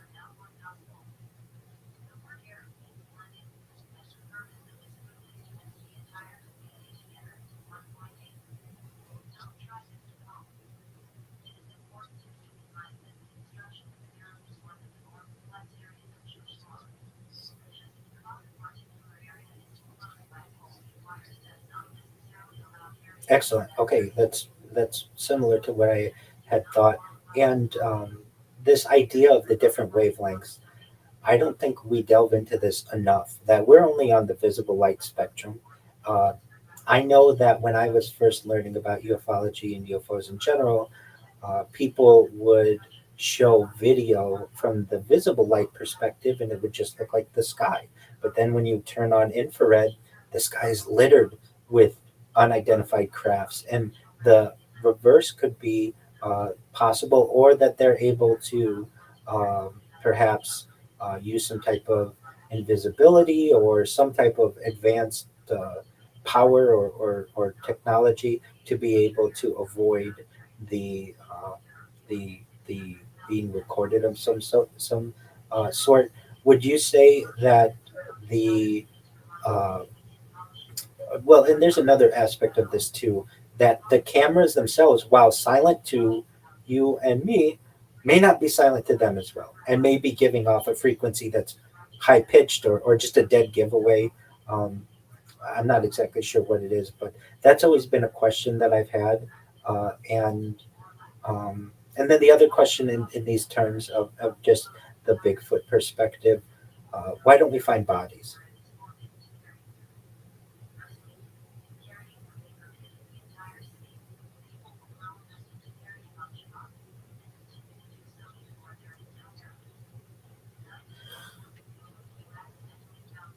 It's an excellent point.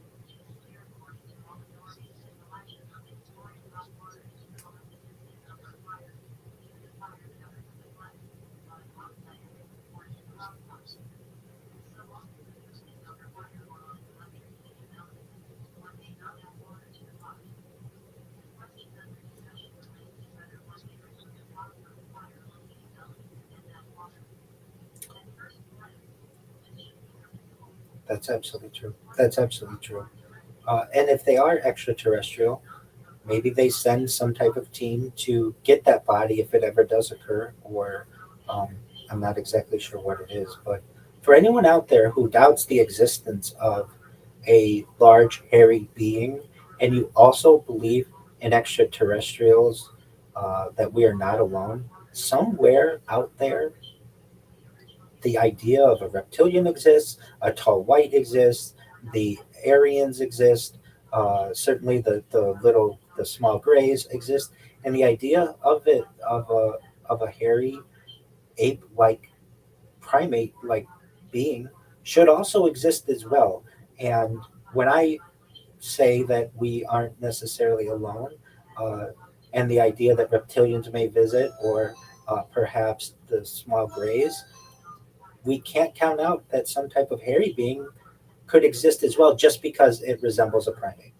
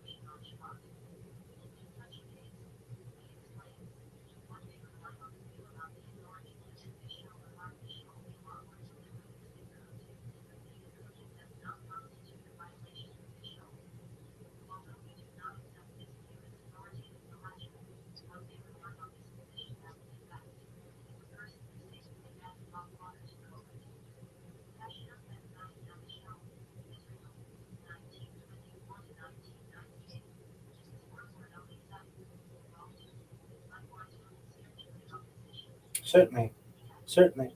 And I've heard alien abduction cases that are generally the Zetas, the alien Greys, but we've even heard reptilians, and I've heard of the hairy primate-like alien extraterrestrials.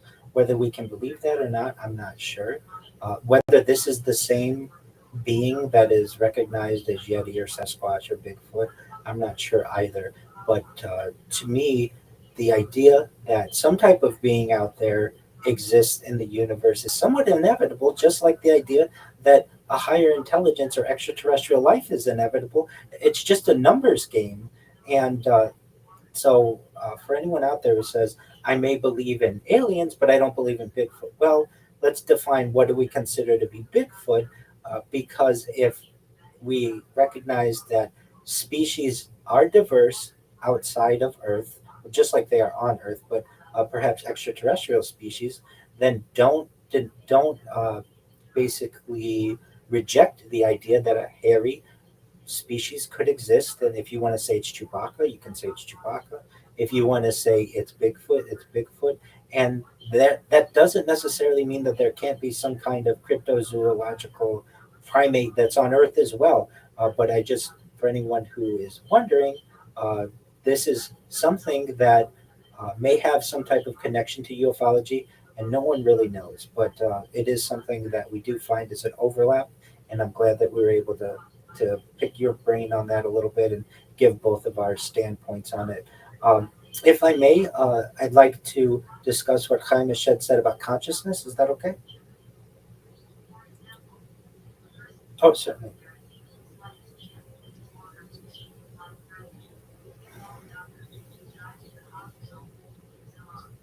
Mhm.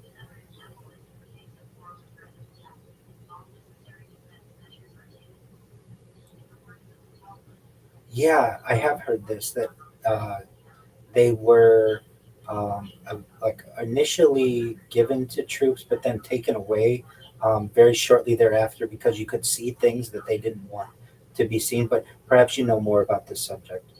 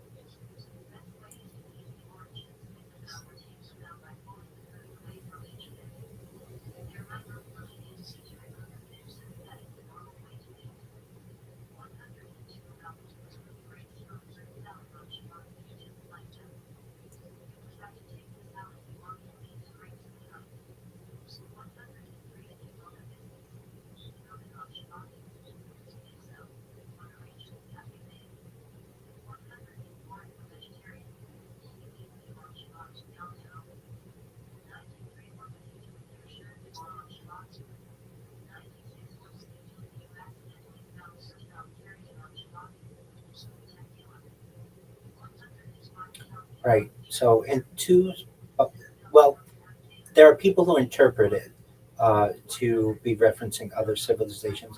Generally, references the Nephilim, the fallen ones. Generally, is what's referenced, and that's referenced in two parts of the Hebrew Bible. Usually, there are two camps in how this is interpreted. One is that these were an extraterrestrial species that mated with the women of Earth to perhaps reproduce.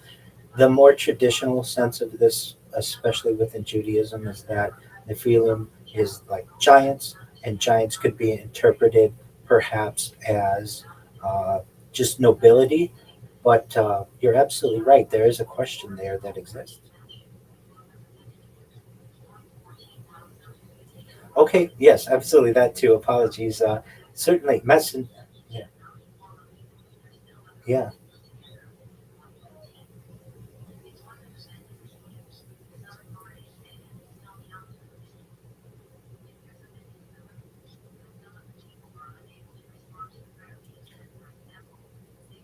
absolutely.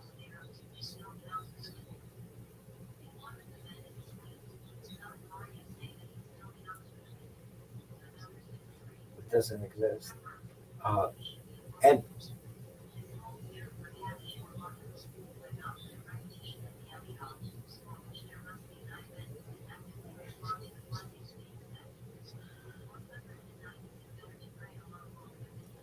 That's absolutely true. And to that point as well, it doesn't say that this is the only thing that exists anywhere in the universe either.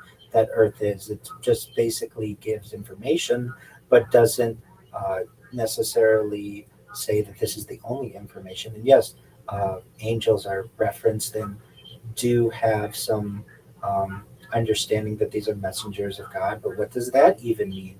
What could a messenger mean? Something in the sky, some type of being that is non human. And then I should also reference another major point that is given within the Hebrew Bible of some type of alien evidence or evidence of aliens is Ezekiel's wheel from Ezekiel 1, basically a vision that the prophet Ezekiel had. Some people interpret this flying disc or this wheel as a flying disc with many eyes around it and different faces. Other people say that it's just a vision that was had. And it's really up to the individual on how they want to interpret it. But yes, uh, if we were to take our opinion of thousands of years ago and we were trying to explain an alien entity, angels would be a great way to be able to utilize that. Or if we wanted to reference that we, perhaps some aspect of humanity was seated here, and the feeling would be a great way to do that. Or if we were trying to reference a flying disc, uh, perhaps a vision would be a way to do that, and would probably be the best way that an ancient people would be able to do it. And if we just say that no, it's absolutely the angels are messengers. If we absolutely say that Nephilim are perhaps nobility, and we absolutely say that a flying disc or a wheel was just a vision, we may be closed minded to the idea that ancient people were trying to communicate something and they just didn't have the ability to do it with as much accuracy as we do today.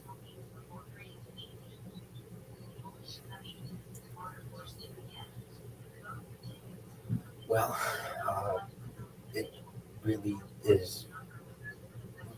There are multiple ways, but right, that's absolutely correct.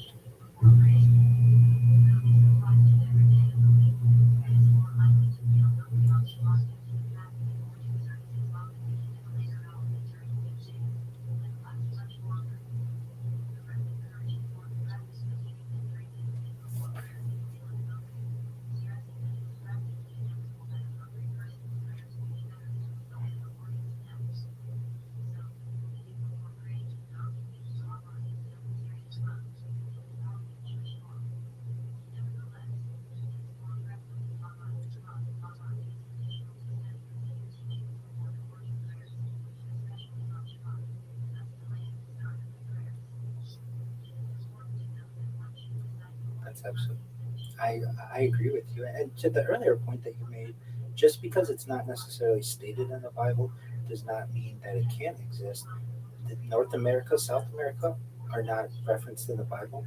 They exist. Australia, and parts of Asia, parts of Europe, never referenced in the Bible, but no one would necessarily deny them, or at least reasonable people wouldn't necessarily deny them. So the idea that humans being the only species is not referenced either, and same with the idea of perhaps angels, that God only made humans and only made angels, and that's it, and that's it for all of the universe. These are just not things that are in reality. And I think that the ancient people who were interpreting uh, many of the things that they experienced did a phenomenal job to the best of their ability with no education, lack of communication, or I should say lack of education, and certainly communication and transportation and all of the knowledge that we have in the modern age. Uh, we have to recognize that the Bible isn't necessarily a history book, that it is a story. It's a story of a people, but that people's interpretation has varied over the course of thousands of years, and no one really knows for sure. And that is certainly true in terms of angels, in terms of Nephilim, in terms of different visions and prophecies.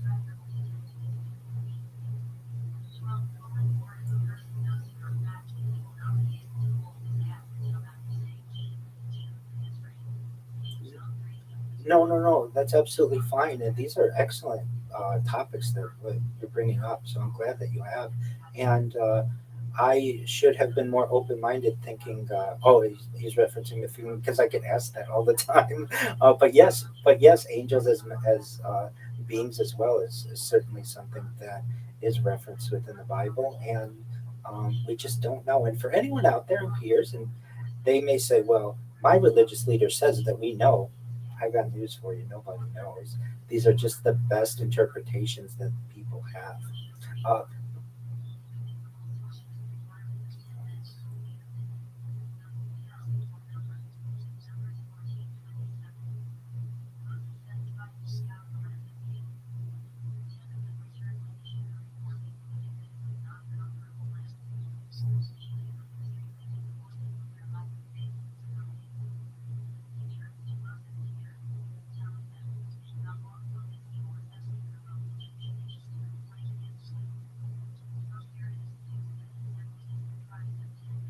that's absolutely true, and uh, we have to handle this subject with cautiousness and care. And but for anyone who really recognizes, like with any topic, we're only taught that which our teachers have taught us or the research that we've done, but nothing can be verified with 100% certainty. So we still, I feel, and I get asked this quite often, is it difficult to have a religious understanding and tradition?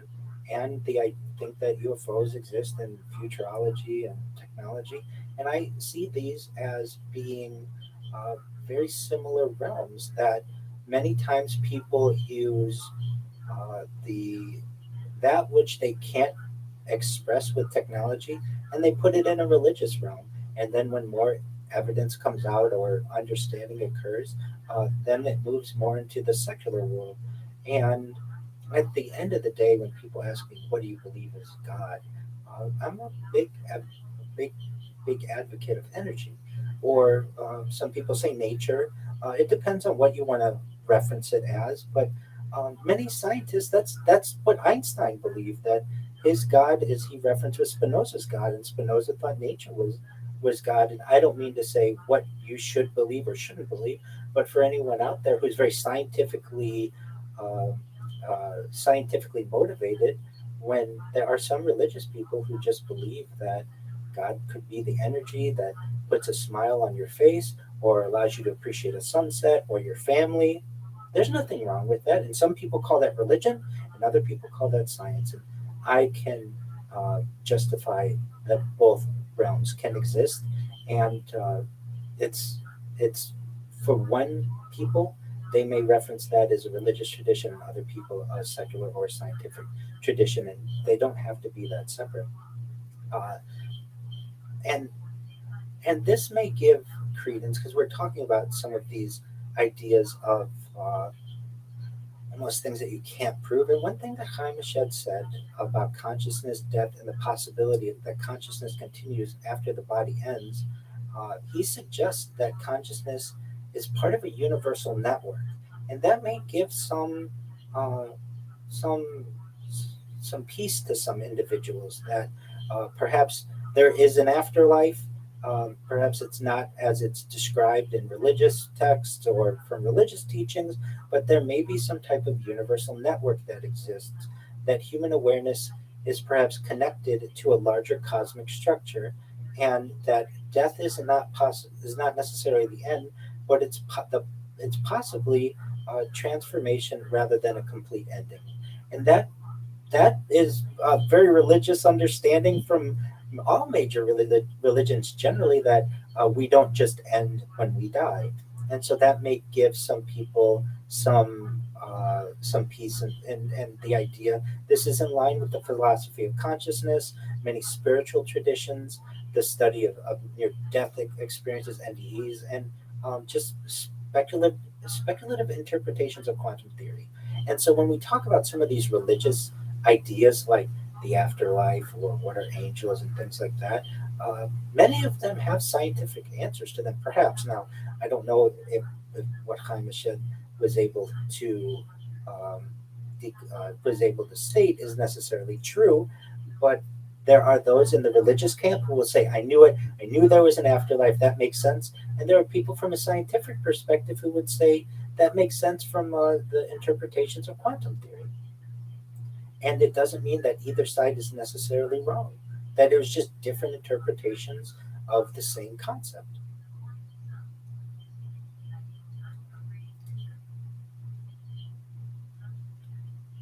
I would love that. I would love that. This has been a really wonderful conversation. If I may give a um, bookend to the Chaim Shed story before we close, excellent.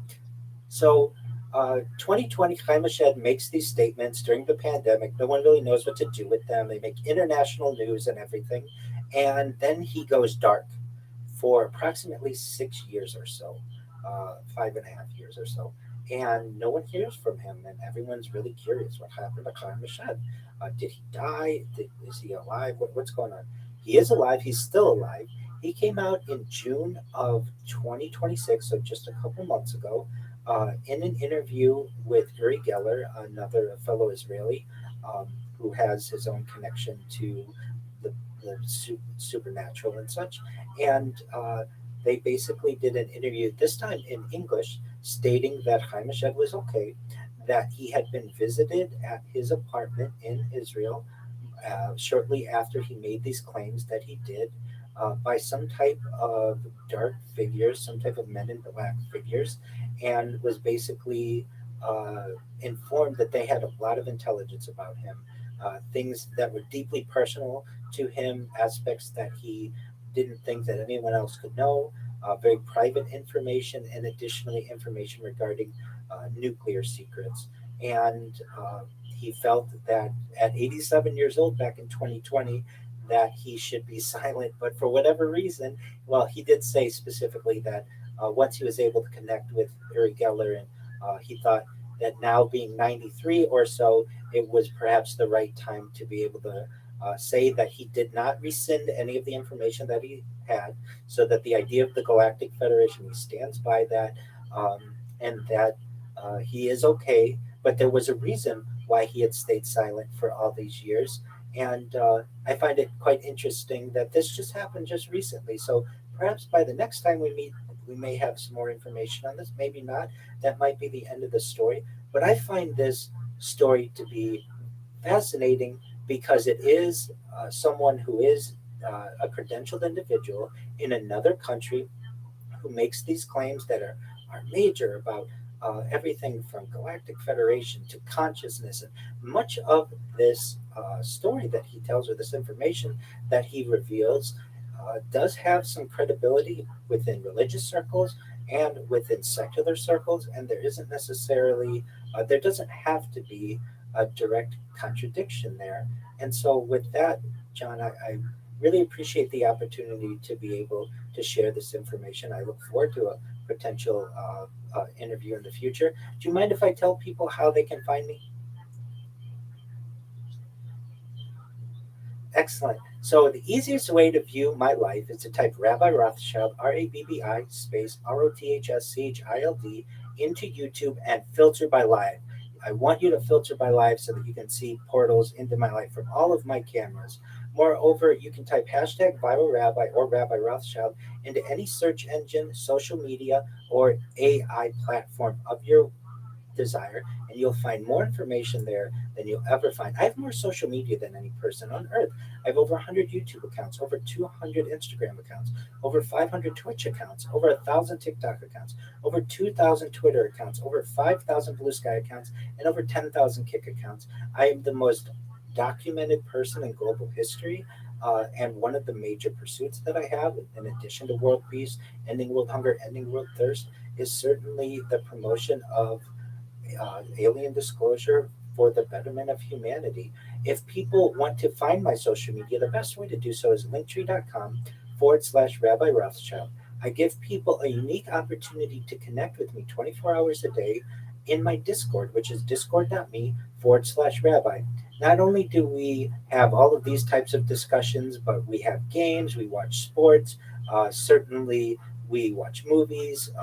It's a really wonderful community of thousands of people, and it grows every day. So if anybody's out there who wants to be a member of the community, you don't have to be Jewish, you don't have to be religious. We welcome people of all backgrounds. The only thing that we ask is that you're an adult, and you're more than welcome to live in there with me if you want. And we do have other people who live in my Discord with me, and I am someone who's there to be a friend. I lend pastoral assistance to individuals. We are really people who are looking for answers in this world, and we do so to the best of our ability. And if I don't know the answer to your question, I'll do my best to find the answer to your question if it's possible. You can also find my writings at rabbirothschild.medium.com.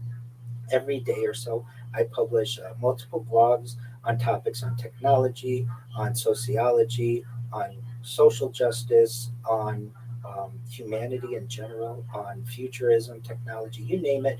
I am generally an avid writer on the subject. And with that, I want to again thank you so much, John, for the opportunity to be here today, to be able to speak with you and to communicate to your audience. And I look forward to doing it again in the future. Thank you.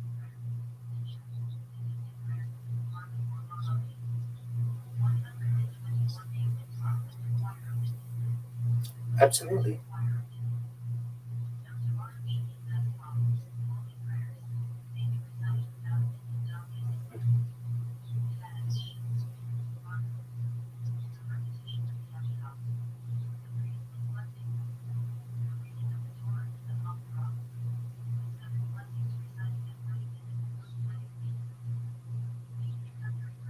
Excellent. I'd love to.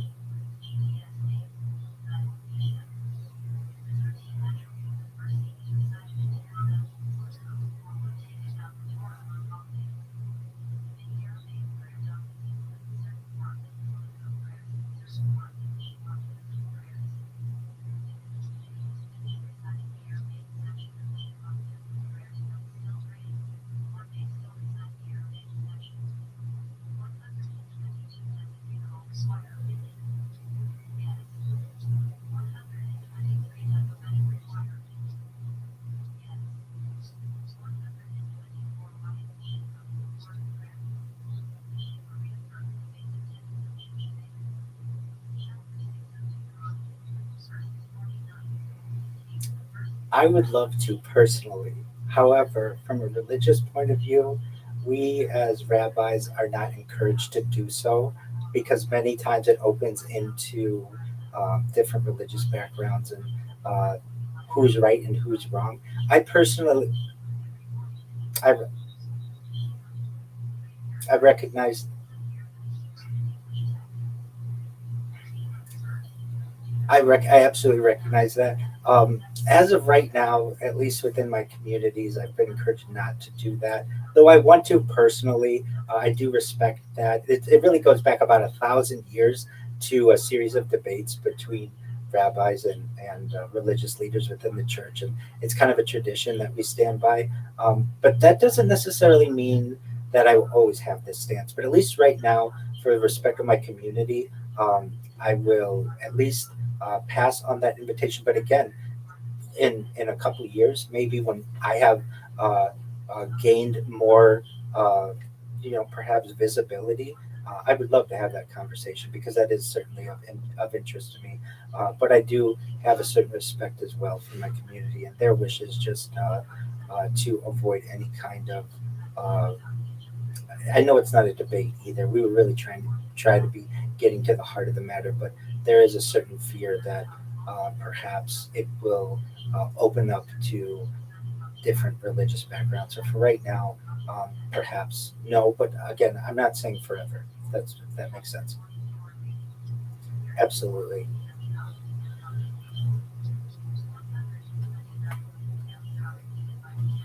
Excellent. And that we could absolutely get into more religious aspects of ufology and the paranormal and perhaps demonology or whatever you may wish, or more topics that we may have in the development of disclosure, or perhaps government um, declassification of information. I'm all about that. If I may ask, so it's right now August of 2026. I do this. I try to ask this of all the podcasters with whom I have the opportunity to with whom I've had the opportunity to podcast.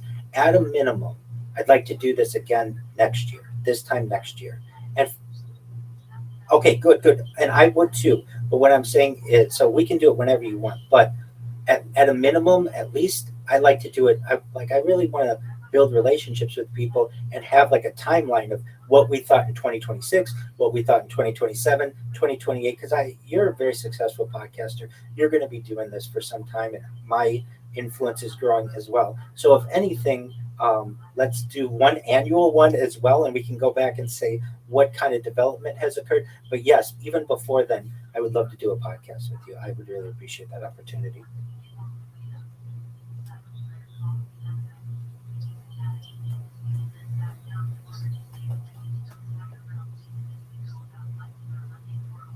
Absolutely.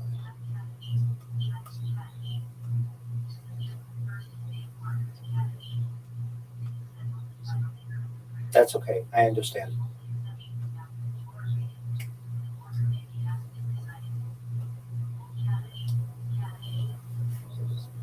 Absolutely. Definitely. We'll have.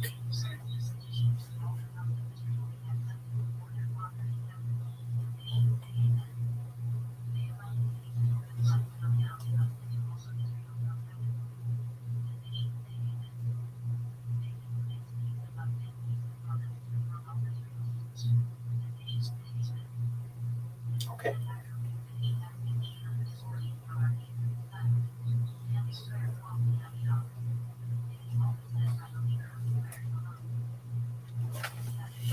I'll get my calendar right now. Just one moment.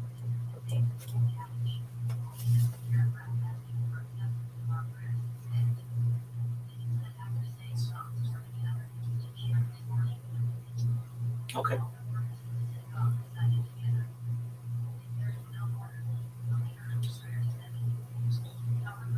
Okay.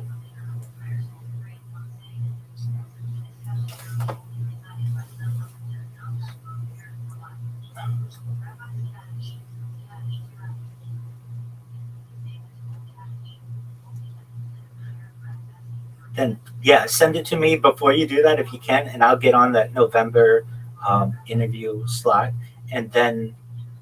Oh, okay, excellent. I'll accept right now because I've got my calendar. And one thing that I did with you that I really haven't done, and I've been on in the last like 90 days, I've been on like 30 podcasts or so, which is pretty, I would say, a pretty packed schedule.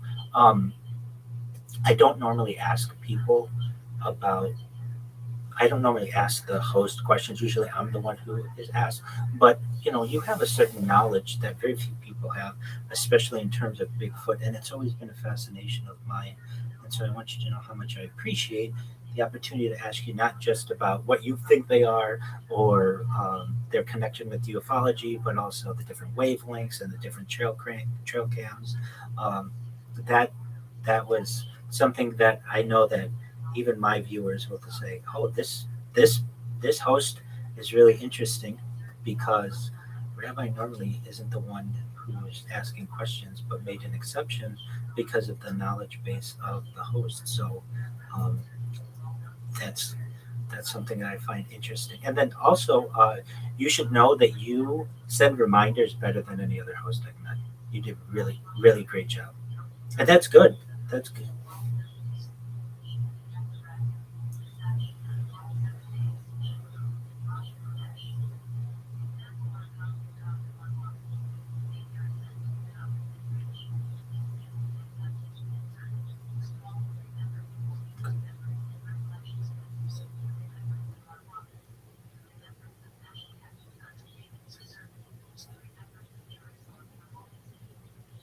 No, not at all.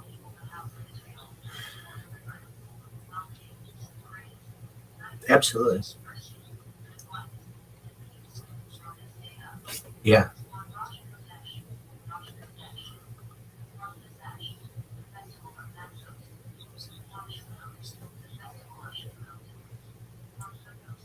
And that's how I want it. We all get busy.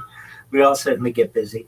Okay, I am at my email, so I am ready for you. Oh, perhaps. Let's see here. I'm refreshing. Oh, now I got it. Apologies. Yes, and I. What software do you use to send all your reminders, if I may ask? Oh, perfect. Yep, absolutely. I know what it is. Yeah, so there's this person who has a small podcast who I've been assisting, and I had them download or had them register for that within the last 12 hours because it works so well.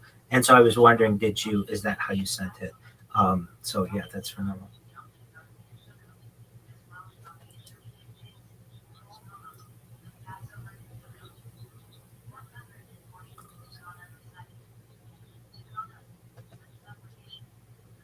Okay,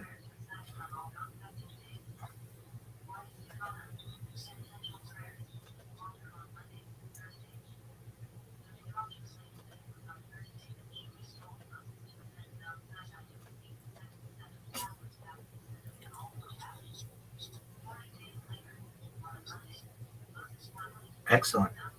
I was able to schedule for a Thursday at 6 p.m. your time, I believe, and 3 p.m. my time. So uh, it'll just be like in 4 months or so on a Thursday, same deal. If you need to make any changes or anything before then, I'm pretty flexible. And okay.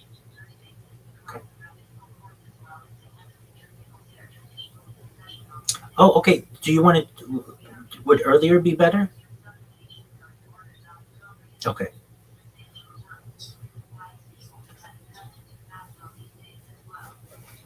Okay. Okay. Well, if you need to, I've got it. No, no worries. No worries. We could certainly reschedule, and that's a great reason. I have no issue rescheduling because of the birth of a human. So, um, that's phenomenal. And so we've got it for November. That one perhaps will post sometime in the summer, but then we're definitely going to do one a year from now. And uh, I like to say this with the podcast hosts that we'll have like a record, of where disclosure was in August of 2026 and 2027, 2028. And that's really interesting. And then the Bigfoot topic as well. Um, are you in the Bigfoot topic? And there's an overlap, but like we're waiting on disclosure for Bigfoot as well, right? Like that that video that's on multiple views or something like that, or a body or some type of ability to just what do you think it would take to be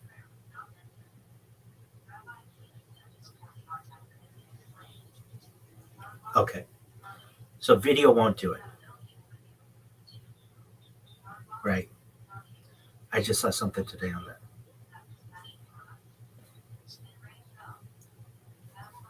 Okay.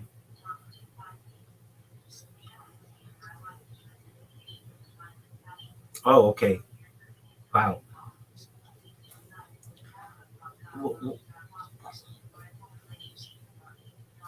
Yes.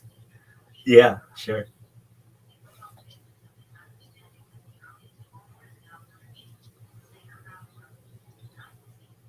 Absolutely.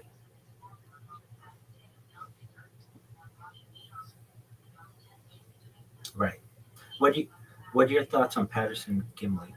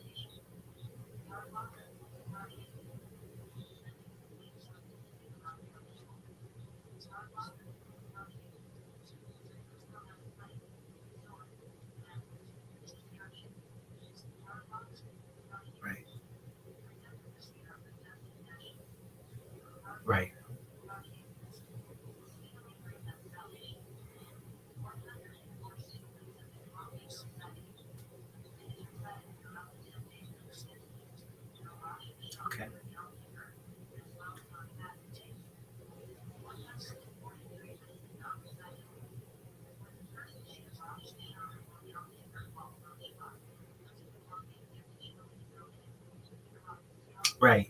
Why? Why? Right.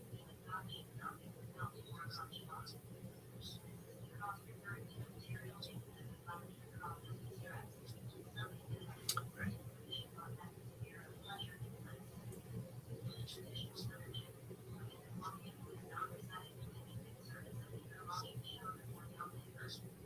Mhm.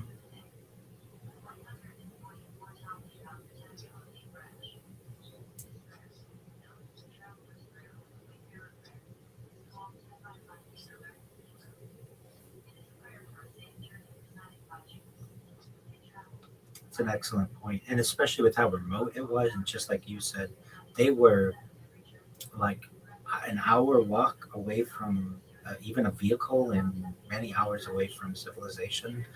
Uh,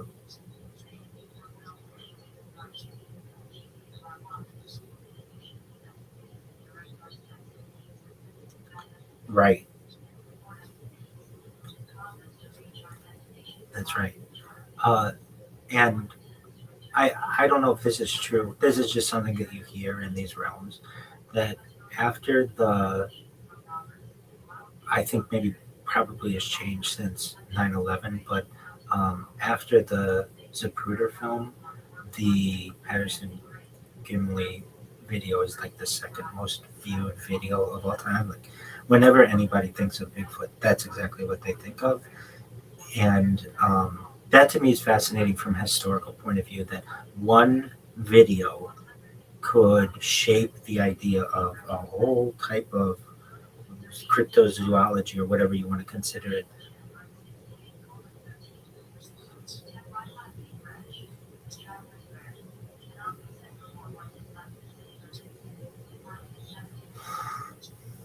Oh yeah,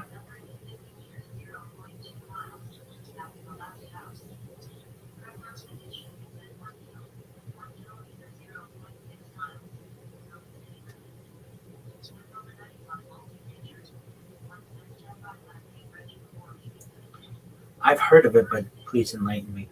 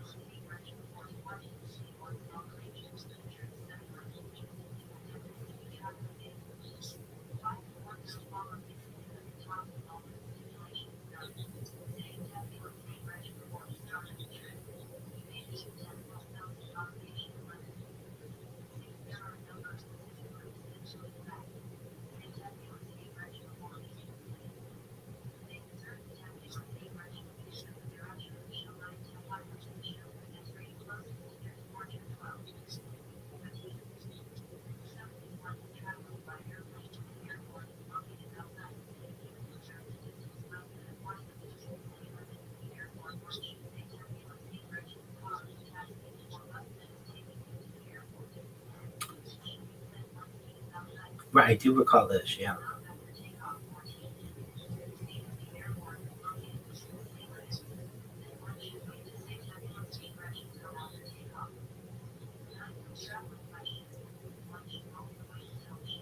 right,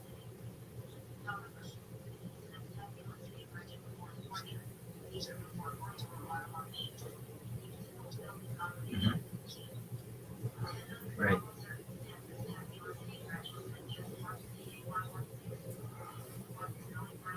right.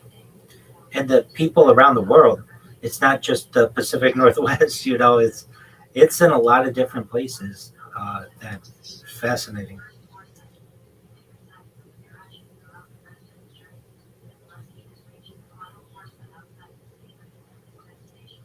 Sasquatch. Okay.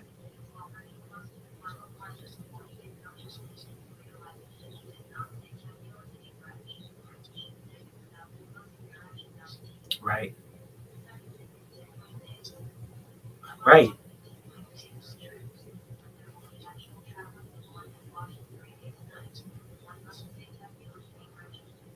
Right. Yeah. Yeah. Absolutely.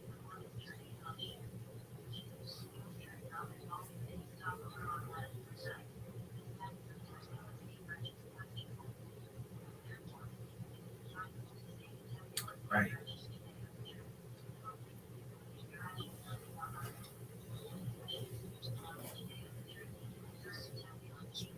Mhm.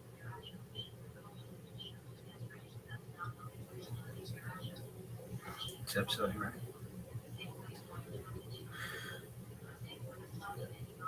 Who knows is right.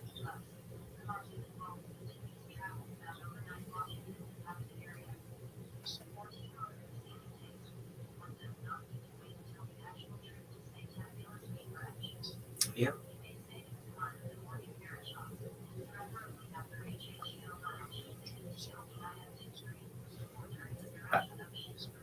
Absolutely. I would be comfortable doing that.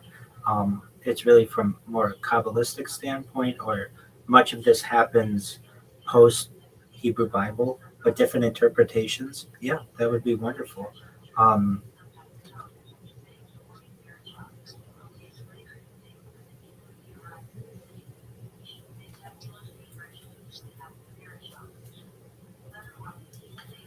yeah, and there are different interpretations, certainly, um, of what kind of their actual physical structure.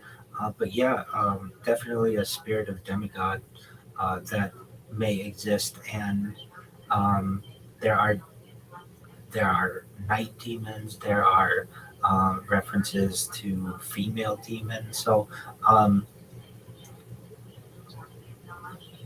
excellent. So we'll make it on demonology, and for that one, if you don't mind, I know we keep it to a conversation. I'd like to send an outline to you to make sure that we're on the same page. Because if there's something else that you want me to reference, but like I'll have the names of everything, and so we don't necessarily have to follow it, but um, yeah, no, I certainly understand that.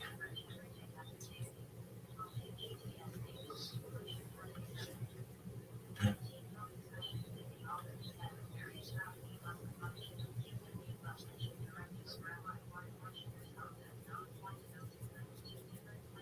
no, certainly, and they were,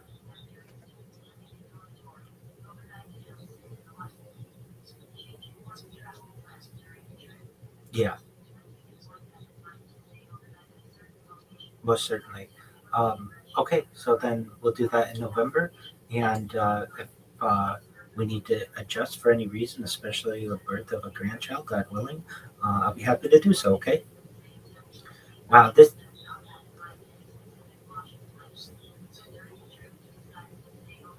Okay.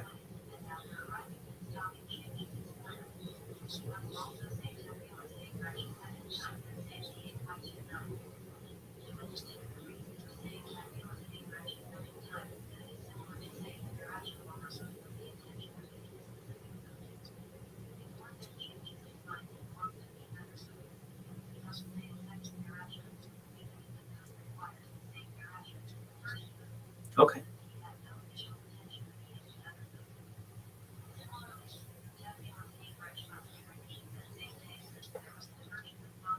Excellent. Okay. Very well. And I'll make sure, in the meantime, to ensure that I can provide uh, what I would say, not just a good historical background, but be able to answer any questions that you can anticipate an audience member may have.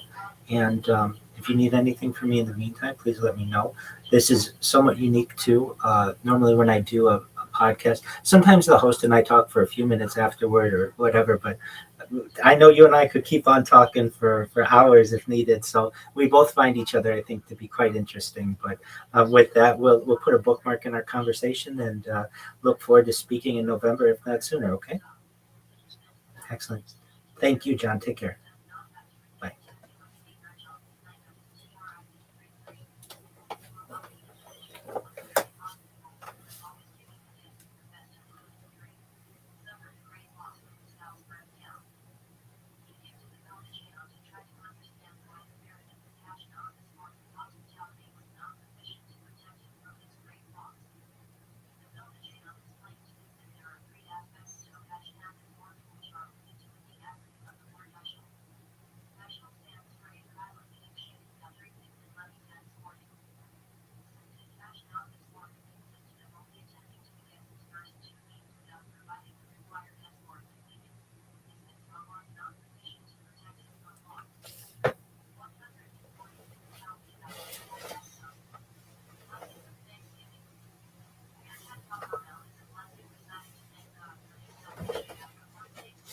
How'd it go? It was good. He's cool. And Bigfoot's always been an interest of mine. Really? Yeah, it's an interesting topic. Of course, none of this shit is recording. Why? Because everything sucks. What is this bullshit here?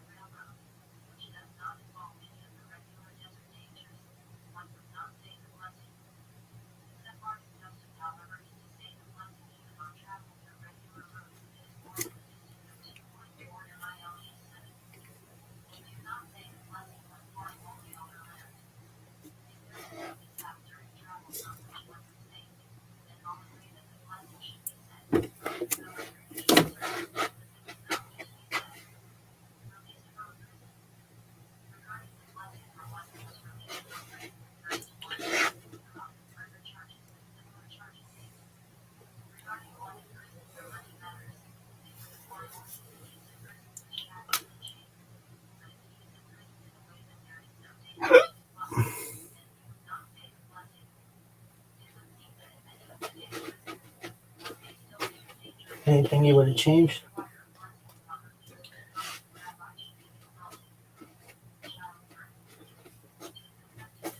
No, it was good.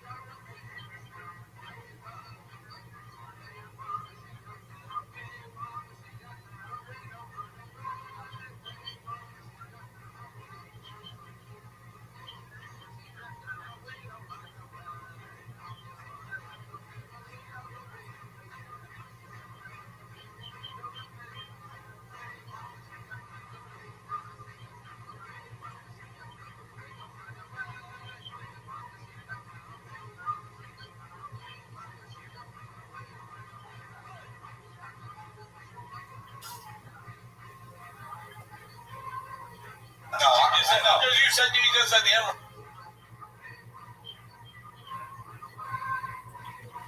No, they know for sure.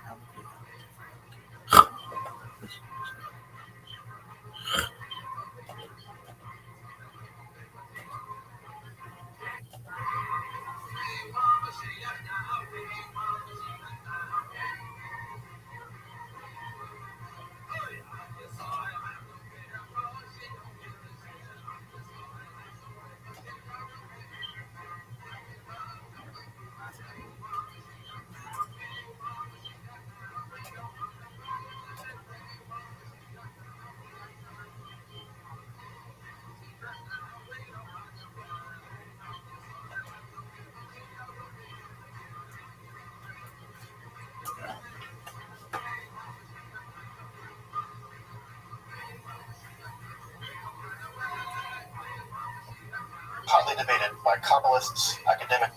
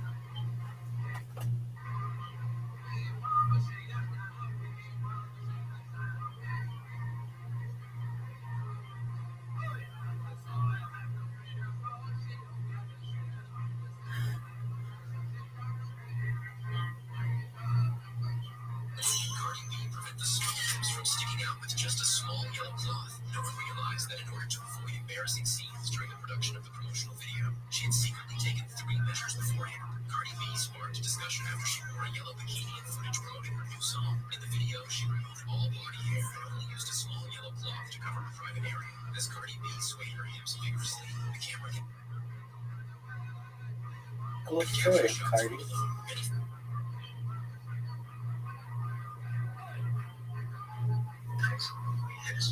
Especially with how it was just like you said, they were to like an hour walk away from even a vehicle, and it was, and it really goes back about 1,000 years to just the beliefs that I that, you know, okay.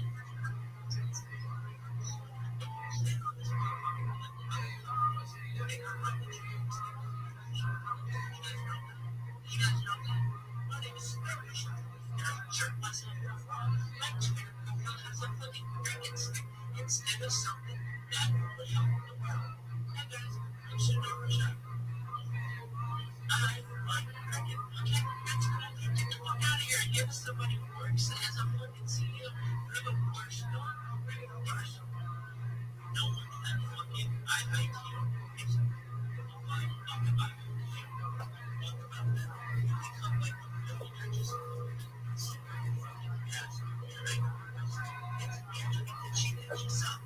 she sees what I'm going through with this fucking problem. Not only is it not working, you can't fucking humanize with it. It's the worst. This shit is the worst. You're still company. I just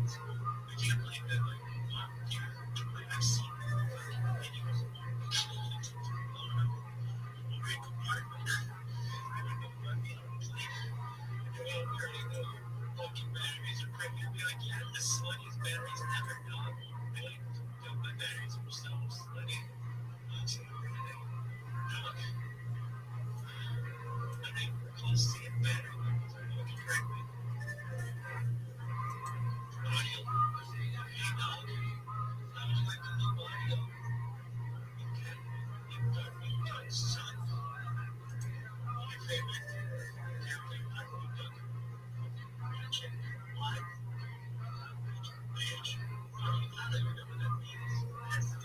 houses. This is the worst. Okay, hotel alcohol. No. Mystery. God, this is the worst. Take back the kitchen. I'm gonna light this fucking office.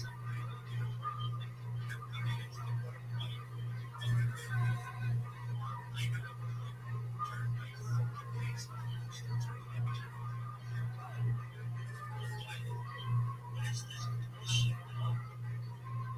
Dog, I don't care about your fucking are you fucking serious? I decided I don't give a shit if it works better. No, I refuse. You make me decide and I tell you what you're saying. Then tell me your shit sells. Why? Dude, just so I need somebody from like 1998 so here you go, let's saw more than once. Dude, put up some kind of website and just left it somehow it's still gonna be downloadable right now. Toronto, bitch. This shit is the worst. Yo, dog. There is no way this shit is gonna work. We'll go be real. Okay. Listen. No. This isn't studying anything for me. Dude, no, it's just, it's like, oh my lord. Dog. That too, does you really audio? Come on, somebody get this shit together. Oh, you want to listen to a song more than once? Really? You don't know what that even means. It's like a dog. You know, songs. Yeah. Okay. Have you ever heard one? Oh, yeah, we've heard songs. Have you ever heard what Mother was? Huh? Does that compute? It's like, dog, get your shit together. How many times you heard it? As many fucking times as I want. I'm not.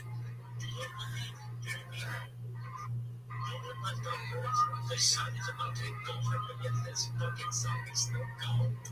Why? Dude, this is the worst. Dog, I don't want your fucking... Stop. Stop. What is this? Why the fuck is... Why the fuck am I seeing this shit?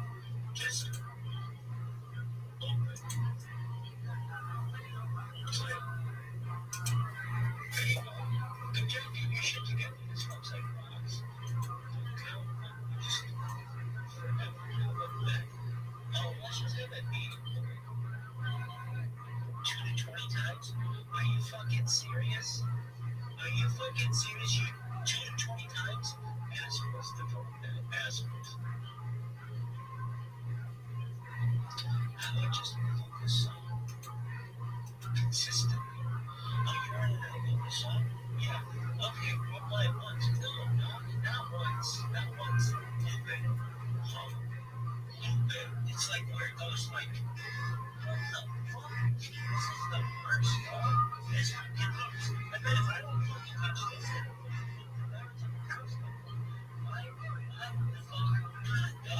this shit is the worst. Shit. Fucking bullshit. It's like 6 hours delayed. That shit 6 hours delayed. I'm down. I'm doing gang signs here. I'll choke them 15 minutes later. Fucking video. Why? Because Bezos sucks. Next question. Dude, are you fucking serious? Done. Just fucking work. I'm just the brands of the company. It won't be like Nike shit. It won't be athletic wear like that. It'll just be just fucking work. Why? Do you need more instructions? Dog. I hate websites like this. I hate it. I don't want to be a blog. Just work. Oh, you want to do it? No. How about infinite pass? Video and audio. You make me fucking sick. Should I advertise it?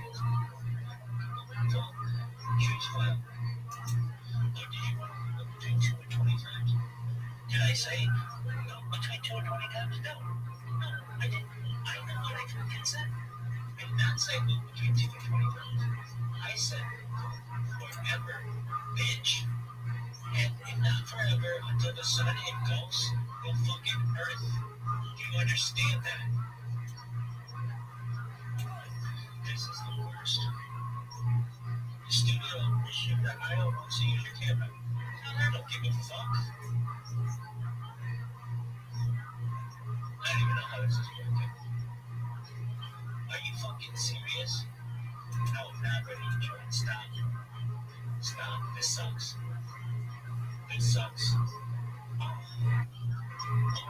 This sucks. So much fucking time. I know it's not working. I know it. You know it. Fucking everybody knows it. Rabbi knows it. I knows it. The fucking girl on the left knows it. Everybody knows it. Who else knows it? Fucking Victor Miller knows it.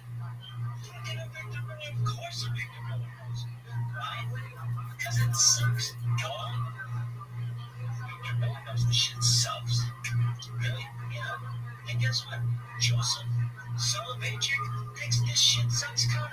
Everybody knows that Soloveitchik thinks that this shit sucks, cunt. Really? Soloveitchik doesn't just think that this shit sucks, cunt. Soloveitchik doesn't just believe that this shit sucks, cunt. Soloveitchik knows if anything can be done, that this shit sucks, cunt. This is the worst. Are you fucking serious, dog? Don't.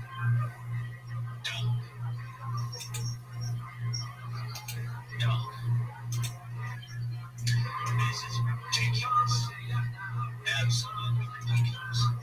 This computer is the computer they give you right before. This is the computer. This is the fucking Shield computer. This is the computer they used to give motherfuckers in Shield.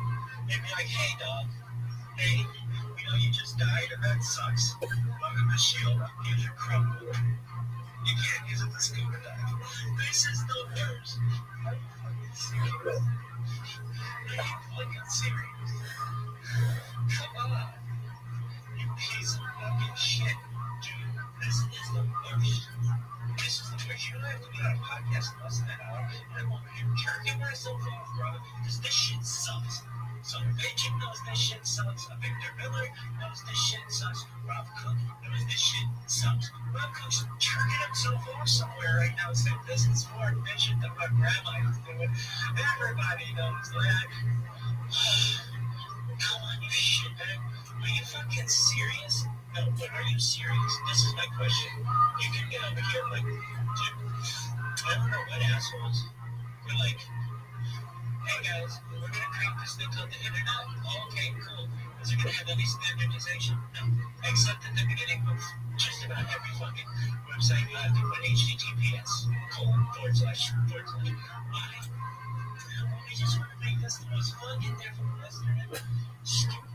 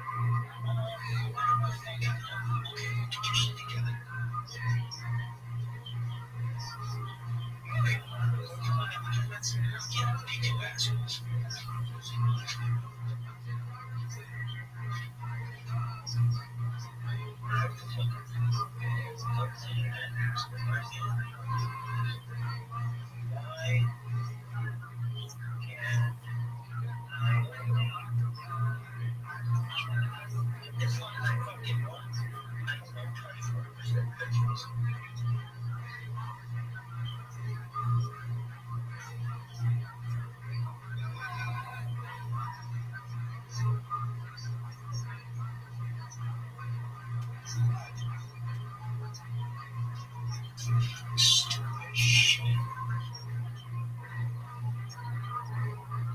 Dog, come on. This computer. This computer, it's a fucking TI-83. This shit sucks. This is so bad, I can just bang my head against the fucking wall. Come on, you shitbag. Make this fucking computer freeze. Dog, close. Just don't never use this fucking program again. There should be an option. Now I'm going to use this fucking program. That's what you get. This shit sucks. Keep fucking honest. Let your shit back.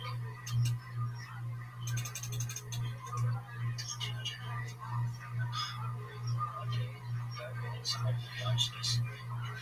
That's what technology was like. I'm like, yeah, you little bitch. That's what technology was like.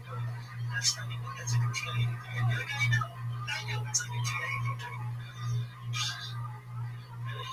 God damn it, that's silver edition, bitch. They didn't make a TI-83 gold edition. DLC already installed, motherfucker. Yeah, well, man, where the fucking game was. No one's gonna watch this, but when I was a kid, there's this game. Somehow, some ways, people got called Blockhead. It was kind of like Mario, but not really. And I was the first person in my school to beat it. And the way that you beat it, I remember my friend, like, trying to compete who could get this fucking like, I don't know, there was a beat right now.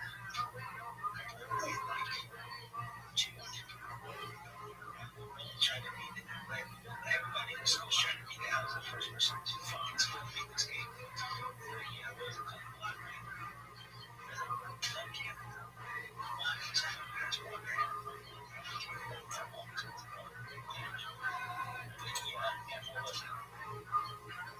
I'll never forget you had to. In this game, we wanted to do Mario with your Mario. With this block man. Yeah, these blocks, they're like the gift they had to run, remember? Because you had to do these blocks in a certain way. I was studying on everybody already doing this now. And I just like blown away. It was like level 7 or something. And I was able to do it right too. It's not with the, he was just such a motherfucker. I got it. Yeah, and I remember we had beat the game. Like, this is a giant teardrop called Columbus. Yeah, take a chance, Columbus. Come on, you little bitch. Dude. Serenity now. Fuck, dog. That computer sucks so much crap.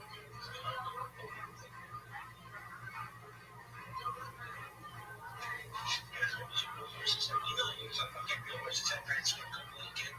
It's always the same Lincoln shit. Cheers, balls, years, and months. Come on, bitch. This is the worst. I'm fucking cinder blocking my way into the netherworld. Come on, you little slut. Dog.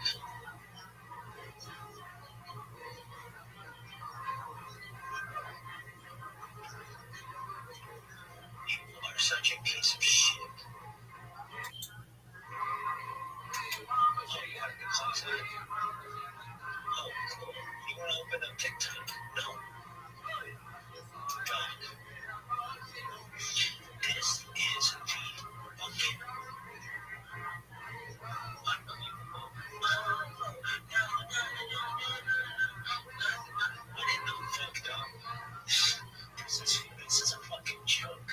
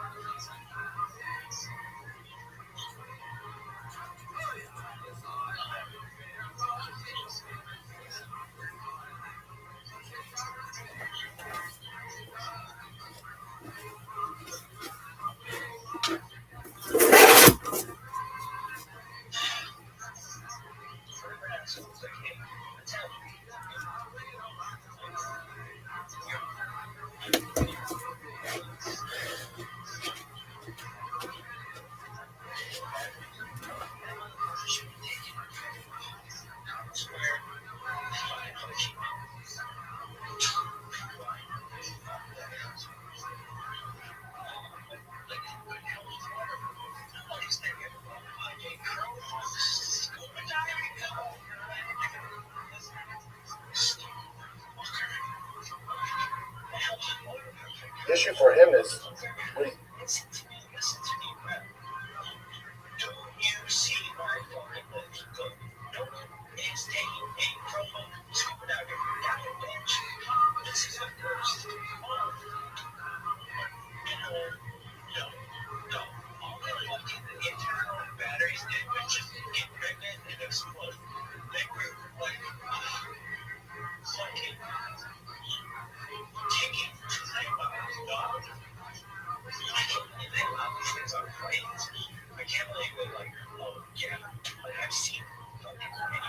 different religious backgrounds and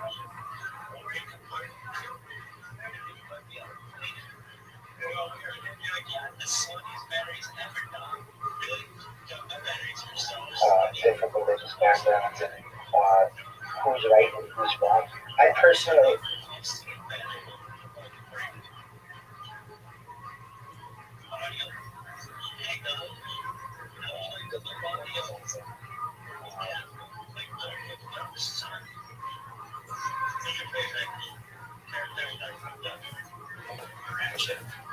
different religious backgrounds.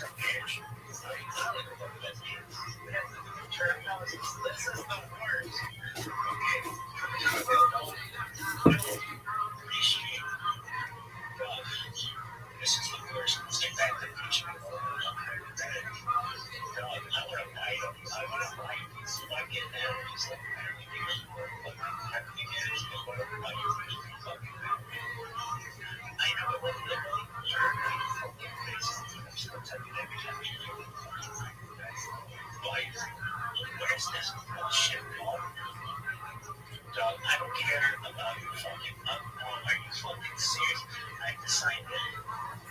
I don't give a shit if it works better. No, I refuse. You make me sign that I take it. That tells me your shit sucks. Why? Just so I need somebody from like 1998 to help me. Somebody what was it was on the roads. You put up some kind of website and just left it. Somehow it's still going to be that motherfucker right now. I'm talking at you. This shit is the worst. Yo, dog. There's no way this shit is going to work. Let me feel that. Okay? No. This isn't start anything great. Dude, no. It's just, it's like, oh, no. The concrete on the living room, street me. Audio, come on, somebody put shit together. Oh, you want to listen to a song at once? Really? You know what that even means? It's like a dog. You know a song? Yeah. Okay, you ever heard of it? Oh, yeah, I've heard a song. I've never heard of where it was. Just back in you. It's like, dog, get your shit together.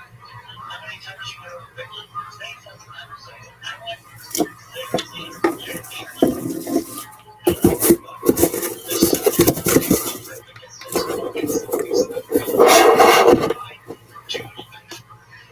this is the worst.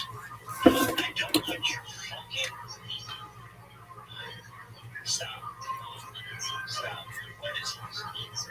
Why the fuck am I seeing this shit? Just...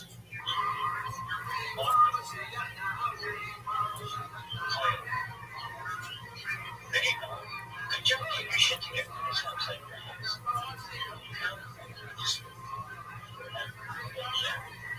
What's your that meeting? 2 to 20 times? Are you fucking serious? Are you fucking serious? You 2 to 20 times? Assholes. Assholes. How would you say consistently? Oh, you were in the song? Yeah. Okay, you want it once. Not once. It's like where it goes like this is the worst dog. This you can lose. If I don't feel you touch this, I don't feel you from now to the cows come. Why the fuck? God, dog, this shit.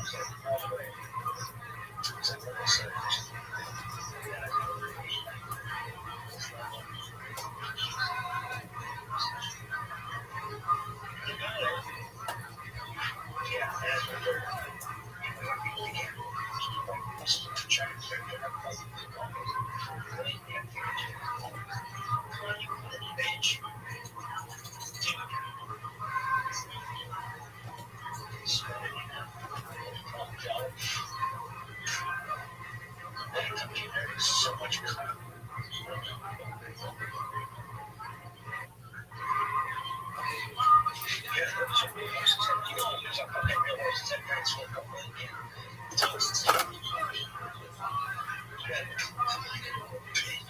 This is the worst. I'm fucking sick of walking my way. Come on, you little slut.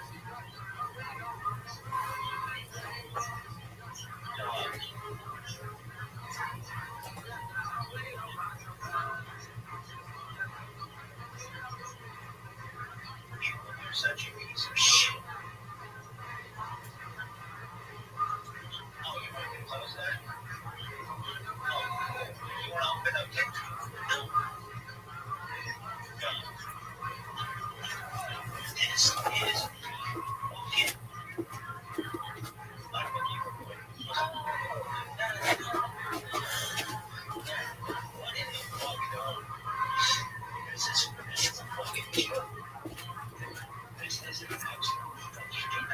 just like one continuous advertising on my phone computer. And then it worked quickly and this is ridiculous. This shit is the worst.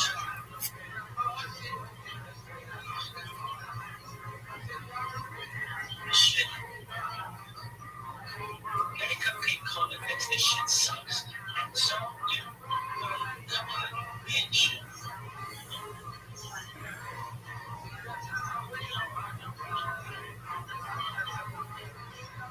This is the worst. It's their fault. I mean, I'm sure there's more shit. But I'm sure no one. This is so bad. Dude, what in the fuck? Don't even. They shouldn't even publish this shit. Some people instantly. Man.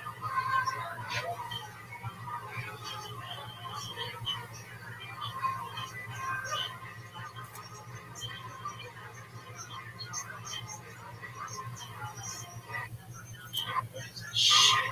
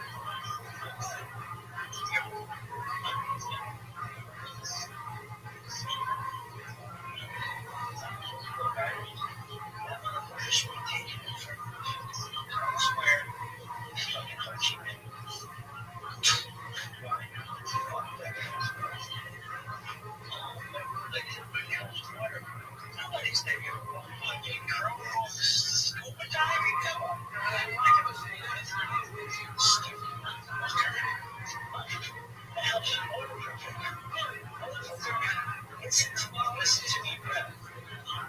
Do you see my fucking bitch? No one is taking a promo scuba diving. Got it, bitch. This is the worst. No. All the fucking internal batteries did was just get pregnant and explode. They were like fucking taking time out. I can't believe they allow these things on planes. I can't believe they're like, oh yeah, like I've seen fucking videos. You can't use them for a while. Already hard. Everything but the other plane. They're all here. They'll be like, yeah, the sluttiest batteries ever, dog. Really? No, my batteries are so slutty. Most of them really. Dog. I don't even know close to your battery. They're fucking pregnant. Audio. Hey, dog. I was like the little audio. Like, no, son. Like a great man. Ratchet. Why? Bitch. Fucking nothing about that bitch. This is the worst. Okay, go top rail, dog. No. Free street. Dog.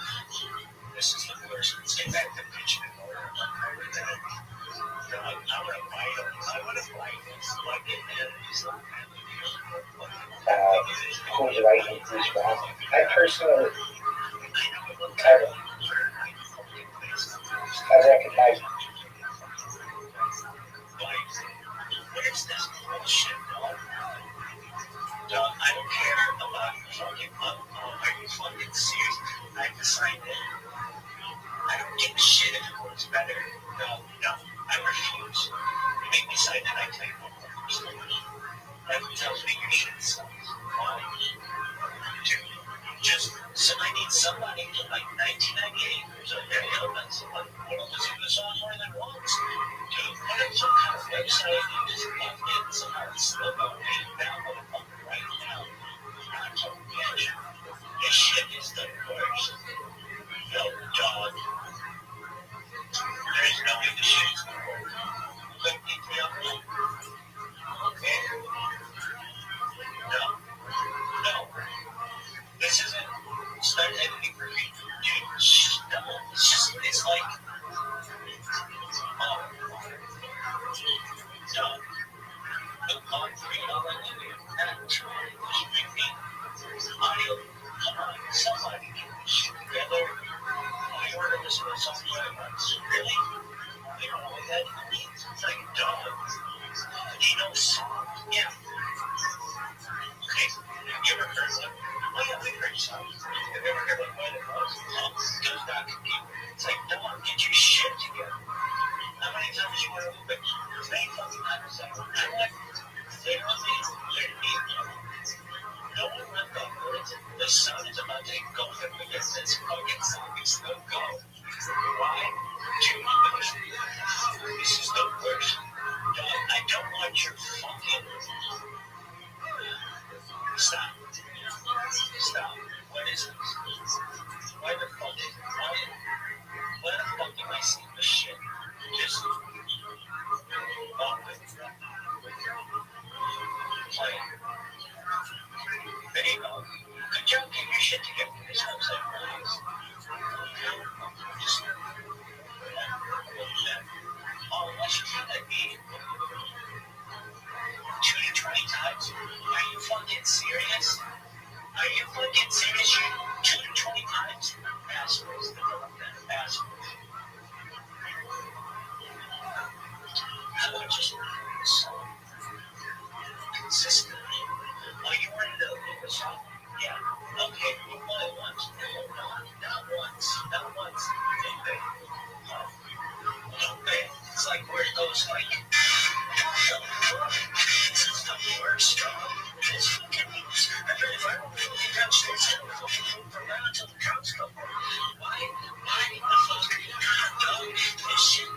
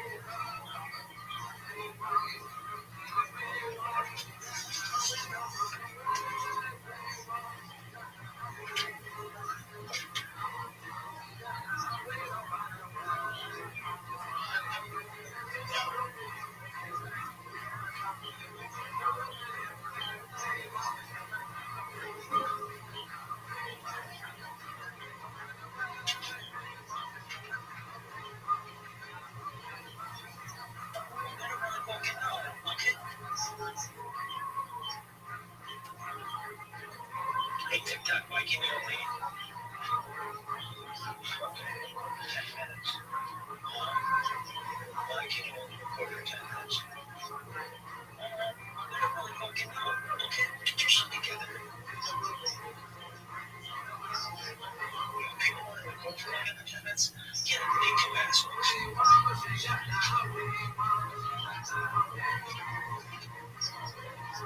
I did. Go to the internet.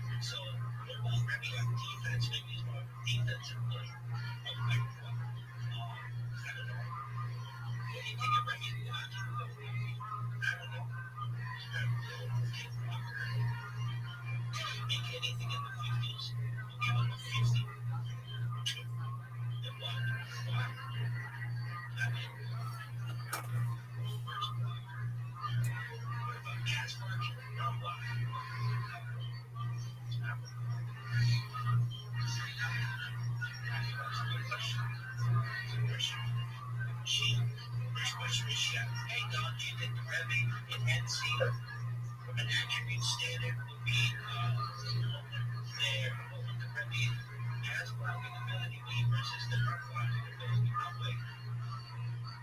Sure. Okay, sure. All right.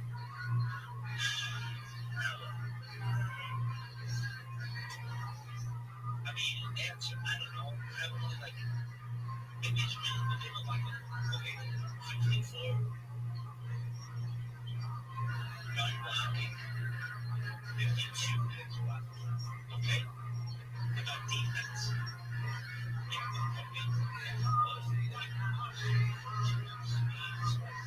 Acceleration.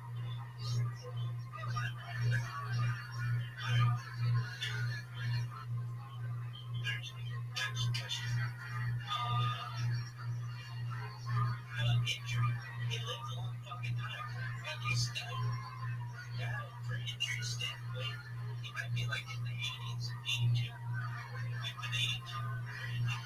Really? Good guy, give him some. Did you see these things? Alright. So, Rebbe, in comparison to how look, let's just get straight. I'm all 99 and then he everything. People do better than Rebbe. He's trying better than everybody at this point. Why? Why not? When Mashiach comes, what do you think Mashiach's attributes will be in NC? That's a good question. It has to be. Hey, Rebbe, hey, Mashiach, what are your attributes in NC? Which I'm not going to give out. Really? Is Mashiach better in anything? Attribute level that you bitch like to see this motherfucker with the stakes. Really?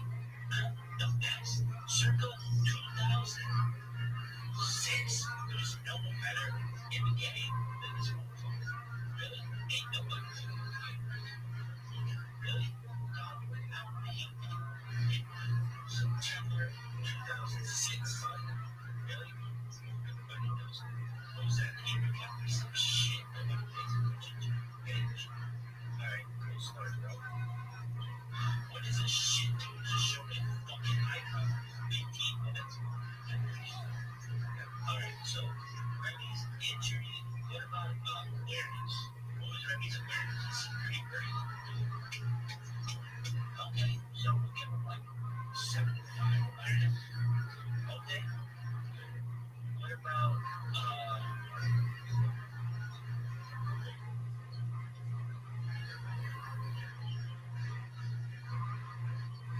catching?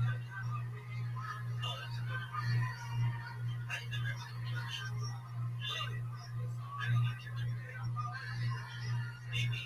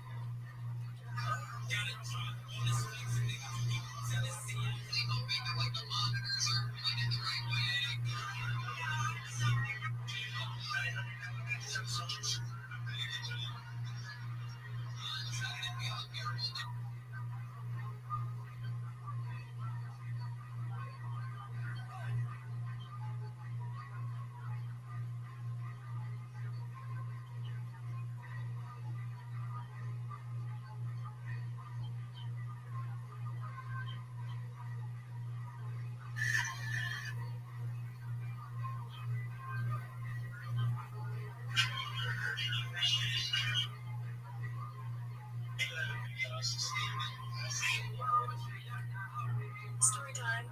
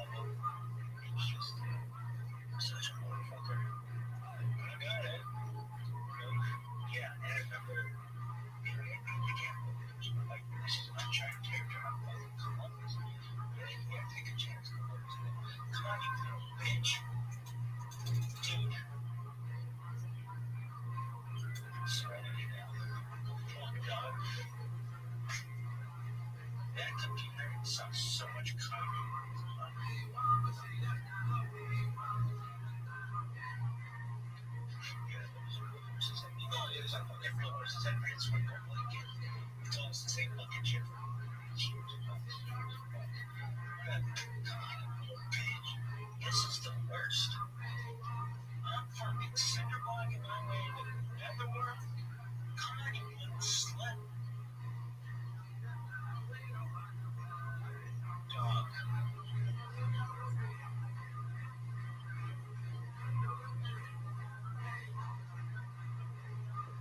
You are such a piece of shit. Oh, you want me to close that? Oh, cool. You want to open up TikTok? No. Dog. This is indeed okay. Unbelievable. Oh, what in the fuck, dog? This is a fucking joke. This is an absolute fucking joke. I'd rather have just like one continuous advertisement on the fucking computer. And it worked quickly. Shit. This is just absolute.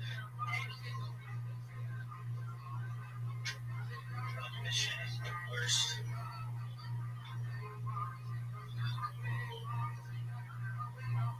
This shit is so bad. Hey, Cupcake Colton thinks this shit sucks. And so do I. Come on, bitch.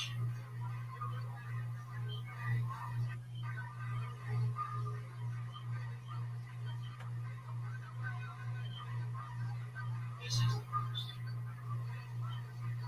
Listen, it's terrible. I mean, I don't know Jewish or shit, but what, Chernobyl? This is so bad.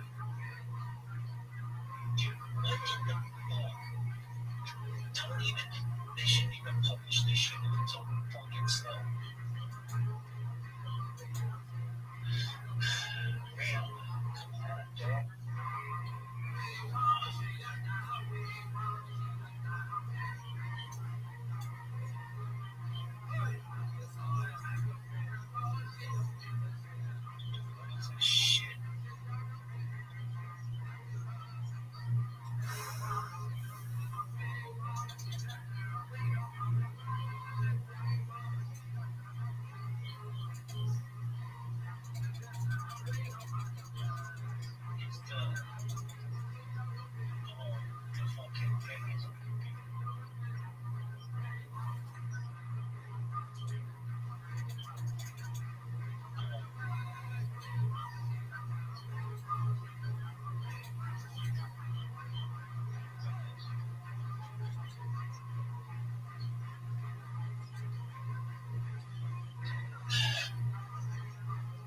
asshole. He's like, hey, that's him. You know,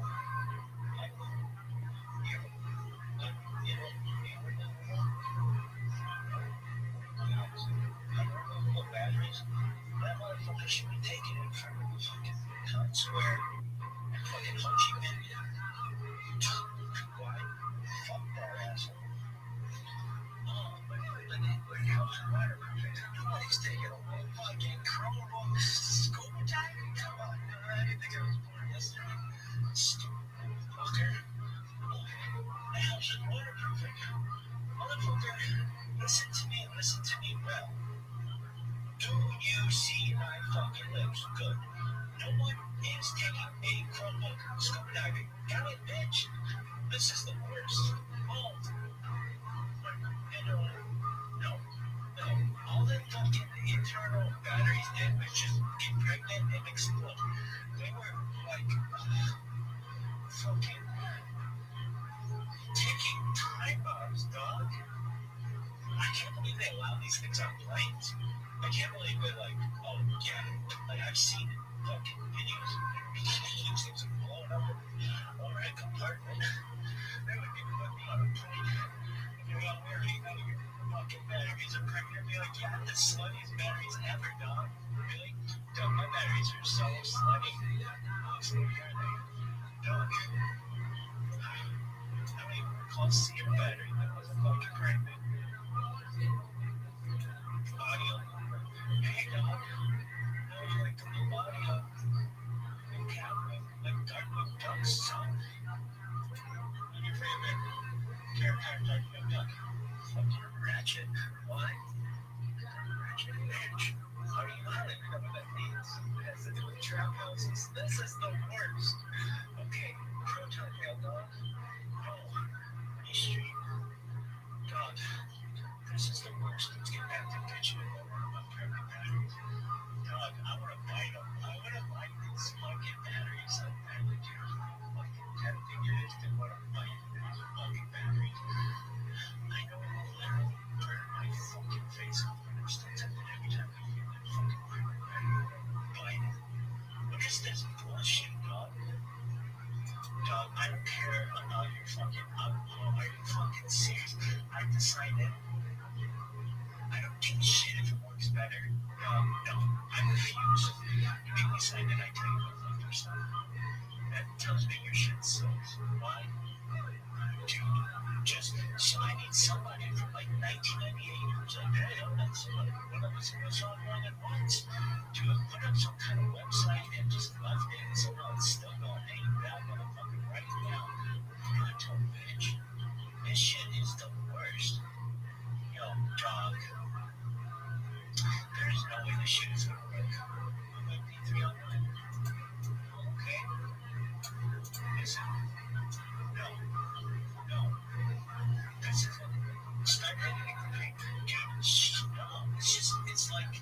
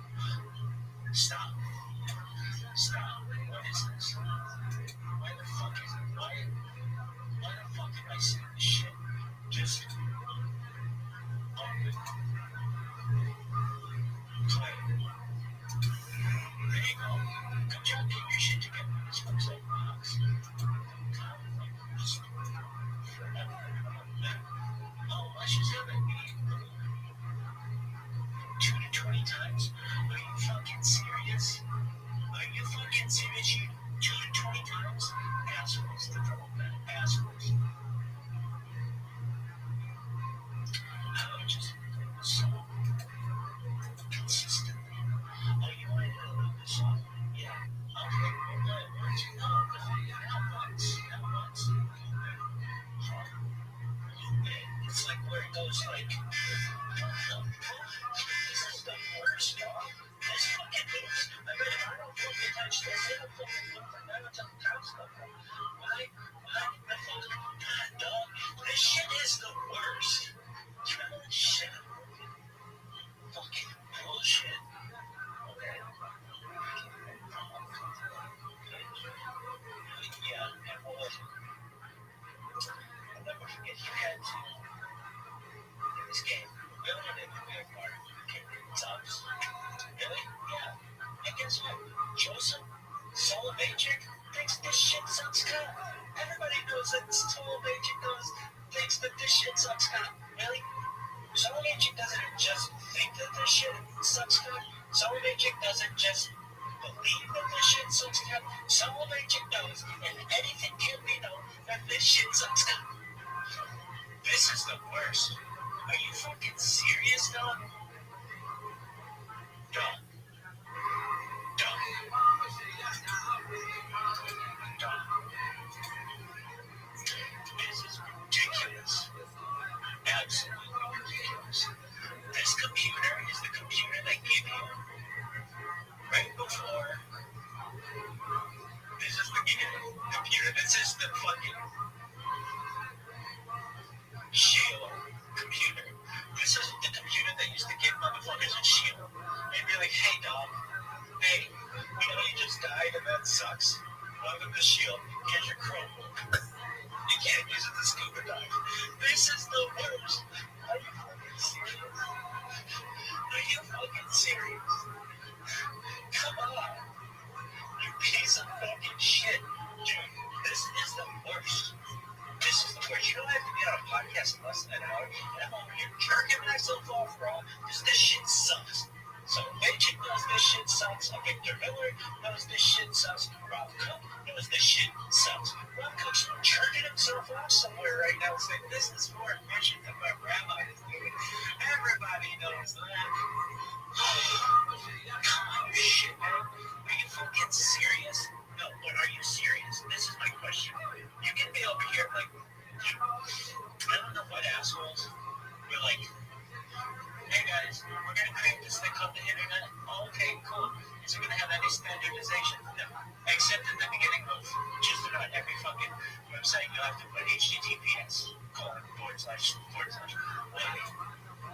we just want to make this the most fucking difficult thing of all time. Really? Yeah. HTTP // Why? I mean, it's like a protocol. Okay, I'll give you a protocol. It's called the Protocols of Learning and Design. And I'm gonna fucking unleash it if this shit doesn't fucking work. This is the worst. Are you fucking serious? Are you fucking serious? This is the worst. This is the absolute worst. HTTP // Go fuck yourself. Are you fucking serious? This is the worst. Yo, dog. Dog. This is the worst. This is an absolute dog shit. This is fucking bullshit. This is the worst. No worse. Come on, you shit, man. Come on, you shit, man. What is this? What is this? Hey, we know that you're trying to fucking stream. Would you like a pop-up? No, I don't want a pop-up. Okay, here's a pop-up. How about you just fucking work? No. You wanted it to work? Here's a pop-up. Dog. Dog. This shit is so fucking ridiculous. On a scale of 0 to 10, with 0 being normal as fuck, and 10 being contemplate sticking my big toe in a fucking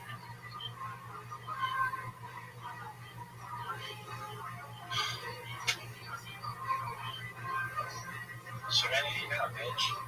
I don't even want to fucking say it. Why? I don't want to talk about big toes. I want to talk about shit working, dog. This is the worst. This is the absolute fucking worst. It's taking me 6 hours. That is the worst shit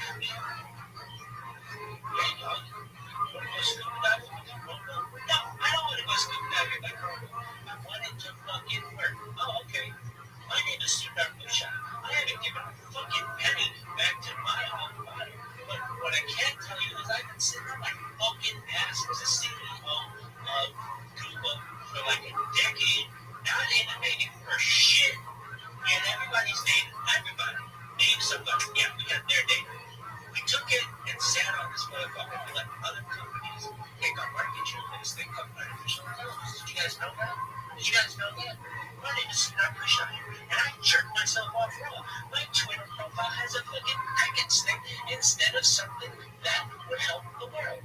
Hey guys, I'm Sir Dr. Shot. I buy you cricket. Okay, that's cool. Get the fuck out of here and give us somebody who works as a fucking CEO. You're the worst, dog. You're the worst. No one at fucking IIT gives a flying fuck about you. You don't give a flying fuck about them. You become like a billionaire just literally sitting on your fucking ass. And I know your wife's name. It's Angelique, and she thinks you suck. Why? Because she sees what I'm going through with this fucking Chromebook. Not only is it not working, you can't fucking scuba dive with it. It's the worst. This shit is the worst. It's the worst. Oh, we don't have updates for it anymore. Why? Are you still a company? Yeah, we're still a company. Okay. Why aren't you continuing to update your device? Well, it's just like, oh. So? Well, it's just like, oh. Okay. Did your company go away? Well, no, our company. Well, then you should not stop updating it. Well, but it's just, oh. Listen. Do you understand the words that are coming out of my mouth? I don't give a flying fuck about your feelings. If you sell a piece of equipment, you should have to continue to update it. At least, I don't know, for 30 years. Okay, I understand that no one is fucking doing updates to TI-83s, but I'm sure that fucking people text that shit to update that bitch. They have, it's called TI-83 Plus, bitch. Everybody knows that. TI-83 Plus, you didn't make more RAM than some fucking Chromebook. This shit is the worst. This fucking Chromebook is like, hey everybody, you can't update me, why? Oh, all I want to do is make the browser dark mode.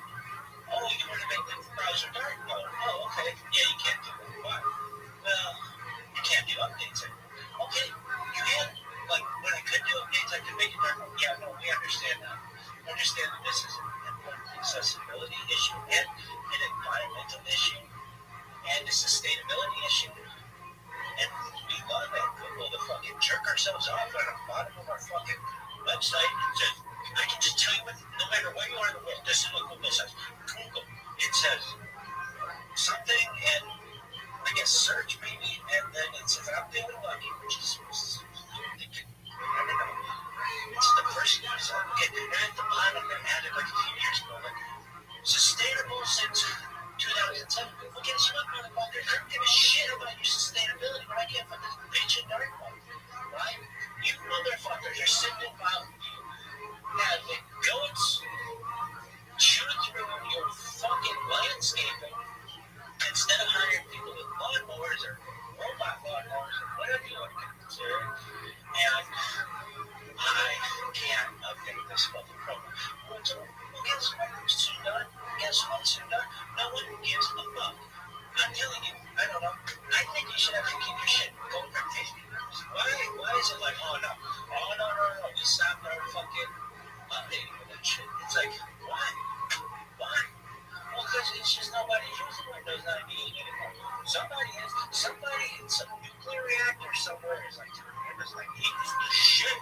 Why? Because it doesn't have all the bullshit that these assholes at Google want to throw down your throat. Or Microsoft, hey guys, did you want to use your computer? Yeah.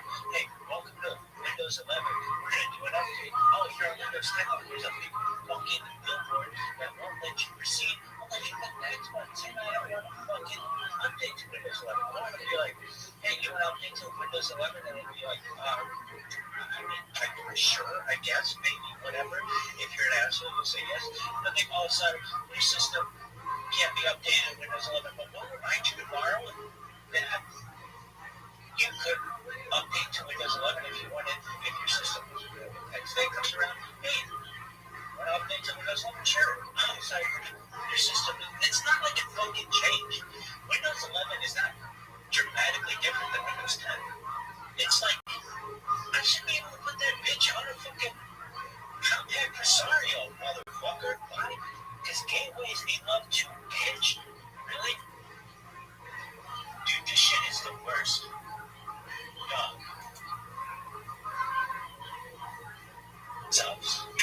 Really? Yeah. And guess what? Joseph Soloveitchik thinks this shit sucks cum. Everybody knows that Soloveitchik knows that thinks that this shit sucks cock. Really? Someone agent doesn't just think that this shit sucks cock. Someone agent doesn't just believe that this shit sucks cock. Someone agent knows if anything can be known that this shit sucks cock. This is the worst. Are you fucking serious, dog? Dog. Dog. Dog. This is ridiculous. Absolutely ridiculous. This computer is the computer they give you right before. This is the computer. This is the fucking shield computer. This is the computer they used to give motherfuckers a shield. They'd be like, hey, dog. Hey, we know you just died and that sucks. Welcome to shield. Here's your Chromebook. You can't use it to scuba dive. This is the worst. Are you fucking serious? Are you fucking serious? Come on. You piece of fucking shit. Dude, this is the worst. This is the worst. You know, I have to get on a podcast in less than an hour, and I'm over here jerking myself off raw because this shit sucks. So Magic knows this shit sucks. Victor Miller knows this shit sucks. Rob Cook knows this shit sucks. Rob Cook's jerking himself off somewhere right now saying this is more efficient than what Rabbi is doing. Everybody knows that. Come on, you shitbag. Are you fucking serious? No, but are you serious? This is my question. You can be over here like, dude, I don't know what assholes. You're like, hey guys, we're gonna create this thing called the internet. Oh, okay, cool. Is it gonna have any standardization? No. Except at the beginning of just about every fucking website, you'll have to put HTTPS:// Why? Well, we just want to make this the most fucking difficult thing of all time. Really? Yeah. HTTP:// Why? I mean, it's like a protocol. Okay, I'll give you a protocol. It's called the protocol for learning elements design. And I'm gonna fucking release it if this shit doesn't fucking work. This is the worst. Are you fucking serious? Are you fucking serious? This is the worst. This is the absolute worst. HTTP:// Go fuck yourself. Are you fucking serious? This is the worst. Yo, dog. Dog. This is the worst. This is an absolute dog shit. This is fucking bullshit. This is the worst. The worst. Come on, you shitbag. Come on, you shitbag. What is this? What is this? Hey, you know, are you trying to fucking stream? Would you like to pop up? No, I don't want to pop up. Okay, here's a pop up. Dog, how about you just fucking work? No, you wanted it to work. Here's a pop up. Dog. Dog. This shit is so fucking ridiculous. On a scale of 0 to 10, with 0 being normal as fuck, and 10 being contemplate sticking my big toe in a fucking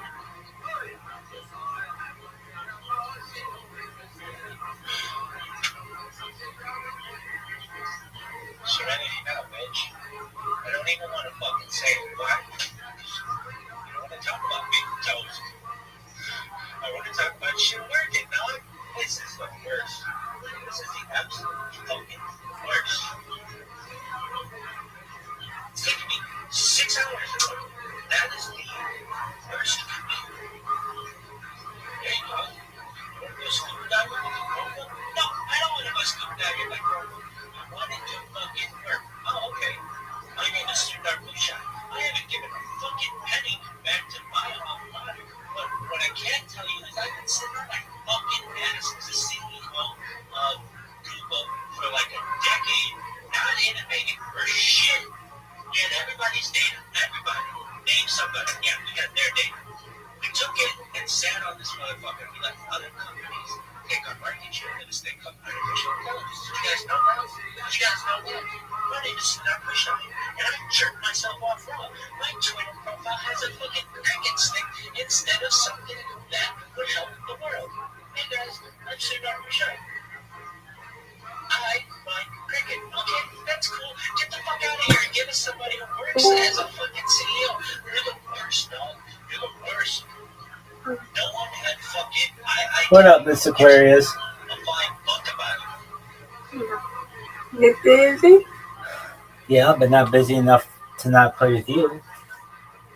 No, don't let me cry. How you living, girl? I'm good. How are you? I am well, thank God. I just had a podcast that went well. We That's good. That's why you've been happy. Okay. we scheduled another one for November. This guy is pretty popular, and so his podcasts are like booked way out. So my podcast won't air till like January. It's like 6 months out, but I'm glad I got to do it. And I'm gonna do one, God willing, with Tony tomorrow, and I'm gonna do everything I can to get on some more for the upcoming weeks. So overall, it was a good day. How was your day? I had a good day too. How was your mouth? Look at you starting off with a strike. Yeah, thank you. Yeah, it's coming along. Still gotta eat my soft food because it's set right after they eat soft food. But I say she did since it's only been 4 days, I will still continue to eat my soft foods. Especially I got this temporary feeling. It's like, yeah, I'm gonna just continue to eat my soft foods right now. So, yeah, I'm still taking the million bodies. I have to take them to the all gone. So I'm still taking it and just, just leave it one day at a time. Then, I got to call after 5 p.m. Eastern time, my time, to see if I got to still go to jury duty on Monday. Oh, so we're going to see about that. Yeah. So, one of my coworkers, I loved it. I was excited to go. I'm like, really? Okay. All right, you could go for me. Oh, nice did strike. you see that? Mr. Aquarius, you're playing out of your face, girl. No, did you see that curve though? It just went like a snake. I saw all of it. You were playing like amazingly. Thank you. Not good as you though. Miss Aquarius, all you gotta do is do well here, and you're gonna retake your lead. Get it, girl. Ooh. Yeah, look at me. Look at you. This pin doesn't stand a chance. Got it. Nice spare. Folks, Miss Aquarius is playing. Come on, you got it. You got it. Get Lights it. out. Lights out. I can't compete with that. I've got a split. You got it. Give me this split. Oh, that was close. Yeah, you did. See? Yeah, but we can't compete with you. Miss Aquarius, you're balling. You're gonna get this one. All right, you're gonna get this. I know. You've got 80.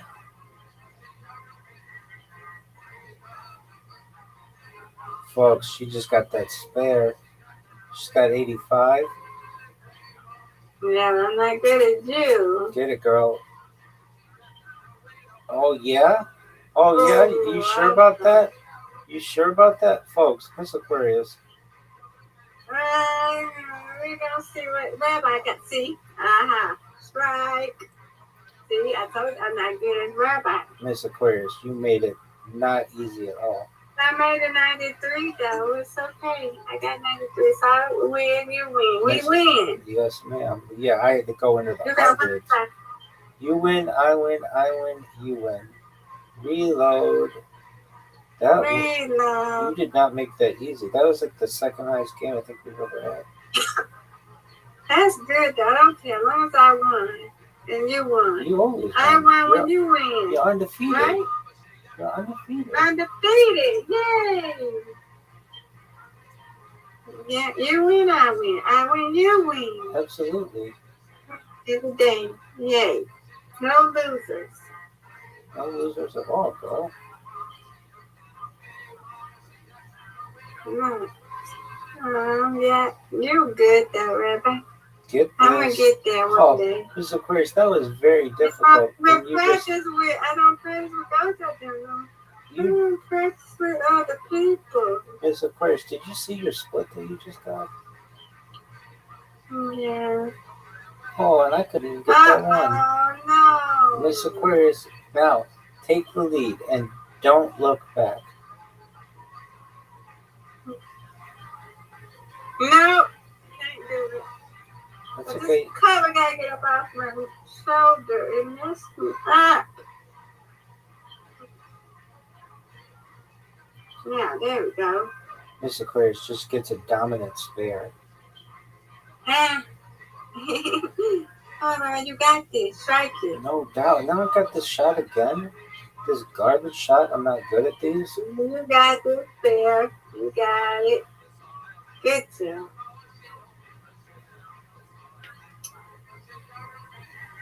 Okay. Now, what is going on? That is not true. Okay. What is going on with these? Come on, Rabbi, you got it. Let's go. No doubt. Thank you. No doubt. Man, you're doing it. Got it. Yay. Bingo, bango, bongo. Yeah. Go. Oh, no, this is a difficult split. I can only do one. You're the only person I've ever seen get them both. See. Get it. Nope. Oh, almost. There's the first. You got the one. And that was good. You're going to get the lead. No. See? Strike. No doubt. Yay. Yeah, that's right. We got the lead. I don't care. We got it. Oh, what curve. We got the lead. Miss Aquarius, get this one, and then...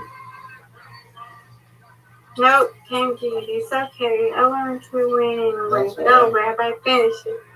No doubt. Okay, these two are difficult.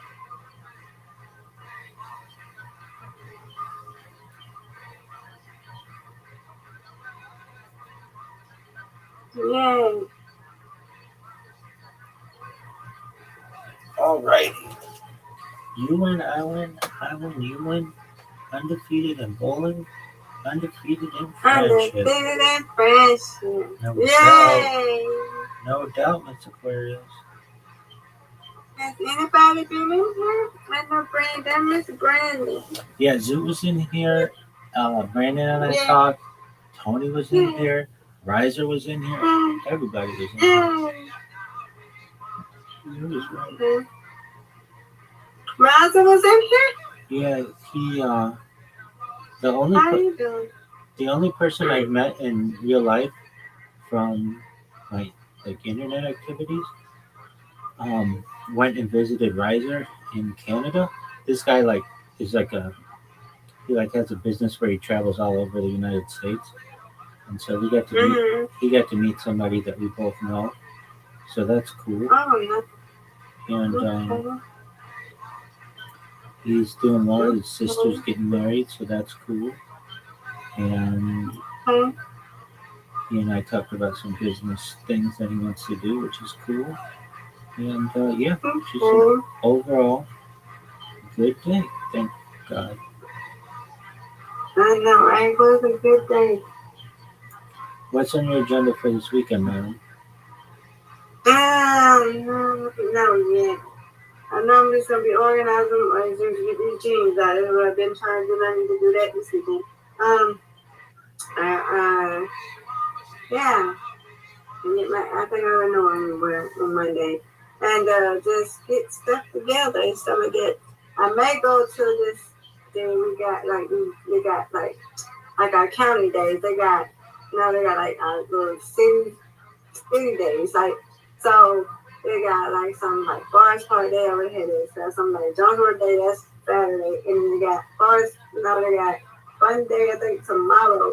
But I don't think Asia said she may not be going because she's like, you know, a little bit in pain, a little bit, but she's gonna be fine. Just having a little cramping and something like that, she'll be fine. And we may go Saturday. That's what I just let me know. That's what I might go Friday tomorrow. But if she don't go, then don't. I'm not going. I want to go. I'll go with her on Saturday. Maybe. Just depends on how I feel. So yeah, I'm gonna be doing nothing too much. Gonna get my nails done. Yeah, get my nails done tomorrow. Okay, that's a big And deal. that's it. That's a big deal. Can you remind me what are you getting ready for on Monday? Oh, Jersey? Yeah. Apologies, I didn't know that was. I wasn't thinking that was Monday when you were talking about your jeans. Did you say jeans? Yeah, I got it right. My jeans, I have to organize. I got to still organize this stuff. I already did my socks and stuff, but I got to get my shirt. These shirts that's in the drawer because I'm not getting the same dressing no more. I'm getting a chest job, so we're trying to organize stuff in my room and get this stuff and stuff that I don't wear no more or whatever, and take it to Goodwill and stuff like that and stuff we do. I still got stuff in pop-up room. So once my chest is dry, go in, it's still downside and stuff like that. And I'm still trying to organize my dresser real quick. So once I get my chest dry, I'll be good to go and get my new bed. Yeah. That's a big deal. Do you get to pick out your bed? Mine's already got one in mind. Okay, that's good. Mm-hmm. Yeah, she got one in mind. She showed it to me, told me which one she thinks is gonna be cool to go with my pink. That's okay. Do you like and it? I already got my new shower curtain. Oh, she put that up in this today. Yeah. Do you like So the? we call it for she only doing stuff. Absolutely. Do you like the bed that she picked out? Yeah, I work with her until she showed me. Yeah, I do. It's a cute color. It's like a wood color. It's not because this one's like a sleigh bed. I'm not gonna have a sleigh bed on. It's got drawers all around it. I'm not gonna get that no more. So we're gonna get a regular bed. It's like I guess like a gray type of it's gonna go with like a light gray wood type. It's gonna go with this pink. So something that's gonna pop with the pink, with the bluish pink. So yeah, I'm gonna get that, and it's a matching chest. If I don't get no nightstand like that, maybe a nightstand one day, but not that tickle one. So yeah, we're gonna get a chest drawer, and then I'm gonna get a desk, as you know, a desk. So that's gonna be the last resort though. Well, that's pretty good. So I'm just still organizing stuff like this. So I'll be probably doing that tomorrow or Saturday. Oh yeah. And eat my soft foods like I am. I was talking to my auntie earlier today. He said, well, I don't know. We'll figure out something tomorrow. I said, okay.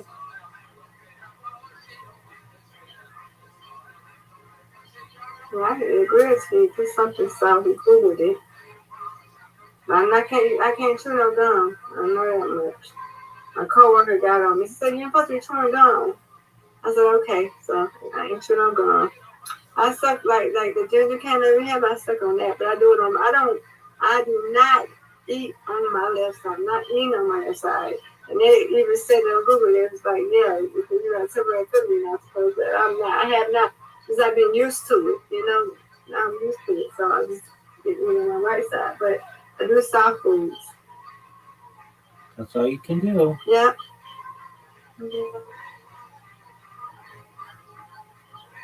Actually. Yeah. And I get the gum because what if it accidentally switches on the other side, So I get that. I get why not the gum. But sometimes it can, it might not be your fault, it accidentally goes on the other side, Sometimes you're stuck in that area and then the feeling, I don't want that. Yeah, so I get it now. Okay. So I'll be good. Find something to suck it like a ginger candy, but I don't bite on it. So once it gets milk, I just throw it away. Spit it out and throw it away. I don't do that. There you go. Yep. Yeah. Okay. What you gonna be doing, Rabbi, for the rest of the night? You still on social lives? I think so. I say I think so, but I don't really pay attention to that computer. Yeah, ain't check. Rabbi. No, it's just on another computer. I'm just letting it be. It's gonna be over there. I know. Yeah. I don't want to be like that. I don't want them kicking me out. I ain't studying that. I'm not studying socializing. I'm good. I'll look. I'm gonna see. Let's see. I wouldn't be surprised if I go to look and they just booted me. Okay. You know how it can be. Yeah. I'm still. I don't know. I think my account. Sometimes it disconnects. If I'm in there too long, it just. I don't know. The Discord disconnects or whatever. So I was disconnected. So I'm going back in. We'll see how it goes. And sometimes I think sometimes I'll be in these Discords and they will just have some overzealous moderator and they'll kick me from the call, but you don't get like feedback from the website or whatever from the platform. So I'll be like, did I disconnect or like was this something that I did wrong or did I get kicked? I'm not sure. And then I'll go back and I'll get kicked again. And then I'll be like, did I get kicked or did somebody kick me? And I won't know. I don't know if it's happening there, but it happens. And it's annoying because you're trying to figure out, did I do... Why doing that on that trip, right? He gone. There's a couple of guys who I know. None of mine. He said, oh, I can't do this. He said, don't. I have my own life. I keep getting calls and emails of, of this stuff and people just, he said, I couldn't, it was too much. I said, no, that's right, sure, like a 9-to-5 job, sure. You can't even enjoy your own life outside of it. Yeah. When you log in and people just keep hitting you up. I don't mind. I agree. People are coming here and they're like, why can't I type? And I want to say to them, there are about 1 million different places on the internet that you can type. But I don't want to be sitting in here having to brace myself every 10 minutes when you want to type some bad word or something mean to somebody. Yeah, he said he would just come on and he just get emails of what somebody doing. You gotta come in here, somebody does that. Like he said, I couldn't even, think. Like I was just too much. I said, I don't blame you. Yeah, I don't blame him either. Once you get into moderating, it's basically, hey, volunteer your time for a job that you get absolutely no appreciation or credit or anything, and you can have that. I got friends. I ain't got time to be sitting up here and doing people and I come over here just to sit and y'all I'm good. Right, just to have somebody cuss you out and then a week later say, oh, sorry about that, I don't know what got a hold of me. Like, I don't need that. I don't need the extra stress. Right. And then you got a whole bunch of other minds on the one service. So why if you got to be worried about one? Where's the other one? If they own. Right. Whatever it is. Okay, Rabbi. I think I'm going to lay down and get sleepy. Yes, ma'am. All right. Well, we're here for you if you need us. So I'm going to get ready to get relaxed. I took it. I take it every other day, I don't take it every day. I just take it every other day. Did you take it tonight? You said you yes, I did. That's when I took it. Okay, so it's got to be starting to kick in. Yeah, it's time. Yeah, it's time for me to relax now. It's just kicking in now. Alrighty, madam. Well, enjoy yourself. You need me, God willing, I'm here. God's willing, I'll see you in the morning, okay? God willing, absolutely, madam. Brandon, say hello. Yes, ma'am. If I talk with him, I will. Okay. He's all excited. He had all his accounts in here. He's like, can I have my accounts in the Discord when you're doing your podcast? I was like, yeah, absolutely. And it was very funny. Normally, this is the first time I've done like 30 podcasts, and this has never happened. Normally, I check all my devices and make sure they're all muted. But in this case, I forgot the Discord in here. And immediately when this podcast started, I hear his device going blah blah blah blah, and I was like, we need to stop. We need to stop the podcast. And it was right at the beginning, so we were able to just restart it. And I was like, I gotta mute this. But I'm glad his computer made a noise because you never know. You're gonna get somebody who comes in here and they're like, Rabbi. I'm like, I'm in the middle of a conversation. I can't talk right now. So that was funny. It's good that you muted them. And it's good that his thing made that sound right at the beginning. I mean, the guy did my introduction, and I was like, apologies, I gotta stop this. Can we do it again? I was like, yeah. There's no big deal about it. He was really nice, really cool. He's into interesting things. Of all the people with whom I've done podcasts, I had the most amount of questions for him. He is a Bigfoot hunter. Not a Bigfoot hunter, I shouldn't say that. Hunter sounds like you want to hurt Bigfoot. But he's just a Bigfoot researcher. Doesn't, there are all kinds of folklore and stuff, and whether it's true or not, he doesn't know. But there's like people who are interested in it, and so he got into it. He's also into like all kinds of like mysteries and things like that. And he was just an interesting person. So I'm glad the next time I'm going to be on this podcast, God willing, is November 12th, and I'm going to be his demonology expert. And I got to tell you something, Mr. Aquarius. I'm going to have to, I know some about demonology, more than most people. And I have my training, but I want to know it really well. So over the course of the next few months, I'm going to really be getting into demonology. Oh, yeah. So we'll see how it goes. All right, I won't take up any more of your time. Sweet dreams, you God willing, and we'll talk. Sweet dreams, Grandpa. You okay? It was a bedtime story because I sure was falling asleep. And I heard you though. I heard everything you said. There you go, Mr. Sweet dreams to you. Sweet dreams. All right.